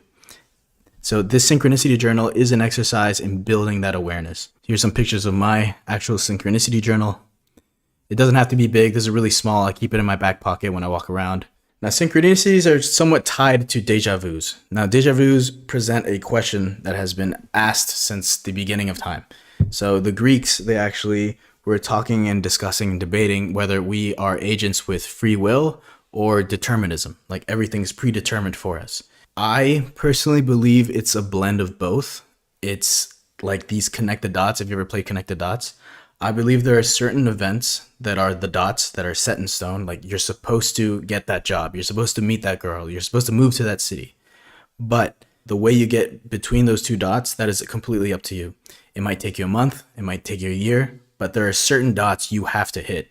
And so that's how I see it. All your life is a mix of these predetermined dots and then your free will to how to get there. We're going to get into simulation theory in the next slide, but I believe that we are in a simulation, and people don't like that word because it's very video gamey, but people have been talking this way forever. If you look at the Greeks, it's the allegory of the cave. Like there's different, it doesn't matter how you want to phrase it, but we, I believe, are being played by something greater than ourselves, a different dimension. In Christianity, we believe that we have a soul running our body right now, right? There's different ways to phrase it, but I believe that before we got to live in this reality, in this life, we were shown some sort of trailer, like a movie, right? Like a video game movie or a TV movie.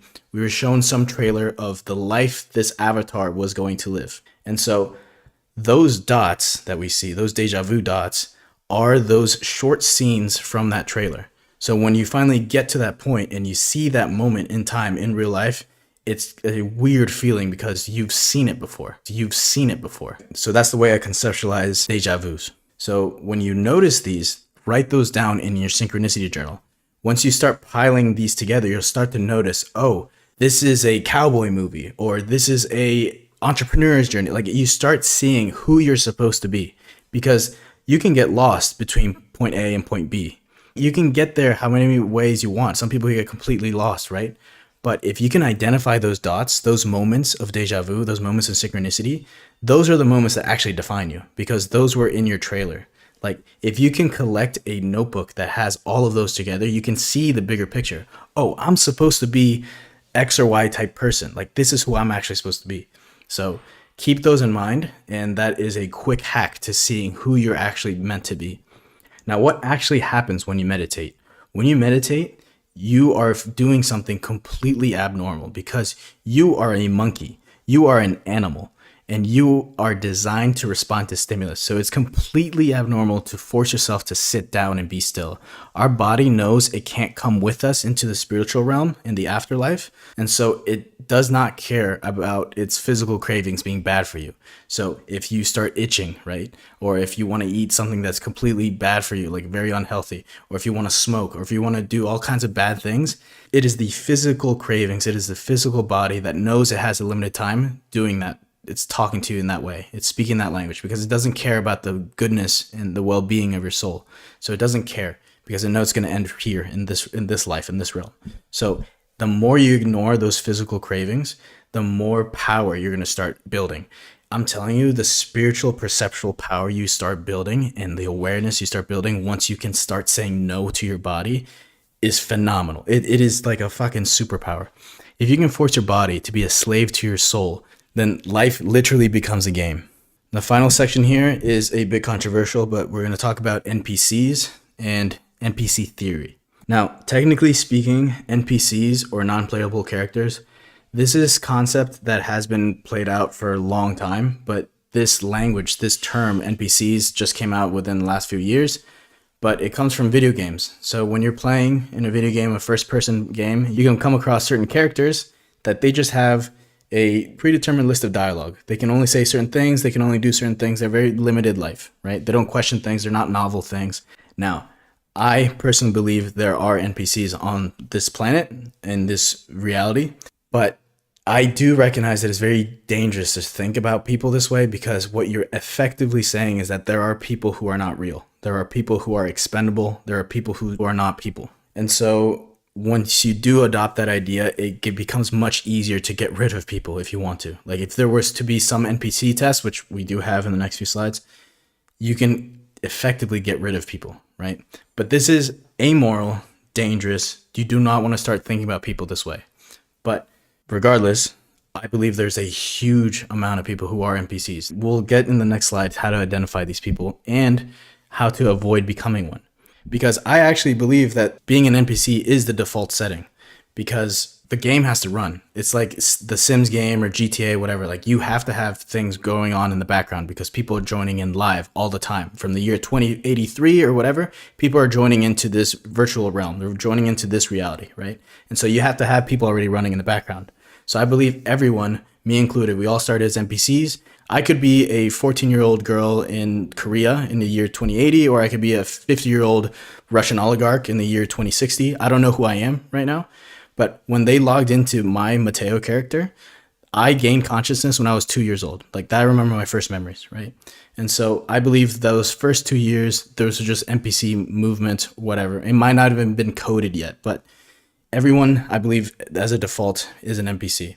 And also, I believe some people can just check out. If the game gets too boring, whatever, people just leave.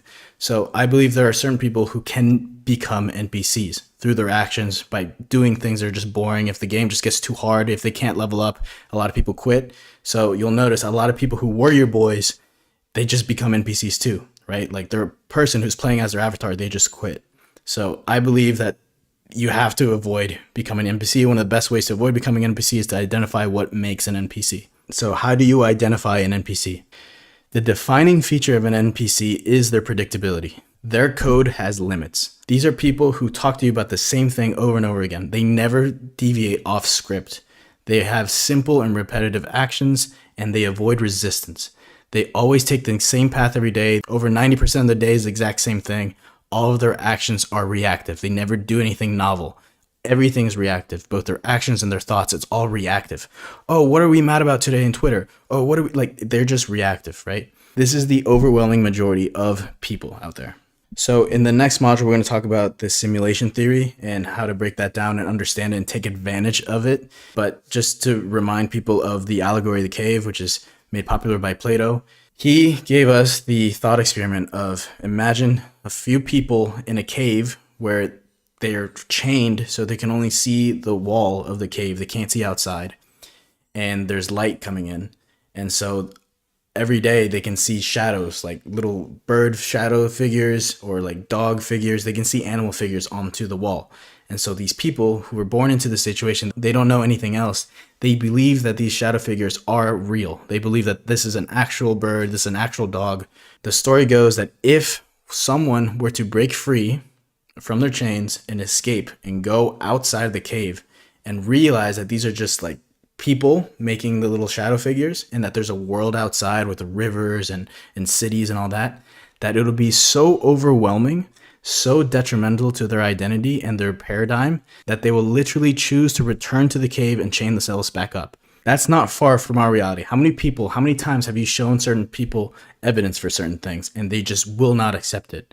But after studying psychology, you need to understand that people will always choose to discredit that which shatters their beliefs, especially those tied to their identity. It's self-protective, it's self-preserving. It's very easy to label someone as crazy when they're not. It's easy to dismiss something because it's uncomfortable. The whole concept of you not being you is very uncomfortable to people. And so this perceptual mastery module, this whole section is not meant to just be like some weird schizo rant and like shake people up for no reason. But we're actually going to leverage this moment. We're going to leverage these glitches to do something with our lives, to make something of ourselves, to not be an NPC and take advantage of the avatar you're living in now. So let's get into your homework and do just that. So this module is actually very short and sweet because I want you to take action on it now. Like, this is super powerful. It has the most ROI, and I can't thank my boy Will Coomer enough because I've seen so much crazy coincidences because of this. So what you're going to do is you're going to go to the dollar store or any kind of small store, and you're going to buy a small pocket-sized notebook. This is going to serve as your synchronicity journal, and you're going to carry it with you for at least a month, at least 30 days. You're going to have it near you at all times. Make sure it's accessible. And every single time you notice a synchronicity, write it down. So have it very accessible. Put it in your car, put it in your backpack, put it in your pocket, put it in your desk, like some place where you spend a lot of time, and just write down the synchronicities as they show up. So this is a super powerful exercise. You'll notice things that you probably were not noticing before, that they were always there. But this is one of the best things one can do to build that awareness muscle. Also, you should get into meditation. I didn't include that here. I believe that that should already be part of someone's routine. People can pray as well. We talked about that in the spiritual modules, like prayer, meditation. You need to connect to the frequency. And I don't want to sound like a hippie at all, but you should connect to the higher levels out there. So prayer, meditation, that's something you should do. But for this one, I didn't want to distract anyone. Focus on getting a synchronicity journal and contributing to it because it changes your life. All right, guys, I'll see you in the next one. All right, so now that we discussed how to look at the peoples that are all around us and leveraging the moments, the in-between, and noticing the synchronicities, the deja vu dots, all those concepts that we can really take advantage of. Now let's talk about leveraging those moments to exit the matrix, to unplug ourselves. So we're going to talk about the Renaissance, beyond morality, beyond humanity, becoming immortal, which is an actual thing people are working towards, and the simulation trilemma, what is known as base reality, and finally how to exit the game. Same disclaimers before. Remember that this is just for entertainment purposes only. It is not cool nor morally right to ambush someone who is not perceptually mature enough to digest these ideas. An idea is one of the most cancerous things out there. You can't remove it once it's planted. So be very careful who you're sharing this stuff with. And remember, ignorance is bliss. What is useful is more important than what is true. So let people live in peace. Do not be abusive. All right. So before we get into the actual technicalities, we need to recognize a moment in history that changed absolutely everything. And this period was the Enlightenment. So people just casually throw around the word enlightenment, but I know they truly don't understand the tectonic shift this moment in time had on the collective psyche of humanity. In French, this is known as the Renaissance or the rebirth. And it quite literally was that. It was a complete rebirth of the human psyche. So Rene Descartes, he actually opened a portal. So what happened before then is that there were certain concepts like the Platonic forms and basically ideas that things are true because they are, like things that you and we don't really consider, we don't even think about, things such as truth, things such as good and evil, concepts such as beauty, these types of concepts. Like, we weren't thinking about them. We just take them in. And I know that my psychology is too calcified at this point to argue against it. But Descartes did something very profound. He did something that not even Socrates could do way back. Like, everyone was talking about, how can you prove that you're real? How can you prove that you are you?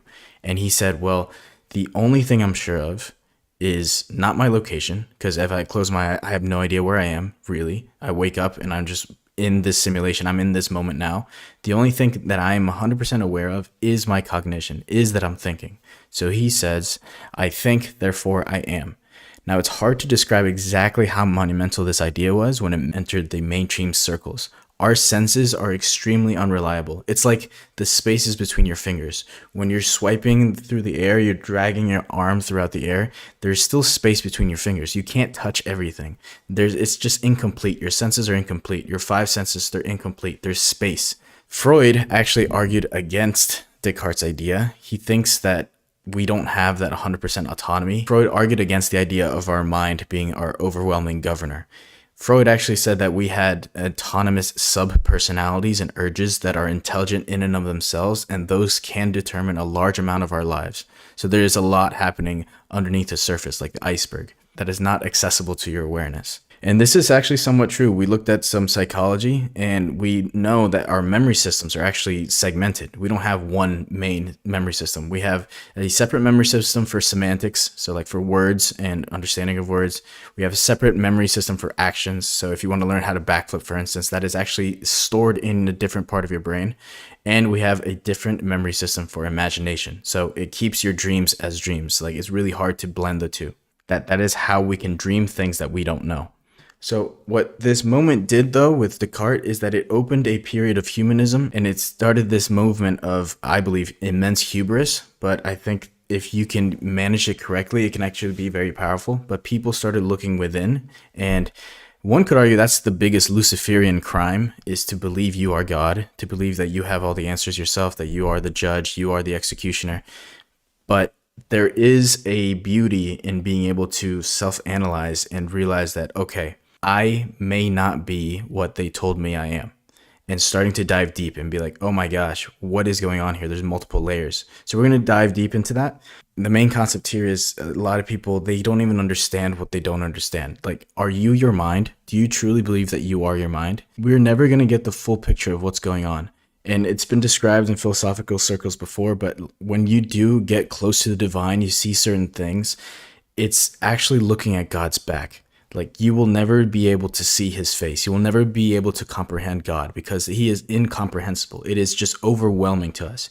It's like taking a fish and putting him onto the fucking moon, right? You put him in a fishbowl and you put him on the moon. He doesn't know what he's looking at. It's just overwhelming for him, right? So can you truly know something that you can't understand?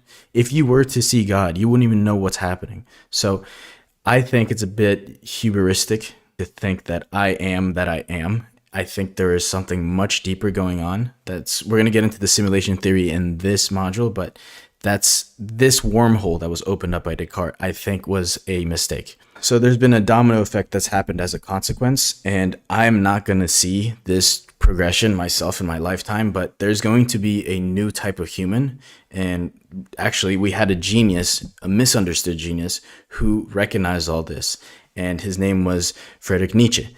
And he realized that with this new self-realization, we're going to develop a species of human that goes beyond our Platonic, our Greek ideals of good and evil. You and I, we don't even second guess the concept of good and evil. Like, we believe that it's black and white. There's certain things that are just moral, certain things that are not moral. We have a morality code that we're just ingrained with, right? We have not questioned it for thousands of years. But Nietzsche says that the time is going to come that we're going to have a transmutation of values. And we had a really big shift into that with the Renaissance. That was the biggest shift in values in modern time. Like I said, like, humanity has had different sets of values, different sets of moralities. For instance, if you read any of the ancient Greeks, like way before, like, these people were obsessed with violence. They were psychologically different from us. They wouldn't understand the things we do. These people were phenomenologically completely different from us. So to be phenomenological is to relate to someone's awareness or experience of something rather than the thing itself. So Nietzsche argues that there's going to be a new species of human, a different, completely psychologically superior type of human who is known as the Superman or the Übermensch. So the Übermensch would be as alien to us as we are to chimpanzees. And humanity's noblest task is to cultivate the soil so that the Übermensch could come into existence. All of human evolution, all the stress, all the strain is justified only by being the intermediary stage to a higher, more beautiful species. I don't consider myself an Übermensch. Nietzsche doesn't consider himself an Übermensch. This is a completely different type of person. We've seen hints of it in people like Napoleon, for instance, but as Nietzsche put it, entire people's epochs and civilizations are often just as a means to a single great human being. So this is what he's going to be. What are the characteristics of an Übermensch, if you remember it from the intellectual modules? An Übermensch determines their own reality. They form their own values. They take other people's wisdom only as a source of inspiration. It's like a tailored suit. A suit looks really good on the rack, cool, but it only looks amazing when it's tailored to you and your form, right?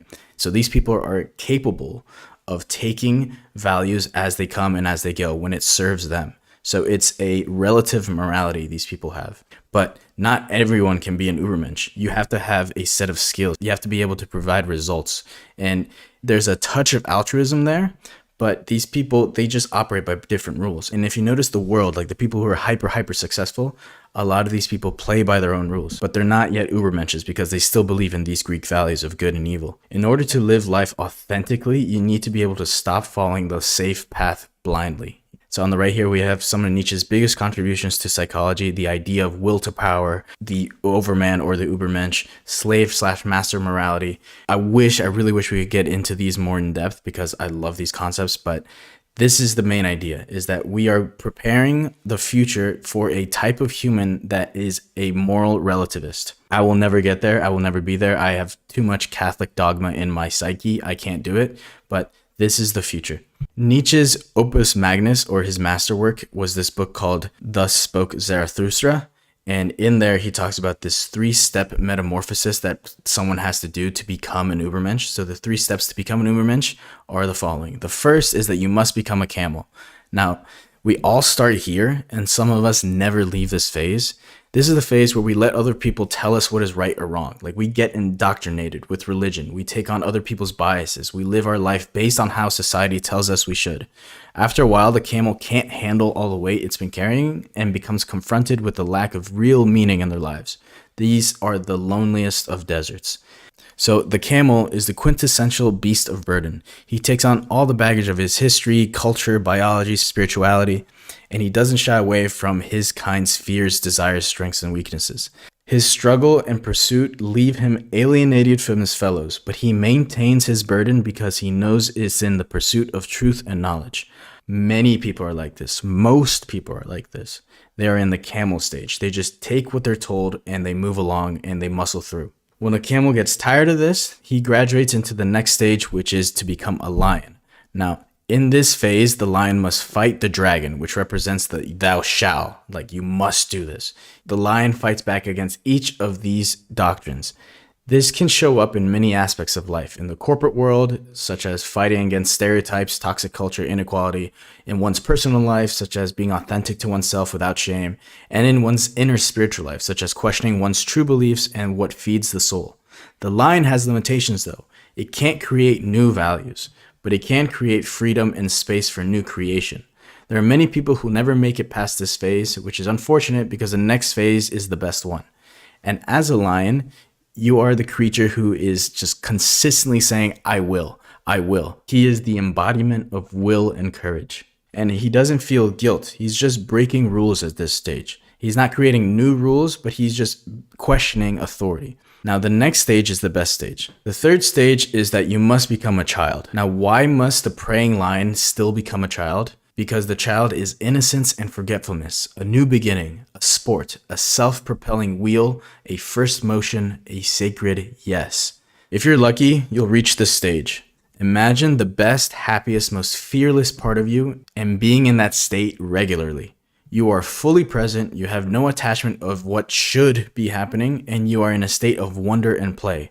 This is the state where you create new and beautiful things, take risks, and create positive energy around you. It's the ultimate liberation of the spirit. So someone in this child stage of metamorphosis, they are people who have their own will. They are not self-conscious about their creativity. And most importantly, they put together ideas and concepts and morality in a way that's been bred out of most adults. They are in a state of play. They live in their own worlds. So this 3-step metamorphosis concept came from his opus magnus, his masterwork, Thus Spoke Zarathustra.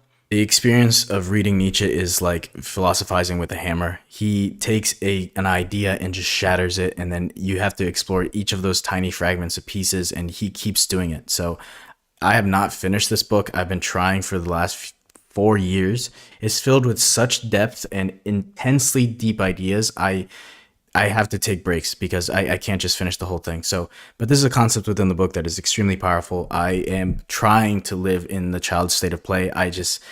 I recognize the biases I hold. I cannot do certain things. Moral relativism is something that I struggle with. I just can't do it. But this whole concept is something that's very eye-opening because As more people are not respecting the institutions we had before with God and monotheism, like people are replacing that with something else. And so we just have to be aware of the future moral relativists that are going to come out there. And eventually, maybe within our lifetime, maybe he's already born, we're going to get an Ubermensch to run the whole world. Now, there's already a plan to get there, to fast track that state. And I'm not really happy about it, but we have to discuss this. So let's discuss going beyond human. What is reality? We need to first define what's real, right? We have the advent of deepfakes. We have Greta Thunberg lying about rising sea levels. If you want to really go into a rabbit hole, check out who her family is. We're all getting tripped up over what's real and what's not. It's the belief that makes the difference. And if everyone is just constantly sharing lies, like most of the things that you have downloaded into your brain, you cannot verify. So we're technically all living in a state of delusion. So why not pick a delusion that serves you? There's an Orwellian concept that was first introduced in 1984, which is 2 plus 2 is 5. 2 plus 2 equals 5 is a concept that if the government or some overwhelming authority figure tells you something that you believe is not true, then who's right? Technically, the person with most resources and most leverage determines what's real. He determines what's reality. And you might think, oh, that's ridiculous. We can use a scientific method and prove certain things. Bullshit. If someone in China were to speak up, they're killed. And if you do that over years, over generations, people literally start believing lies. They actually did an experiment with fleas. They took a group of fleas, they put them in a jar, and they closed the lid. Now, throughout the whole day, these fleas were trying to jump and escape, but they kept hitting the top of the lid. So eventually they learned that they can't escape. So eventually, a day later, they removed the lid. And even still, throughout the rest of the time, these fleas would not escape the jar. They were conditioned to believe that they just can't escape. And now fleas reproduce really fast. So within a few days, they had a second generation of fleas, and they wouldn't even question it. They would not jump above the lid. They were conditioned that it was impossible. And the third generation don't even question it. Like, how many of these self-imposed, self-limiting beliefs have we downloaded ourselves? We don't really know what is real, what is not. So I think a healthy way to go about this, to move around the world, is to just question everything. Just be skeptical, because you don't really know what's real. Now let's jump back into our brains, that 3-pound mush between your ears. This determines your reality.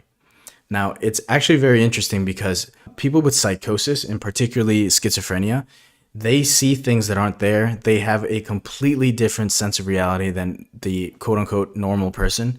But schizophrenia, it actually affects 1% of adults. Like, these are a lot of people. But what I found curious, and they did a study on this in 2015, is that animals don't get schizophrenia. So what is going on here? What is happening? Well, we as humans, in our human genome, we have something known as HARs, or human accelerated regions. These are parts of our brains that have exploded in development. So this is somewhat correlated around the time that we discovered fire. We started digesting more foods without cooking. We started to actually absorb many of the calories instead of losing them through digestion. And so our brains just exploded in size. And so with complex function, that begets complex malfunction. And so these HARs, the human accelerated regions, actually exist on the schizophrenic affected areas in the human genome. So with human expression profiling, these areas, these genes are actually involved in the prefrontal cortex and the hippocampus, the two areas most affected by schizophrenia. So people who have schizophrenia, their brains have dysfunction in these two regions, the prefrontal cortex and the hippocampus. The hippocampus is in charge of learning and memory. And what they found in people who have schizophrenia is that they have an excess of dopamine activity. So if you explore the most common antipsychotic medications on the left-hand side there, almost all of these are either dopamine blockers or glutamate blockers. If you have a ton of dopamine just shooting through your system, shooting through your brain all the time, you are going to jeopardize the health of your brain. That's just a fact. Now, I'm actually really concerned because a lot of kids, they didn't have an internet-free childhood. They're not playing outside. They are constantly getting dopamine spikes all day, all the time. And we haven't seen the consequences of this so far. It's only been a few years, but it cannot be healthy. So let's just define psychosis real fast. Psychosis refers to a collection of symptoms that affect the mind where there's been a loss of contact with reality. So if an entire generation of people's brains are being nuked by dopamine, then it is highly likely that they will be more susceptible to these schizophrenic and psychotic episodes. And what happens if you have someone who is mentally unwell, they're mentally susceptible, then you can get them on medications. And what happens when you have these people drugged out, you can actually double or triple or quadruple the effectiveness of your mass hypnosis, your programming. So I think that we need to be extremely careful of how much dopamine we're putting into our bodies, because we are seeing a huge spike in mental illness. And I don't think it's by accident. I think it's by design. And why do I think it's by design? Because there are certain powerful people, and we're going to get to in the next slide, who want to accelerate this human evolution. They want to become Ubermenches already. And we are actually getting really, really close. So this man in the middle here, he's Brian Johnson. I believe he's the brainchild of Venmo, and he just made a bunch of money, right? And now he's trying to reduce his biological age. I believe he's in his 50s or 40s, but he is biologically 18 years old. Like his blood samples, he's documenting it all on YouTube. It's actually really fascinating. But so we are in a time now where we're actually trying to become immortal. So there is a species of animal on the planet who is already immortal. And that is this type of jellyfish, the Dorney jellyfish. So the Dorney, it actually cannot die. So if it's sick, if it has some kind of malfunction, it just shreds off that piece and it just regenerates new cells. And so unless it is eaten by a shark or unless some physical thing happens to it, it will live forever. Isn't that fascinating? That is what's called being immortal. Now, that's different from immortal, because an immortal person cannot be killed. But if we can actually remember what we talked about, the telomeres and the physical mastery, we are actually using the Harvard lab by Dr. David Sinclair and all these different tactics. We are actually seeing people reduce their biological age by decades.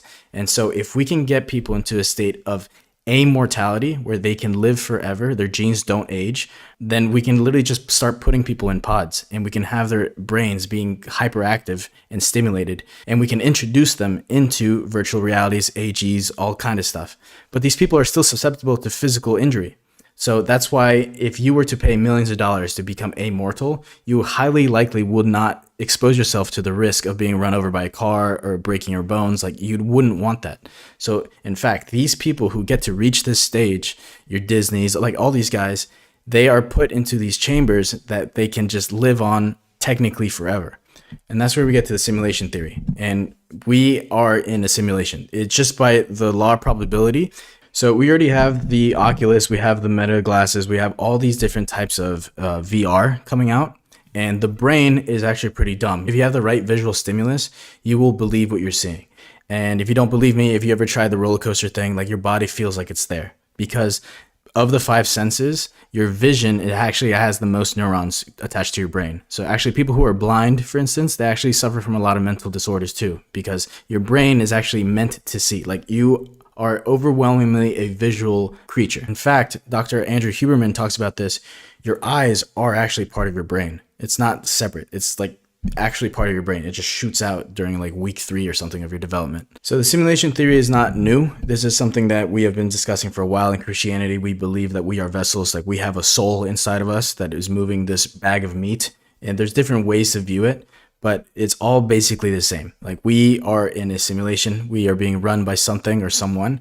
And there's a concept, there's an idea of the ancestor simulation, meaning that there are a generation or 2 or 3 or 10 ahead of us who are playing as people from the past.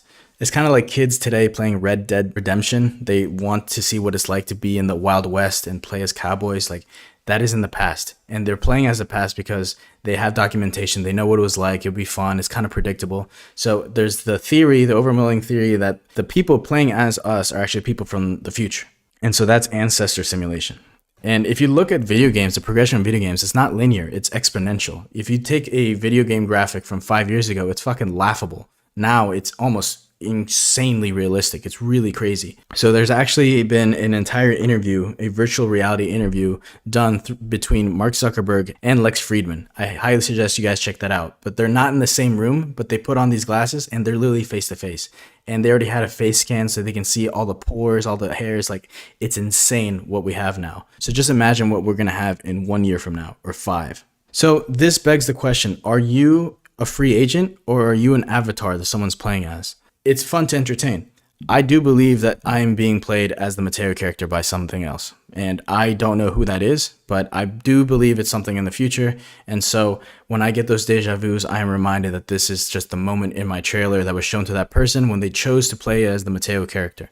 Now, people can use this to just completely surrender themselves to life. I don't think that's the way to go about it. But I do believe that it's very healthy to view yourself as a character, like an avatar. Like, oh, I want a sick life. Someone chose me to live as this life, so I have to make the most of it. I don't want to play as Mario and just stay at level 1. I want to fucking destroy Bowser, right? So you have to graduate through the levels. And people are already trying to force this concept into this reality. People are really pushing the Bitmojis and the avatars. And so the virtual realm for us, the digital realm, like they want us to get really comfortable with the idea of like, oh, I have a little avatar. Like people can interact with my avatar. Like you have fat fuck people with really skinny avatars. They're pretending to be someone they're not. I believe the future is going to be the exact same thing. I don't even know if the guy playing as me is a guy. Like, I don't know, right? Or a human. We don't know. But we are just playing as these things. And I think rather than taking offense to it and rather than being scared of it, we should be open to the idea of like, oh, someone thought I am sick enough to play as me, so I want to make the most of it. So with the simulation theory, we actually have a trilemma. This was actually proposed by Nick Bostrom, who is a Swedish-born philosopher, and he's a professor at Oxford right now. He is the most cited professional philosopher under the age of 50. So key to note is that the human brain has some capabilities that the brains of other animals lack. So it is to these distinctive capabilities that our species owes its dominant position. If machine brains surpassed human brains in general intelligence, then this new superintelligence could become extremely powerful, possibly beyond our control. And as the fate of gorillas now depends more on humans than on the species itself, so would the fate of humankind depend on the actions of the machine superintelligence. But we have one advantage. We get to make the first move. So this is what we have with the simulation trilemma. One of these has to be true. Either there's a great filter. The great filter is as soon as a civilization gets close to this surpassing of superintelligence, that we cut off the simulation right before that. Like that is the moment we were like, all right, this is too far. We cut it off right there. That's the great filter. Or we actively reject this. Like we choose not to adopt this new technology. We choose to stay technologically inferior. Like we choose not to develop this type of technology. If you actually notice human beings, like it is too tantalizing. It's too tempting not to explore the technological advances. So to actively reject the advancement of AI, that's not going to happen, right? Or the third option that has to be true is that there are simulations all the way down. So like there's a simulation, and within that simulation, those people create a simulation, and then those people create a simulation. And so it's just all simulations all the way down. So of these three situations, one has to be true. And the one I choose to believe in is the simulations all the way down, because it makes the most probabilistic sense. So the best way I've found to conceptualize this idea is with the Russian dolls. So you and I, when we're born, we're told that we're in the base reality. They don't talk this way, but you and I believe that this is real. Like everything we're seeing right now, this is base reality. So it's like the first of the Russian dolls, right? The center. But with the simulations all the way down, it's actually all these simulations, these realities stacked into each other. So this is the best way I can conceptualize this idea. There's a base reality, and then there's future string realities stacked on top of it. Now, who would make this? Who would create a simulation for us like this? I believe it's more of a group effort, so I see it as a cabal. A cabal is a group of people who are united in some close design, usually to promote their private views or interests in an ideology.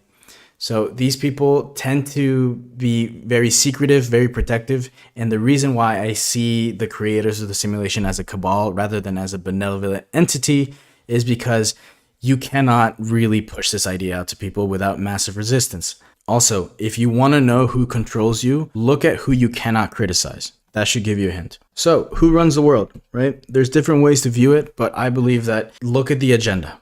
Like it doesn't matter what they're saying, look at what they do. So a lot of people are pushing the depopulation agenda, especially in the WF with Klaus Schwab there, the fucking Nazi. He and other people, they are really pushing the idea that the world is just going to be too overpopulated. We don't have enough resources. But Time and time again, we just innovate. We create new ways to do it and figure it out. Like, it's fine. Also, if you look at all these video game developers, these are the people who most likely are going to be creating the inner simulation within this reality. So it could be Sega, it could be Rockstar, any of these people, they probably are working hand in hand with Meta, with Google, like with all these people to really create the best simulation that we can. A really good way to conceptualize this is actually in the Black Mirror episodes. They talk about this really well and in depth, but people are just going to accept it because people's lives tend to be ass. People don't like to change. People are very lazy by design. So they will open arms accept this new world order, this new agenda of being told what to do, getting paid a universal based income, and not wanting anything other than stimulus of their dopamine. If people were offered the chance to get plugged into a chair that just stimulates their balls, that stimulates their brain, like they were going to accept that all the time. If they get fed through a tube, they're going to accept that condition all the time. And they're just going to renounce their agency, their freedom. So these people, they don't like the people who are autonomous, free agents, sovereign individuals. Like the people who resist, that are making their job much harder. And you can actually listen to the WF meetings. They're all online. And you can see how these people talk about us. It's disgusting. So naturally, the simulation is going to be extremely data intensive to program the entire world everywhere at once. But luckily, it doesn't have to be that way. They don't have to program everything. They just need to program and render the area that your avatar is looking at and what it's engaging with. It's just like a video game. So if we explore Descartes' concept of you exist because you think, that can be hacked. So if someone knows what you're thinking, then they can just render what you're thinking. They can just skip ahead and be like, oh, okay, he decided to walk down this road. All right, let's populate it with some NPCs. Let's populate it with some people. This is actually pretty scary. Like multiple times when I walk into a restaurant, and I did it with my dad, actually, I'll tell you a quick story. So my dad likes to bike. And so I went biking with him and we went to a really small town, Virginia. And we were at it was like 3 p.m. or something, some weird time to eat. So we went into this store and we sat down and we wanted to order some food. And there was just one lady at the cashier, no kitchen. It was just her, right? She was running the whole thing. And the little restaurant diner was completely empty. And we were the only people there, right? And we sat down and I had already been introducing my dad to these ideas. And he doesn't like it at all, by the way. But I told him, Dad, I don't know if you noticed, but there's not a single car in the parking lot. Not in the front, not in the back. Like, I don't know who this lady is. Maybe she got dropped off. She's pretty young, but there's no one here, right? But Dad, I guarantee you that within the next 5 to 10 minutes, this place is going to get filled with people. And he's like, what are you talking about? I was like, if you ever played a video game and you venture out to the far parts of the map, they don't let you venture out too far. They say you're out of the playable area, right? But if you're near those regions, if you really explore somewhere, you take a wide left and you explore somewhere you shouldn't be, then the game starts populating random people into your area. These are like Agent Smiths. They're there to spy on you, to make sure you're not doing anything you shouldn't, right? And I told him, I guarantee you in the next 5 to 10 minutes, this place is going to get full of people. And he's like, no, man, you don't know what you're talking about. I shit you not. Like 5 minutes later, an entire family walked in. They just got done with soccer or something, right? So there was 3 kids and 2 parents, and they sat in the table in the back there. And then a few minutes later, a couple walked in. Like this place was like 3 o'clock in the afternoon, and we were the only people there. And then suddenly people wanted to eat this random place on the side of the road. Bullshit. And luckily I had told my dad before this would happen, and you should have seen the look on his face. So I believe that you should try to push the limits of your playable area as much as possible, because you will notice people start populating around you, and it's pretty weird. And don't do this too often, but you can just confront these people. Like if there's an NPC that populates near you in that area, you can just ask them, hey man, how you doing? What's up? I noticed your shoes. I like your shoes. And start like probing them a little bit. Like don't abuse it, but these people just freeze. All right. So the following slides are not for everyone. I'm serious. I'm dead serious. Like just stop. If you have ever seriously considered taking your life or someone else's, stop right now and seek professional help, okay? This module has been fun so far, but the rest of this gets pretty dark. So if you're not spiritually healthy, if you're not perceptually healthy, stop watching this. It's not worth it, okay? So we got a lot of really good slides in the rest of the modules. It's really good, but these next few, they're not for you, okay? And it's fine. You don't have to watch this. I'm dead serious. Just if you're not existentially sound or spiritually healthy, just stop, okay? Okay. So with the perspective of a video game, using that format, let's talk about how one can exit the game, right? The only way we know to exit this game, to exit this reality, is through death, right? That's the only way. And there are 3 ways and only 3 ways to exit the game. You can either kill yourself, or in video game terms, rage quit, or you can die a natural death. And technically, there is no natural death. There is no death by old age, right? Your body, when it ages, your immune system gets compromised, and then you die from some kind of illness. There is no natural death. That's why people are tapping into biohacking and biotech, and they're reaching that immortal status, right? There is no natural death. And then the third is to be killed, right? Like someone kills you or something kills you. Maybe you accidentally fall off a cliff or something. These are the only 3 ways to exit the game. Now, the idea of mass suicide has been contemplated by people before, and it's actually been done. It's walking hand in hand to the other side. If you ever heard the phrase drinking the Kool-Aid, it's an expression that refers to a mass suicide event that happened in 1978 with the temple. So the man on the left there, that is Jim Jones. He's actually going to be played in a movie by Leo DiCaprio explaining this whole thing, but he led a cult. So the cult was called the People's Temple. So Jim Jones, he actually led a retreat, an event, a 900-person event in Guyana in South America. And in that event, he was talking about what I was just talking, basically, that they were the promised people, that they're God, and that they should step into the other side. Now, there's been disputes whether he tricked people or not. So he actually put cyanide into the Kool-Aid where people were drinking from. And he basically told everyone, all right, let's drink this. And he himself, he died with everyone else. So 909 people died in this mass suicide event. I don't want to get too deep into this because it's pretty dark, but there have been other instances of people doing this. Like, this is the only way that people have thought of rage quitting the system.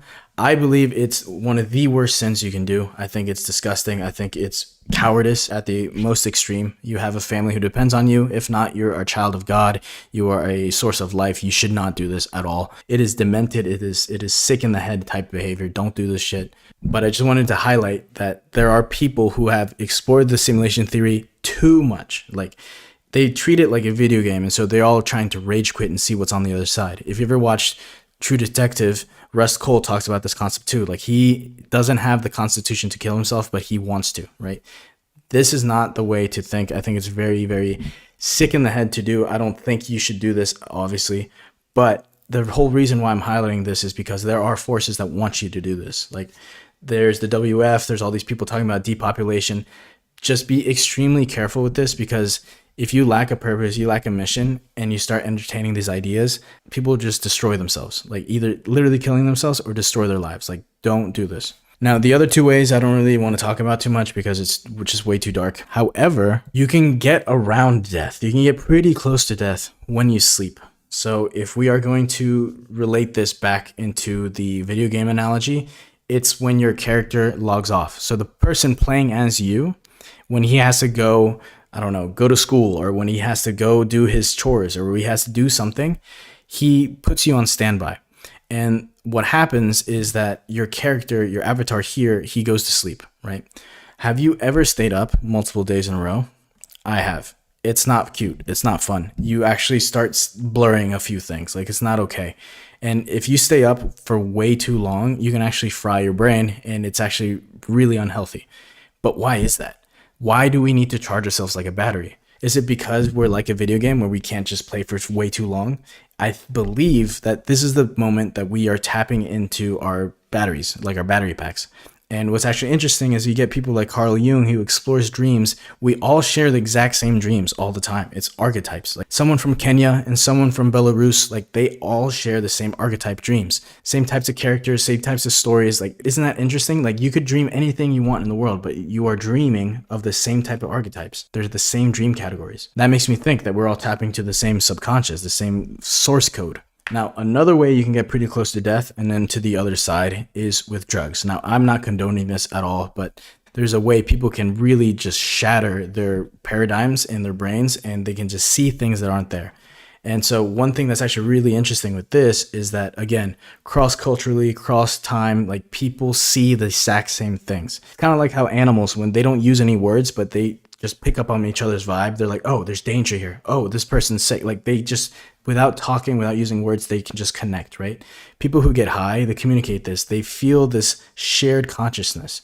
And so we're two people who have completely different brains, different bodies. They both share and relate the exact same thing that happened to them. They shared the exact same thing. They saw the exact same thing, and they were in different rooms. That is crazy, right? So this is a separate way that people can tap and get closer into death. I don't suggest you guys do this. I'm not condoning this, but it's really interesting to explore, because what this says is that your brain is the seat of your reality. If you can just play with your brain a little bit, then you literally played with reality. All right, so for your homework, we're going to identify which stage of moral metamorphosis you're in right now.